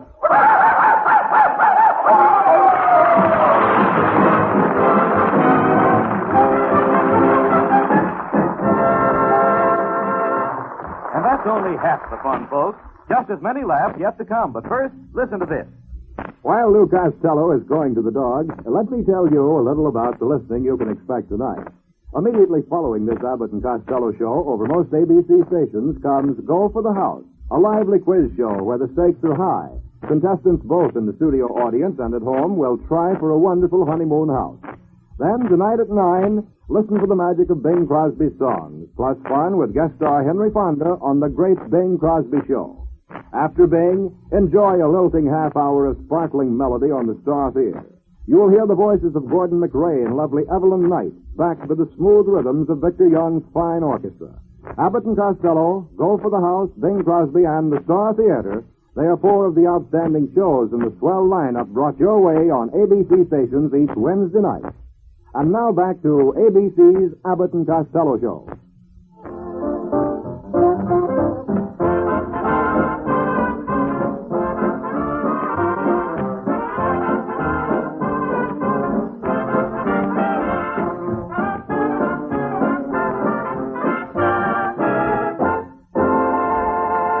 Our singing star, Susan Miller, has a Latin treat for us this evening in Bahia.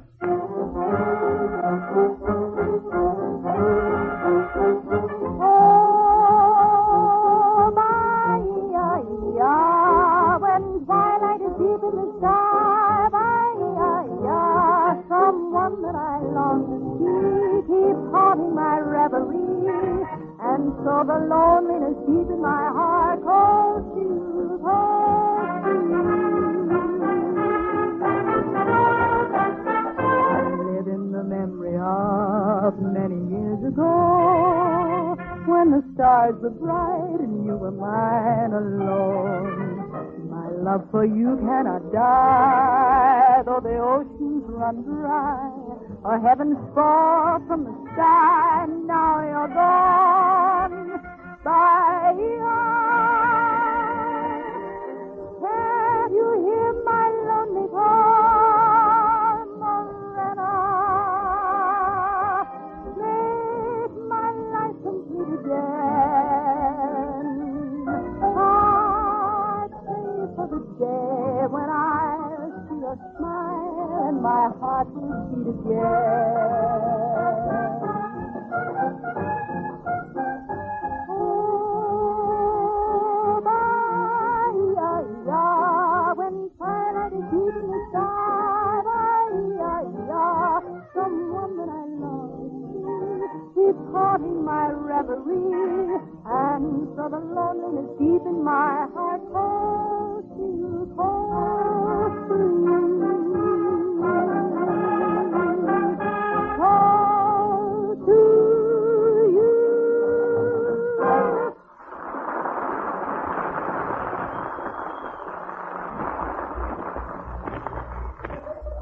Costello, what's that you have in your hand? Oh, it's a letter for you, Abbott. I opened it by mistake. By mistake? Yes, I thought I could read.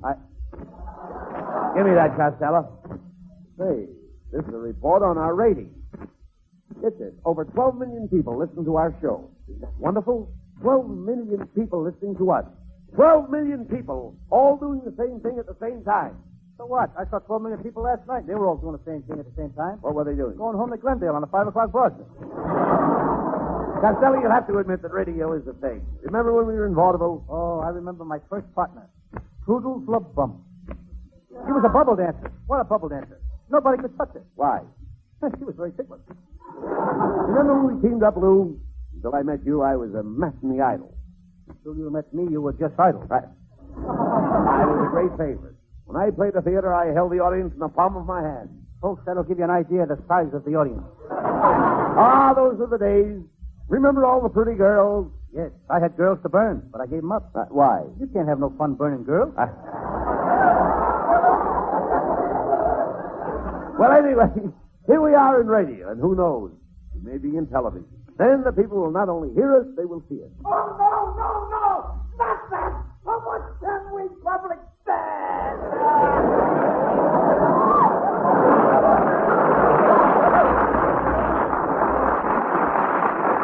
You know, Abbott, he sounds like one of our movie fans. You know, that television is pretty expensive, though. My Uncle Mike bought a television set, and it cost him $30,000. $30,000 for a television set? Yeah, he had to buy the cocktail lounge that went with it. Oh, talk that slower. Anyway, everybody listens to the radio. Yes, even my Aunt May. She listens all day, and then at night when she goes to bed, she tunes in soft, sweet music to put her to sleep. Now, 15 minutes after she falls asleep, her alarm clock rings. What for? To wake her up so she can turn off the radio. Just the same, I like radio better than vaudeville. So do I. In radio, every Wednesday we throw jokes at the people. Well, in vaudeville, we throw jokes at the people. Yes, but in radio, they can't throw anything back.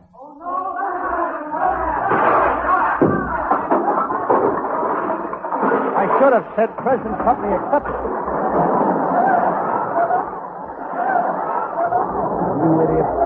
What will the people listening at home think of you? Think of that beautiful blonde in the next block. Next to you. Last week she's sitting there in her negligee, listening to our program. There was a knock on the door, but the beautiful blonde kept on listening. Then there's another knock on her door, but she kept on listening. I wish she'd opened the door. Why? That was me that was knocking.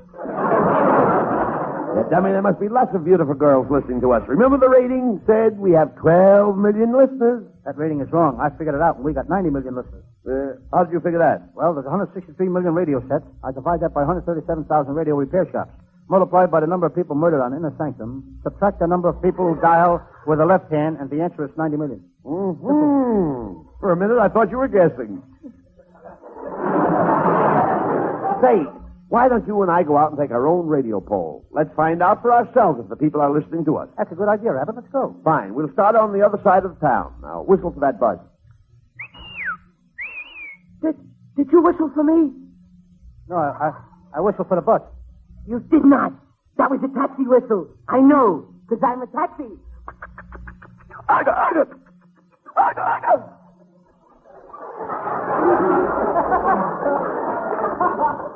You're a taxi? Sure. If you don't believe it, you can ask my brother. He used to be a taxi, too. But the doctor said he's getting much better. Now he's a motorcycle. Wait a minute. Just a minute. You're a taxi and your brother's a motorcycle? Yeah. I hadn't seen him for 2 years. And yesterday we had a reunion. We ran into each other on Vine Street.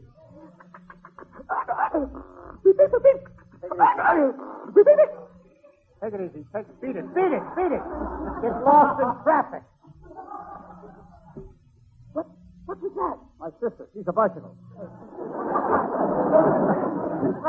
I'm all right now. I'm sorry. But you shouldn't have whistled. It reminds me that I'm a taxi. Look, you're a taxi. Why don't you go take a girl taxi? The girl taxis won't go out with me. Why? I haven't any gas.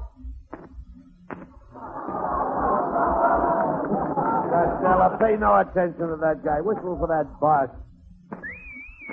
No. You shouldn't have done that. You shouldn't have whistled. The doctor warned me. I'm a taxi. Every time I hear a whistle, my motor starts. You shouldn't. Slow down.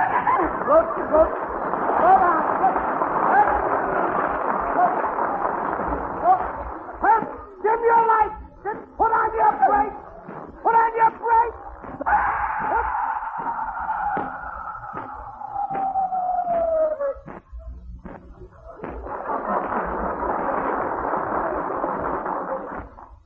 I'm all right now. Thank you. Thank you for being so patient. Well, goodbye. Oh, come on, Costello. We're going out and take our radio poll.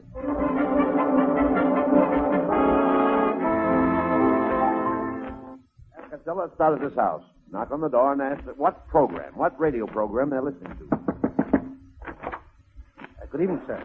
We're Abbott and Costello. We're checking our listeners. Are you listening to our program? Never miss it. I just love murder programs. Yeah, but we have a comedy show. I heard your show, brother. It's murder. But never mind him. Here's the doctor's office. Doctors are very intelligent men. I hope he listens to our show. No, Doctor, we're Abbott and Costello. Do you listen to our show? I always listen. Wouldn't miss it.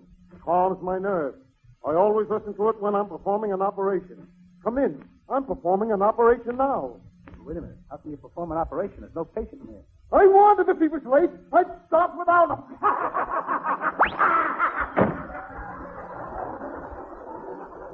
Come on, try this door, Costello.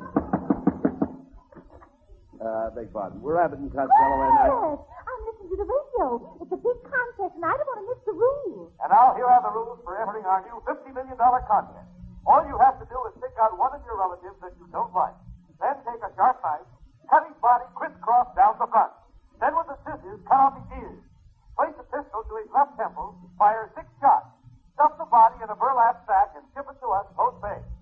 Remember, each this counts.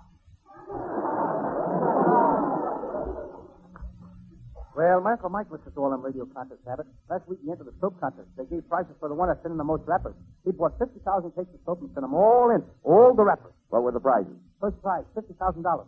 Second prize, $40,000. Uncle Mike won third prize. What was the third prize? A cake of soap. Okay. Forget your Uncle Mike. Now, let's get on with our radio poll. Try this door. Well, hello. Hey, Abbott. Get a load of this kid. Quiet, Costello. Miss, we are conducting a radio poll. Are you listening to the radio? Oh, no. Gee, I'd like to take you out tonight. Oh, I couldn't go out tonight. I've got to put some new strings in my ukulele. How about tomorrow night? Tomorrow night I'm tuning my ukulele. How about Saturday? Saturday I'm going swimming. Could I borrow your ukulele?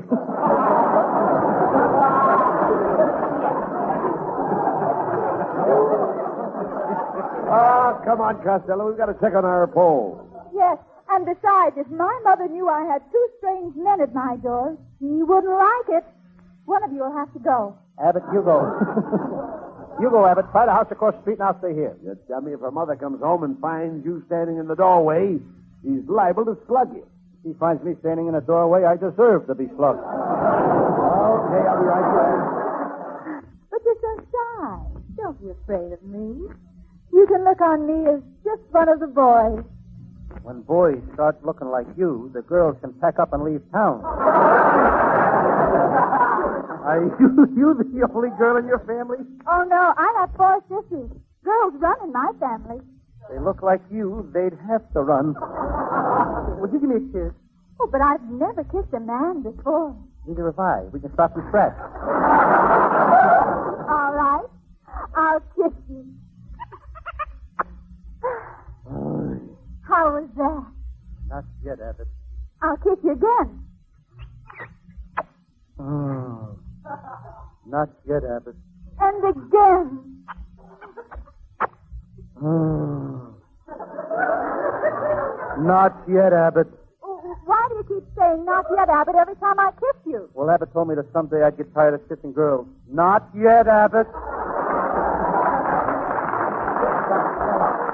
Costello, stop that hollering. We've got one more house to check on this block. Now, come on.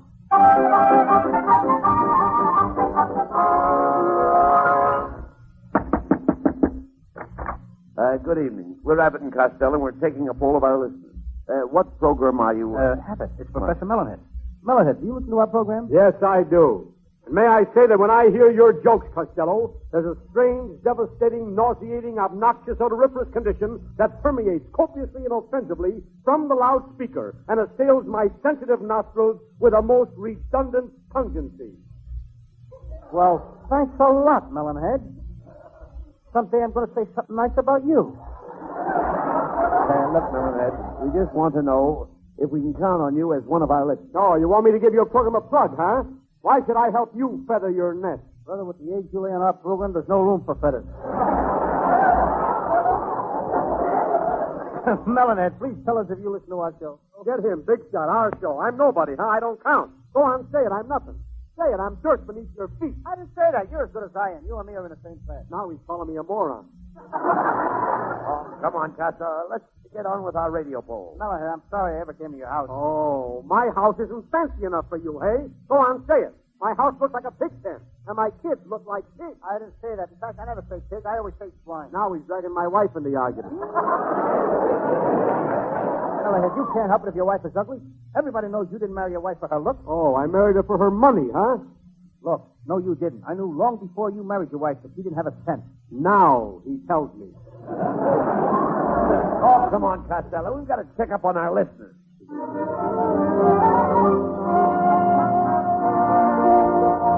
Well, we've made a pretty fair survey of our listeners, Costello. How many listeners do you figure we've got now? Well, let me see now. According to my figures, we got exactly 175 listeners, counting to 2 dogs in Glendale. Wait a minute. You idiot. There are 400 listeners sitting right here in the audience. Well, how do you like that? More than half the people right here in the audience and in the studio, they aren't listening to the show. Now, get them out of here, Abbott. Come on. Everybody out. Everybody out.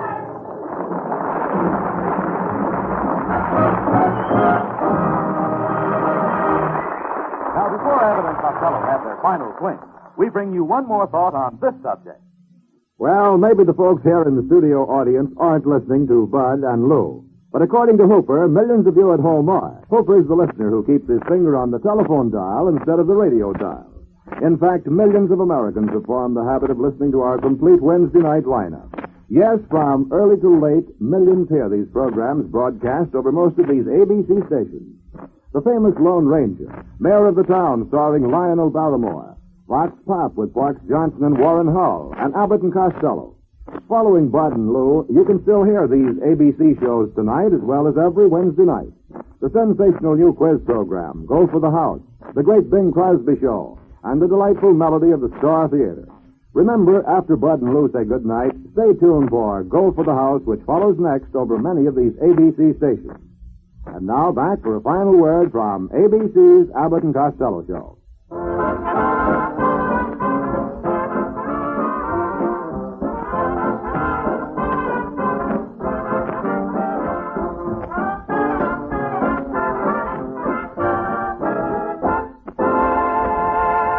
Now, here are Abbott and Costello with the final word. Folks, the contest we are running on our Saturday morning Abbott and Costello Kid Show now has a jackpot of over $29,000. Get into this contest, folks. We believe it is the biggest contest ever, and for the greatest cause. The purpose is to combat juvenile delinquency. And by entering, you can win a $5,000 mink coat, a $5,000 airplane, a $3,000 trailer, a live baby elephant, thousands of dollars worth of diamonds, and loads of other big prizes, totaling over $29,000. Listen Saturday morning over most of these stations. Good night, folks. Good night, everybody.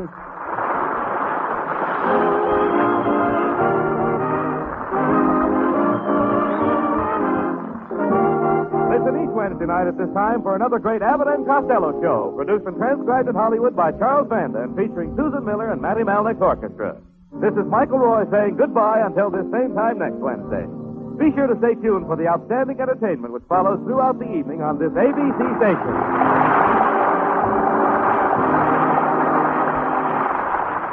This is ABC, the American Broadcasting Company.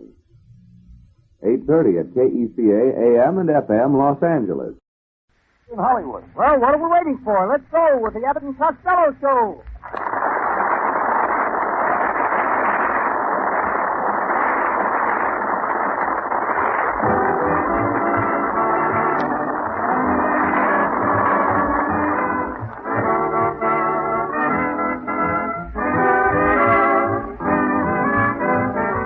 It's the Abbott and Costello Show, produced and transcribed in Hollywood tonight for your listening pleasure with Susan Miller and the music of Matty Malnick. Hold on to your chairs, folks, for here they are, Bud Abbott and Lou Costello.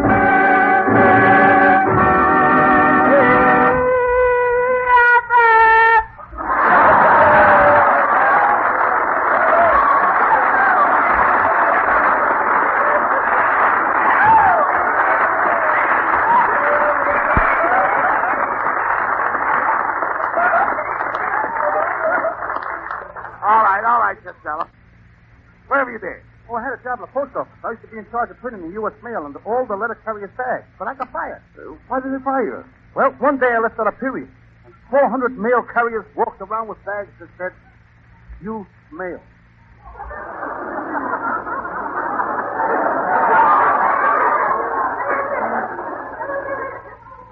Well, you'll never make any money, Lou. Oh, yes, I will. I just sold Tom Dewey 30,000 old Herbert Hoover campaign books. What good will they do, Governor Dewey? Well, you see, they fasten just like safety pins, and he's going to give them to all the mothers for their babies. For babies? Yeah. What good is that? Well, on the front is Dewey's slogan. It's time for a change. Well,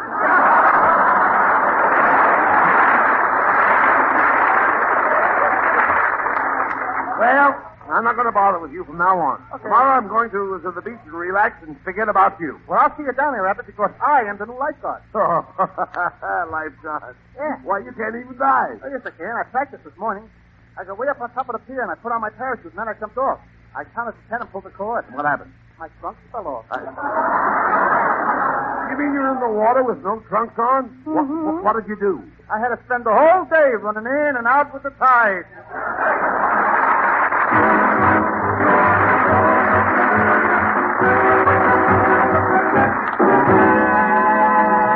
Before the boys get any further involved in nonsense, here's a thought that makes good sense. Before Lou Costello became a lifeguard, he almost drowned in water that only came up to his knees. Of course, his head was stuck in the mud. Now, don't you be a stick in the mud, about entertainment, that is. On Wednesday night, just listen to the lively shows offered you on ABC from early to late. For example, look at the entertainment still on tap for your listening pleasure tonight. There are lots more laughs coming up with Bud and Lou. Then our fabulous new quiz show, Go for the House, follows over most of these ABC stations. After Go for the House, be sure to hear the great Bing Crosby Show. Bing's guest star will be vivacious musical comedy queen Ethel Merman. And together they'll bring you the latest edition of the Crosby Flop Parade. Following Bing, listen to the Star Theater. Yes, for wonderful entertainment, stay tuned to ABC tonight. And now, back to ABC's Abbott and Costello Show.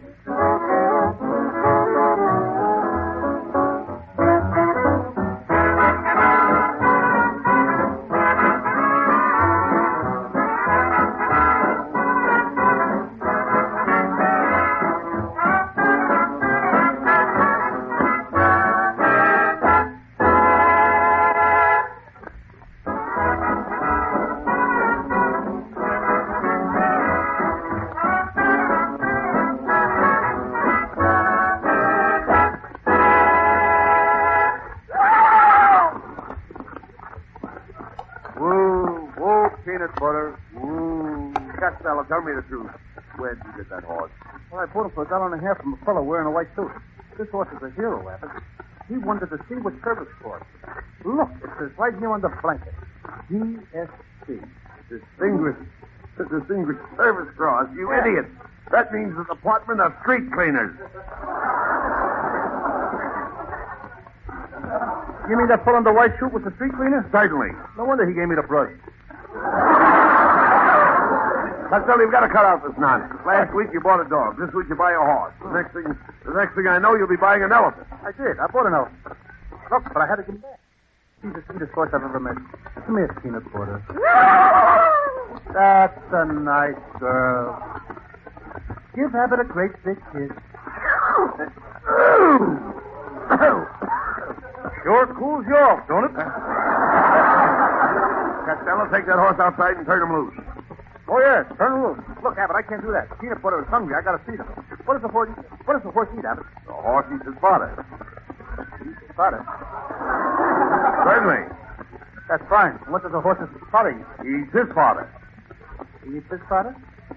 Well, what do you know? And what does the horse's mother eat? She eats her fodder. What are they, a bunch of cannibals? Certainly not. Every horse has to eat its fodder.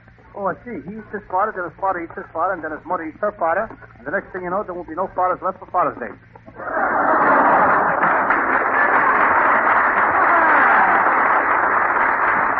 No, you dummy. To feed a horse, you take a bag and put his fodder in it. You put his fodder in a bag? That's right. Then you hang his fodder on his nose. Now, ain't that a pretty picture? A horse walking around with his fodder hanging on his nose. I'd like to see you with your old man hanging on yours. Will you talk sense? And you got the nose to hang on. All right. Never mind that. Look, let's talk sense. If you intend to keep that horse around here, you'll have to take care of him yourself. Now, you're going to be the horse's groom. Okay. I'll I'll be the horse's what? His groom. You said you love the horse, didn't you? Certainly I love him, but I don't want to marry him. Look, Costello, when I say groom, I mean you have to curry the horse. Why should I carry him? He's big enough to walk. Look, Abbott, I'm going to take Peanut Butter out to Hollywood Park, and I'm going to enter him in the races. Well, the track is pretty muddy. Do you think he'll be able to race? What is he, a mutter? A what? I said, is he a mutter? How can a he be a mutter? Ain't a she always a mutter? Well, certainly not. Sometimes the he makes a better mutter than the she.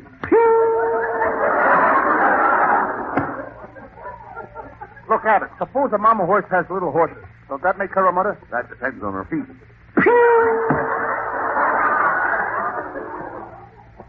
We learn something new every day, don't we?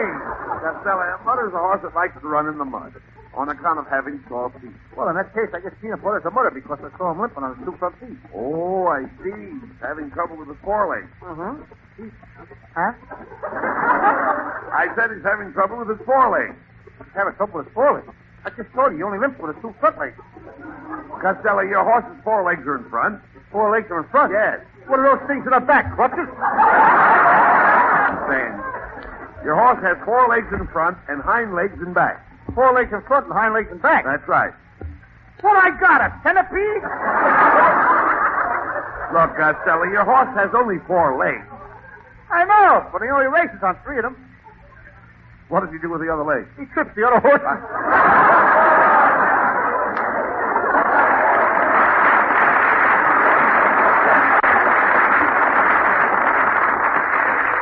Costello, that broken down horse doesn't belong on a racetrack. Who would ever bet on a nag like that? I would. I'm going to take all the money out of my piggy bank. I'm even going to sell my erector set and my ping pong paddle. And I'm going to bet every cent of my money on my horse. Oh, that's ridiculous, Costello. Putting all your money on a horse. Big gamblers don't do that. Oh, no? Well, the biggest gambler that ever lived did it. And guess who was the biggest gambler that ever lived? Lady Godiva. Lady Godiva was a gambler? She put everything she had on a horse.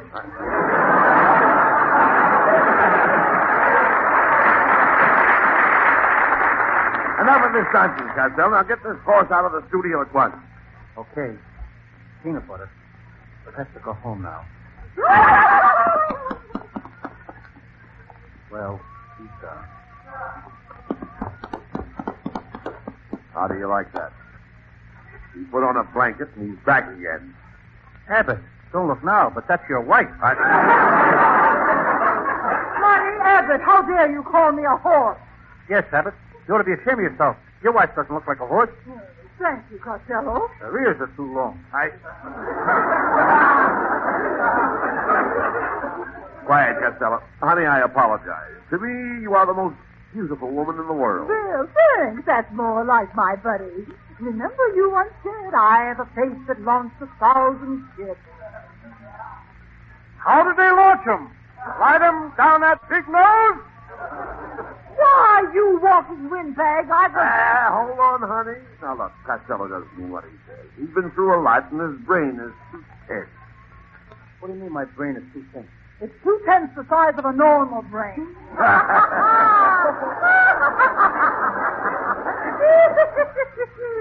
I wish you hadn't said that, Mrs. Abbott, because I was going out of my way to get that beautiful present, and here it is. Well, my, looks like a pair of nylon stockings. Well, I couldn't get nylon stockings in your size. These are just as sheer and twice as strong. And they'll fit your legs perfect. What are they? Salami cases. Goodbye. Costello, I can't understand you. You do everything wrong. You insulted my wife. You brought a racehorse into the studio. Tell me, do idiots run in your family? Oh, no. They all drive their own cars.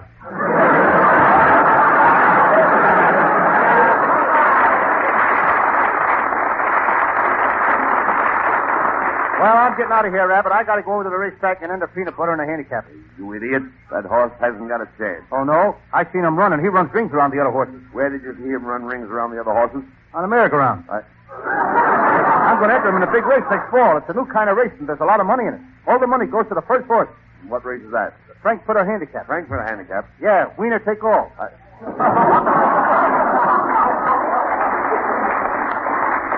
Hello, boys. Well, it's Susan Miller.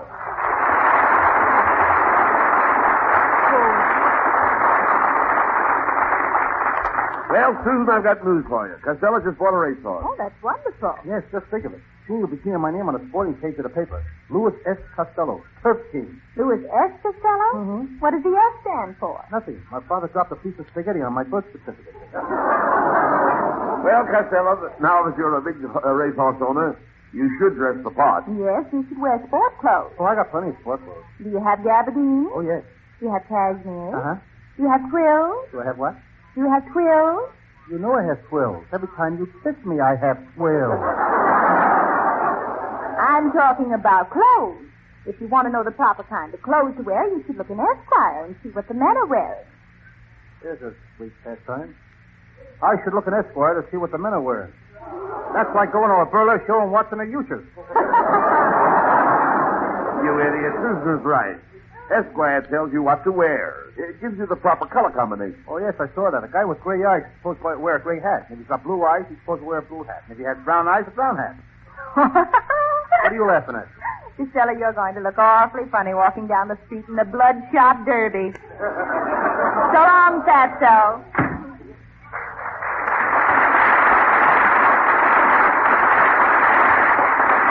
Now, look at Abbott. These interruptions are getting me no place. Now, I've got to get over to the racetrack and get my horse Peanut Butter ready for the race. Now, wait a minute. What's that you've got under your arm? A special saddle I made for Peanut Butter out of one of my mother's old girdles. Oh, now, what good is a saddle that's made out of a lady's girdle? Well, with this on, if he gets in a tight spot, he can always come from behind and let himself out in the stretch.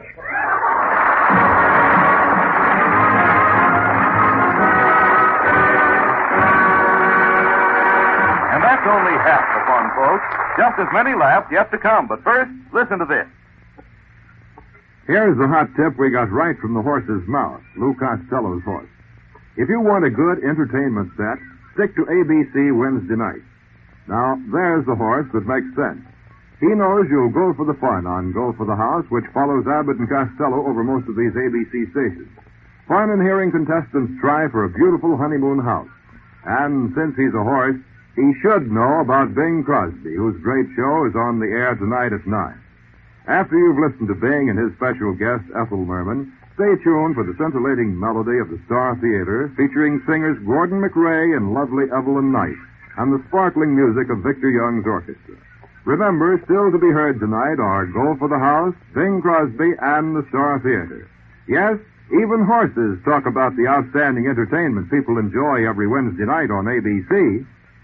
And now back to ABC's Abbott and Costello Show.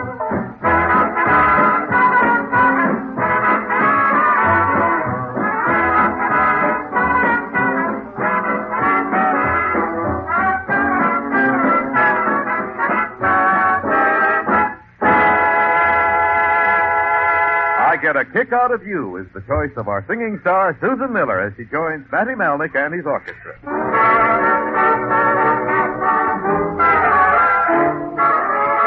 I get no kick from champagne. Mere alcohol doesn't thrill me at all. So tell me why should it be true that I get a kick out of you? Some like that perfume from Spain. I'm sure that if I took even one whiff, that would bore me terrifically. That I get a kick out of you. I get a kick every time I see you standing there before me. I get a kick, though it's clear to see you are the star to adore you. I get no kick in a plane, flying too high with some guy in the sky is my idea of nothing to do. Yet I get a kick out of you.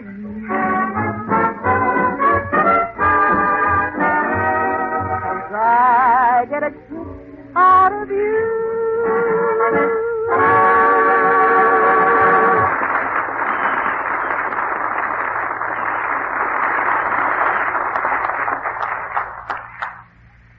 Come on, Costello. Here we are at Hollywood Park Racetrack. Now, we've got to see one of the officials and register your horse. Why should I register him? He's too young to vote. No. You dummy. In order to enter your horse in the race, you've got to show his pedigree. Well, what'd you say? You've got to show his pedigree. Can't have it. Why not? He's too bashful. No, you dummy. I'm talking about his pedigree. Who was he fooled by? He wasn't fooled by anybody. He's a very smart horse. No, Costello. You got to tell him all about your horse, his age, his weight, and your horse's height. You know your horse's height? Oh, I know him very well. He's a good friend of mine. Who's a friend of yours? Horse's height, the band leader. I run around with his brother. Gazette's height. Gazette? Cut out this nonsense. You've got to get a jockey, you know, to ride your horse. Abbott, I'm going to ride peanut butter myself. You dope. You never rode a horse in your life. I just saw. I rode a horse once when I was out west. What kind of a horse did you ride? Did you ride a Mustang? Well, I used to have a Mustang, but I shaved it off. Made my girl jealous. It was bigger than hers. I'm talking about a Mustang, not a mustache. You ride on a Mustang, but you can't ride on a mustache. Well, you could ride on mine. It had handlebars. Costello, I don't believe you can ride at all. Oh, I can. Can you make your horse do a canter? Yes. I make him do a Jolson, too. He gets down on one knee and he sings many.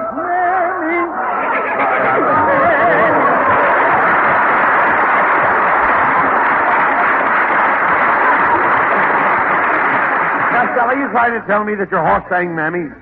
Oh, sure. Not all the way through. He whistled the last chorus. Costello, that's impossible. How can a horse whistle? I put my fingers in his mouth. Well, never mind that. What about your horse's feet? You feed him today? Well, this morning I gave him a bucket of whiskey. You gave the horse a bucket of whiskey? Yeah, because I felt sorry for him. The man that told me, he says that he's got to go back on the wagon tomorrow.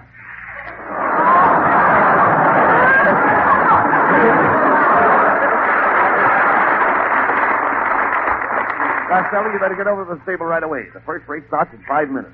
Good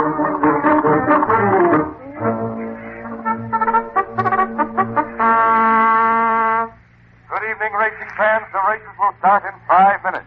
We hope you have a wonderful time here at the cleaners of the racetrack. And now a friendly word of warning. Ladies and gentlemen, beware of pickpockets.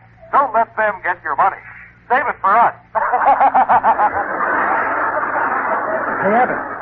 We're in escape from the stable. They won't let my horse run. They say he's not in condition. Who told you that? The track's vegetarian. You dope. Veterinarian. Veterinarian? That's what my brother is. Your brother's a horse doctor? He's a veterinarian of World War II. What did the doctor say was wrong with your horse? I think he's got bugs. The doctor said he had the cricket. He didn't say cricket. He said your horse had rickets. Rickets? That's what my Uncle Mike drinks every night. Your uncle drinks rickets? Slow gin rickets. Hey,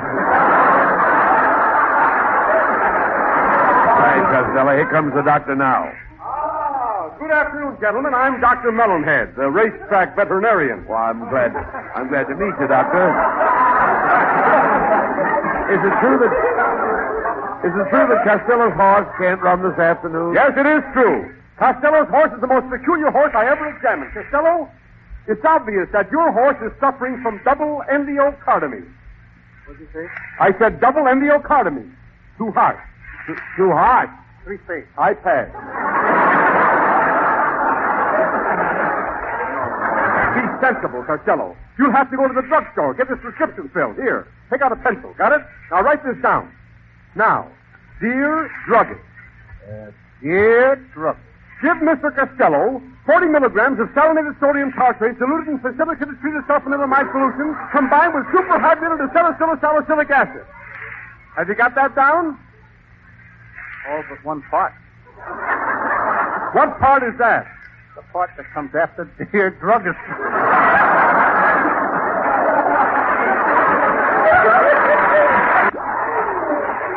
Well, I've got to be going, gentlemen. Well, got to leave now. What's the hurry, Doctor? Well, don't tell anybody, but I'm running in the 3rd race today. Don't forget to bet on me to win. Costello, you're not going to be fool enough to bet on the doctor to win, are you? Don't be ridiculous. I'll bet on the show. Abbott, was that guy real or am I dreaming? I know it seems silly, but I'm pinching myself. Oh! Young man, you all are pinching me. I'm not so silly after all. Abbott, this girl is beautiful. Allow me to introduce myself to you all. Me all? Yes. Is that all you?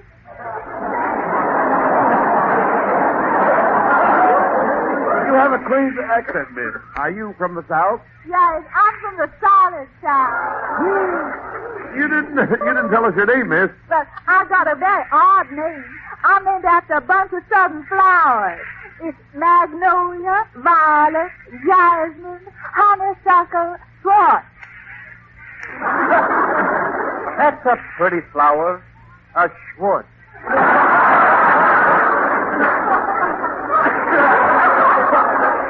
Are you out here to bet on the horses, miss? You know my friend Costello, he is quite a horseman. Oh, would you all help me load me? You see, I bought this paper, but I don't know much about it. Here, look over my phone. I'm looking. Do you see anything that looks good to you?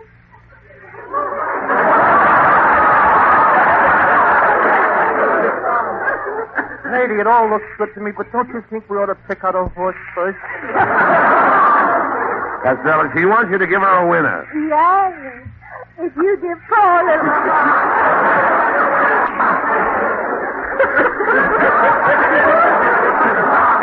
I'm from Southern Patterson.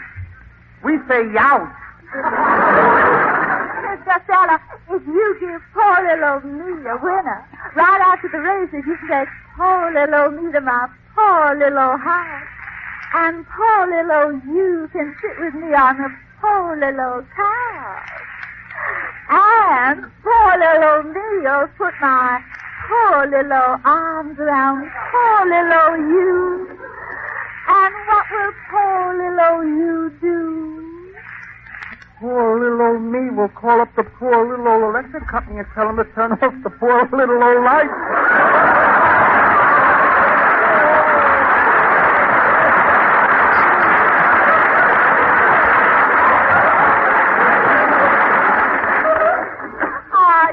You're so cute, but I really got to go now. But before I go, I'm going to give you a southern kiss that'll curl your hair.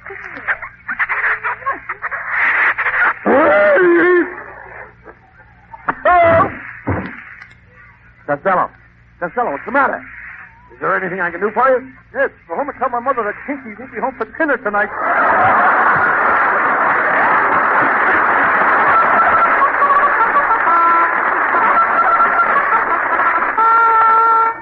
Attention, folks. The horses are at the post for the first race. Come on, Costello. Your horse doesn't run until the last race. Let's make a few bets on the other race. That's a good idea, Abbott. I'd like to bet $2 on the first race. Okay, I'll take your bet. Give me the money. They're off. You lose. Wait a minute. Whoa! What kind of race bet is that? They're off. The race is over. You lose. What kind of race was that? A one step? Come on, run that race over again. Pipe down. Now, in the next race, I want you to double up. Double up? I ain't even straightened up from the last one. I want you to bet $4. $4, my eye. My eye. That's a good horse. It's a bet. They're off. The race is over. You lose. What is this? Stop squawking. Accidents will happen. Maybe the horse got dust in his eye. You know what dust is. Dust is mud with the juice squeezed out. Now, in the next race. There ain't going to be no next race. But there's only 2 horses in the next race. Jelly Bean and Lollipop. You bet on each horse and you can't lose. Hey, that's right. Right, 2 horses. I bet on each horse I can't lose. Okay, here's $20 on Jelly Bean, and here's $20 on Lollipop. Good. The horses are at the post now.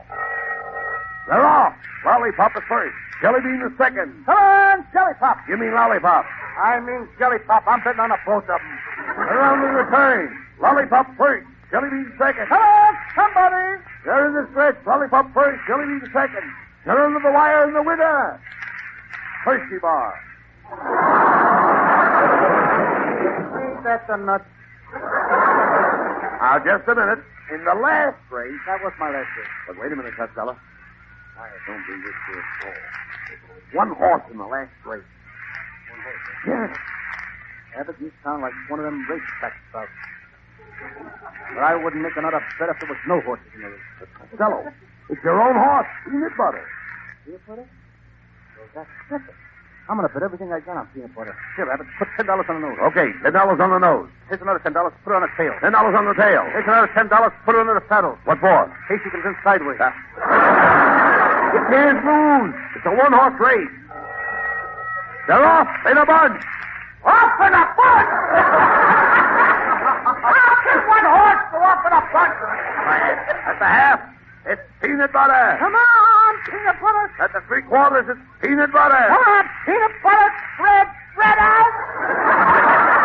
In the stretch, and the winner, peanut butter. Hooray, I win. Give me the money. Just a minute, folks. It's their photo finish. The photo finish. One horse in the race. Lollipop just came in from the last race.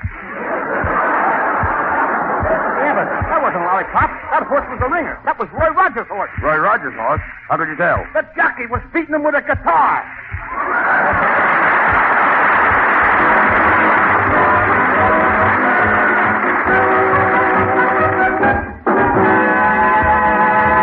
Now, before Abbott and Costello have their final fling, we bring you one more thought on this subject. Next week, be sure to tune in early for our full Wednesday night lineup of shows. Don't miss The Lone Ranger, Lionel Barrymore on Mayor of the Town, and the newcomer to the lineup, Paul Whiteman's On Stage America. Whiteman, who in the past discovered such stars as Bing Crosby, Morton Downey, the Dorsey Brothers, and a host of other show world greats, will give you the opportunity of hearing his latest discoveries, performers who may be tomorrow's big names. Yes, next week, tune in early for The Lone Ranger, Mayor of the Town, On Stage America, and Abbott and Costello. Then tonight and next Wednesday night, stay tuned for the fascinating quiz program which follows next over most of these ABC stations, Go for the House, which is followed by the wonderful Bing Crosby Show, guest starring Ethel Merman. Then after Bing, hear the sparkling Star Theater featuring the voices of Gordon McRae and Evelyn Knight. And now back for a final word from ABC's Abbott and Costello Show.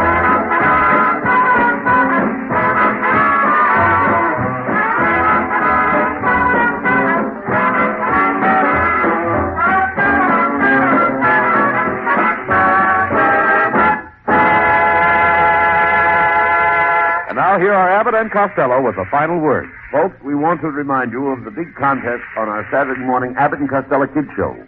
You can win over $20,000 in prizes, including a $5,000 airplane, a $3,000 automobile, a live baby elephant, a $3,000 house trailer, and thousands of dollars more in big prizes.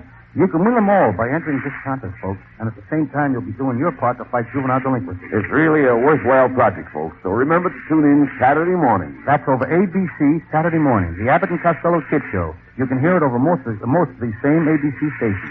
See you Saturday. See you next Wednesday night, too. Good night, folks. Good night, folks. Good night, everybody in Patterson.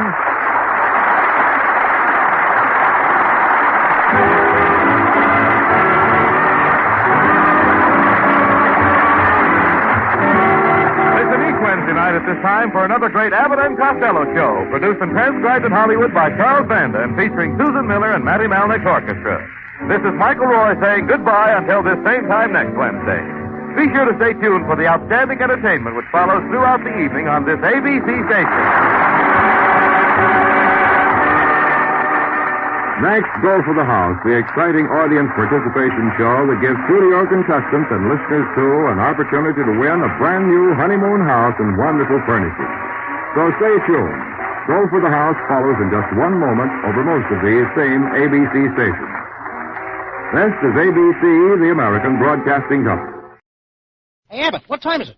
It's time for the Abbott and Costello Show. We're on the air for ABC here in Hollywood. Well, what are we waiting for? Let's go with the Abbott and Costello Show.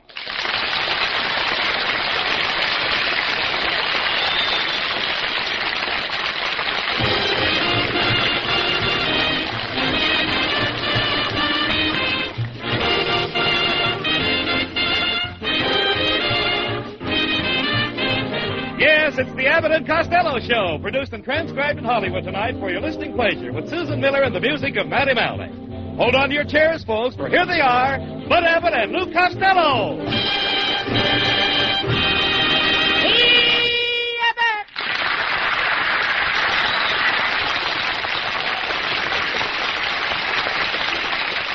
Costello, what's the matter?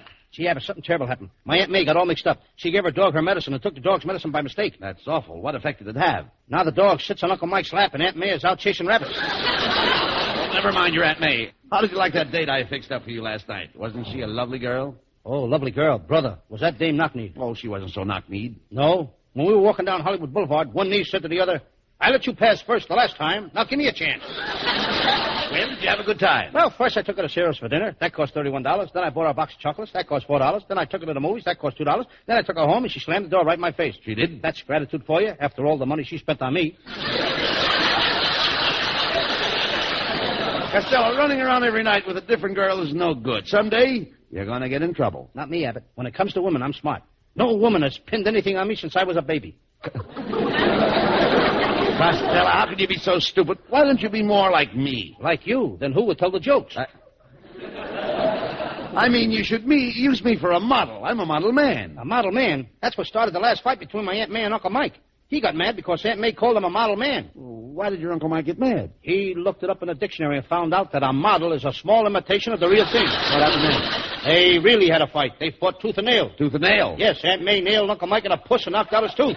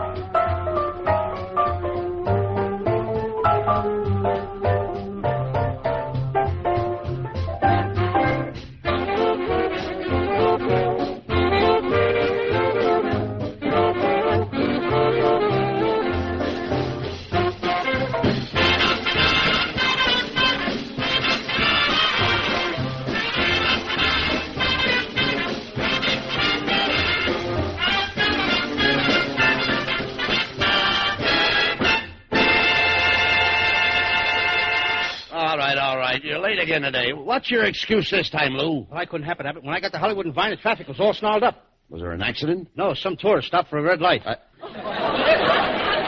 see you got another traffic ticket, eh? Yep. Costello, that's 6 traffic tickets you've got this week alone. How do you count for that? Well, Sunday I couldn't get the car out of the garage. Well, what is the ticket for this time? Double parking my car? And it's a $200 fine. It can't be. It's only $2 fine. Lots of people double park their cars. On top of other cars? You enter your car in the midget race. Well, that wouldn't be fair. Why not? How would it look, a big guy like me racing against those little midgets? You know, your brother Pat borrowed my car Saturday. There's really a fast car. Yeah, Pat, let me drive your car. I turned off the road and cut right through the farm. I was driving so fast that I went past the beans and corn and looked like succotash. How fast were you going? 80 miles a minute. You mean 80 miles an hour? I mean minute. That car of yours won't go an hour. You idiot. You had no right to drive my car through a farm. I had to have it. If I drive it down the road, I'd pass a junkyard, and every time I do that, the car would stop. Why? It gets homesick. Now, look, that car is in great shape, Costello. If you drove that car into a race, you'd go like thunder across the finish line. Thunder is right. Every time I start the motor, the windows fall out of the house across the street. No, that's ridiculous. That car's in fine shape. Why, I haven't paid a dime on that car for repairs in 10 months. Yeah, that's what the repairman told me. He said you were a deadbeat.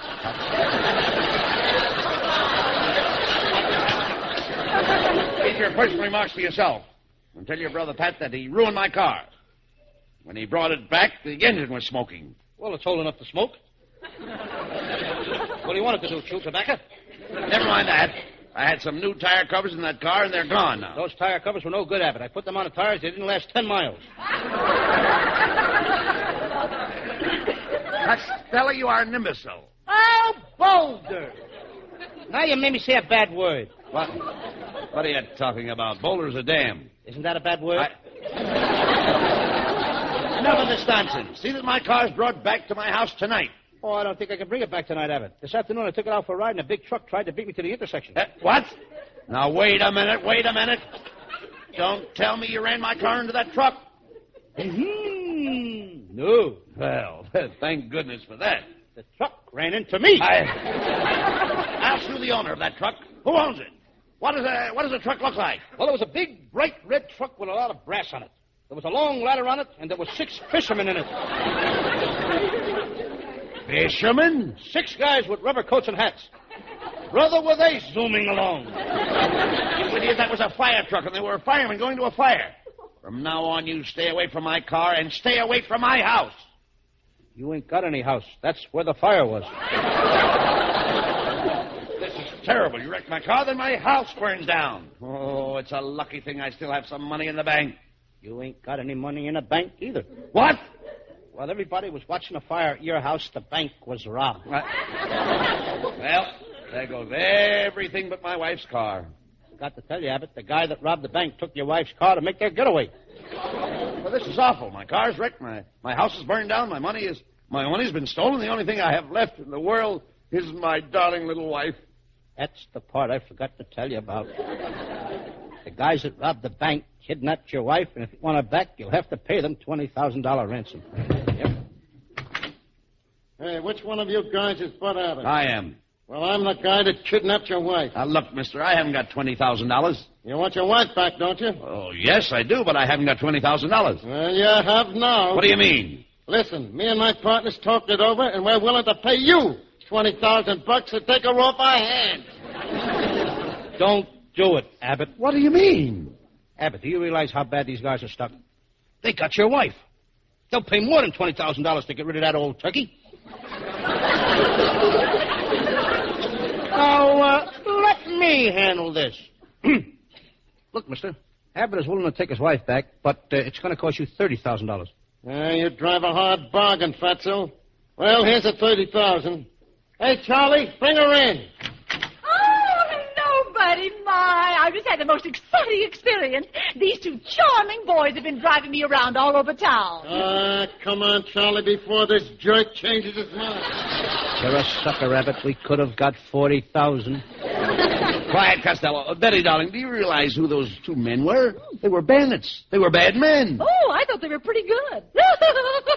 Oh, the little one kissed me.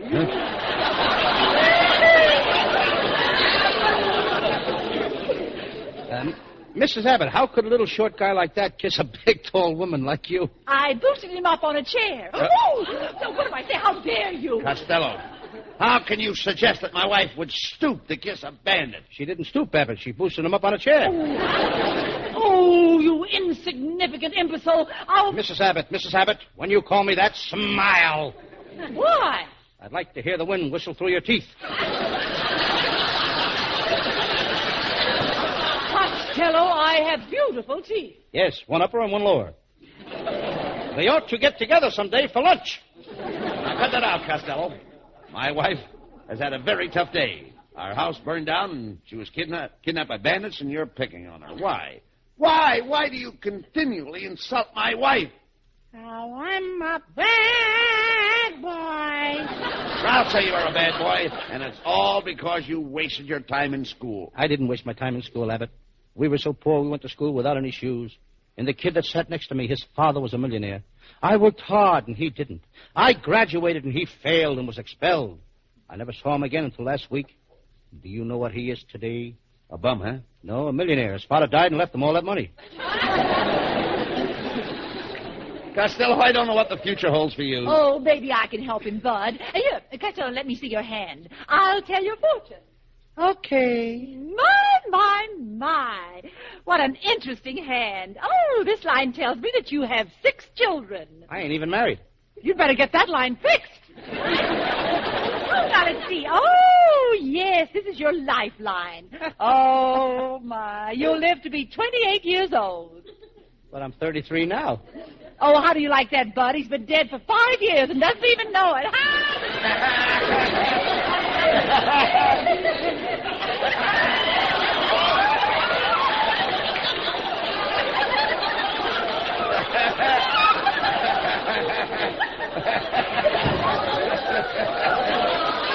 Well, you certainly mopped the place up with him that time. You know how to handle him, dear. Oh, you always mop up with with him. You're the one that knows how to handle him. But I insist you mopped up with him today. You know how to handle him. Ladies and gentlemen, you have just heard from a couple of old mop handles. Oh, goodbye.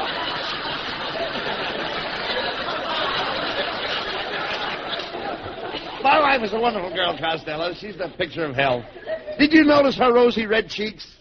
Red cheeks are the sign of good health? Certainly. Well, tonight she was healthier on one side than she was on the other.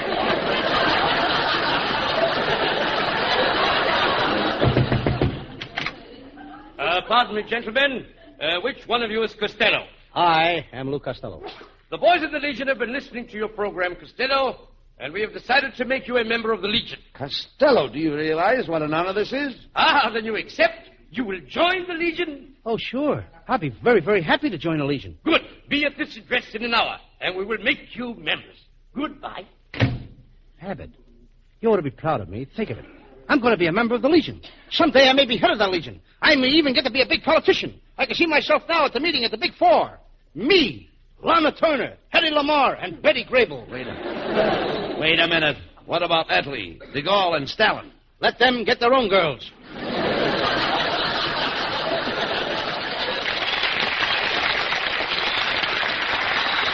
Let's get over to Legion headquarters.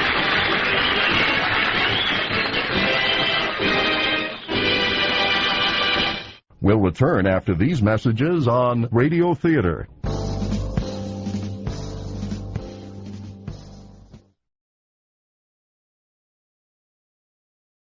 Stay tuned. In our next hour, I'll have the conclusion to the Abbott and Costello show, plus Beyond Tomorrow, right here on KRLD.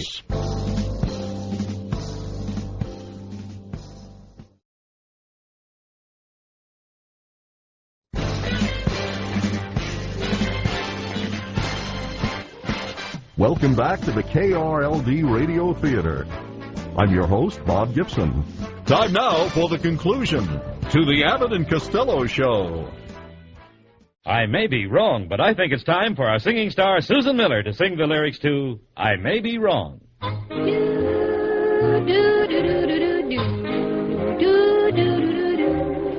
I may be wrong, but I think you're wonderful. I may be wrong, but I think you're swell. I like your style, say, I think it's marvelous. I'm always wrong, so how can I tell? All of my clothes are unsightly. All of my hats are a crime. If fearing you I picked rightly, it's the very first time you came along, say, I think you're wonderful, I think you're grand, but I may be wrong. You, Susan, and me are all aces. Life to me just isn't mellow. Faces are all open spaces. You might be Lou Costello. You came along, say, I think you're wonderful. I think you're grand, but I may be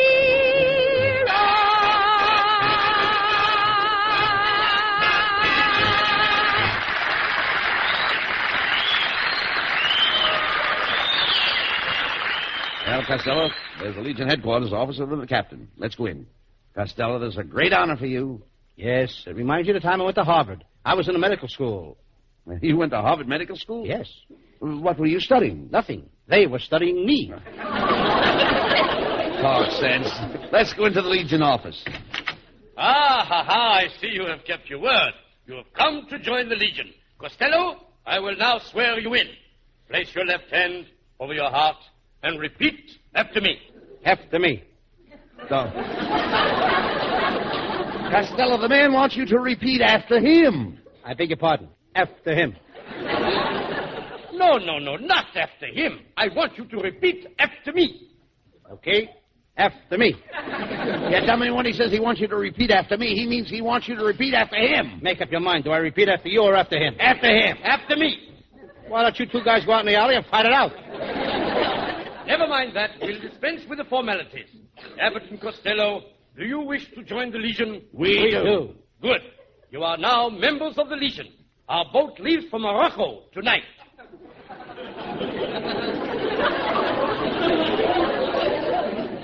I didn't know the American Legion was having a convention in Morocco. What American Legion? You just joined the Foreign Legion. Get going.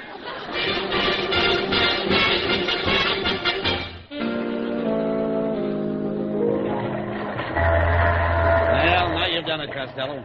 Joined the Foreign Legion. Here we are in this rat-infested ship. Look at that cutthroat crew. Look at the captain. He's standing on the bridge. Well, the captain is supposed to stand on the bridge. While it's still in the sailor's mouth? The worst thing on this ship is the food. Yes, it's pretty bad food, Abbott. Yes, sir. Today I threw my lunch overboard, and the fish threw it back. Well, I hope the food will be better when we reach Foreign Legion headquarters. I heard the food they eat there will make you as tough as nails. What do they eat? Nails. And the cheap kind. Penny nails. Here comes the captain.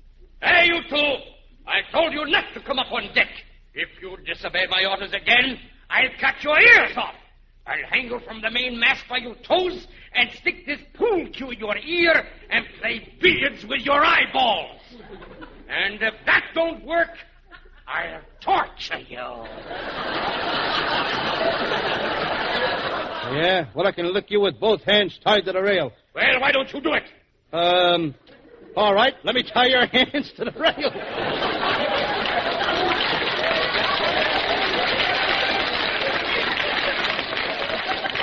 Costello, are you afraid of this guy? Nah. Then go ahead and fight him. Suppose he does kill you. What's better than dying like a hero? Living like a coward. You know, you are lucky you didn't start anything with me, Costello. Why, I jam my fist in your mouth, jar your teeth loose, and beat you to a jelly. Jam, jarred jelly. Heaven preserve us. I remember, I'll be keeping my eye on you.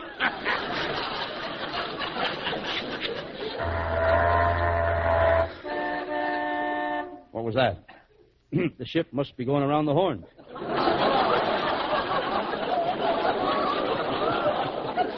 Look, we're coming into shore. Oh, the bridge! Ship on our port! Ship on our stern! Ship on our bow!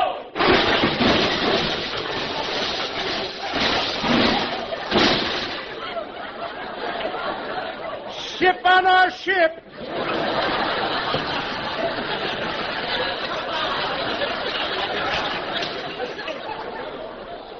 Come on, Costello. Come on, Costello. Nobody's watching us. Let's jump overboard and swim for shore. Quick, you jump first. Here I go.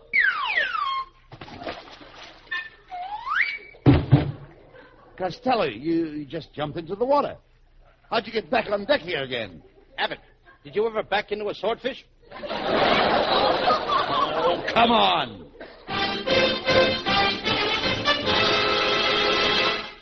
Well, Costello, no one saw us get off that ship. Now, we can only sneak across the desert. We may escape from the Foreign Legion. Abbott, I know the best way to escape. We'll take a boat and go up the Nylon River. Oh, you...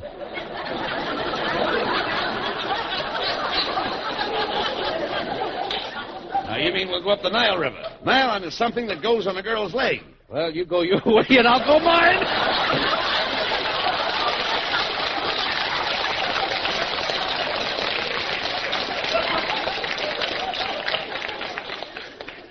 Crossing the desert is dangerous, Lou. The heat may affect your mind. You may even see a mirage. I used to go steady with a mirage. Yeah, dummy, a mirage is something that you can see, but you can't get your hands on. That's her. She was crazy about me. She's crazy without you? She loved me. She come from a city in Turkey. I can't remember the name. Istanbul? No, Abbott, it's the truth. Oh, no, I said Istanbul. And I said it's no bull, it's the truth. She was probably Turkish. Did she have an accent? No, but she walked through her nose, and she had a cold. Boy, could she keep up a running conversation. Where did you meet this girl? She was a dancer in a nightclub. She did the dance of the 7 veils. Monday night, she would take off the first veil. Tuesday, she'd take off the second veil. Wednesday, the 3rd veil, and Thursday, the 4th veil. Did the place do any business? Sunday night, you couldn't get into the joint. People couldn't wait till she took off that 7th veil to see the beautiful mink coat she wore under it. Oh, talk sense. Costello, there's no one around. Now, we've got to buy a camel and cross the desert. I'll ask this guy where we can buy a camel. Pardon me, sir. Could you tell us where we can buy a camel? Don't bother me, Bud. I just escaped from the Foreign Legion. I went home. My wife ran away with my best friend. They took all my money and burned my house down. If that happened to me, I would have cut my throat. Why do you think I'm whispering?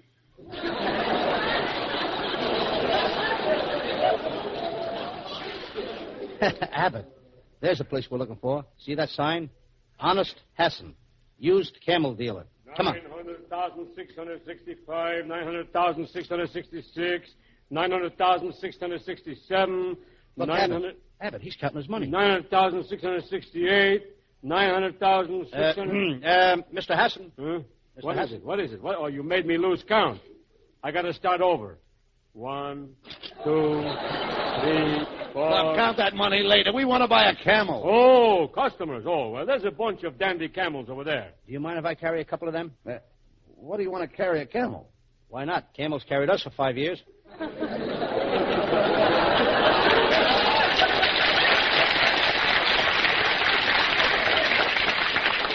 All right, boys. What kind of a camel you want, huh? Would you like 1 hump or 2? 1 hump with lemon, please. Mr. Hassan, what is that camel over there? The one with the 6 humps. Oh, that's our station wagon model. Well, we'll take him. We've got to get across the desert. Oh, if you're going across the desert, you'll need a guide. A guide. The shifting sands blot out the trails. My guide, Abdul, he's the greatest on the desert. Abdul can find a trail buried under tons of sand. Abdul can find his way through anything. Good. We'll hire Abdul now. Sorry, you can't have Abdul now. Why? He's lost. Come on, Costello. We've got to get out of here. We'll cross the desert alone.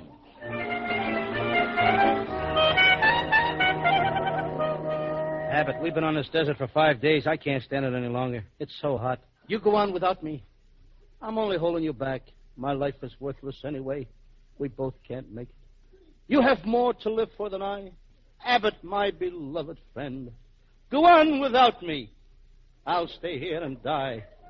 No, don't say it, Abbott. Don't say it. I'm going to stay here and die. Nothing you can say will make me change my mind. But, all right, you talk me into it. I'll go with you.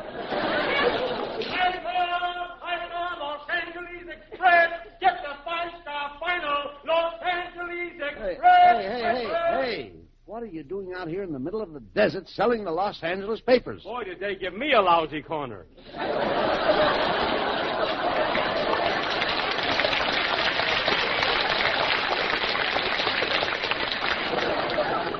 Costello, we only had some towels to put over our heads to protect us from the heat. Hey, look. There are 3 beautiful girls coming toward us. One is wearing a towel for a scarf. Grab it. Okay, I got it. The other one is wearing a towel for a turban. Okay, I got it. The other one is wearing... Okay, I got it. What's that? She was wearing a towel for a towel. Costello, this girl is beautiful. Look, she's wearing a veil over her face. Gee, you're pretty.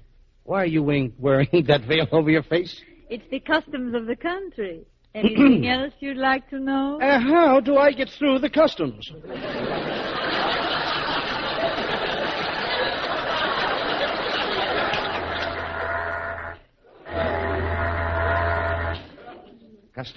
Costello, we did it. We've crossed the desert. Look, there's a boat. We're going back to America. We've escaped from the Foreign Legion. Come on.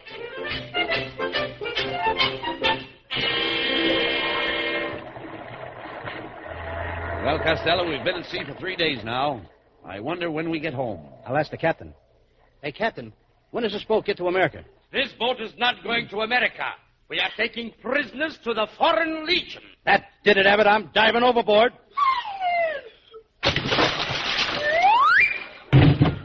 Costello, you just jumped into the water. How'd you get back on deck? Did you ever back into a swordfish?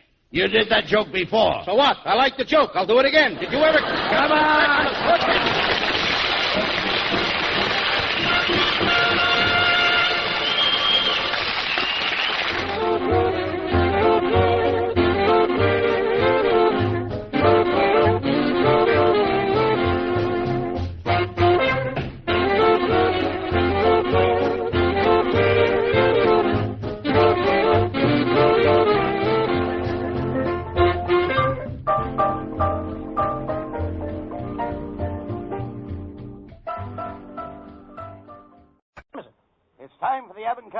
Show. We're on the air for ABC here in Hollywood. Well, what are we waiting for? Let's go with the Abbott and Costello Show.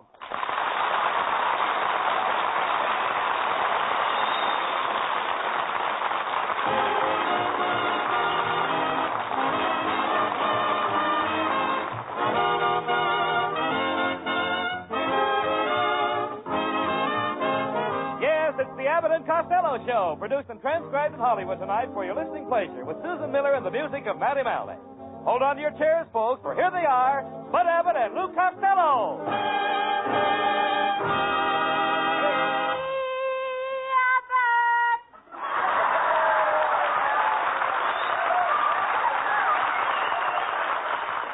Here I am, Costello. Tell me, where have you been? I went over to see Uncle Mike. He's been in the hospital for the last 10 days. And Abbott, he's got a nurse with beautiful blonde hair, blue eyes, and the most gorgeous figure. I've been to the hospital every day. How is Uncle Mike? I don't know. I'm going to see him tomorrow. How can you be such a colossal idiot? On this show, we only want the best. My grandfather's in the hospital, too, Abbott. He's 105 years old. He is? Yes, the nurse feeds him bourbon for breakfast, bourbon for lunch, and bourbon for dinner. Chaser? Yes, but at his age, he's too old to catch her. Costello, when are you going to stop being an idiot and start amounting to something? Oh, I think starting tomorrow. I'm going to train to fight Joe Walcott. Joe Walcott? Don't make me laugh. Joe Walcott has muscles. I got muscles. Walcott's got stamina. I got stamina. Walcott's got 6 kids. I got muscles. Talk then. Why don't you save your money and get into the stock market? Did you ever buy grain in New York or sell barley in Chicago? No, but I sowed some wild oats in Glendale. Costello, I think you'll be a loafer all your life. Nobody would hire you. Oh, I had a job last week at Republic, working for Gene Autry, but I got fired. Why? I forgot to tune his guitar, and the Indians killed him.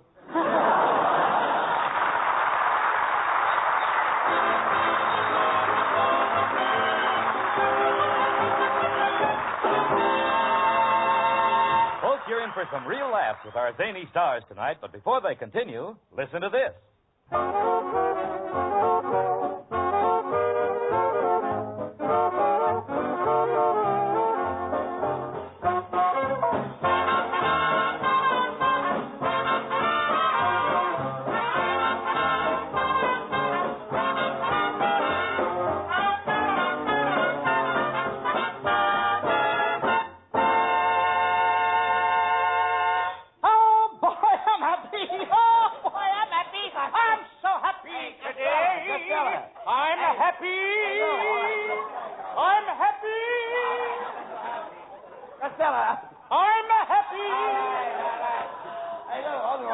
How do you feel tonight? Lousy. Well, you were just singing you were happy.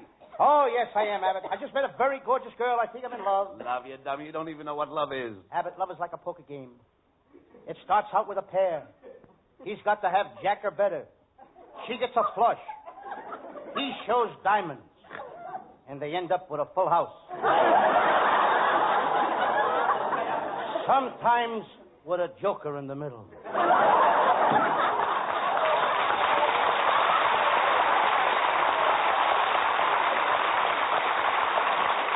Costello, I don't believe you've got a new girl. No girl would have anything to do with you. Oh, but I got plenty of girls. My trouble is getting rid of them. When I get rid of one, another one pops up. When I get rid of her, another one pops up. It's like jumping from the frying pan into the arms of Jane Russell. That's jumping from the frying pan into the fire, my friend. You jump where you like, and I'll jump where I like.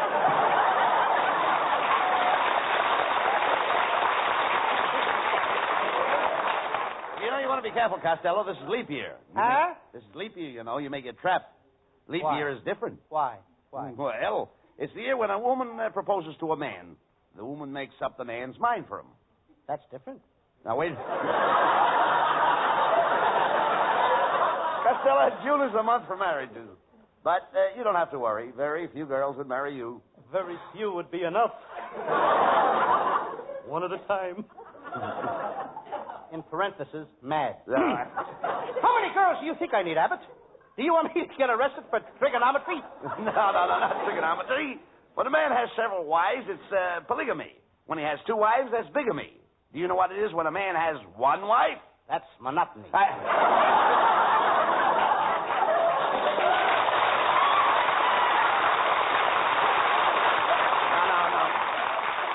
Not monotony. Not monotony. Monogamy. Do you know what monogamy is? Sure, I got a table made out of that stuff. Solid monogamy. Now, you mean mahogany. Oh, no, that's the name of the guy that sold me the table. Patrick Mahogany. No, that isn't mahogany. It's Patrick Mahoney. Do you understand? Mahoney. Mahoney is the name of the song. Mahoney done told me. Mahoney done told me. No, look. Mahoney done told Wait a me. minute, Lou, let's talk sense, please. That's not Mahoney. That's the line. Let's talk sense. That's not Mahoney. That's my mammy. Oh, I've been there, Abbott. You've been where? My mammy, Florida. No. My mammy, Florida. That's Miami. That's what I clean my sink with. You mean Banami. Who? Banami. Now you're back to the songs again. What songs? Banami lies over the ocean. My Banami lies over the ocean. Costello, you must have had a tough life. Oh, yes, Abbott. We lived next to the YWCA, and every wash day my mother would blindfold me. What's tough about that? You know, I was 25 years old before I found out that horses weren't the only ones that wore halters. Halters. Speaking of horses, Abbott, how was your wife? I heard that remark, Costello. Oh, I said it for you to hear. One more crack like that and I'll lower your bicycle seat till your rompers get caught in the sprocket. How dare you insult my wife, Costello? Why, she's beautiful. Just look at her. I am looking at her. Mrs. Abbott, when I look at your left eye, I keep wondering. Wondering what? Wondering what your left eye has that makes your right eye keep looking at it.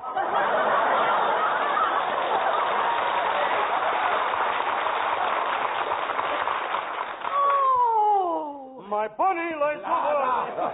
Oh, you bloated magpie. You should talk about my eyes. I'm afraid to look at your eyes. Why are you afraid? I'm afraid a baby kangaroo might jump out of one of those pouches. I told him.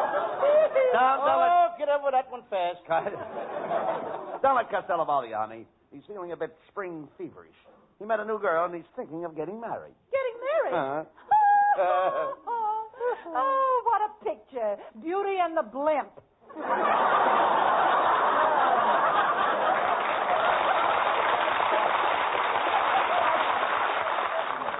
Oh, goodbye. Oh, goodbye. And goodbye to you, Mrs. Abbott, and 33 skidoo. Costello, that's 23 skidoo. When you get her age, it takes longer to skidoo. Oh, goodbye. Wait a minute. Hey. Who are you whistling at, Costello? That pretty girl in the front row. Well, you can't get a girl by whistling. One time I got two girls that way. You got two girls by whistling? I had a split lip. How did you get the split lip? The two girls were with a cop. I'm surprised at your actions, Lou. I always thought you were bashful. Well, I used to be bashful, Abbott. When I was born, I stayed in bed for a whole year. I didn't even talk to my mother. Costello, why do you always act so stupid? Well, I have to, because to make you look good. Now,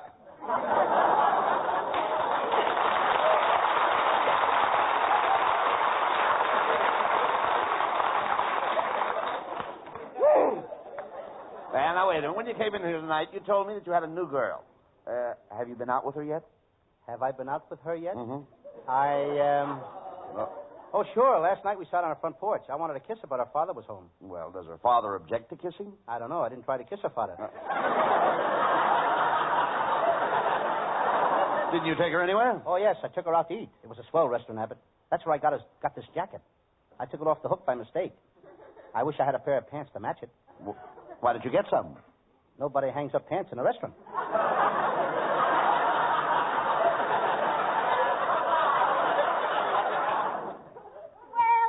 hello there. How are you all?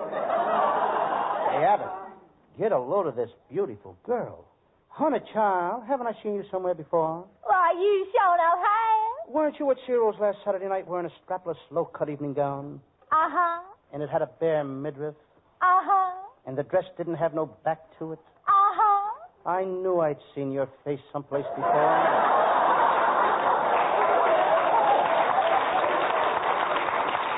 Why, you silly little boy. One silly is enough. Don't pad your pot.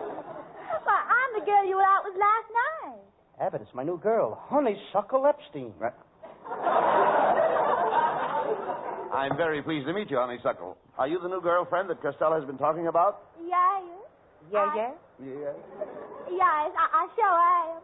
And Costello, honey, when you didn't call me today to make a date, I just went all to pieces. Well, whoever put you back together again sure did a nice job. Honeysuckle, I'm crazy about you. Everywhere I go, I see your face. All night long, your face is before me. I can't sleep. Why not? I'm ashamed to have you see me in my pajamas. Oh, you all are so cute. I'm going to kiss you. Come here. Oh, kiss me again. All right.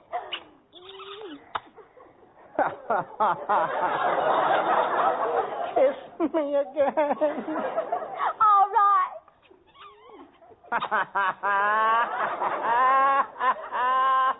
Why are you crying when I kiss you?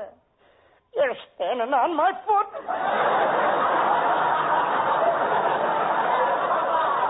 Honeysuckle, are you and Lou going out tonight? Well, no, that's what I came over to tell you, Costello, honey child. Tonight, I have a date with Lon Chaney. Lon Chaney? Uh-huh. He can't cut me out. I'll break every bone in his body. I'll tear him to ribbons. I'll beat him to a pulp. But honey child, Lon Chaney is 6'4", and don't forget, he's a wolf man. What do you say now? Well, have fun.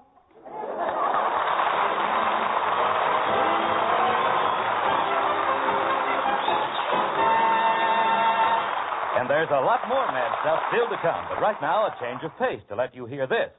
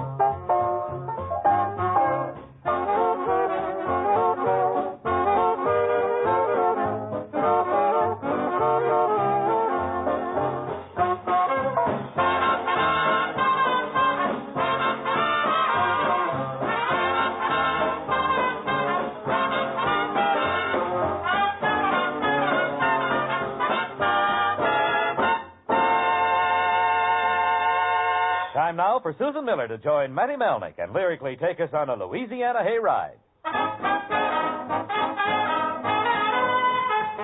If this troubled world is getting you down and you greet your friends with a terrible frown, relax and come with me. If Old Man Blues has you under his grip, come along with me on a mythical trip, no tax.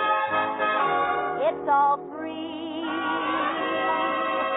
Your tickets, your imagination, let it have its way. Our magic carpet's just a wagon filled with a load of hey. Get going, Louisiana hayride. Get going, we all is ready. Start something, Louisiana hayride. No use for calling to roll. Oh, I like that sport, sitting in the hay, loving it away. Oh, but the time is short. Crack your little whip, get your little ship to go. Start something, Louisiana hayride. No fooling, we all is happy. Get going, Louisiana hayride. No use for calling to roll. For those of you who've never taken this magic sort of ride, we've hired Daniel Cupid to come along with us for guide. Daniel loves this sort of a journey. In fact, they're his delight. Just follow his instructions and you will find you'll do all right. And as that man on the radio says, oh yes, good news tonight. Get going, Louisiana hayride. Get going, we all is ready. Start something, Louisiana hayride. No use for calling to roll. Oh, I like that sport, sitting in the hay, loving it away. Oh, but the time is short. Crack your little whip, get your little ship to go. Start something, Louisiana hayride. No fooling, we all is happy. Get going, Louisiana hayride. No use for calling to roll. Louisiana hayride. Get ready to ride.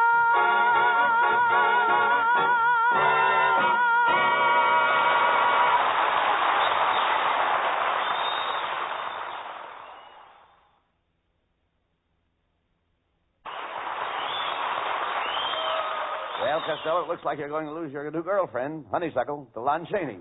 She's stepping out with him tonight, you know. I'll fix that Lon Chaney. Stealing my girl. I'll tell that guy where to head in. Oh, you're getting awful tough all of a sudden. Well, Abbott, I've been taking those physical culture lessons from Charles Atlas by mail. You have? Yes. Let me see your muscles. Huh? Let me see your muscles. I don't get the muscles until next week. But I'm plenty tough. That Lon Chaney don't scare me. I'd like to see that Lon Chaney walk through that door right now. I'd tell him where to get off. Hello, fella. I'm Lon Chaney.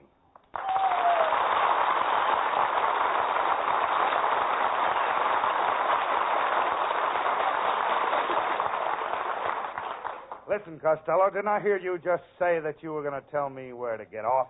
Yes, Chaney. I'm going to tell you where to get off. Where do you live? Right here in Hollywood. Well, you get off at Hollywood and Vine. Costello, don't you get fresh with me. Remember one thing. I am the wolf man. Yes, Costello. When the sun goes down, he turns into a wolf. Him and 5 million other guys.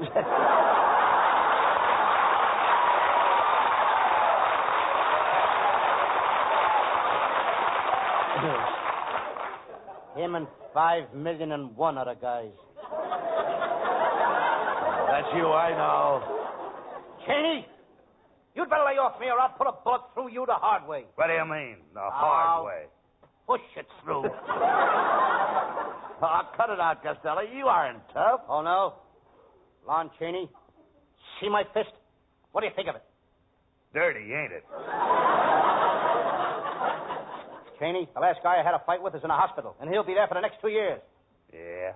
Who is he? Young Dr. Malone. He don't graduate till 1950. Listen, you little sawed-off runt. You know what I'm going to do? I'm going to bite your head off and chew it up and swallow it. If you do, you'll have more brains in your stomach than you got in your skull.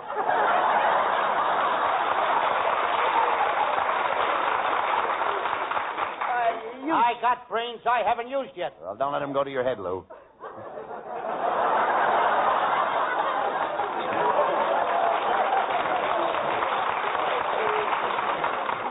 Hey, you shouldn't be jealous of Costello, Lon. Oh, I don't know, Abbott. When it comes to women, I'm a little stiff competition. You may be a little stiff, but you ain't no competition. He's got better riders than me. I don't like your altitude. What? Your attitude. Yeah. I was higher up on the other one, wasn't I? I don't like your attitude, Chaney. You keep away from Honeysuckle Epstein. I'm warning you to withdraw. Yeah, and suppose I don't want to withdraw. Then I withdraw my warning.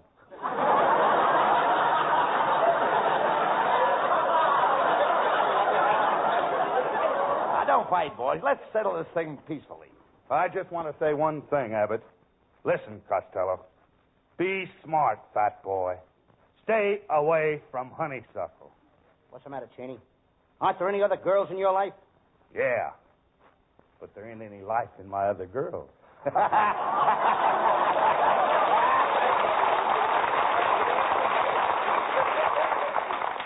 wasn't any life in that joke either.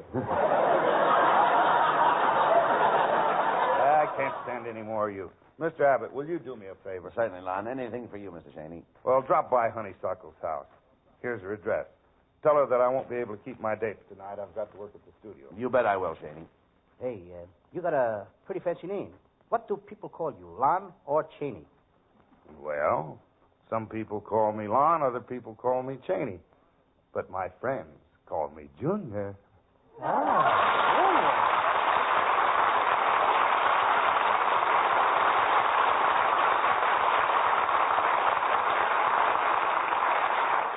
Out of my way, Abbott. I'm off to see Honeysuckle Epstein. You idiot. You can go on that date tonight. You've got no money. Well, I'll stop at my Uncle Mike's house and borrow some. He's loaded. He just sold his invention. What did he invent? A cake of soap, 8 feet long and 6 feet wide. A cake of soap 8 feet long and 6 feet wide? Yes. How can you pick it up to lather yourself? You don't pick it up. You just sit on it and slide up and down. Well, I've got her address, and as long as you insist on seeing her, let's go over to the house. Let's. Got here fast, didn't we? Come on, Costello. Here's Honeysuckle's apartment. Her name is right on the door. Well, it's my little honey child boyfriend, Costello. Won't you all come in? Honeysuckle, honey child, little old, you look lovely tonight. That's a gorgeous dress you're wearing. Oh, it's just an old Mother Hubbard. Oh, Mother Hubbard. Yes. Don't look now, but your cupboard is bare.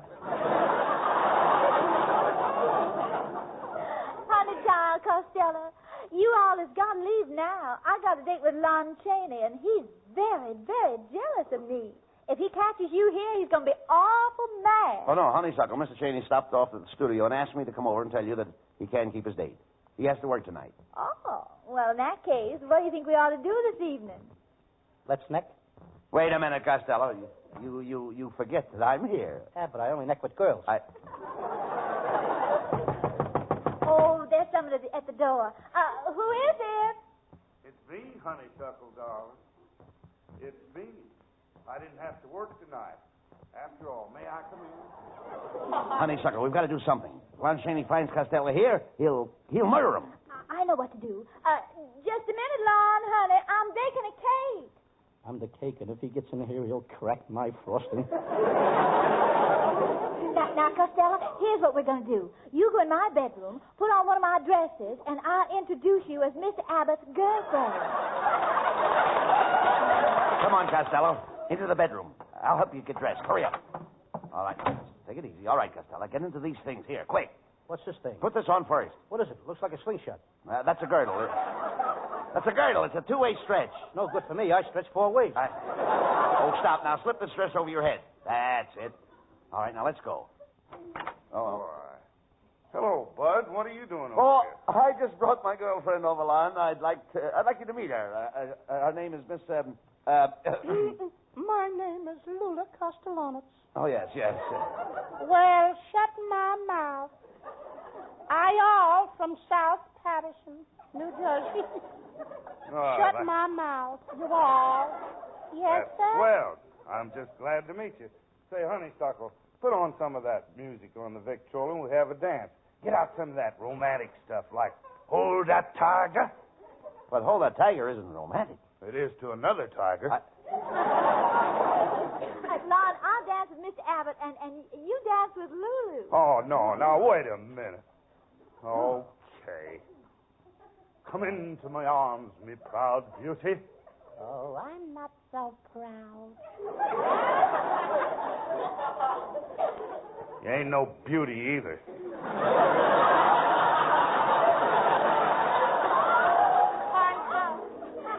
Go ahead, Lon, honey. Now, you just dance with Lulu, and I'll go out and see how my cake is coming along.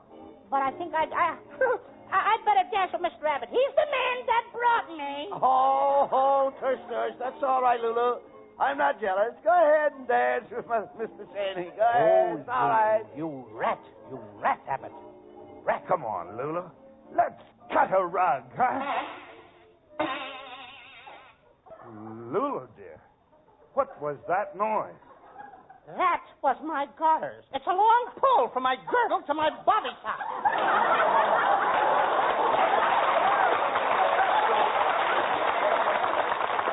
Well, you two seem to be getting along fine.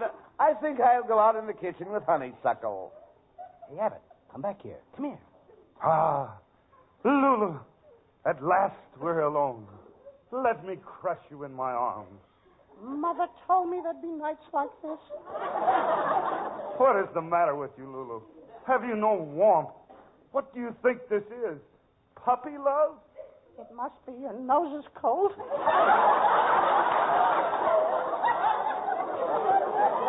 Please, Lulu. Please, Lulu. Can't you see the light of love burning in my eyes? As I draw you to me, don't you feel a spark, a fire? Yes, I do feel a spark in the fire. Is it love? No, your cigar is sticking in my ear. You can't deny me any longer, Lulu.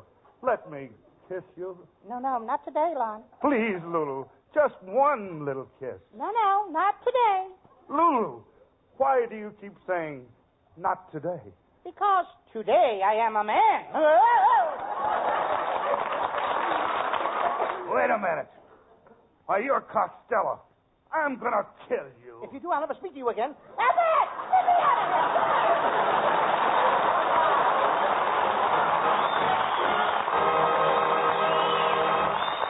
The boys will be back for a curtain call in just a few seconds. The time it takes to tell you this.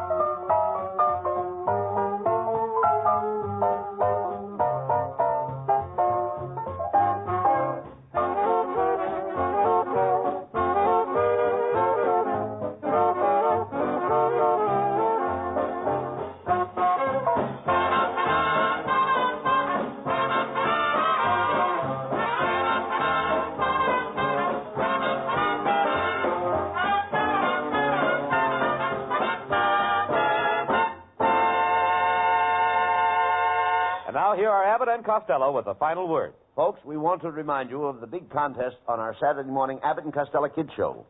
You can win over $20,000 in prizes, including a $5,000 airplane, a $3,000 automobile, a live baby elephant, a $3,000 house trailer, and thousands of dollars more in big prizes.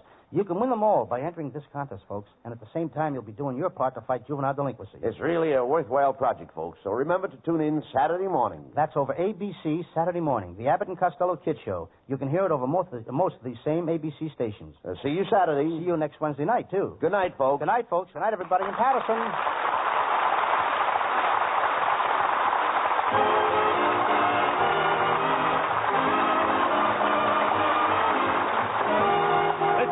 Tonight at this time for another great Abbott and Costello show, produced and transcribed in Hollywood by Charles Vanda and featuring Susan Miller and Matty Malnick's orchestra. This is Michael Roy saying goodbye until this same time next Wednesday.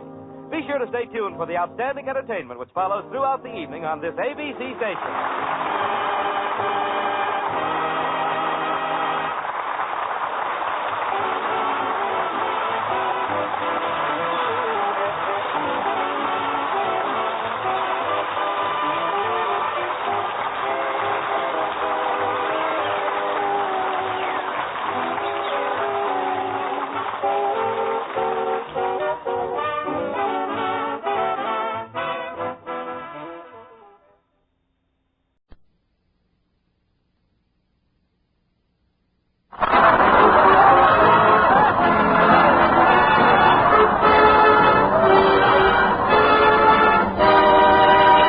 Abbott and Costello program. Listen to the great rhythms of Will Osborne and his orchestra, the swingy singing of Connie Hayes, and that sawed-off, stubby, overstuffed little statesman who proudly said,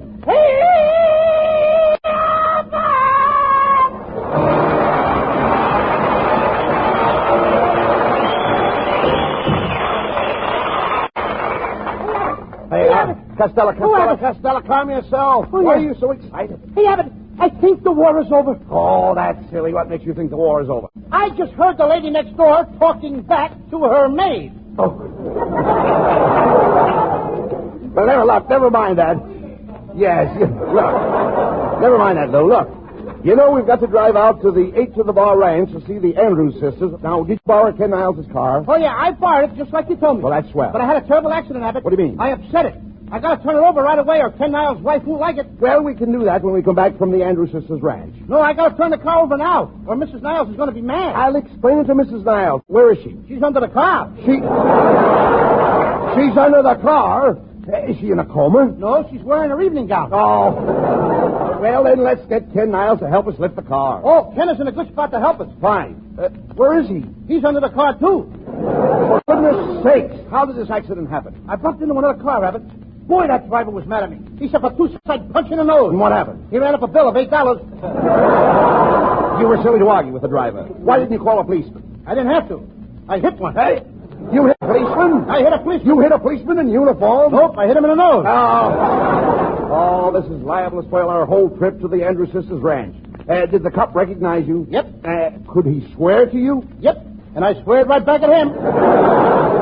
I said, oh, you David Copperfield, you tale of two cities, you Oliver Twist. What did you say that for? I was giving him the Dickens.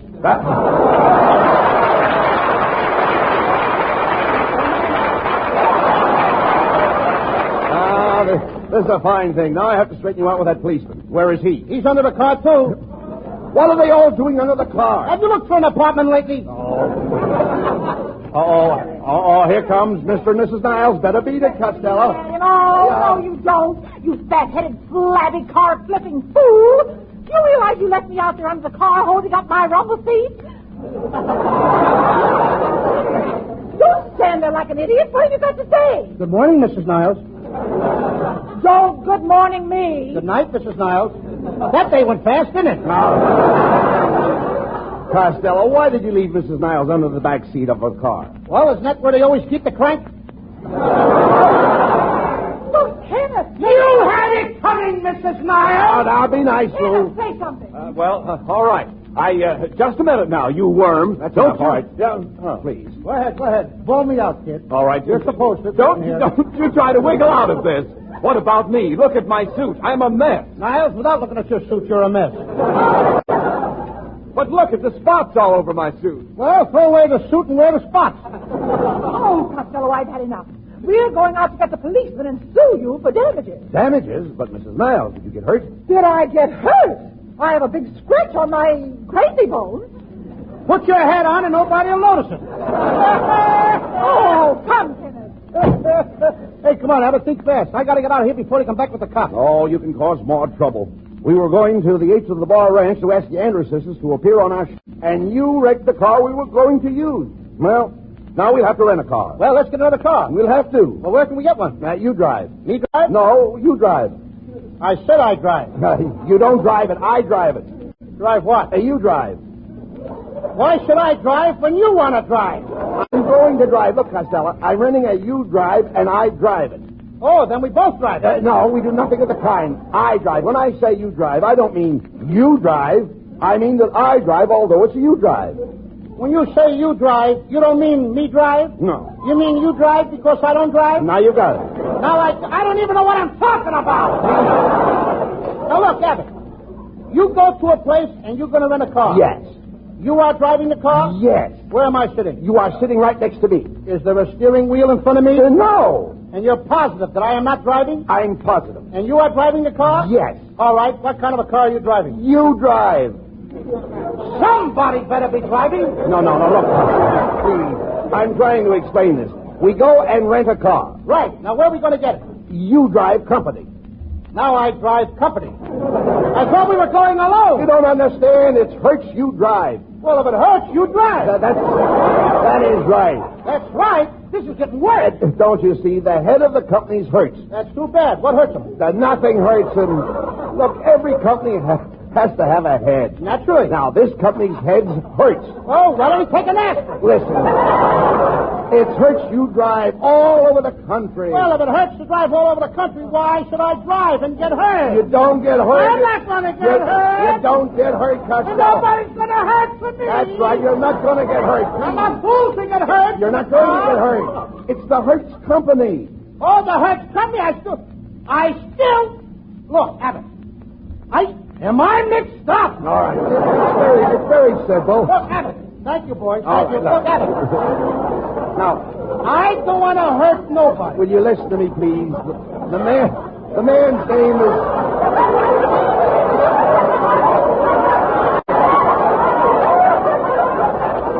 Look, no, please. Now, look, take it easy. The man's name is Hertz. He rents cars. You drive. It's the you drive all over the country. You drive all over the country? Yes. Not with that OPA, brother. What are you talking about? That's why I can't go. OPA. What do you mean, OPA? Only a puny A car. Get out of here.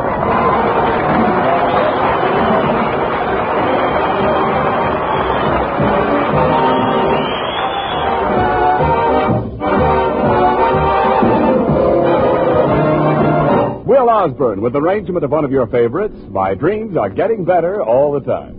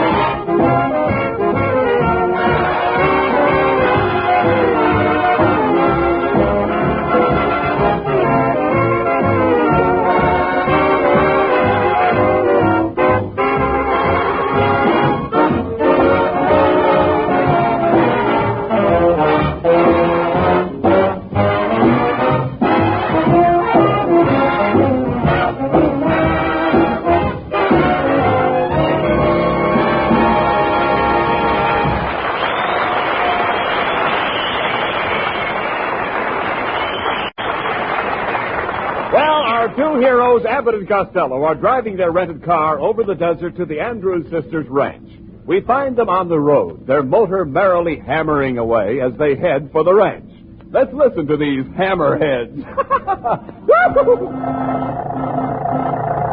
Well, Costello, no matter how you drive, the pedestrians always manage to get across the road somehow. Yeah, sneaky devils, ain't they? Yeah.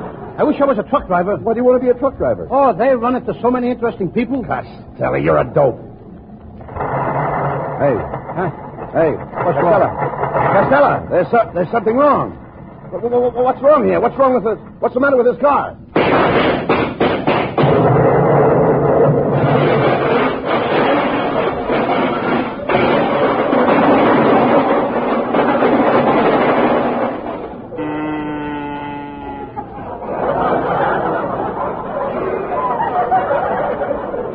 Out of gas. Hello, fellas. Have an accident? No, thanks. We just had one. Quiet, Costello. Say, mister, could you pull us to the nearest town? Nope, but my horse can. It's 10 miles to Palm Springs. I'll tow you there for $30. Here, just hook this rope on. Okay, here we go. Get here!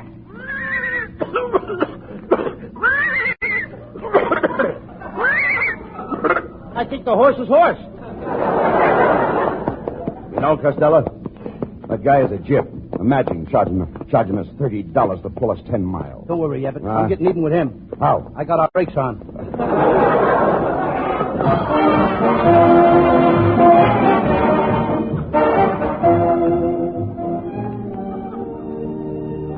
Okay, Costello, here's the hotel. I'll ring for the clerk. Oh, clerk! Oh, clerk! Clerk! Oh, clerk! Clerk! Oh, clerk! Clerk! A moment, please. This is a very high-class hotel, and I'll have you understand I'm not a jerk. You're not even a vibration. Costello, will you act like a gentleman, please? Clerk, we'd like a room. All I have left is the bridal chamber. Do you want that, Mr. Abbott? I do. Do you want it, Mr. Costello? I do. I now pronounce you room and bath. $5. Mr. Clerk, just a minute. You don't understand. We were here on our way to the 8 to the Bar Ranch, and our car broke down. We're going to see the Andrews sisters. Ah, yes, the Andrews sisters. Yes. They are so sweet. Every time I see them, I want to kiss them. My mind says no, my heart says yes. And what do you hear from your liver?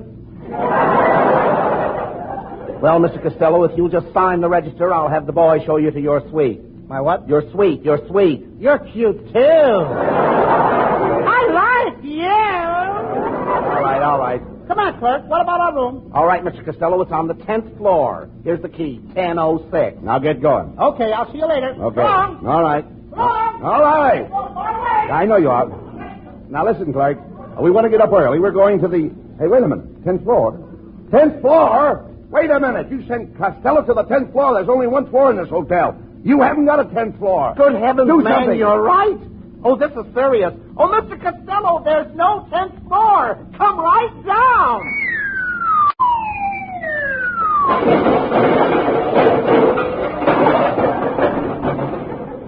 Costello, speak to me. Are you all right? What can I do for you? Send a boy up for my bags. Hey, come on, Abbott. Let's get out of this place. I have never been so humidity in all my life. Humidity? Yes, he humiditied me. Humidity means damp. Well, let's get out of this damp hotel. Banana.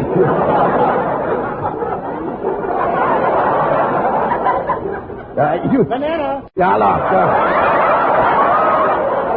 look, you can't check out. You just checked in. Oh, it's the gypsy in me. Oh, shut up. You're going right to bed. Now, we've got to see the Andrews sisters in the morning.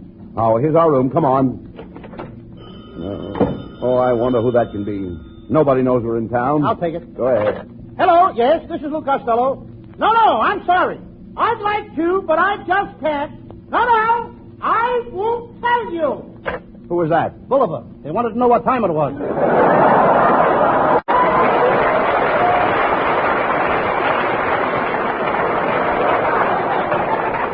You're crazy. Now, go get to bed. Come on, hurry up. Okay. Now, we've got to get up early. You understand? Yeah. To get to the ranch.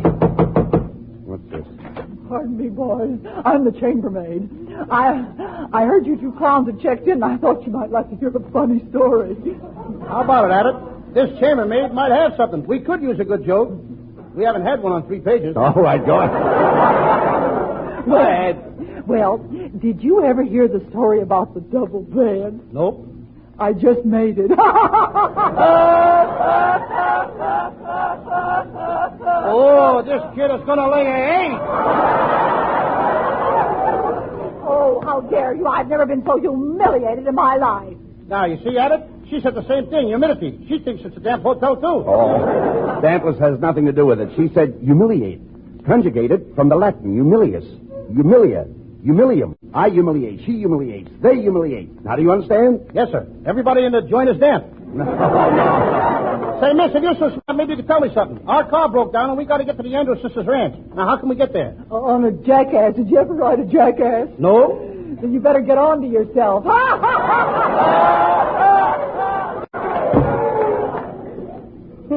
How do you like that? That's a very funny joke. If you ask me, and I'll ask me. I think it's a funny joke. I think I'll try that one on Abbott. Hey, Abbott! Yes? Did you ever ride a jackass? No. Then hop on my back. Okay. Hop on my back.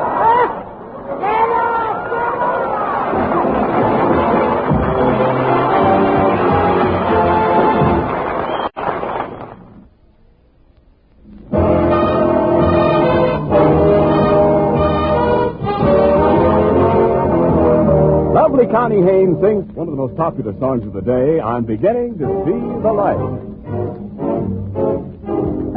I never cared much for moonlit skies. I never winked back at fireflies. But now that the stars are in your eyes, I'm beginning to see the light. I never went in for afterglow, a candlelight on the mistletoe. But now when you turn the lamp down low, I'm beginning to see the light. Used to ramble through the park, shadow boxing in the dark. Then you came and caused a spark that's all on fire now. I never made love by lantern shine. I never saw rainbows in my wine. But now that your lips are burning mine, I'm beginning to see the light. Used to ramble through the park, shadow boxing in the dark. Then you came and caused a spark that's all on fire now. I never made love by lantern shine. I never saw rainbows in my wine. But now that your lips are burning mine, I'm beginning. Yes, I'm beginning to see the light.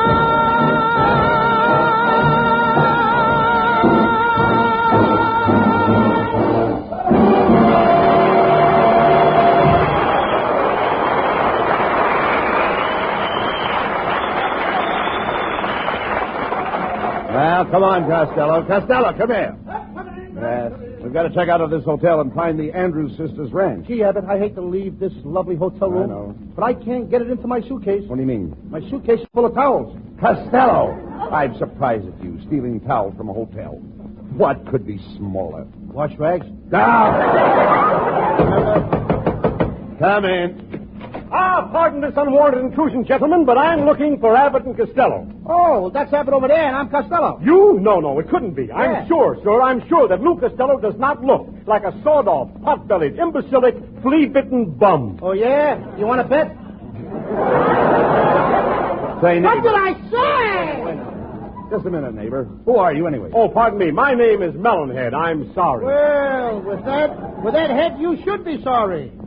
Put your hat on, please. It's blinding me, the head. Thank you. Look at that scalp, Abbott. His forehead goes all the way back to Santa Monica. Just a minute, Costello. I resent your remarks. I have plenty of hair. I mean on your head, and button your shirt. Costello, before you Did that insult this die? man anymore, Wow. please. before you insult him. Let's find out what he wants. Go ahead. Find out what he wants. Well, go ahead. All right, Melonhead. Tell us what you want so I can insult you again. Gentlemen, I'm a theatrical agent specializing in television. Here's my card. Hey, there's nothing on the card. Well, television isn't here yet. Now, let's get down to business, Costello. Let's get down to business. I understand you boys are here to engage the Andrews sisters to appear on your radio show. That's right. Now, Mr. Costello, if I could save you a lot of money, look, if you found $14,987.50 in your pocket, what would you think? I'd think I'd had on somebody else's pants. Oh, no. Now, gentlemen, my proposition is very simple. The Andrews sisters would cost you $15,000, but I happen to represent the original Andrews brothers. The Andrews brothers? Who are they? A great act. And the Andrews brothers. The Andrews brothers will only cost you $12.50. Do you know what that means? Yes, that means they must be lousy. Will you shut up, Costello? Mr. Melonhead, how can you afford to sell the Andrews brothers so cheap? Oh, I was caught by the price ceiling. You see, think of it, boys. The three Andrews brothers for $12, and that's less than $5 a brother. Where can you buy brothers cheaper than that? I can buy the Smith brothers for a nickel. All right, Costello. Stop. They got more hair as a beard than you got on your head. Yeah, all right. You stop quibbling with Mr. Melonhead? Well, I mean, he quibbled on me first. Well, so what? I mean, after all, I don't go around quibbling on anybody unless they quibble on me first. All right, well, forget about it. I got a good mind to let him have it some more. I'll quibble him with both barrels. Now, never mind the quibbling. I guarantee I can quibble better than he can. All right, we don't want no more quibbling. We might as well stop right here. We ain't getting no place with Mr. Melonhead. Yeah? When can we hear the Andrews brothers? When you hear them right now. All right. Come in, boys, and sing for Abbott and Costello. Hit it. We are the Andrews brothers, and we are known as sisters. We'd make much more money if we were only sisters. Well, Costello, what do you think of the three Andrews brothers? Well, they could be worse. How could they be worse? There could be four of them. Now, wait a minute, Costello. Let's not pass judgment until we hear the boys sing something else. Do you boys know Apple Blossom Time? Do they? Of course they. Boys, go ahead, hit it. Sing the medley.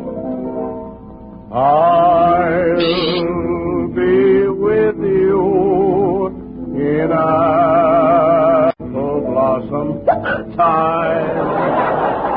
Sounds more like apple cider time. I'll be with you and change your name to mine. They'll have to change more than their names if they want to get on this program. Hit it, boys. Roll out the barrel, so we'll have a barrel of fun. Let up, boy. Roll it out, boy. Roll out the old barrel. That's a boy. Roll it out, boy. Hey, you. That's a quiet. Hey, you. Roll it out, boy. Hey, you in the middle. Hey, you in the middle. Will you be quiet? Hey, you in the middle. I wondered what happened to that guy. That's not funny. That guy not only rolls out the barrel, he emptied it. All right. Well, Abbott and Costello, didn't I tell you the Andrews brothers were out of this world? They ain't out far enough. Now, let's not quibble, Costello. Look, where can you find a better bargain than these three wonderful singers? Think of it. Three brothers for $12.50. Now, why, that you cost that much for three goats. Yeah, but look at the difference. Nothing doing, Melonhead. Your prices are too high. Too high, Costello?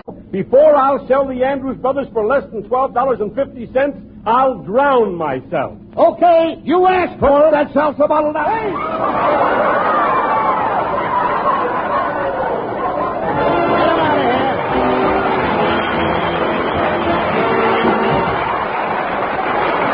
Good night.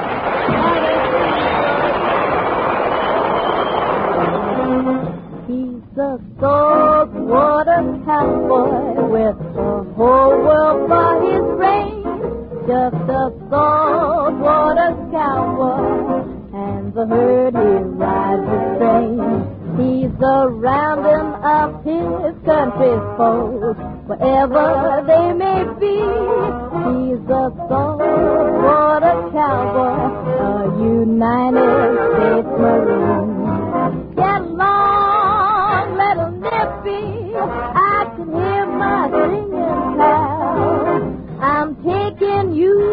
pasture in a barbed wire corral.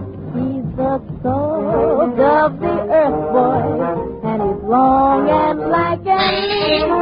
He's the sword of cowboy, United States Marine. Get along to the Yankee, flag the land of the way. I'm gonna brand your carcass with a star striped UA. Hey, you don't have to worry, he will keep your taxi free. Love, what a cowboy, a United States.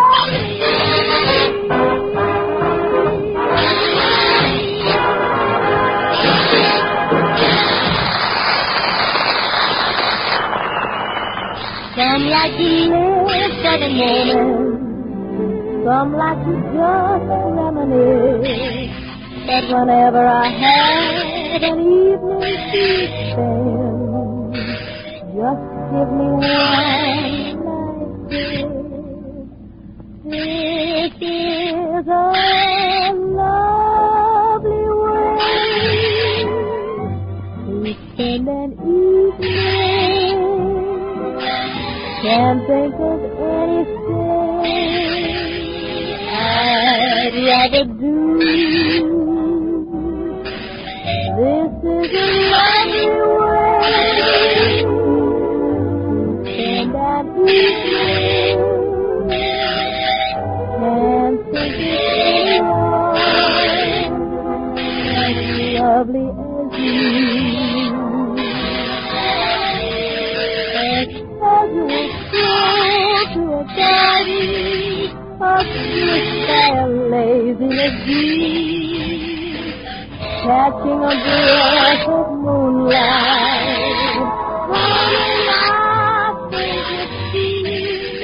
This is a lovely day to spend an evening. I want to save all my night and with you. This is a lovely way to spend an evening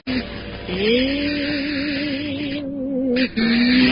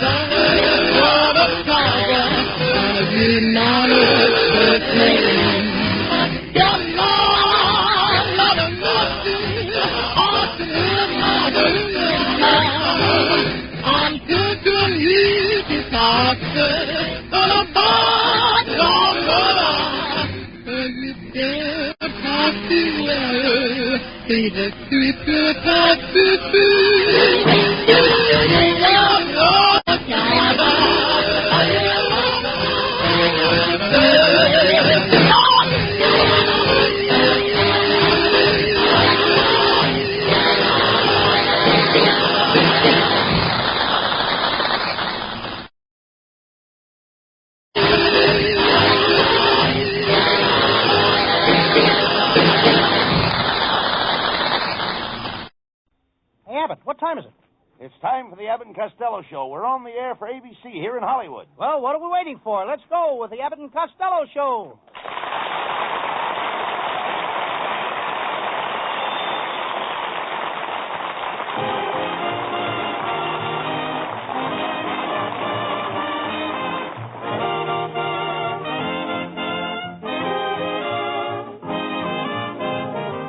It's the Abbott and Costello Show, produced and transcribed in Hollywood tonight for your listening pleasure with Susan Miller and the music of Matty Malney. Hold on to your chairs, folks, for here they are, Bud Abbott and Lou Costello.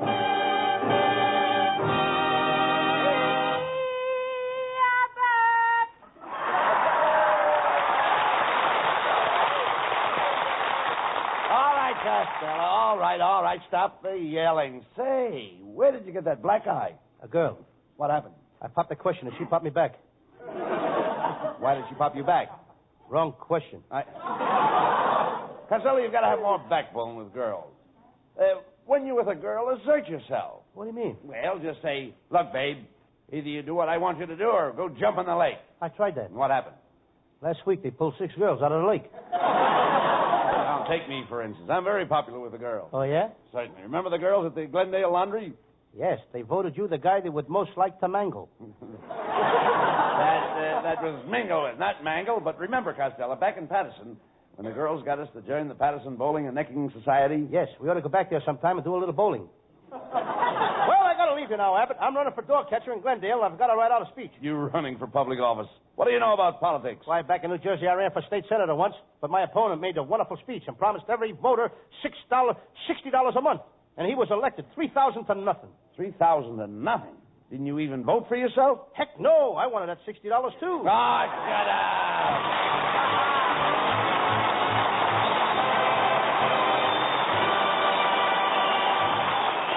up! Folks, you're in for some real laughs with our zany stars tonight, but before they continue, listen to this.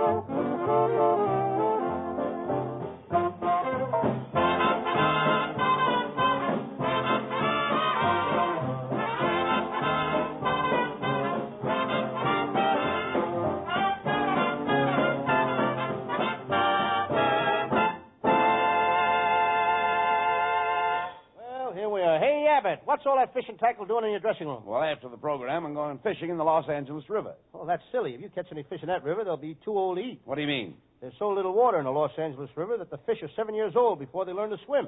Well, never mind that. I saw you in Hollywood yesterday buying a pallet, paint and brushes. Are you thinking of becoming an artist? I am an artist, Abbott. And I've got a beautiful model that comes to my house every day. I'm painting her in a bathing suit, but she wants to quit. Why? She wants me to put on more clothes. How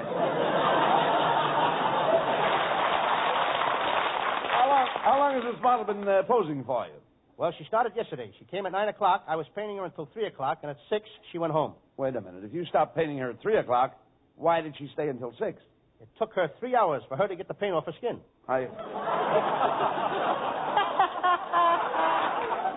And boy, is she a beautiful girl, Abbott. She's 6'5", and last night when she left, I kissed her goodbye. Now, wait a minute. How could a little short guy like you kiss a girl 6'5"? My brother put me up to it.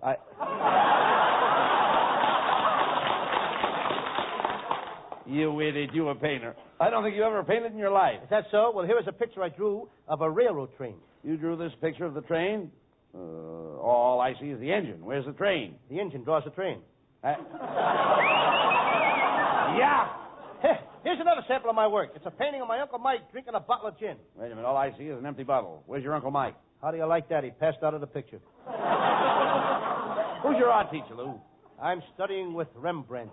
You dope. Rembrandt has been dead for 200 years. I was wondering why he never charged me for any lessons. Are there any other artists in your family? Well, my Uncle Jim Tully is a very unusual painter. He paints men and women. Well, what's unusual about that? Lots of artists paint men and women. On doors?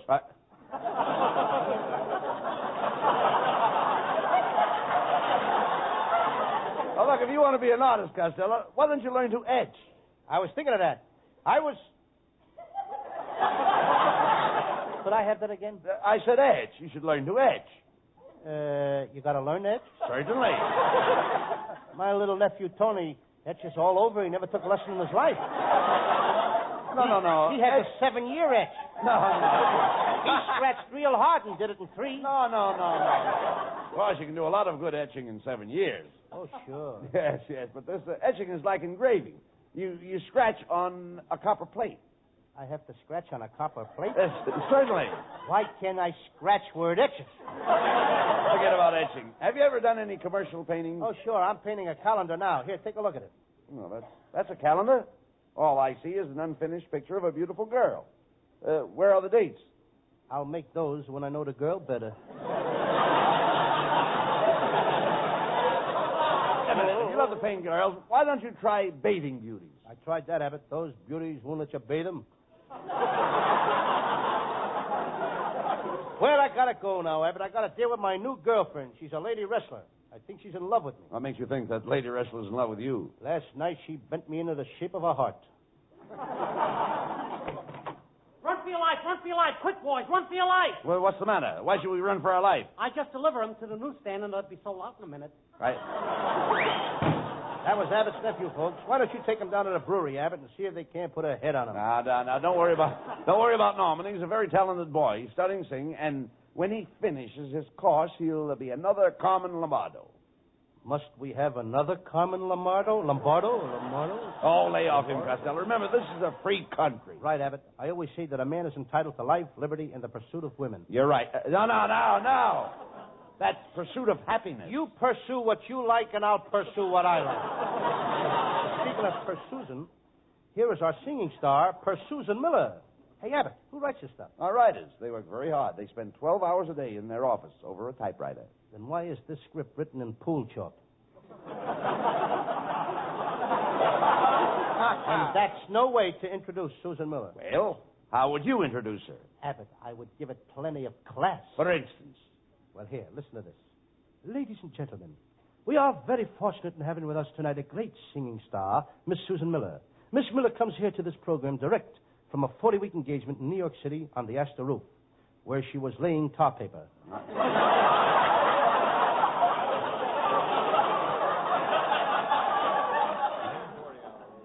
Ladies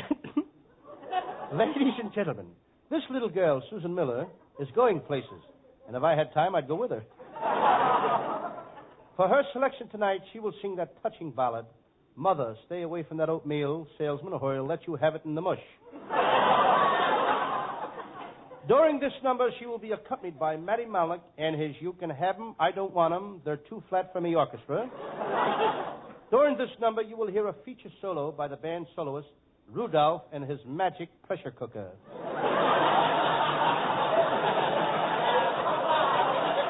Just a minute. Pardon me. Hey, Abbott, what's his name doing out here? Costello, that's Susan Miller. Oh, yeah, come on, folks. Give her a nice hand.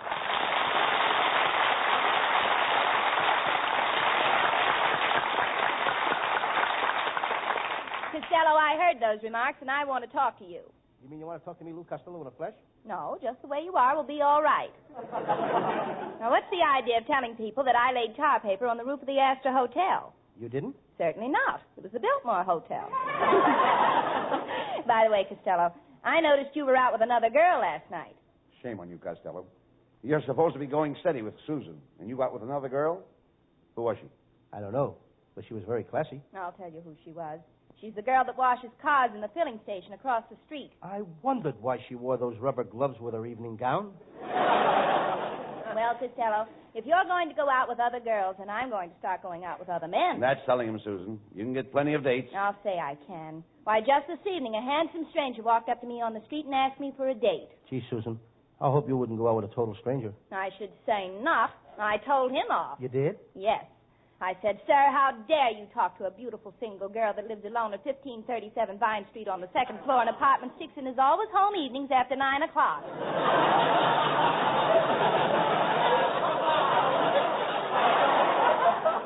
You certainly told him off. I thought you were going to get chummy with him.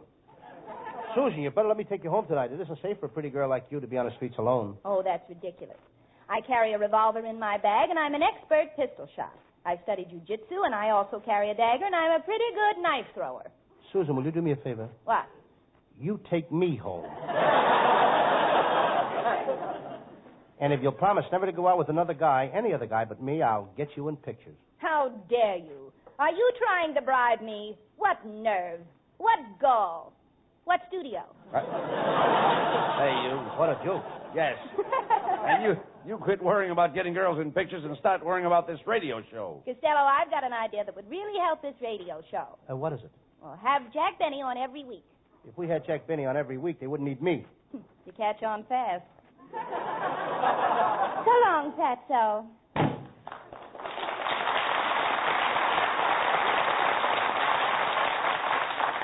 He had a good idea. All comedians need help on the radio. Bob Hope's got Kelowna. Eddie Canna has the Mad Russian. Edgar Bergen's got Charlie McCarthy. And then there's Harry James. Well, Harry James isn't a comedian. No, but look what he's got. You idiot, you're lucky you've got me. Where would you be without me? And where would you be without me? Where would you be without me? Well, we came out even on that one. We can't have a joke after every line. We've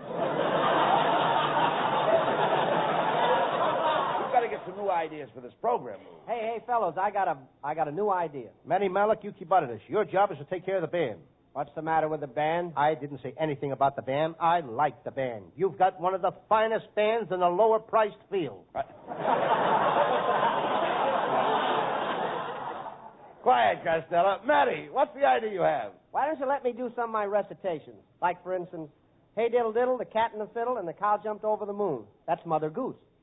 Rub-a-dub-dub, 3 men in a tub. What's that? That's unsanitary.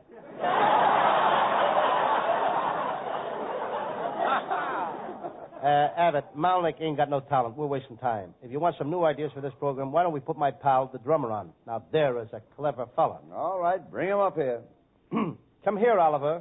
So you call me... Yes, Abbott. I want you to meet our drummer, Oliver Storcheese. Oliver Storcheese. That's a very odd name. Well, that's only a stage name. What's his real name? Victor Storcheese. Well, what is he going to do? Sing?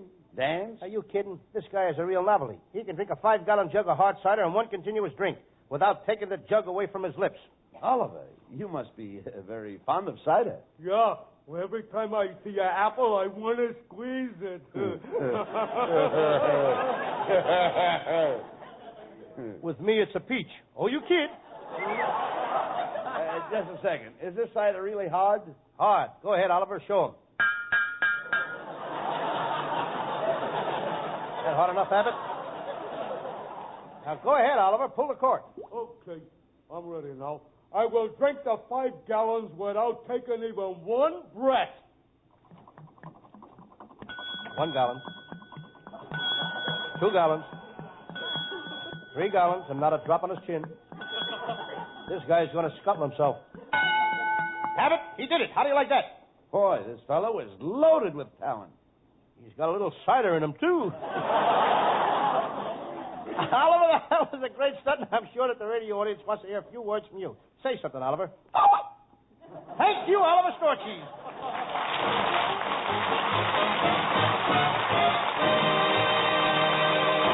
And there's a lot more mad stuff still to come. But right now, a change of pace to let you hear this.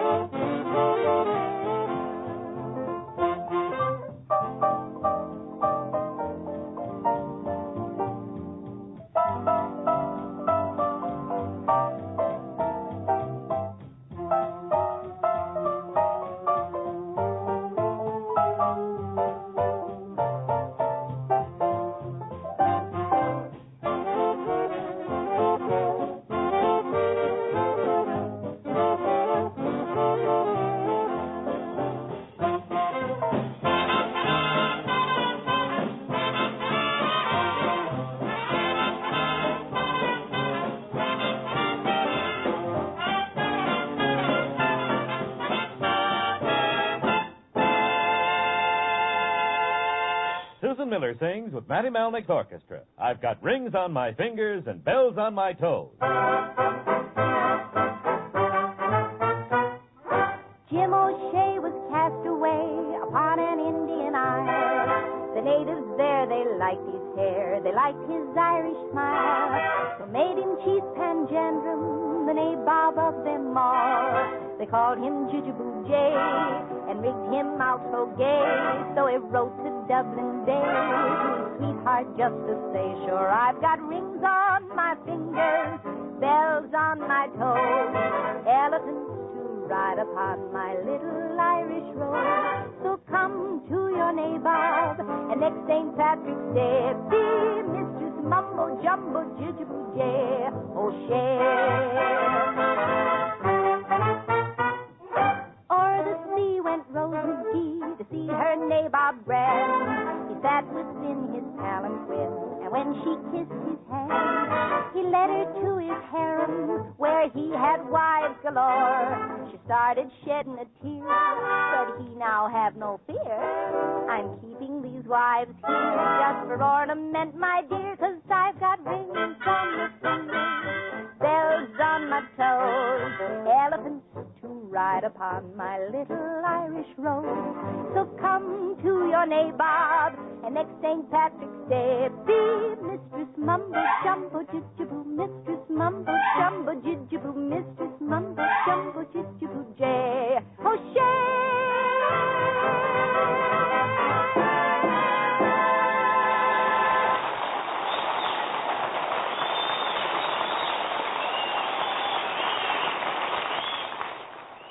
Costello, we've simply got to dig up some new ideas for this program. I'm not worried about it, Abbott. If the radio goes on a blink, I can always go back to my old racket. You know, I used to be a sculptor. A sculptor? Yes, I used to make marble toupees for bald-headed statues.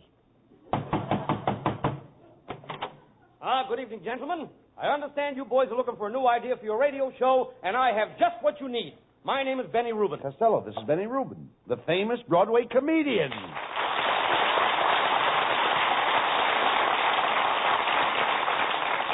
What are you doing out here in California, Benny? I came out here for my liver. What was your liver doing out here? Oh, never mind him, Benny. Did you have a good trip from New York? Yeah, I came in by plane. Though we nearly had an accident, we ran into a skywriter. Oh, my goodness. Did you hurt the skywriter? No, we missed him, but we knocked the H out of Honest John.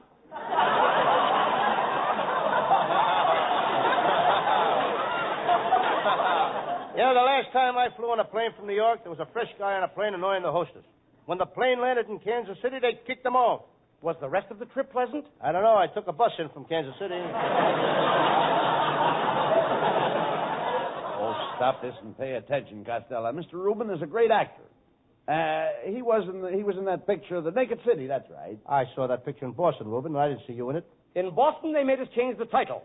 They called it the Bathrobe City. By the way, Rubin, I'm quite an actor myself. Did you see my last picture? I hope so. It was a great picture, and I'll prove it to you. Did anyone out there in the audience see The Noose Hangs High? I did. And I want to say that it was the finest picture that was ever shown in a theater in this country.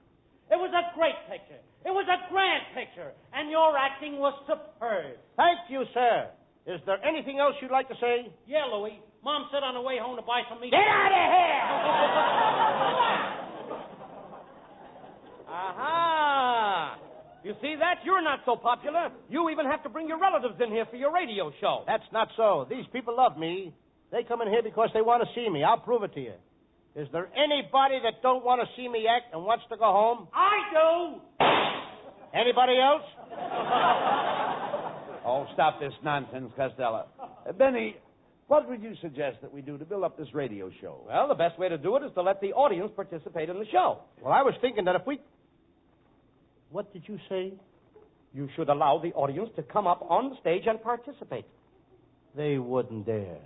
They haven't got the nerve. That's a good idea that Benny has.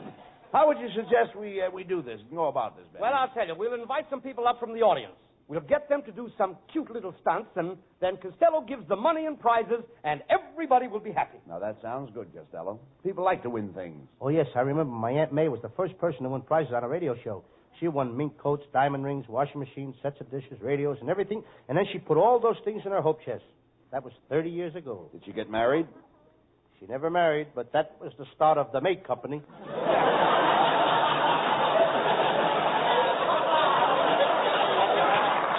Well, what do you say, boys? How about it? Shall we get some people up on the stage and get things humming? Hey, this sounds like fun, Benny. How about you, sir? Would you come up here? You, sir. Hey, thank you, sir. Would you stand right here, please? Thank you. Yeah, now, what is your name? Harry Brown. And your occupation? I'm a pickpocket. Don't you know it's wrong to take money dishonestly? That's dishonest? Why, what do you do for a living? Pardon me. Let's go over to the program. Wait a minute, boys. Let me handle this. Now, when the audience came in tonight, we gave out door prizes. What did you get when you came in the studio tonight? 3 wallets, a top coat, and a diamond bracelet. No, sir. I didn't mean that. What did you get from our sponsor? Nothing. I didn't know where he was sitting. I see. Forget the question, and let's get on with the show. Mr. Costello will ask you a simple question, and if you don't answer it, Mr. Costello will think up a stunt for you to do.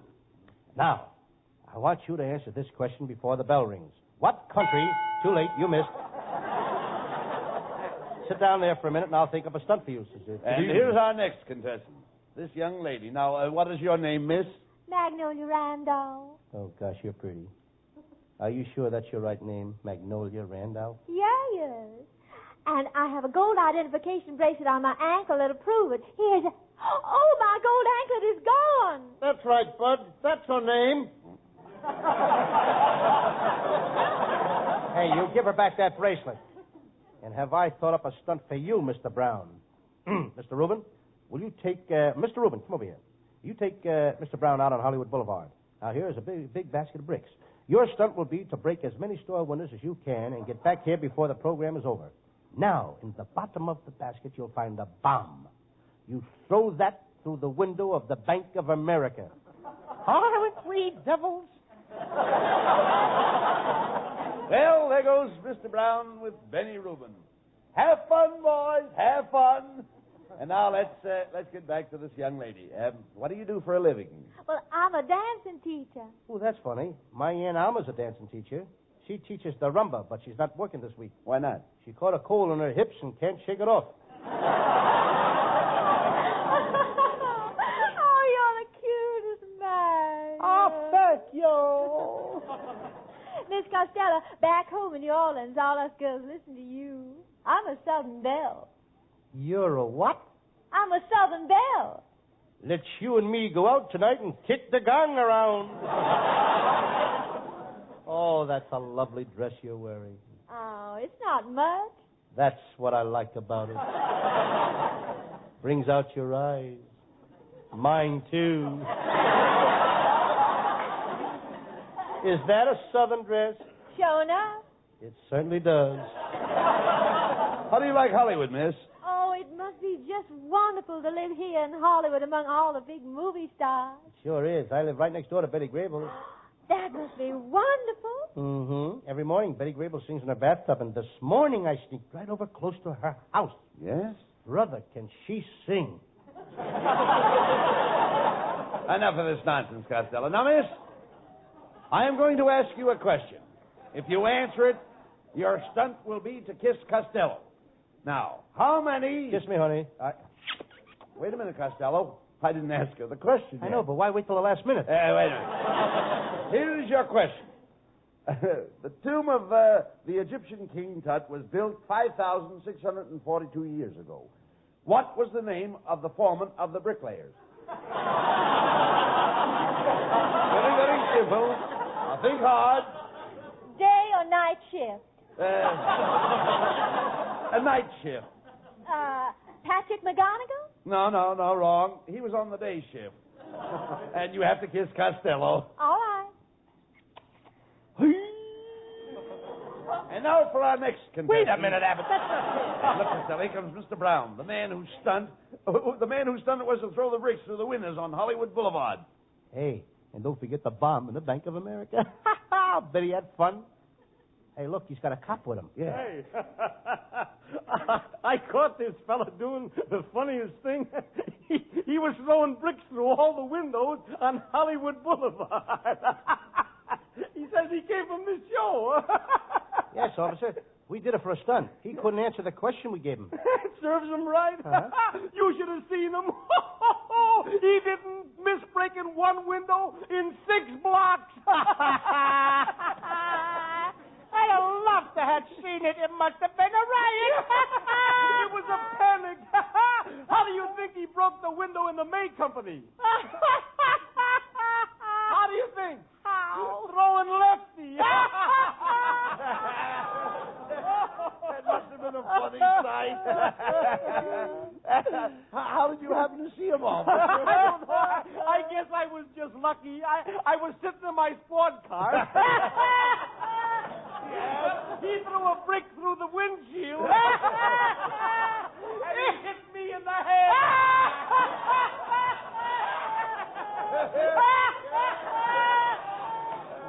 Boy, what a stunt that was. Who thinks up those stunts? Well, we both think up. No. You did it. Who did it? I thought of it. Was that you, Costello? Myself. All by yourself. Yeah. Say goodbye to Bud Abbott. Why? Because you ain't going to see him for 6 months.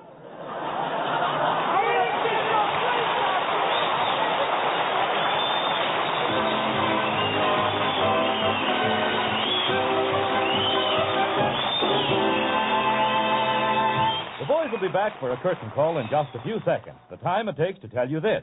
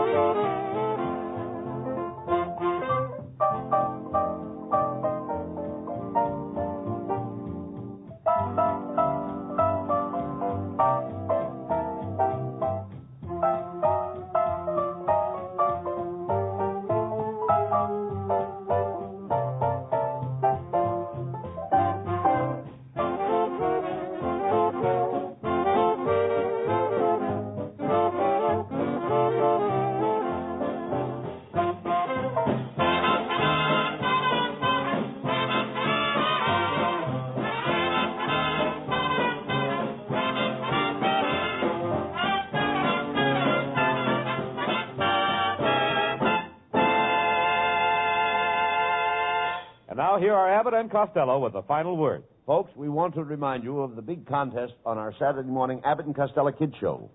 You can win over $20,000 in prizes, including a $5,000 airplane, a $3,000 automobile, a live baby elephant, a $3,000 house trailer, and thousands of dollars more in big prizes.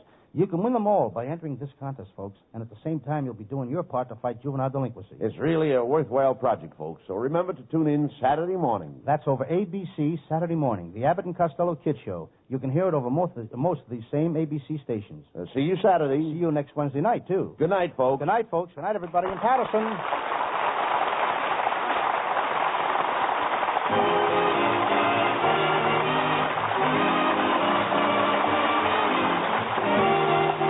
Wednesday night at this time for another great Abbott and Costello show, produced and transcribed in Hollywood by Charles Banda and featuring Susan Miller and Matty Malnick's orchestra. This is Michael Roy saying goodbye until this same time next Wednesday. Be sure to stay tuned for the outstanding entertainment which follows throughout the evening on this ABC station.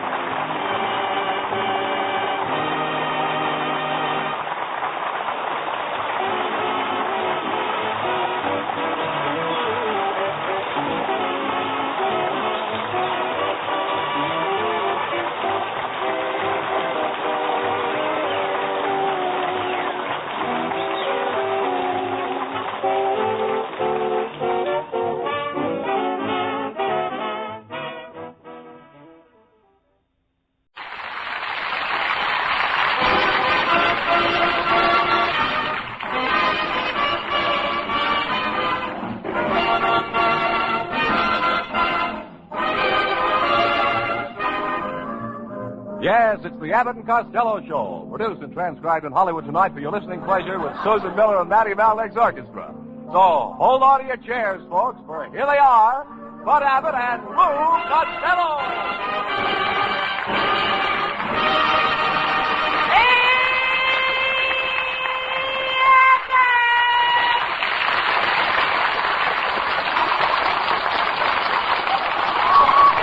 All right, Costello. Hey, wait a minute. Where have you been? Huh? Where have you been? Well, I went to the movies to see our latest picture. Yes? The noose hangs high. Yes? Yeah, and I tried to make a guy give me a seat, and he called the usher. What happened? Well, I told the usher, I said, no, look, I own the theater. And he took me out of the seat, punched me in the nose. He threw me out in the alley. Boy, was I lucky. Lucky? Yeah, if he did that to the owner of the theater, what would he have done to me? Why don't you settle down and get yourself a job, Lou? Huh? Why don't you settle down and get a job? You know, some of the stuff was on the stuff I threw away. I know.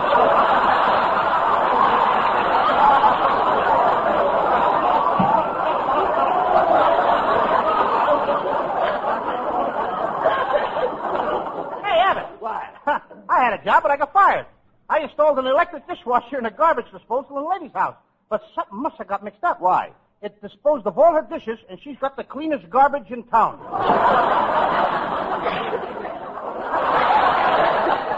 You know, speaking of garbage, Lou, you told me you had a date tonight. Oh, yes. Speaking of garbage. I mean, sorry.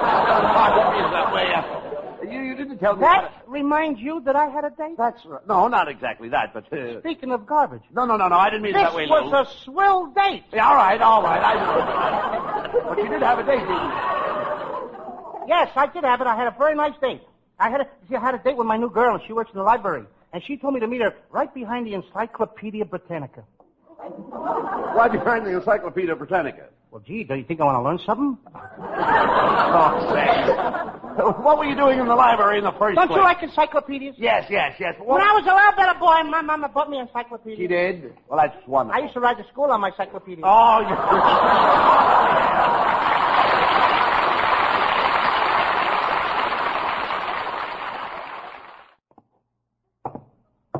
Costello, will you stop that walking up and down? What's the matter with you? What are you worried about? Saturday night, they arrested my Uncle Jim Kelly. He broke into a grocery store and he stole $390. Well, why did he do it? The poor guy was hungry. Well, if he was hungry, why didn't he steal all money, Lou? Why didn't he steal some groceries or something? He's a proud man, Abbott. He likes to pay for everything he gets. And besides, he needs the money to buy a new car. Oh, wait a minute. He'd be better off without a car. Costello, it's very dangerous driving in California. You're telling me? In Los Angeles, you have to drive for 5 people. The one in front of you, the one in back of you, and the ones on each side of you. Oh, wait a minute. That's only 4 cars. Where's the 5th? She'll pull out in front of you any minute.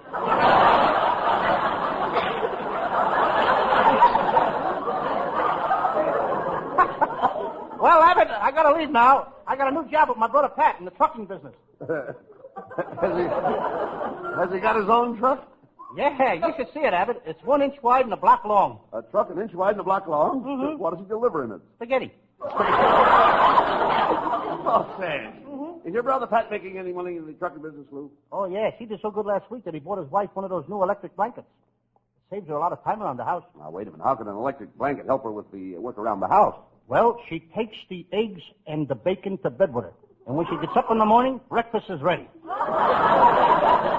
That electric blanket is making her very popular, too. What do you mean? Last night, she turned it on too high, and now... Yes? She's the toast of the town. Oh, Mr. Costello, I've got to talk to you. I've got a great idea. Wait a minute, mister. What's the idea of breaking in here like this? Oh, I've got an idea that will make you two the most popular comedy team in radio. What is it? I'll stamp your name underneath every cow in the country. Wait a minute. How will that make us popular? Well, at least you'll have all the farmers pulling for you.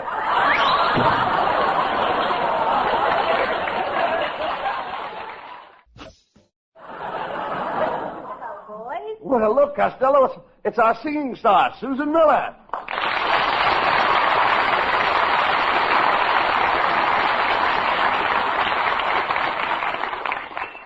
Susan, I'm certainly glad you showed up tonight because I'm going to sing a duel with you. Costello. You mean a duet. A duel is where somebody gets hurt. You never sang with me, did you?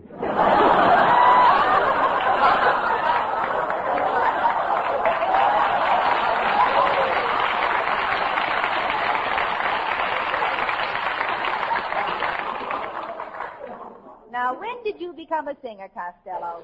Well, I don't like to brag, but would you believe that I taught Bing Crosby how to sing? No, I wouldn't. You're right, but once in a while I catch a sucker. Costello, you don't know the first thing about music. Well, I'll have you know what I studied music. Nah. I went to a singing school. I used to study until I was blue in the face, and then the teacher presented me with a medal. For being the best singer in the class? No, for having the bluest face.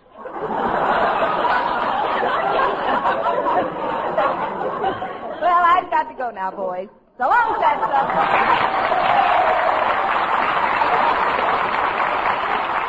You know, there goes a nice kid, Abbott. The only thing is she's money mad. Money mad? Yeah, she's mad because I ain't got no money. So what? Remember, Costello, money isn't everything. You know, you can't take it with you. It's nice to have it here so you can say goodbye to it. You know, my family's always had money. In fact, my Uncle Rudolph was one of the first gold miners in California. One day when he was in the mine digging for gold, he was killed by a falling spade. A falling spade killed my Uncle Tom. Was he a gold miner? No, he was killed by the ace of spades that fell out of his sleeve in a poker game. Well, Costello, you'll never have to worry about money as long as I got it. We're pals. Share and share alike. Well, I feel the same way about you, Abbott. That's swell. You mean you'd share everything you have with me? If you had 2 cars, you'd give me one?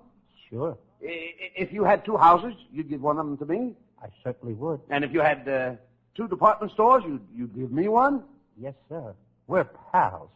Share and share alike. Swell. If you had $2, would you give me one? No. Why? Because I've got $2.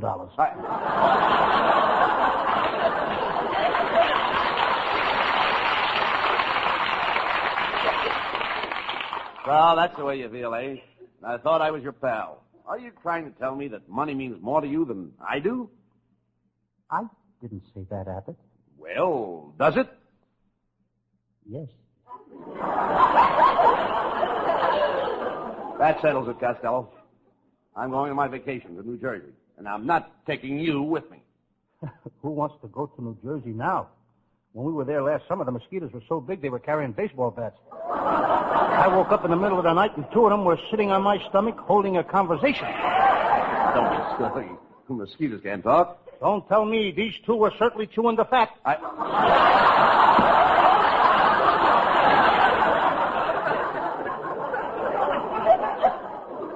Well, Costello, on second thought, I don't think I'll go to New Jersey either. I need a complete rest where nobody will bother me, where the name Bud Abbott means nothing. Oh, you're staying in town, eh?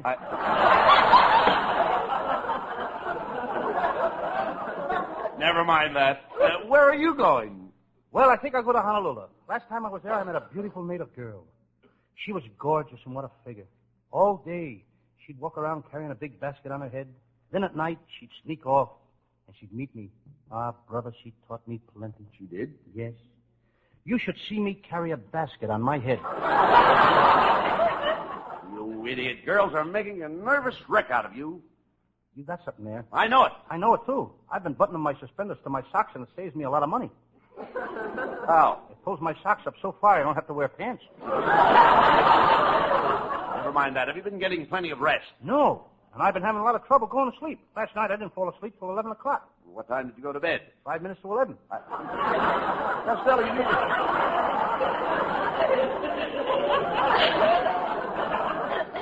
Costello, you need a vacation. You've got to stop running around with girls. It's affecting your brain. I think you're right, Abbott. I know it. Last night I had a date to pick up a girl at Hollywood and Vine. I drove down to Hollywood and Vine. Then I went to dinner, and all during dinner I felt as if I'd forgotten something. Then to a movie, and all through the movie I felt as though I'd forgotten something. Then I drove to Griffith Park, and I started to neck, and I still felt as if I'd forgotten something. Then I went home, and I remembered what I forgot. What was it? I forgot to pick up the girl.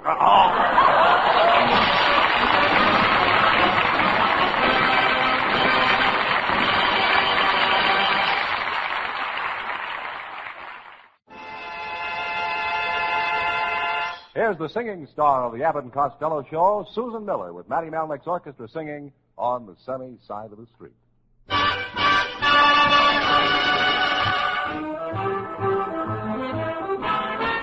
Grab your coat and get your hat. Leave your worries on the doorstep. Just direct your feet to the sunny side of the street. Can't you hear that pitter-pat? And that happy tune is your step. Life can be so sweet on the sunny side of the street. I used to walk in the shade with those blues on parade. Well, now I'm not afraid. This rover crossed over. If I never have a cent, I'll be rich as Rockefeller. Gold dust at my feet on the sunny side of the street.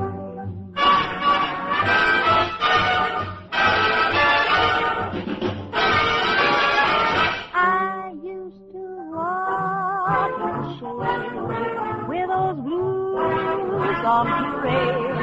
Well, now I'm not afraid. This rover crossed over. If I never have a cent, I'll be rich as Rockefeller.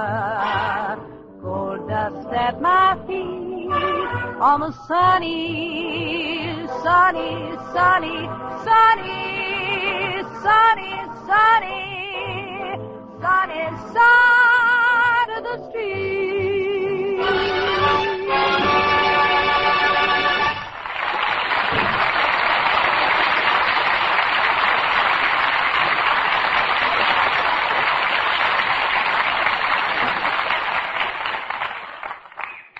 Oh, Abbott. What? I got an awful headache. Will you run to the drugstore and get me some aspirin? No. Hey, Matty, will you run to the drugstore and get me some aspirin?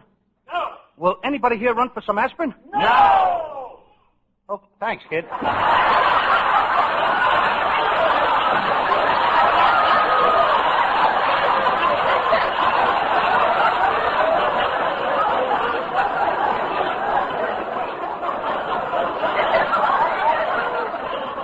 You know, right now I got no joke.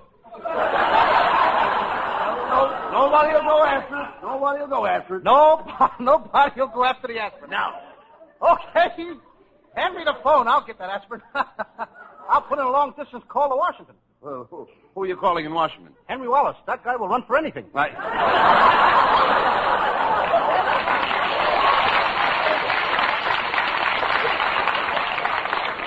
Doc sense. Look, what gave you the headache? Well, I've been helping my Uncle Mike on his job, and it's hard, steady work. What does he do? Well, he fills cracks in the walls of veterans' houses. Well, I thought your Uncle Mike was a dairy farmer. He was, but his cow got hit on the head and lost her memory. The cow lost her memory? Yes, and now she gives milk of amnesia. You want to run for that, kid? Uncle Mike must feel pretty bad about it. Yes, he gave him a nervous breakdown. Is he very nervous? Well, he's not so nervous, but he's slightly nuts. He thinks that...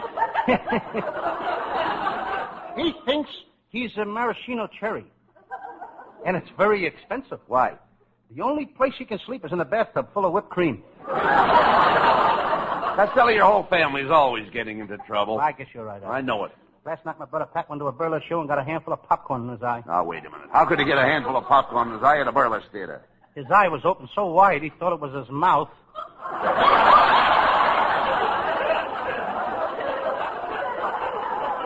Never mind about your brother. I'm worrying about you. Tonight when you go home, make a lot of hot tea with lemon. Then soak your feet in the tub. I did that last night and I didn't like it. Why? The lemon kept tickling my feet.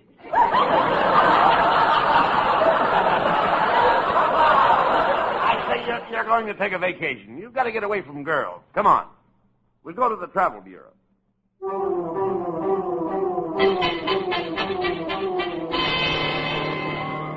There it is. Stone's Travel Bureau. Let's go in. Come right in, gentlemen. I'll be with you just as soon as I finish this phone call. Yes?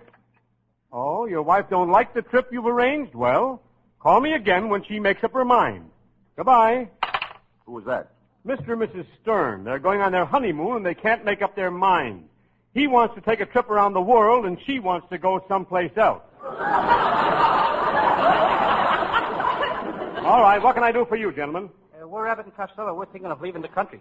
Mm-hmm. Well, I saw your last picture. The news hangs high, and if I were you, I wouldn't even stop to think.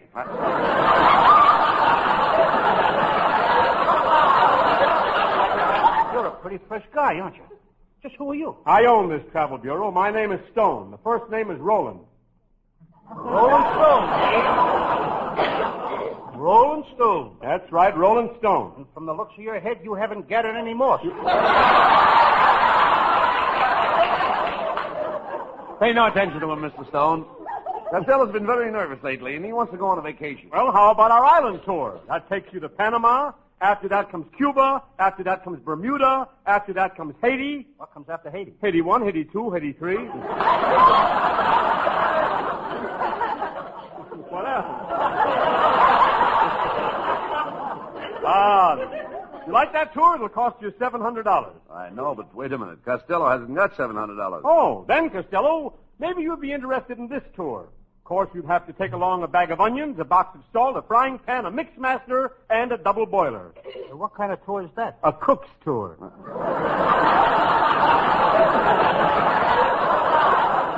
Costello, why don't you go to Yellowstone Park and see Old Faithful, huh? Yes. I used to go out on dates with Old Faithful. She was quite a girl. Costello, Old Faithful is a big, jagged mess of old fossil that spouts steam every hour. That's her. Yeah.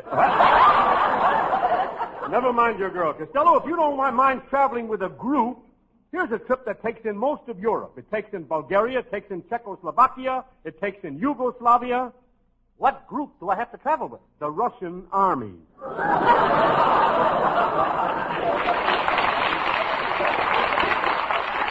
Oh, wait a minute, Costello. I have an idea. Why don't you take a trip to Italy? Italy, of course. In Italy, you know, they have a town where the streets are filled with water. Nothing but water. They call it Venice. When it rains, there's a town like that right here in California. We call it Burbank.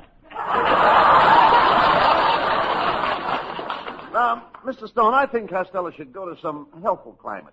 How about Sweden? Yes, of course, Sweden. Sweden, the match country. You know something? Sweden makes more matches than anyone else in the world. More than Lana Turner? Costello, maybe you'd like to see one of the 7 wonders of the world. How'd you like that? The Leaning Tower of Pisa. You know, it leans way over to one side. There's nothing like it in the world. Have you seen some of the houses they're building for the veterans here?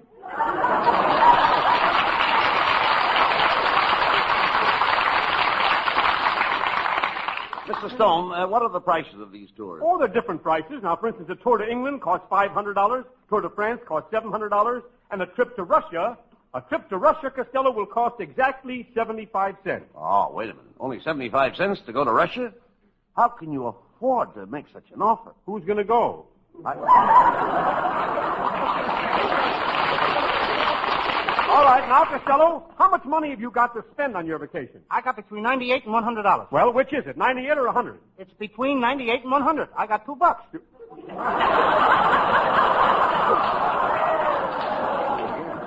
Well, Mr. Stone, do you have any kind of a tour for $2? Oh, yes. We have a wonderful $2 vacation for sports like Costello. I'll take it. I'll take it. When do we leave? Right now. Okay, good. Where does this $2 tour take me? For a brisk walk through the La Brea tar pit. Mr. Stone. Mr. Stone, haven't you some place where we could go where it's nice and quiet? Yes. Why don't we just stay here? It's been mighty quiet since the beginning of the program. Say, by George, I've got it. Just the place for peace and quiet. It's a desert island, 2,000 miles offshore. Well, what will it cost us to get there? To get there, nothing. I'll take you there myself in my own boat. I can't go on a boat. I get seasick. Does seasickness affect you very much? Mr. Stone, the last time I was on a ship, I looked so green that when I walked into a billiard room, the steward racked up my eyeballs and shot them into the side pocket. Come on, Costello. We're going on that boat.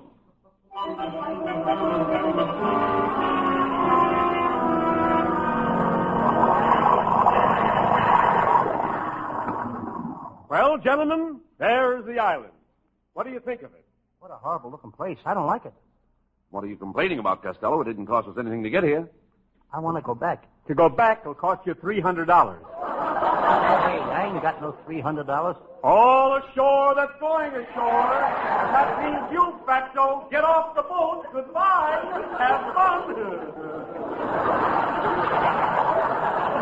Look what you've done, Costello. We're all alone on this deserted island. We may die here.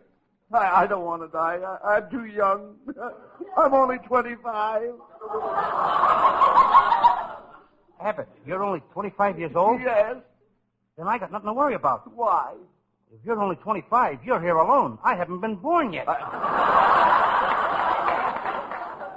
how can you joke about this? Here we are, 2,000 miles from shore. No food, no water. We're in more trouble than anybody else in the world. Have you read the Kinsey report on Matty Malnick? Costello, this heat is killing me. Oh, pal, I think I'm going to die on this island. Costello, my buddy. Yes, Abbott. When you get back, find the woman I love. Go to her and tell her I love her dearly. Take that message to the woman I love. Okay, Abbott. To the woman you love. Yes, to the woman I love. But what shall I tell your wife? Come on, we've got to find a way to get off this island. Hey, look, Costello. Cannibals. One of them is coming toward us. Welcome to Ireland, fat boy. Hey, Abbott, get me out of here, will you? Quiet, Costello. These cannibals are headhunters. They shrink people's heads. This guy is the biggest shrinker I ever saw. Oh, don't be afraid. We peaceful cannibals. Well, don't you even fight with the other tribes? We never fight. We haven't had a war 200 years. Well, how do you explain that? We're not civilized.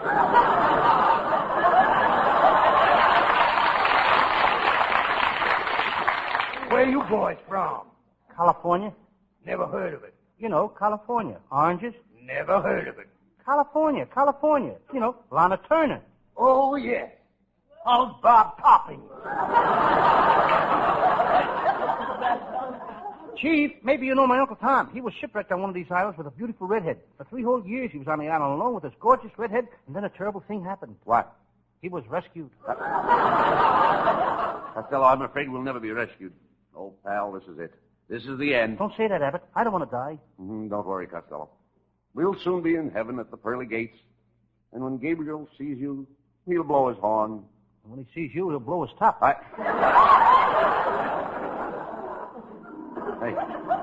Hey, look. Look. Look, Costello. A plane. Quick. Signal. Quick, signal. Hurry up. Take off your shirt. Wave it.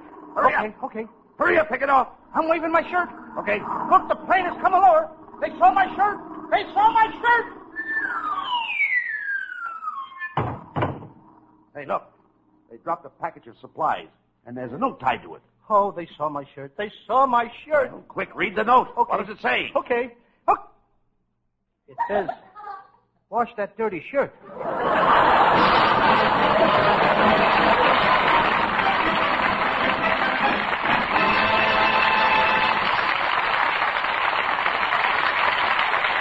Keep the house lights down, boys. We'll have a curtain call by Abbott and Costello after a final reminder on this subject.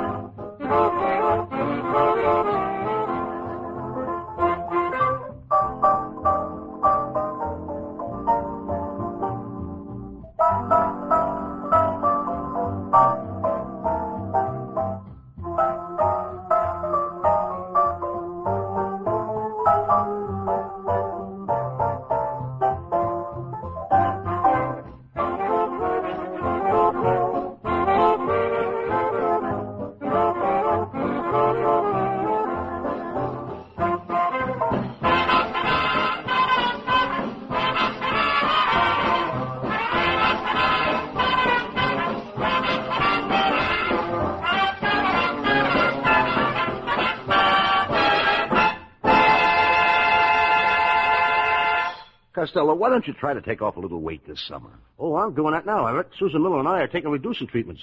I've lost 100 pounds up to now. What about Susan? She's disappeared altogether. Oh, Like anybody in Patterson.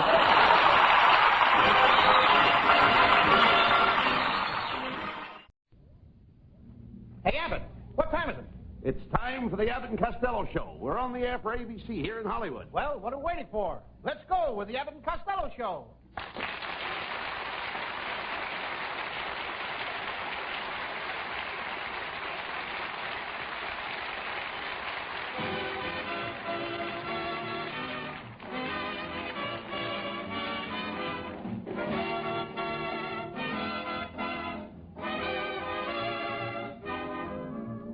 Yes, it's the Abbott and Costello Show, produced and transcribed in Hollywood tonight for your listening pleasure with Susan Miller and Matty Malnick's orchestra. So, hold on to your chairs, folks, for here they are, Bud Abbott and Lou Costello.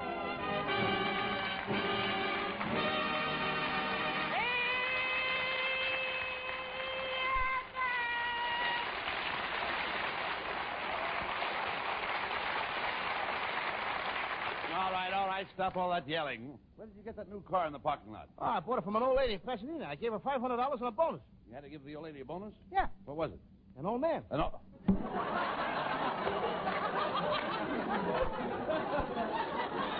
Talk sense, will you, Lou? Say, by the way, why is your Uncle Mike going over to that water cooler so much? He's drank a gallon of water. Abbott, I never saw a man as thirsty as Uncle Mike. He drinks about 10 gallons of water a day. Then at night he goes into the living room, sits down in his favorite rocking chair. And then what does he do? He just sits there and rocks and sloshes.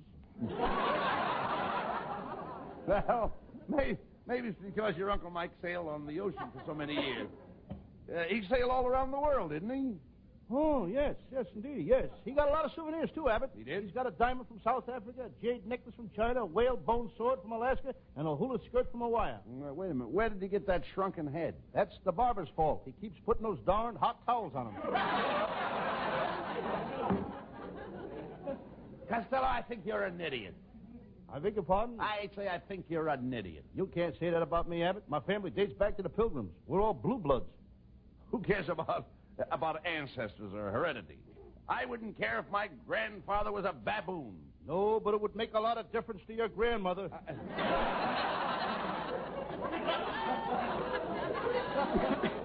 Now, don't get smart, Costello, or I'll have to slap you down. Oh, yeah? Yeah. I'm just tough as you are, and maybe tougher.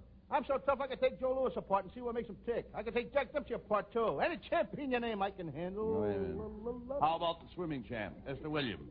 Could you take her apart? Look, Abbott, anything put together that good don't need tinkering with. Oh, get him out.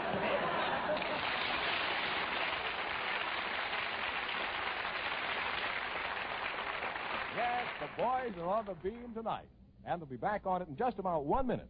But first, let's hear this.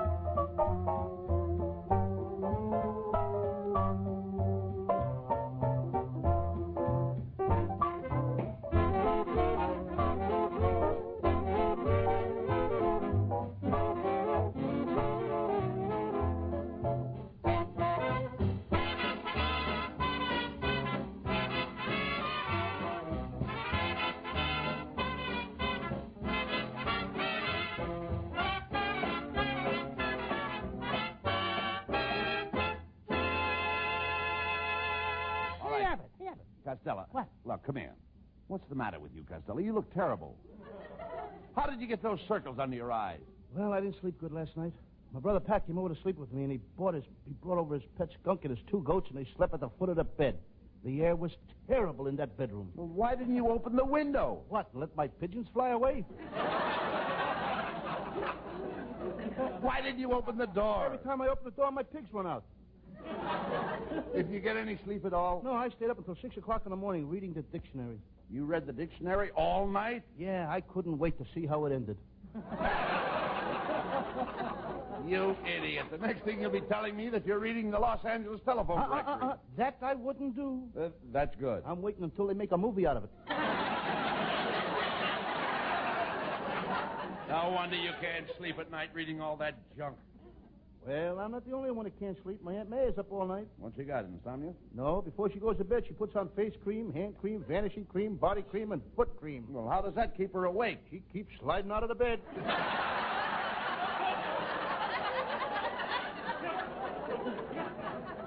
We gotta move out of that house, Abbott. I haven't slept a night since we lived there. I keep looking out the window at that blonde that lives across the street. Why don't you pull down the shade? I can't reach across the street.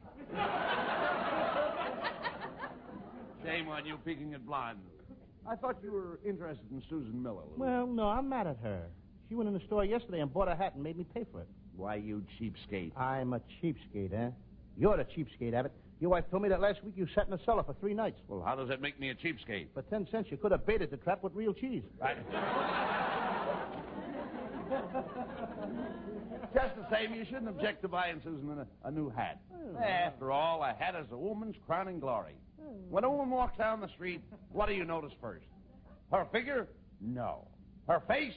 No. Her legs? No. You notice her hat.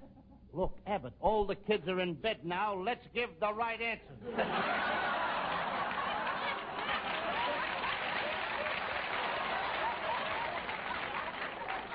Costello, how do you manage to increase your stupidity and ignorance? I've been putting in a lot of overtime lately. You wouldn't be so ignorant if you read the papers and kept up with what's going on. I read the papers. All right, then, tell me. What do you think of universal military training? I don't think it's fair. Why? If Universal is going to have military training, they should give it to RKO, MGM, Republic, Columbia, Monogram, and Fox. To say nothing of Eagle Line and Nassau Studios. You idiot. Universal military training is designed to put more young men in the Army. I hope if they put me in the Army, they'll give me back my old job. What's that? Deserter. You were a deserter in the Army? Oh, I was just kidding, Abbott. I was one of the bravest guys in the Army. In all the battles, I was right where the bullets were the thickest. Where was that? Underneath the ammunition truck. That's what I thought. I just threw that in. I should have thrown it out. I think you should have. Mr. Costello. Say, would you like to go out on a double date with me tonight? Who are the girls? Well, there are a couple of hula dancers from Salt Lake City. They got hula dancers in Salt Lake City? Yes, with all that salt, they've got to have a few shakers.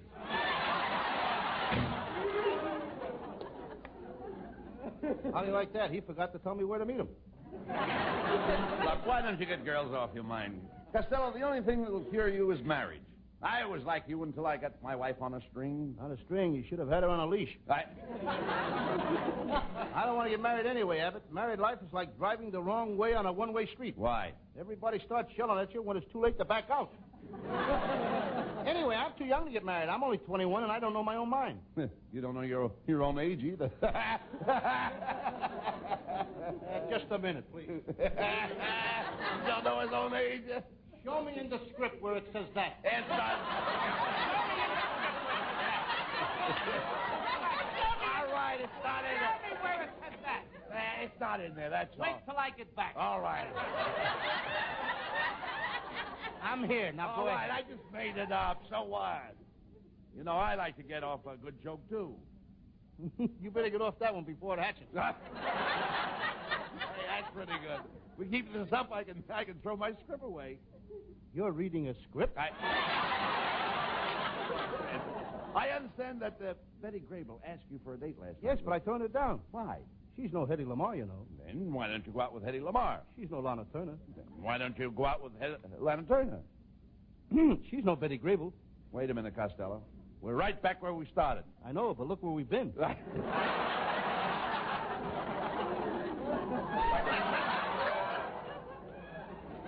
Look, why don't you... Why don't you quit chasing girls and propose to Susan Miller, I did, Abbott. I took her for a ride last night, and I asked her to marry me. Did she answer you in the affirmative? No, she answered me in the car. Look, you dummy, when you proposed, you had hopes. Did her answer coincide with that hope? Why should she go inside with hope? She was sitting outside in the car with me. Look, listen, Costello, please. Let Hope get his own girl. All right, listen, please. I'm only trying to find out How about the girls we had last night, you and I? Oh, let's not talk about that. You got no kick coming. I'm not kicking. You had the best looking one. All right. Yours had teeth. All right.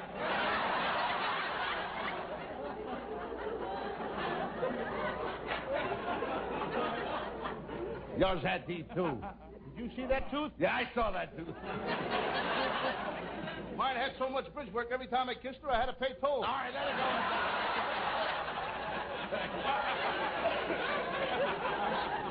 Look, I'm only trying to find out the result of your proposal. I'm always trying to find my place again. I'm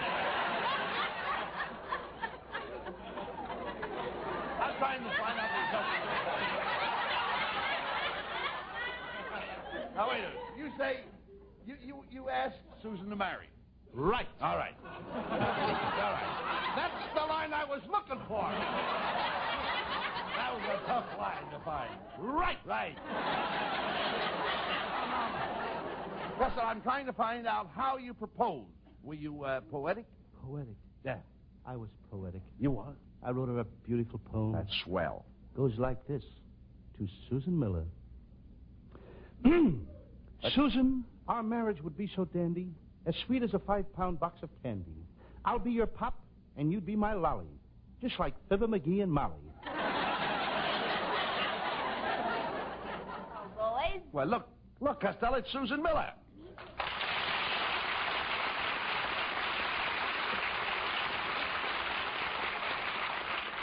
Susan, you look wonderful tonight.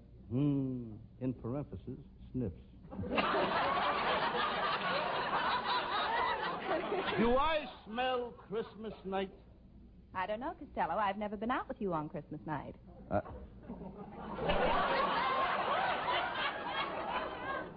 I'm out with him every night. That's wonderful perfume you have on, Abbott. What is that? This here? Yes. Oh, Chanel, $10 a bottle. $10 a bottle, Yes. Chanel. Get a load of this. What is that? Ketchup, 10 cents a bottle. No. Susan, that's a lovely dress you're wearing. Thank you. I knitted it myself. It certainly clings, doesn't it? Yes, it looks like it's afraid to let go. Susan, if you want to lend me $10, I'll take you out tonight. Costello, I never lend money. Lending money breaks friendships. Money is the root of all evil, and you should never let money stand in the way of a friendship. Now, which would you rather have, the money or my friendship? Could you let me have it in small bills? Shame on you, trying to borrow money from Susan. Here, I'll give you $10. Now, where are you going to take Susan? There's some high-class spot where we can rumba. Costello, do you know how to rumba? Oh, sure. Just get out on the floor and make out like you got a broken crankshaft. How about it, Susan? Is it a date? Oh, I'm not going out with you on borrowed money. Get some money of your own. Why don't you get a job? Well, I had a job as a grease monkey, but I quit. Why? I found out you can't make no money greasing monkeys.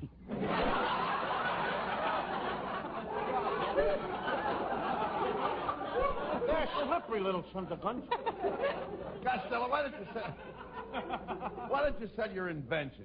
You can make some money that way. Costello, you have an invention? Oh, sure, good one, too. I invented a new safety match. No matter what you do to it, you can't strike it. It won't light, and it won't burn. Well, what's a match like that good for? It's for people that don't smoke. Say, Costello, why don't you take Susan down to the beach? That won't cost you any money. No? No money at all, huh? Well, nothing doing. I was down on the beach last Sunday. I fell asleep on the sand, and brother, did I get sunburned. Were you really sunburned? Susan, I was so red when I woke up, a lobster was trying to drag me under the boardwalk.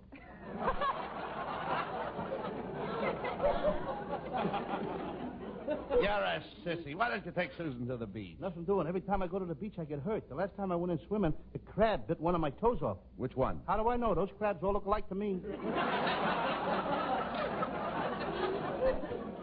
You idiot. Why don't you take Susan to the beach and stop all this follow-your-all? Oh, it's no use, Bud. Costello isn't my type. The man I want must be romantic. He must see me as a drifting boat without a sail on the storm-tossed sea of life. And he must pilot me into the harbor of matrimony. You don't want a man. You want the Coast Guard.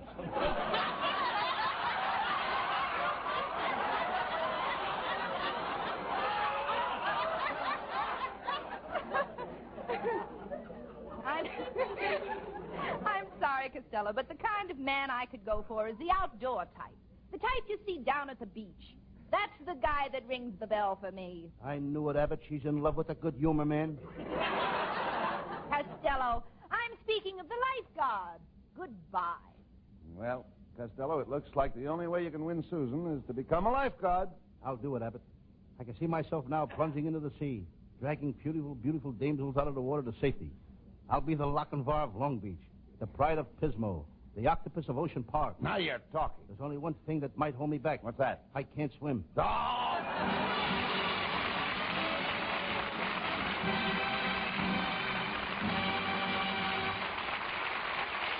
And as the plot thickens, we'll ring down the curtain on the nonsense just long enough to bring you this message.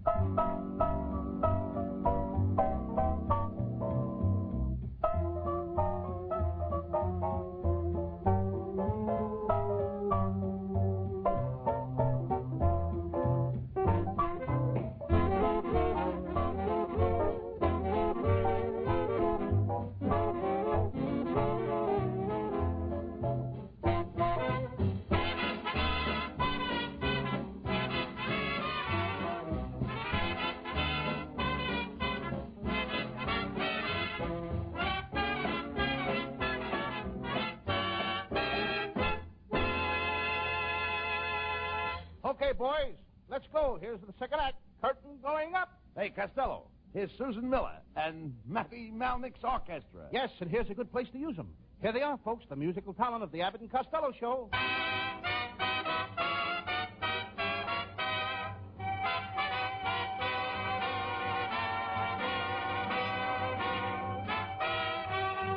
This can't be love because I feel so well. No sobs, no sorrows, no sighs. This can't be love, I get no dizzy spell. My head is not in the skies. My heart does not stand still, just hear it beat. This is too sweet to be love. This can't be because I feel so well. But still I love to look in your eyes.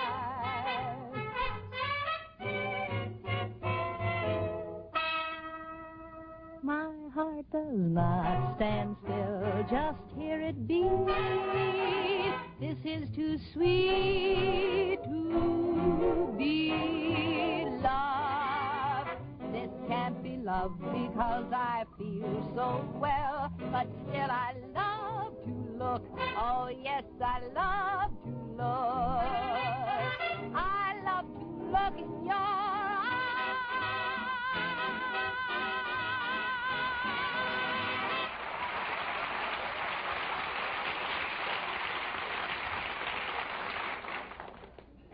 Costello, I've got some good news for you. My sister Olive is going to let you use her swimming pool so you can learn how to swim and become a lifeguard.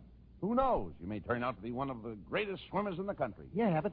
I'll be the next thing to Esther Williams. You dummy, Esther Williams is a girl. You mean you'll be next to Johnny Weissmuller? You get next to who you like, and I'll get next to who I like. All right, never mind. Let's go in this store. I'm going to buy you a bathing suit. Hey, Abbott. They got nice things in the store. There's a red bathing suit that would fit me. That's not a bathing suit. That's a suit of long underwear. Oh, shucks, and I was figuring on carrying my water wings in that big back pocket. Stop it, Costello. Oh, clerk. My friend Costello here would like to get a bathing suit. What would you suggest? Well, with his shape, I'd recommend a pair of trunks. Trunks? Yes. They're the only things that accommodate the excess baggage you're carrying. Now, listen, I don't have to come into the store and get myself insulted. I can stay home and read my fan mail, you know. Oh, come on, Costello. Take off your shirt and coat and let the man measure you. Okay.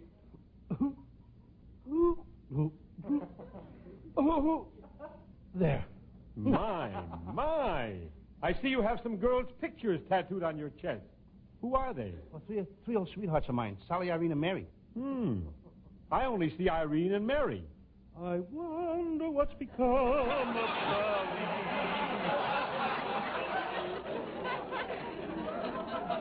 Clay, come on. Will you quit stalling around Measure Costello? He's in a hurry. He wants to learn to swim so he can get a job at the beach. Lifesaver? No, thanks. I never eat between meals. What kind of lifesavers I'm talking about? Save lives. That must be the new flavor. Sulfanilamide.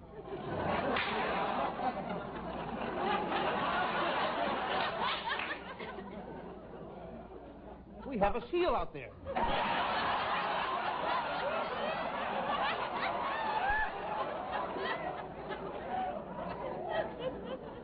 Now listen, Fatso.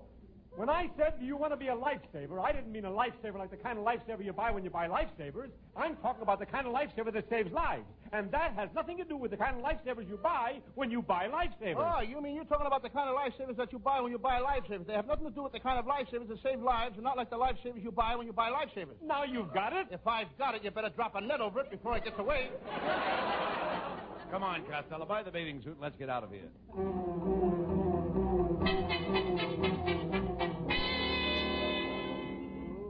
Hello, Brother Bud. I see you brought one of those blown-up rubber knife rafts. Oh!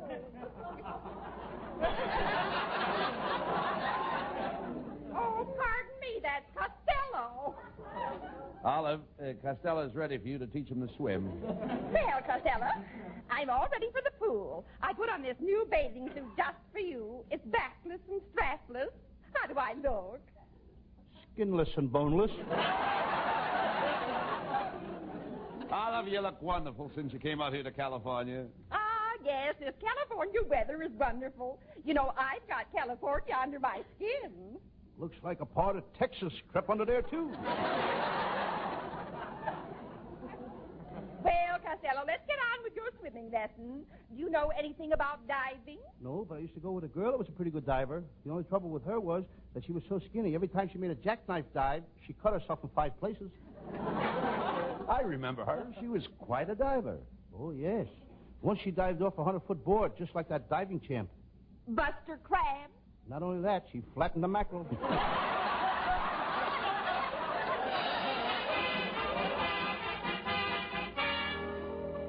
Oh, boy. Susan Miller going to be proud of me. I got myself a job as a lifeguard. That's wonderful, Costello. How did you manage to do it? They hired me for 3 reasons. First, ability and intelligence. Second, courage and fortitude. Well? Courage and fortitude. Well, what was the third reason? I was the only guy that applied for the job.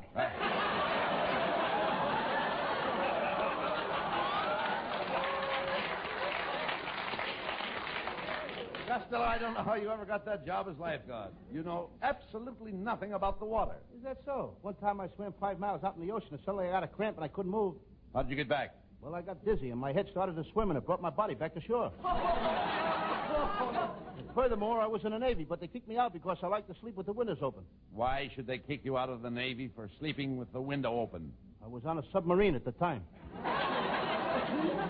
You were in the Navy. You told me you didn't know how to swim. Well, I was only kidding, Abbott. Yeah. When I was a little boy, I used to go swimming in a pond near Patterson. And now the city put up a sign on the pond that said, Lou Costello swam here. Who put up the sign? The Patterson Chamber of Commerce? No, the Patterson Board of Health.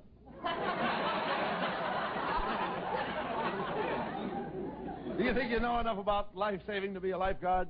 I even learned all the lifeguard signal codes. They signal with whistles, like this. What does that mean? That means a child is in trouble. Now listen to this one. What does that mean? That means a woman is in trouble. Are there any more? Here's another one. What does that mean? Man looking for trouble.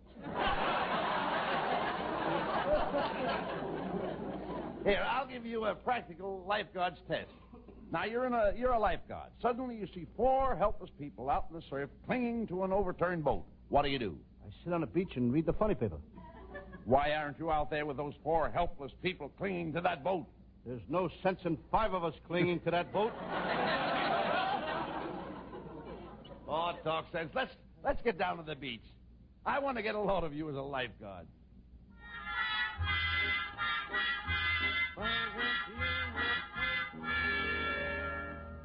Hey, fat boy. Are you the new lifeguard? Yes, I'm the new lifeguard. Who are you? Who am I? Read the letters on my sweatshirt. S-L-O-B. Hey, Abbott, this guy's a slob. No, Costello. That's S-L-O-B. That stands for Superintendent, Los Angeles Ocean Beaches. Superintendent, this is Costello. Well, fine. Fine. Now, Costello, all the lifeguards on this beach use the Australian crawl. They use the what? Australian crawl. Did you ever see an Australian crawl? I was in Australia for 2 years. They walk just like you and me.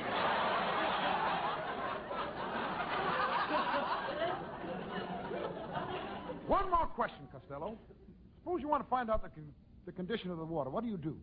Well, if I wanted to find out how the water is, I'd just call a dog. You mean a dog can tell you how the water is? Sure, I'll show you. Look, here's the dog over here. Here, doggy. Doggy. Nice doggy. Come here, doggy. Doggy, how is the water? Any more questions? Costello, I think you'll make a fine lifeguard. Now, all you got to do is pull beautiful girls out of the water when they're in trouble. The job is worth $60 a week. That's a little more cash than I have on me, but could I pay it in installments? Well, Costello, let's go down to the beach and see if there is anybody we know. How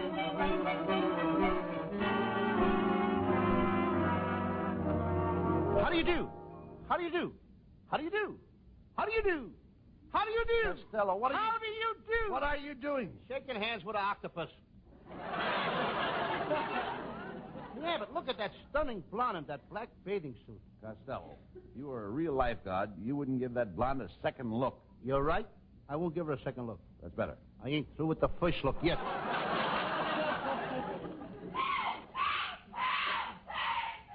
Look, Costello, there's a girl drowning. Here's that chance for you to be a hero. Quick, swim out and save her. Okay, Abbott. Here I go. Watch me swim.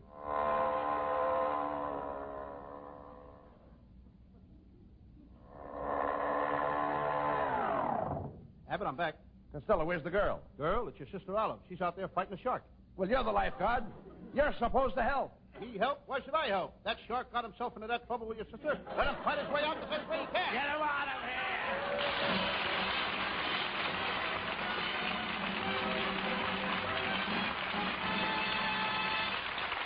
Keep the house lights down, boys. We'll have a curtain call by Abbott and Costello after a final reminder on this subject.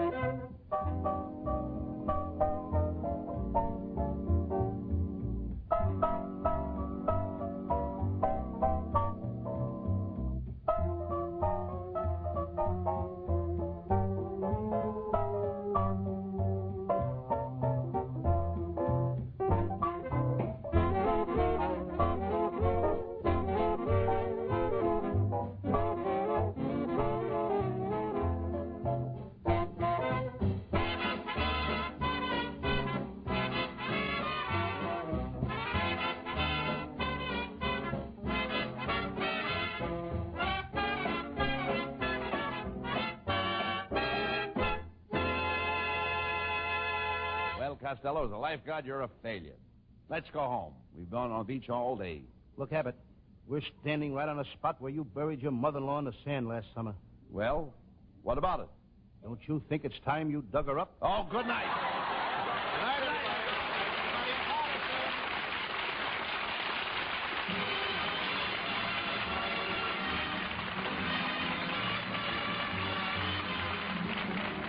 Listen each Wednesday night at this time for another great Abbott and Costello show, produced and transcribed in Hollywood by Charles Vanda, and featuring Susan Miller and Matty Malnick and his orchestra. So goodbye until this same time next Wednesday. Be sure to stay tuned for the outstanding entertainment which follows throughout the evening on this ABC station.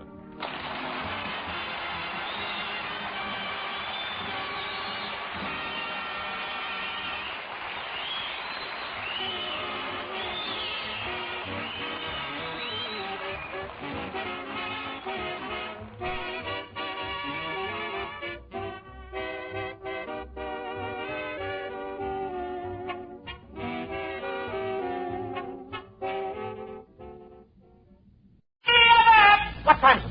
Hi, it's time for the Abbott and Costello show. We're on the air for ABC here in Hollywood. Well, what are we waiting for? Let's go with the Abbott and Costello show.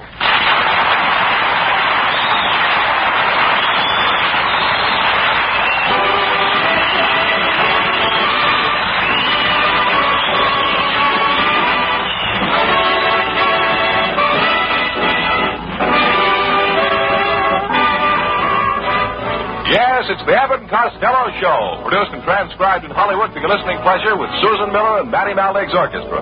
So hold on to your chairs, folks, for here they are, Bud Abbott and Lou Costello.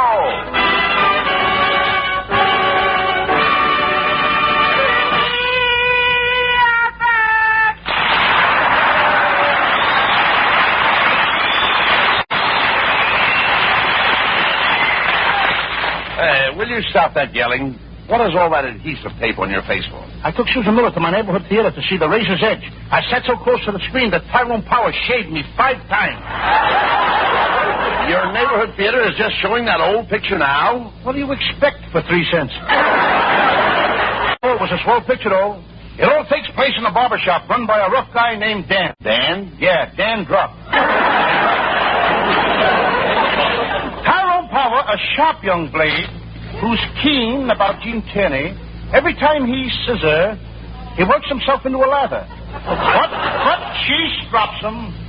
She gives him the brush, it's no soap, and the rub comes in the end, where he whiskers her away. And the moral of the story is no brush, no lather, no rubbing, no girl, no nothing, no joke, no money. You idiot. You never saw the picture. And furthermore, I'll bet when you went to school you were a dumbbell. A dumbskull. That's so I'll have you know that I was a head and shoulders above everybody in my class. You were? Yes, I was 15 years older than any one of them. I would like to see you in school, Lou. I was teacher's pet. Teacher's pet? Yes, we both got expelled the same day. Get him out of here.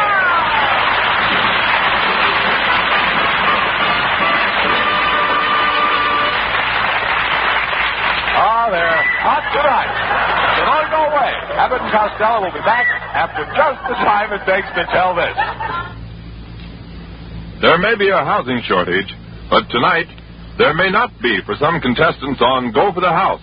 This is the exciting show heard every Wednesday night over most ABC stations, on which contestants can win a beautiful new honeymoon house built on a suburban lot right in their own hometown. Each Wednesday night, MC John Reed King calls 7 couples to the ABC microphone. These couples each select a room of honeymoon house to furnish and are given 7 questions to answer. As they answer each question correctly, a prize of some home furnishing goes into the house. After the 3rd question, they can take their prizes or go for the house. But to win the house, they must answer the special 7th question. Listeners also have an opportunity to win honeymoon house. For complete details, don't miss Go for the House, on the air tonight and every Wednesday night over most of these very same ABC stations. And now back to ABC's Abbott and Costello show.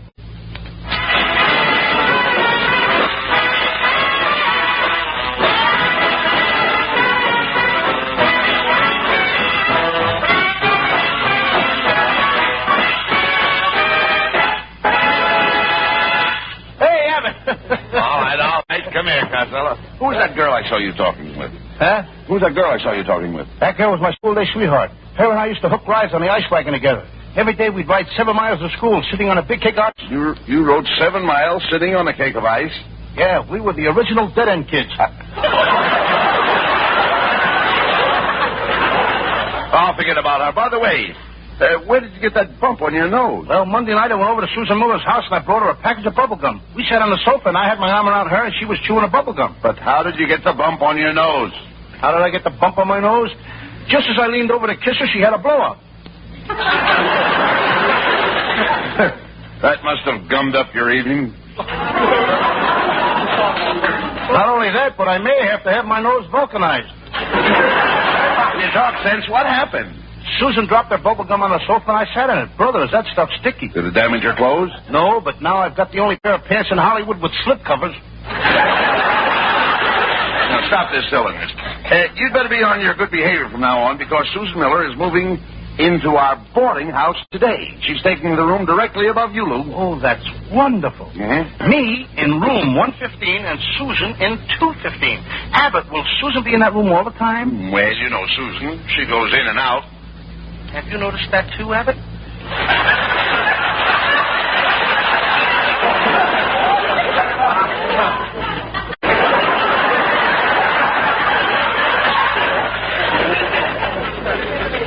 Well, anyway, Abbott, you know what I say?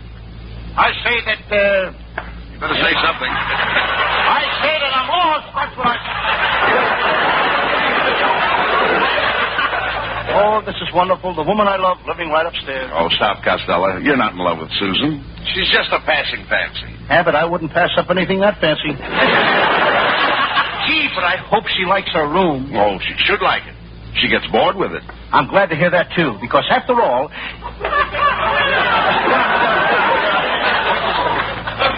What did you say? I said she should be happy she gets bored with the room. If she gets bored with the room, then why did she rent it in the first place? She's not bored with the room. She's very happy. You just told me that she gets bored with the room. That's right. One of us is nuts. How can a girl be happy when she's bored all the time? Look, she's not bored all the time. You know, she only gets bored 3 times a day. Where is she getting all that lumber? I'm not talking about lumber. I'm talking about boards. Susan eats her board. Who feeds her all these boards? The landlady. Susan made arrangements with the landlady to eat her board 3 times a day. 30 days a month. I'm moving out of that place. Why? That Susan Miller is going to eat me out of house and home. Yes, and I'm just trying to tell you that Susan is very happy with her board and she likes her room. That room hasn't got a floor in it. There's a cute kid. Just rented the room today, already she ate the floor. She did not eat the floor. I simply said there was no floor in the room. You could be mistaken, you know. Anybody that will eat boards 3 times a day is liable to eat the floor and the doors and the windows. Look, what are you getting so excited about? What business is it of yours what she does with her room? I'll make it my business, brother. Her floor happens to be my ceiling. I don't mind you knocking the props from under me every week, but I ain't going to let that Susan Miller eat the roof over my head. Costello, you annoy me. All I said was there is not a flaw in Susan's room. Just a second, Abbott. Have you been in Susan's room? I have. You opened up the door? Yes. You stepped into the room? I did. What did you step on? The floor. Ladies and gentlemen, this man has deliberately and with molasses aforethought been misinforming the public. I rest my case. All right, Costello, there's no sense in getting yourself into a frenzy. A what? Frenzy. I ain't making frenzies with nobody. Now, wait a minute. I'll try to explain by giving you an example. You have a floor in your room. The plaster is all cracked, so you have a floor in your ceiling. I got a floor in my ceiling? How do you like that? I've been living upside down for 6 years and didn't know it. Costello, you're all mixed up. I'm trying to tell you that Susan's room is perfect. It has no flaw, and she's happy because she gets bored with the room.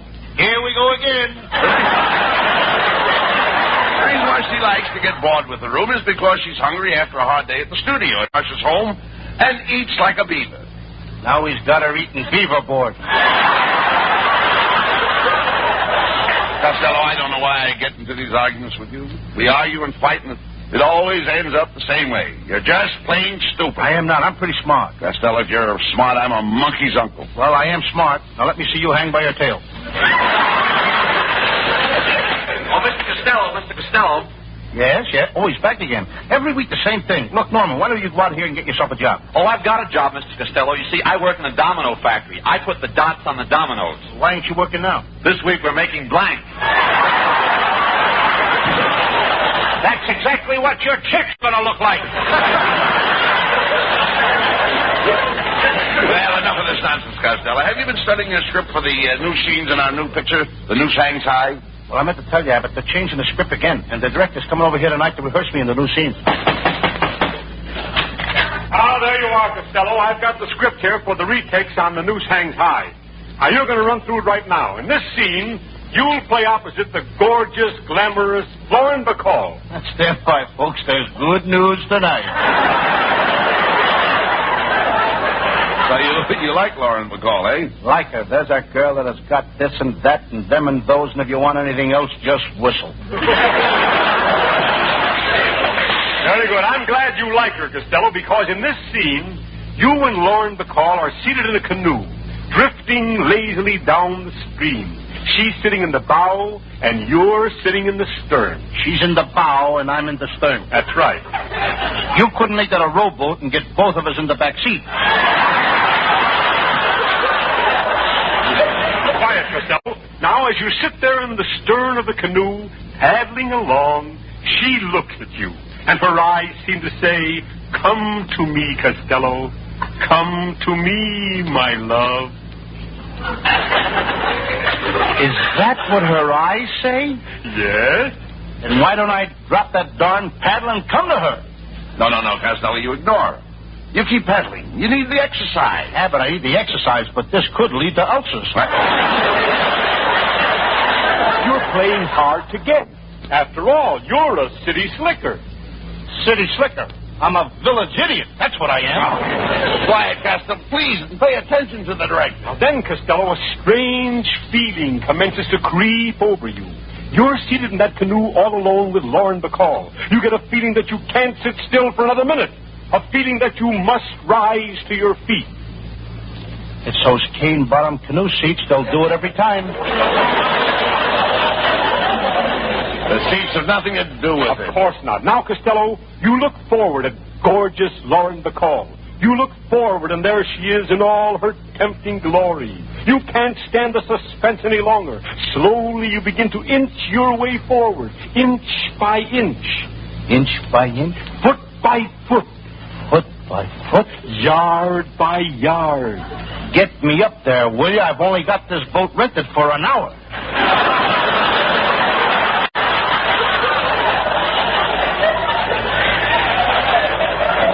Impossible, Mr. Abbott. I can't rehearse with this man. He's too nervous.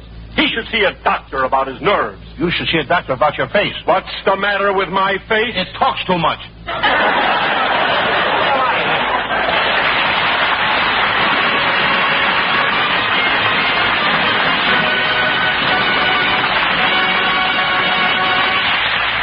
Now, while the boys are backstage cooking up the next act, let's eavesdrop on this. When someone with a secret microphone comes in contact with an unsuspecting individual with human reactions, the result is Candid Microphone, a Thursday night program that's rapidly capturing the interest of ABC listeners everywhere. Candid Microphone is a program that tests people's honest reactions in various situations, and what they say or do is secretly recorded by a man with a concealed mic. For instance, he may ask a strange girl in the park for a date, and when she answers him, she answers candidly, not knowing she's being recorded. Or the man with the mic may record the conversation of a man in a restaurant who suddenly finds he's left his wallet in the proverbial other suit and can't pay his check. But whatever is secretly recorded does not go on the air until the man with the mic has received the full permission of the person or persons recorded. Don't miss Candid Microphone tomorrow night over most of these same ABC stations. And now back to ABC's Abbott and Costello Show.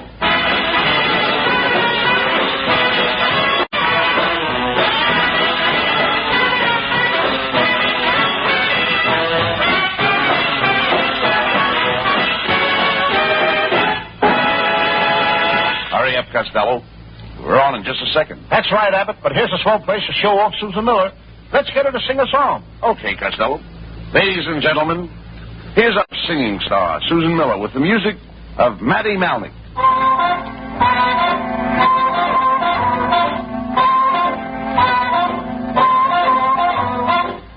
Picture me upon your knee with keys for two and two for two. Can't you see how happy we will be?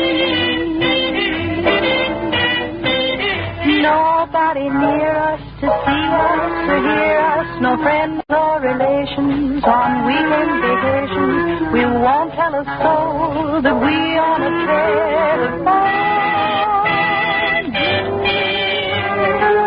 Day will break and I'll awake and start to bake a sugar cake for you to take for all the boys to see. We will raise a family, a girl for you, a boy for me. Can't you see how happy we will be?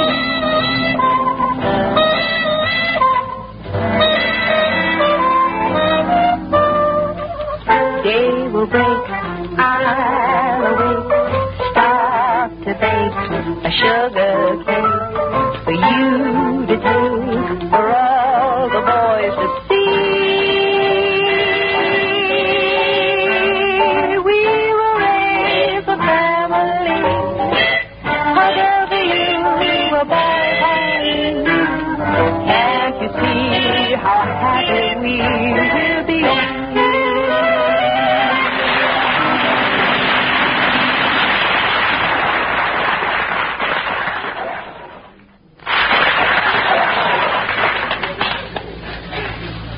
Slowly I park the canoe.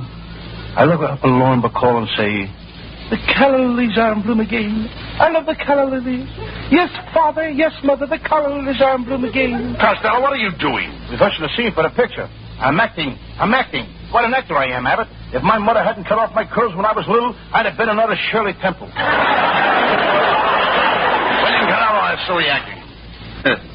And you don't need to worry anymore about the picture. They're not going to change it. However, I have some news for you, Lou, but I really don't know how to tell you this, Costello. But your country has called you. You mean I've been drafted again? No, you dummy. You're about to receive a great honor. Listen to this telegram that just came for you. It's from Mayor DeVita of Paterson, New Jersey. Dear Lou, you have been chosen to represent Paterson, New Jersey at the next meeting of the UNO. I have? Yes. You've heard of the UNO, haven't you? Oh, I hear about it every time I try to make a date with a girl. What do you mean? Every time I ask a girl for a date, she looks at me and says, you? And no. You know, the UNO is an organization of all the nations of the world. Costello, a great honor has been conferred on you. You will serve your country as a diplomat. You will be a statesman, an official of the government, a man who mingles with royalty. I'm going to be all that? That's right. Abbott, you may kiss my hand.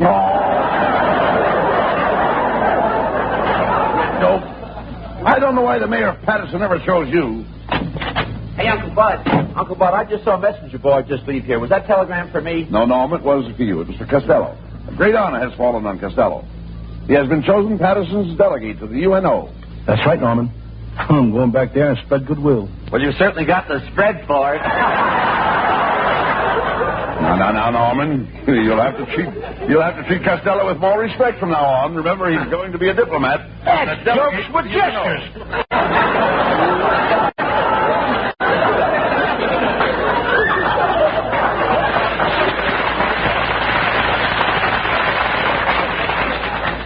Yes, just wait till I get to Europe. They need me over there. That continent has gone back to the horse and buggy days. I'm the only guy that can fix it.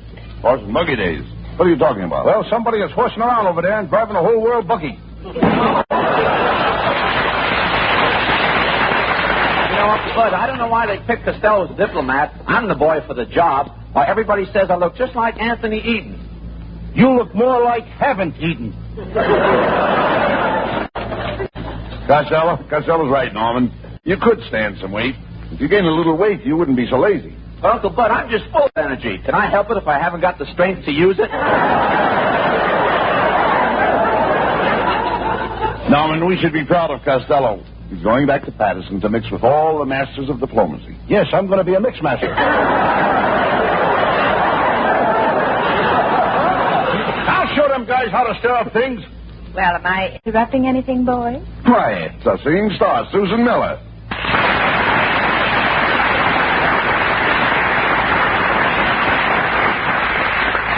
Susan, have you heard the news? Costello is to be Patterson's delegate to the UNO. Oh, Costello. What a diplomat you'll make. You're so robust, so manly, so muscular.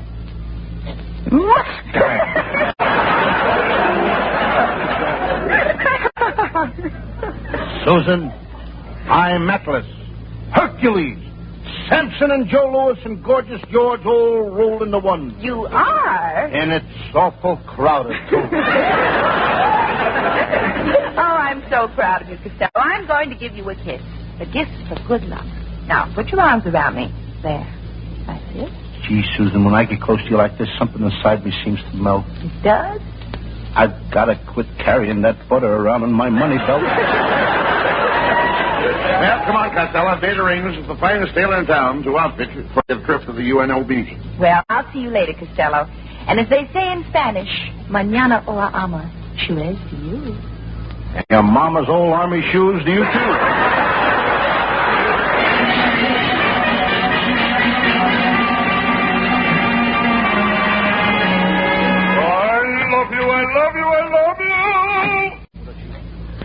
Good morning, gentlemen. Good morning, sir. Costello, this is the tailor, Mr. Sharkskin. Are you ready to measure Costello? Why, yes, it'll be a pleasure to make a suit for him. What a build, what broad shoulders, narrow hips and long tapering legs. This is me over here. You're measuring the water cooler. Mr. Sharkskin, this is Costello. He's the man that's having the fit. Really? Does he always swell up like that? Sharkskin, one more crack like that over you, and I'll cut you on the bias and pull down your hems. Sharkskin, do you have anything that'll fit Costello? I think so. Here, Mr. Costello, slip into this coat. That's it. There. How's that? Now, ain't that coat a little long? I can't see my shoes. Oh, do you plan on wearing shoes? Don't be so fussy, Costello. What that coat needs is a little more padding in the shoulders, that's all. A little more? You'd better take some of the padding out. Every time I raise my arm, the shoulders push my hat off. Costello, you won't be able to wear those pink socks with that outfit. Those are not pink socks. My shorts drag a little. All right, Mr. Sharkskin, make the necessary alterations and send the suit to Costello's house. Fine. Good day, gentlemen.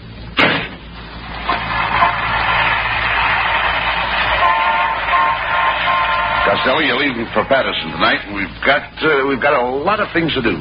What, for instance? Well, Costello, you'll meet all kinds of nationalities at that UNO meeting, and you'll have to converse with all of them. That won't be hard for me, Abbott. I even speak Chinese. Let me hear you say something in Chinese. Okay. Feature starts at 1 o'clock. Smoking in the balcony. Prices change at 6. What kind of Chinese is that? Grauman's Chinese. simpleton. French is the diplomatic language, and you've got to learn it. Now, I'm taking you to Madame Fifi's French language school.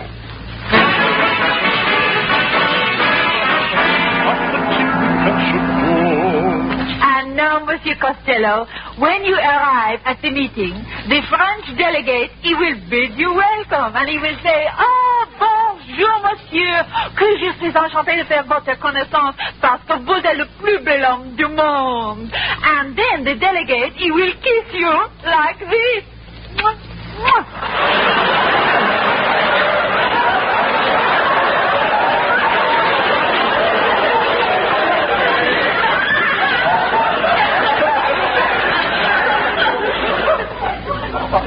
Do you mind now if I can have my own script back?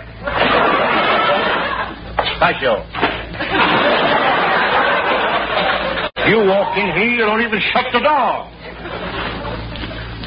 Madam Fifi, you will have to forgive me. I have a very, very poor memory. Would you mind running through that again a little slower?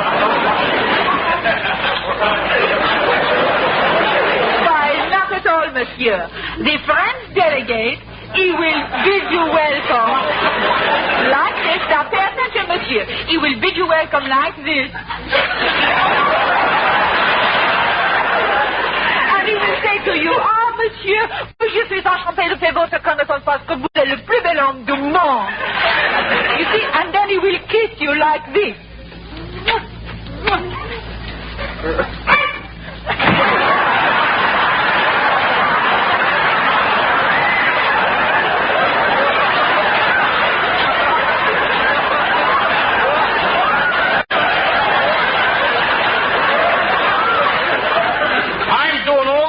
He's sweating.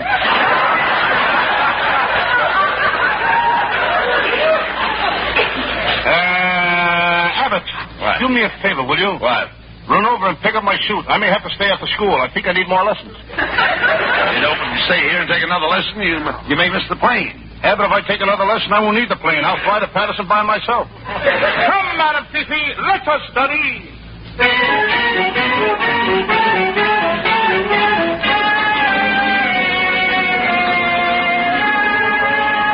Costello, we're all packed to remember.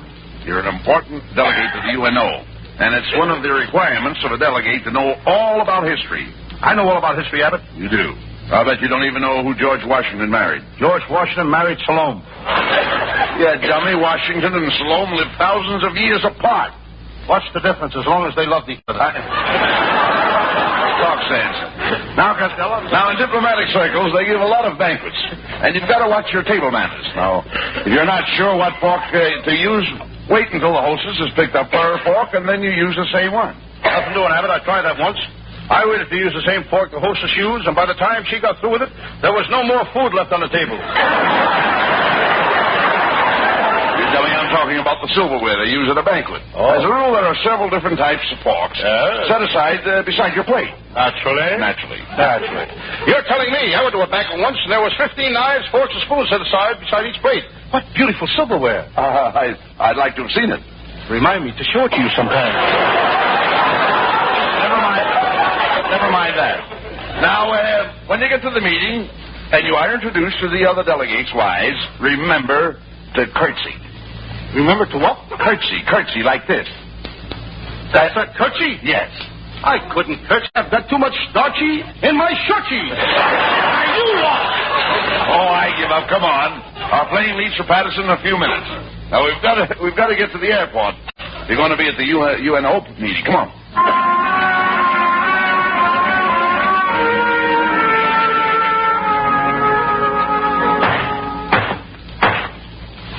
The UNO convention will now come to order. Gentlemen, this is a great year for the UNO, the Undertakers' National Organization.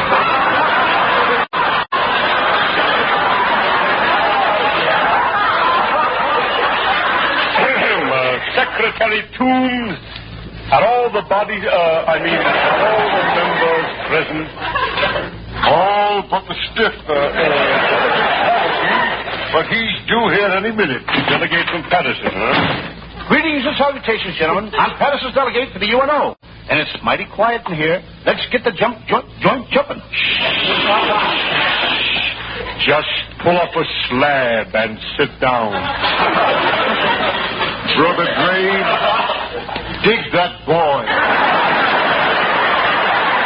A lovely thought, Brother Toombs, a lovely thought. Just a minute. Is this the peace conference? Yes, my boy, we have peace here. As a matter of fact, that's the slogan of our organization. Rest in peace. And now, Mr. Toombs, place the lily in Mr. Costello's lapel, and let's get on with the meeting. Just a second. There must be some mistake. I was looking for the UNO. There is no mistake. This is the UNO, the Undertakers' National Convention. Is there anything else you wish to say? Yes, just 2 words. What are they?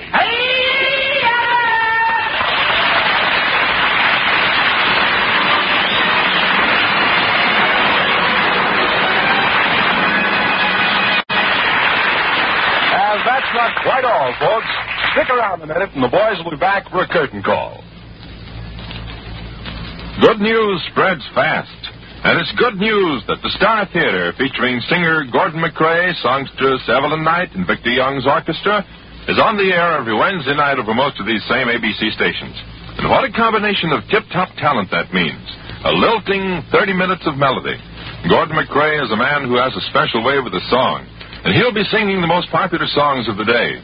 Evelyn Knight, the last of the delicate air, also has a special way with the song, especially with a folk ballad. But that's not all. Victor Young's orchestra, the Jeff Alexander Chorus, are also on hand each Wednesday night to add to the entertainment. So for a gala time, plan to join us when the Star Theater, featuring Gordon McRae, Evelyn Knight, Victor Young's orchestra, and the Jeff Alexander Chorus, is heard every Wednesday night. And that means tonight over most of these same ABC stations. And now back for a final word from ABC's Abbott and Costello Show.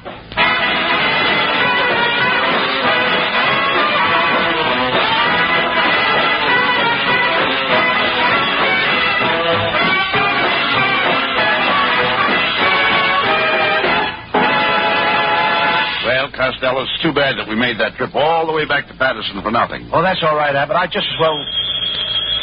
I'll get it, Abbott. Hello. Oh, hello. Uncle Mike? What? Aunt May? Congratulations. At 7 o'clock tonight? When did it happen? Right on Maplewood Avenue? My. How many? 3? Well, hold everything. I'll be right there. Goodbye. My. How many? 3?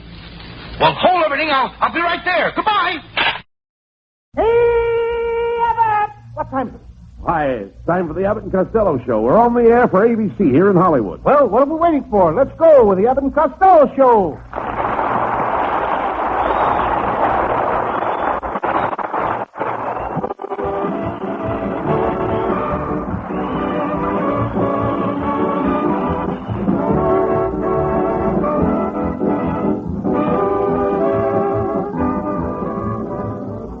It's the Abbott and Costello Show, produced and transcribed in Hollywood for your listening pleasure with Susan Miller and Matty Malnick's orchestra.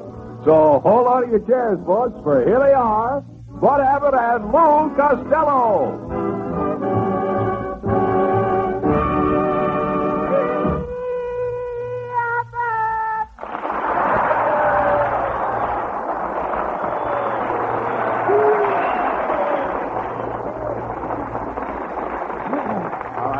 All right. What's all the yelling for? Huh? What's all the yelling for? Well, Abbott, I got a brand new job now. I'm going to be on the radio in Russia this summer. Oh, no. You know, the government controls the radio stations in Russia. Mm-hmm. They don't have any commercial programs over there. Yes, I know. Over there, even does. Can't do anything until it hears from Joe.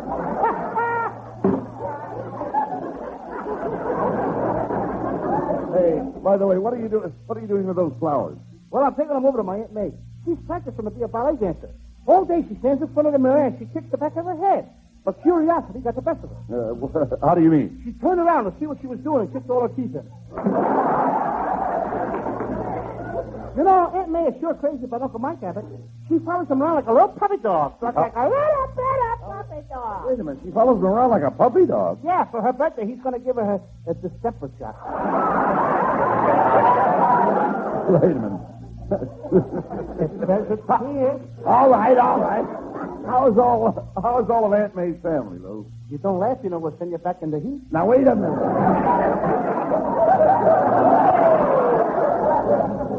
I asked you, Lou, how's all of Aunt May's family? Oh, they're all swell except my cousin Monotonous. He's been Now, having... wait a minute. Wait just a minute, Lou. Aunt May calls him Monotonous? Yeah, he was her 17th child. Your Aunt May has 17 children? Yes, 8 boys and 8 girls, and a storekeeper. Well, they certainly are all healthy kids. You know what? When I was born, I only weighed 5 ounces. Oh, now, wait a minute. Hold it right there, Costello. Nobody was ever born that weighed only 5 ounces.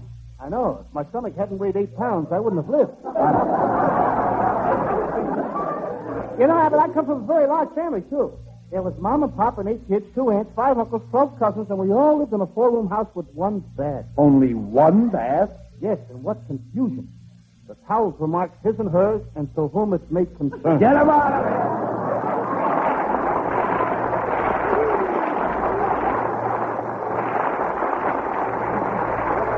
Yes, the boys are on the beam tonight, and they'll be back on it in just about 1 minute. But first, let's hear this. Go for the House. It's the exciting Wednesday night show that gives 7 couples an opportunity to win a wonderful honeymoon house. A house that will be built for them on a suburban lot right in their own hometown. Yes, that's right. A brand new house to suit the dreams of any couple. The rules are simple. Each couple selects a room and begins to furnish honeymoon house. They have 7 questions. And as they answer each question correctly, a prize of some furnishing goes into the house. After the 3rd question, they can either take their prizes out of the house or they can go for the house. If they answer all 7 questions, then Honeymoon House and its furnishings become theirs. Listeners also have an opportunity to win a house.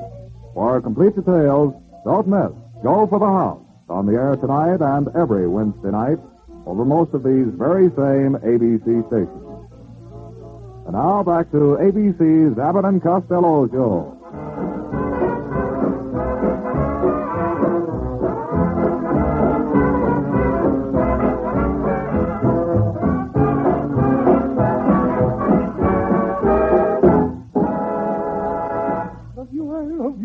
All right. I love you in the summertime. Quiet. I love you in the ground. Quiet, Costello. Just get where you... What are you doing? Tonight I'm going to sing. For my first number, I will sing Nature Boy backwards. Nature Boy? Nature Boy backwards? Why? For people over 35.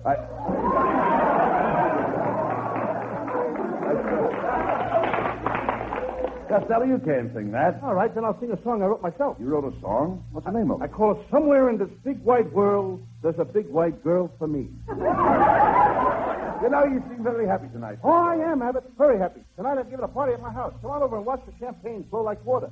So, champagne costs $25 a quart. Come on over and watch the root beer flow like water. What's got into you? I never saw you so full of fat. Really? I feel it better since I've been eating my meals raw. Raw? Raw. Yeah. I eat my breakfast raw. I eat my lunch raw. How about dinner? My mother makes me dress for dinner.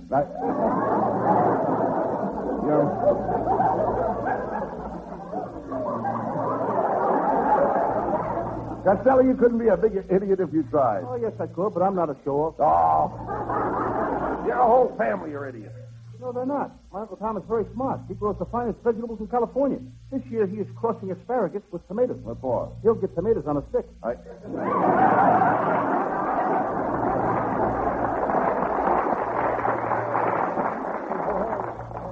The trouble with your Uncle Tom is he drinks too much fluid. Yes, and when he gets loaded, he don't want to go home. Well, how does your Aunt Eva ever get him back into the house? Well, she takes him down to the front gate, she puts up swinging doors, and when he staggers in for a drink, she nails him and puts him to bed.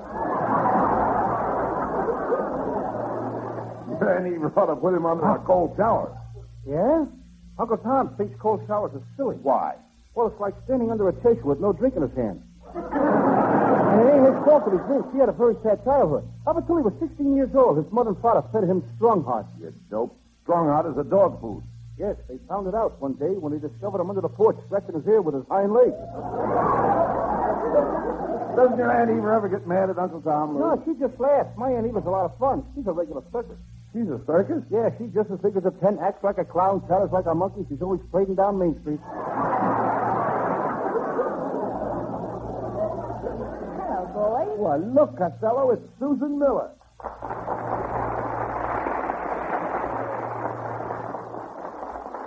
Oh, Susan, darling, you look wonderful tonight. How do you feel? I feel all right today, but last night I had the hive. Mm-hmm. So I thought of Gregory's pet, and that cured me of the hive. Don't you ever think of me? What do you think gave me the hive? See, Susan, I'm sorry to hear that you weren't feeling well. You should have called me, and I would have come over and cheered you up. Well, I wasn't really sick, Bud. I was so down in the dumps, so I went to see your picture in East Hands High. Are they showing it down there already?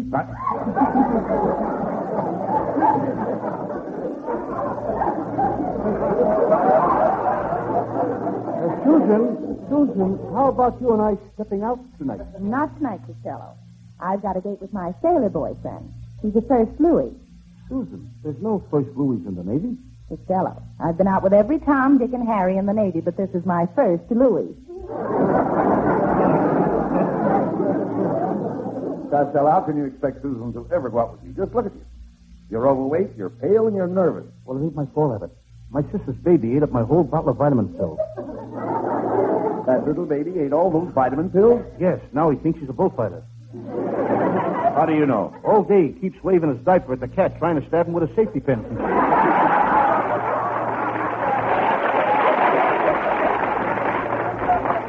Pay no attention to Costello, Susan. Why don't you and I step out tonight? Not tonight, Bud. You see, I'm going to a government radio school. I'm learning to repair radios. A pretty girl like you learning to repair radios? Certainly. Gee, what would those Democrats think of next? Susan, how would you like to come over to my house tonight and fix my radio? Listen, Crystal Set, let's get this straight. You're not my type. What do you mean? Well, your dial is warped, your aerial's dragging, your AC is where your DC should be. And besides, you wouldn't know what to do during a brief pause for station identification. So long, Fatso. You know, there goes a nice kid, but she's 1.5 face. What do you mean 1.5 face? Well, she's not quite 2-faced. She's got...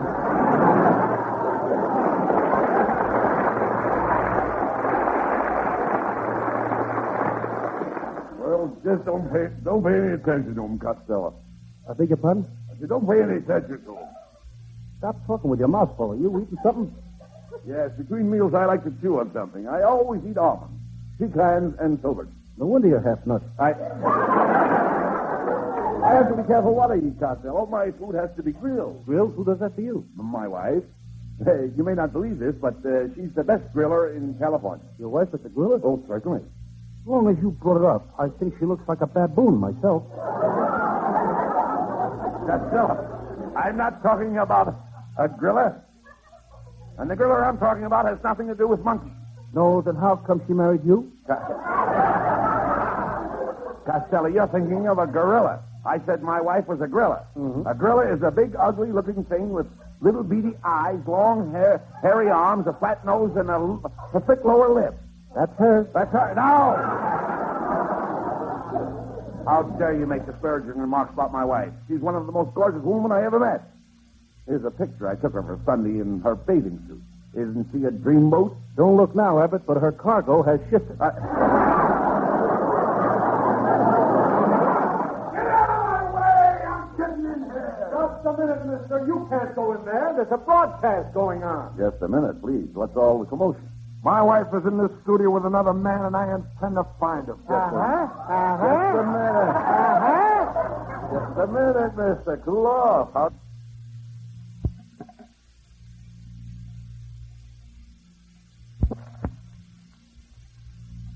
do you know your wife is in this studio with another man? I had 2 tickets for this broadcast, and my wife stole my wallet with 2 tickets in it. And I know she's in here with another man. Okay, mister, I know how you feel. If your wife is in here with another man, you've got a right to beat that guy up. Come on in. Aha! There they are! Give me back my wallet.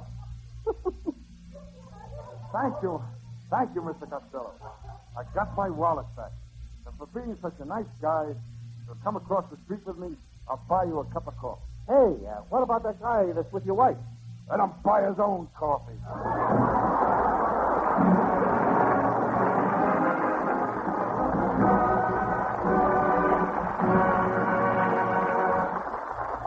And as the plot thickens, we'll ring down the curtain on the nonsense just long enough to bring you this message. What a swell way to spend an evening, a Wednesday evening, that is, by listening to ABC's hit shows. One of them is the sparkling Star Theater. Yes, tonight and every Wednesday night, the lively, melody-filled Star Theater will be heard over most of these ABC stations. For melody, there's the popular and romantic voice of Gordon MacRae. And there's also the lass with the delicate air, lovely Evelyn Knight, who's famous for her special interpretations of beautiful folk ballads. But that's not all.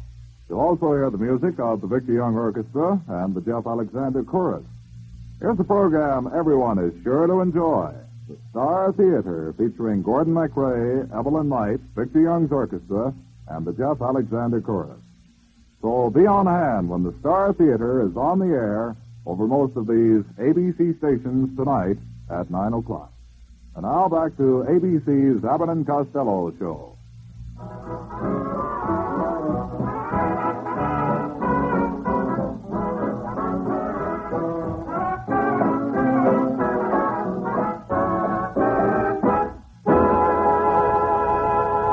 Okay, Lou. Curtain's going up on our second act. Let's go. Wait a minute, Bud. Let's throw the spotlight on Susan Miller. A great idea. Neighbors, here's Susan Miller, the singing star of the Abbott and Costello show.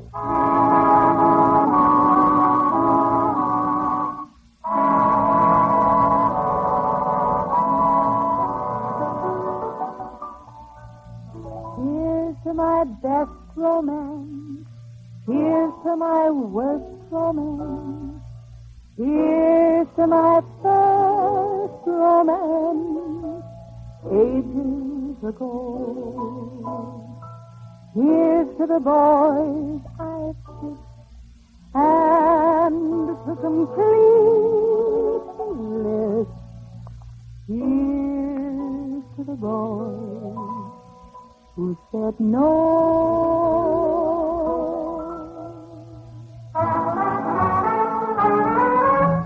Love, love, hooray for love. Who is ever too blasé for love? Make this a night for love. If we have to fight, let's fight for love. Some sigh and cry for love. All but in Paris they die for love. Some wait away for love. Just the same, hooray for love. It's the wonder of the world. It's the rocket to the moon. It gets you high, it gets you low, but once you get that glow, oh, some trust to wait for love. Others have to take off weight for love. Some go berserk for love. Loafers even go to work for love. Sad songs to sob for love. People have their noses bobbed for love. Some say we pay for love. Just the same, hooray for love.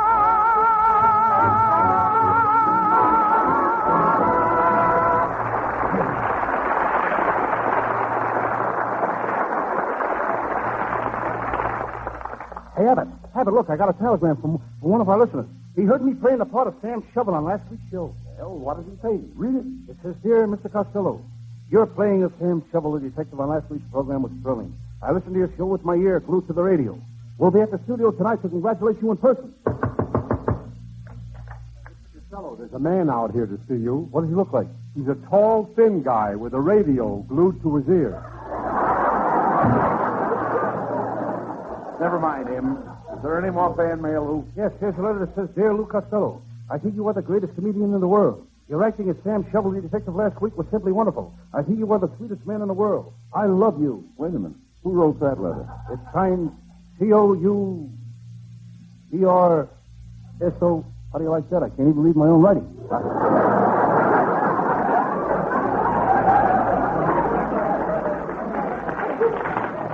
Mr. Costello! Mr. Costello, I want to thank you. You saved my life. What do you mean Costello saved your life? I'm a radio actor. I haven't worked in 6 years. I haven't eaten for weeks. I'm destitute. Last Wednesday night, I was about to end it all. I was about to throw myself under a bus.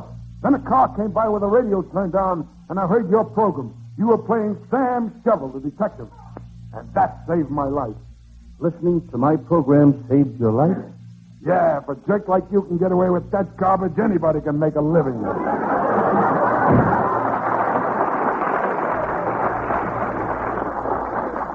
Costello, you've got to give up the idea of doing those Sam Shovel detective stories on this program. You a detective. What would you do if you came face to face with a killer? I'd run the other way. That's my strategy. Your strategy? Yes, I'm going around the world and attack them from the rear.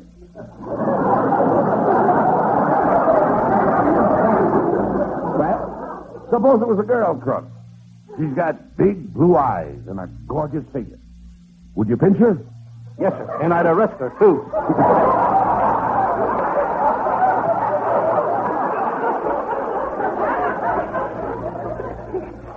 Costello, you're not brave enough to play the part of Sam Shovel, the detective. Oh, no? I can prove that I'm brave. See these bullet holes in my chest? Once a mob of gangsters came at me with guns blazing. But I kept advancing and advancing. That's how you got the bullet holes in your chest? Yes, sir. Tell me more. Sit down. I can't. I also retreated.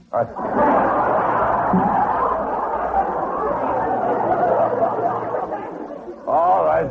There's no use arguing with you, Costello. If you insist on doing another episode of Detective Sam Shovel, let's get started. Come on. And now for our murder mystery, Sam Shovel, Private Detective. Yes, I'm Sam Shovel. Shovel it, Sam.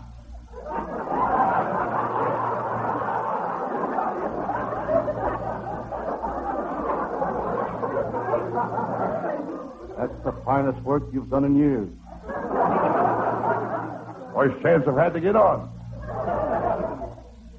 I'm Sam Shovel, private detective. I'm sitting in my little office with my feet on the desk. Suddenly I notice my toes are slowly turning blue. Taking my feet out of the inkwell, I glance at the calendar. Suddenly I realize that I haven't slept in 14 days. But that doesn't bother me. I sleep nights.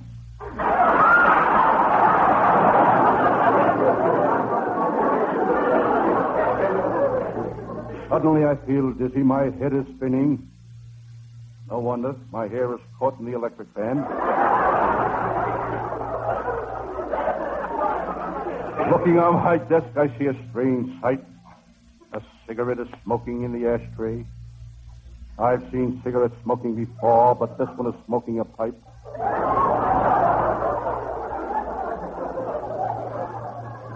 Suddenly, there's a knock on the door. The phone rang. Somebody is knocking on the phone.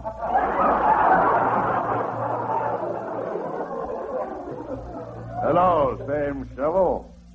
It's Detective Abbott of the Homicide Squad, the man who single-handed smashed the notorious Red Gang, Red Wing.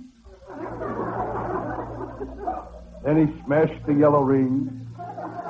Then he broke up the Black Ring. Then they threw him out of the jewelry store. He was busting too many rings. Sam, what's that horrible smell in this office? That last joke.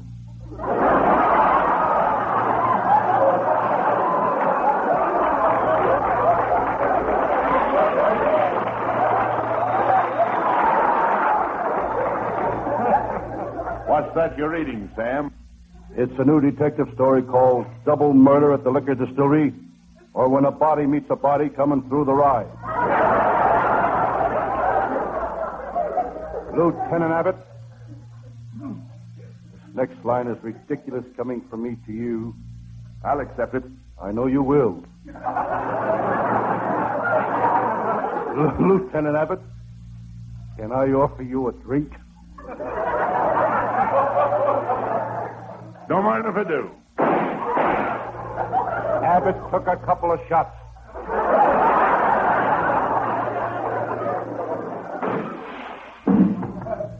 Sam, somebody threw a rock through that window, and there's a note tied to it. Quick, read it. It says, for broken windows, call Oz, Excelsior Glass Company.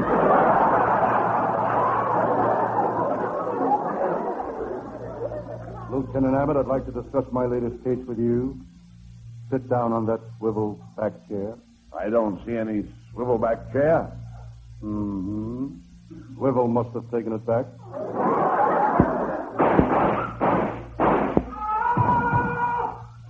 What was that? Somebody's been shot just outside the door.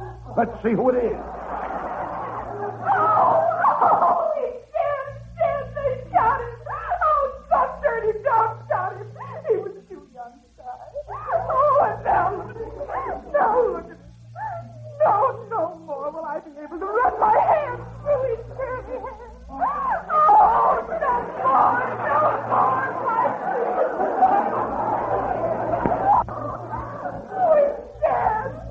Madam, I'm terribly sorry. I'm sorry.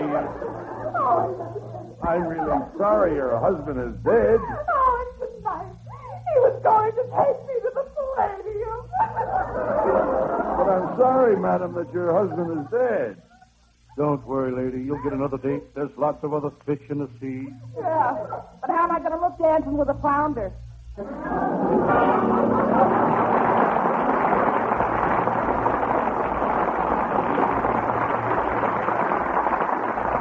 Lieutenant Abbott left with the woman.